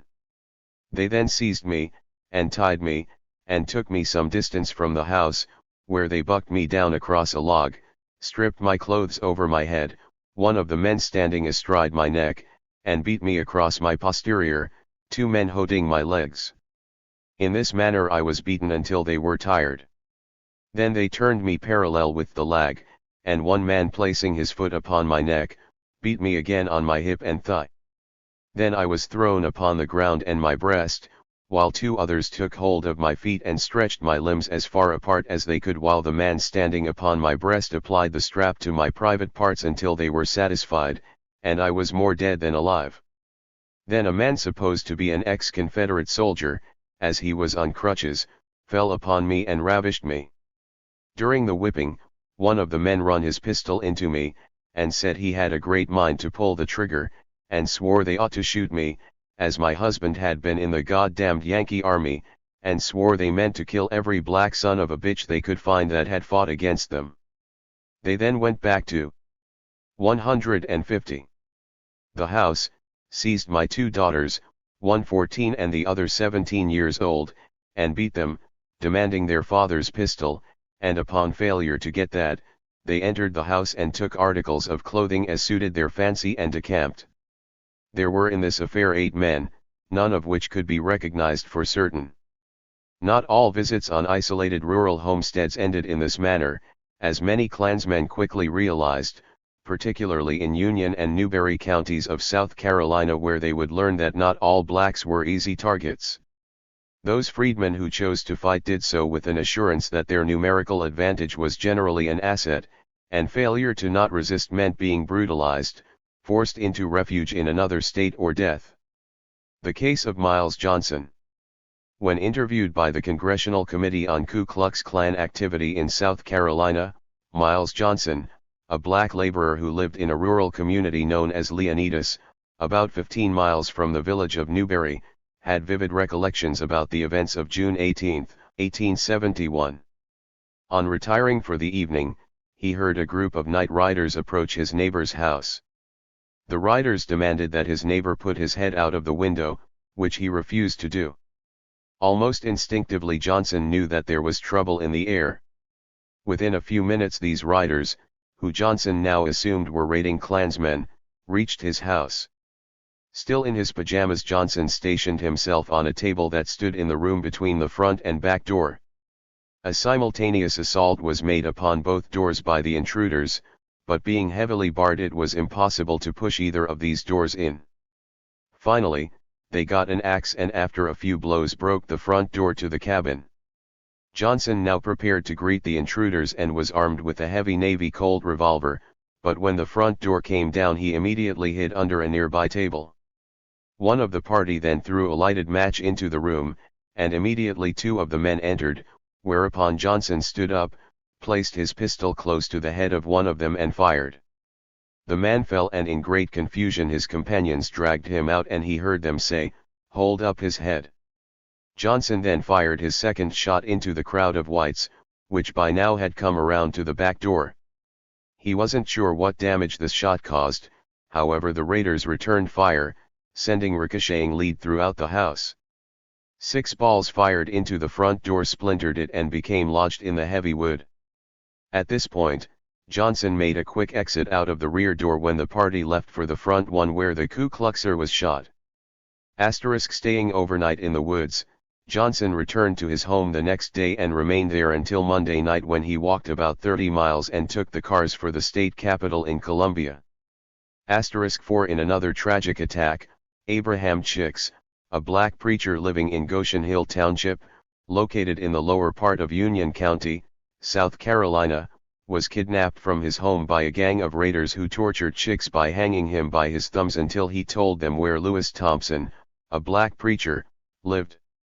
After this brutal treatment the raiders proceeded to Thompson's home where they took him out, since which time nothing has been seen or heard of him. Throughout this period, newspapers' accounts contemplating an inevitable war of the races was debated by pundits on both sides of the political spectrum. One particular delegate at a Texas state convention in 1868 was so positive about an impending race war, he declared, when it did occur, there would not be a black man left to tell the tale. Bravado sentiments aside, in other regions of the South actions by groups of armed freedmen were challenging enough to make traveling from one town or city to another problematic. By 1868 rising levels of highway robberies and more politically motivated assaults were occurring daily, and although not necessarily suggestive of open warfare between the races, the possibility of a form of limited warfare between groups of white and blacks was no longer simply conjecture. In a Savannah News and Herald article the reporter discusses an incident, in an instructive manner for traveling whites, about a nearly violent confrontation between armed blacks and whites. Early yesterday morning a number of farmers, while on the Augusta Road coming to town and about 10 miles distant, was hailed by one party of Negroes some 200 in number. The gentleman did not rein up immediately, whereupon the Negro who had been walking up and down the road with a double-barreled gun on his shoulder assumed the position of a challenging sentinel and ordered them to halt. The part halted and demanded to know the cause. They were informed that the Negroes had orders to stop all persons passing along the road and make them contribute bread and whiskey, and if they didn't have the articles must give money, in order that they could be purchased. The party of gentlemen were well armed and refused to comply with the demands of the Negroes, and they, seeing that the gentlemen were ready to defend themselves, let them pass on. They had not gone far before they came to a creek, the bridge over which had been taken up doubtless to cause wagons to stop, and then the owners could be assaulted and robbed at leisure. Our party repaired the bridge and came into town. But for their determination they would have been robbed and most probably, roughly handled. After describing the incident, the reporter then contemptuously suggested a racial remedy by postulating. It is supposed that these Negroes were sent to repair it and not white men being there to control them, concluded to levy a contribution upon all passers-by. A sufficient force should be sent down to arrest all who can be recognized as being among them, and all caught should be severely dealt with. Nothing but speedy and severe punishment will teach the Negroes that they must behave themselves.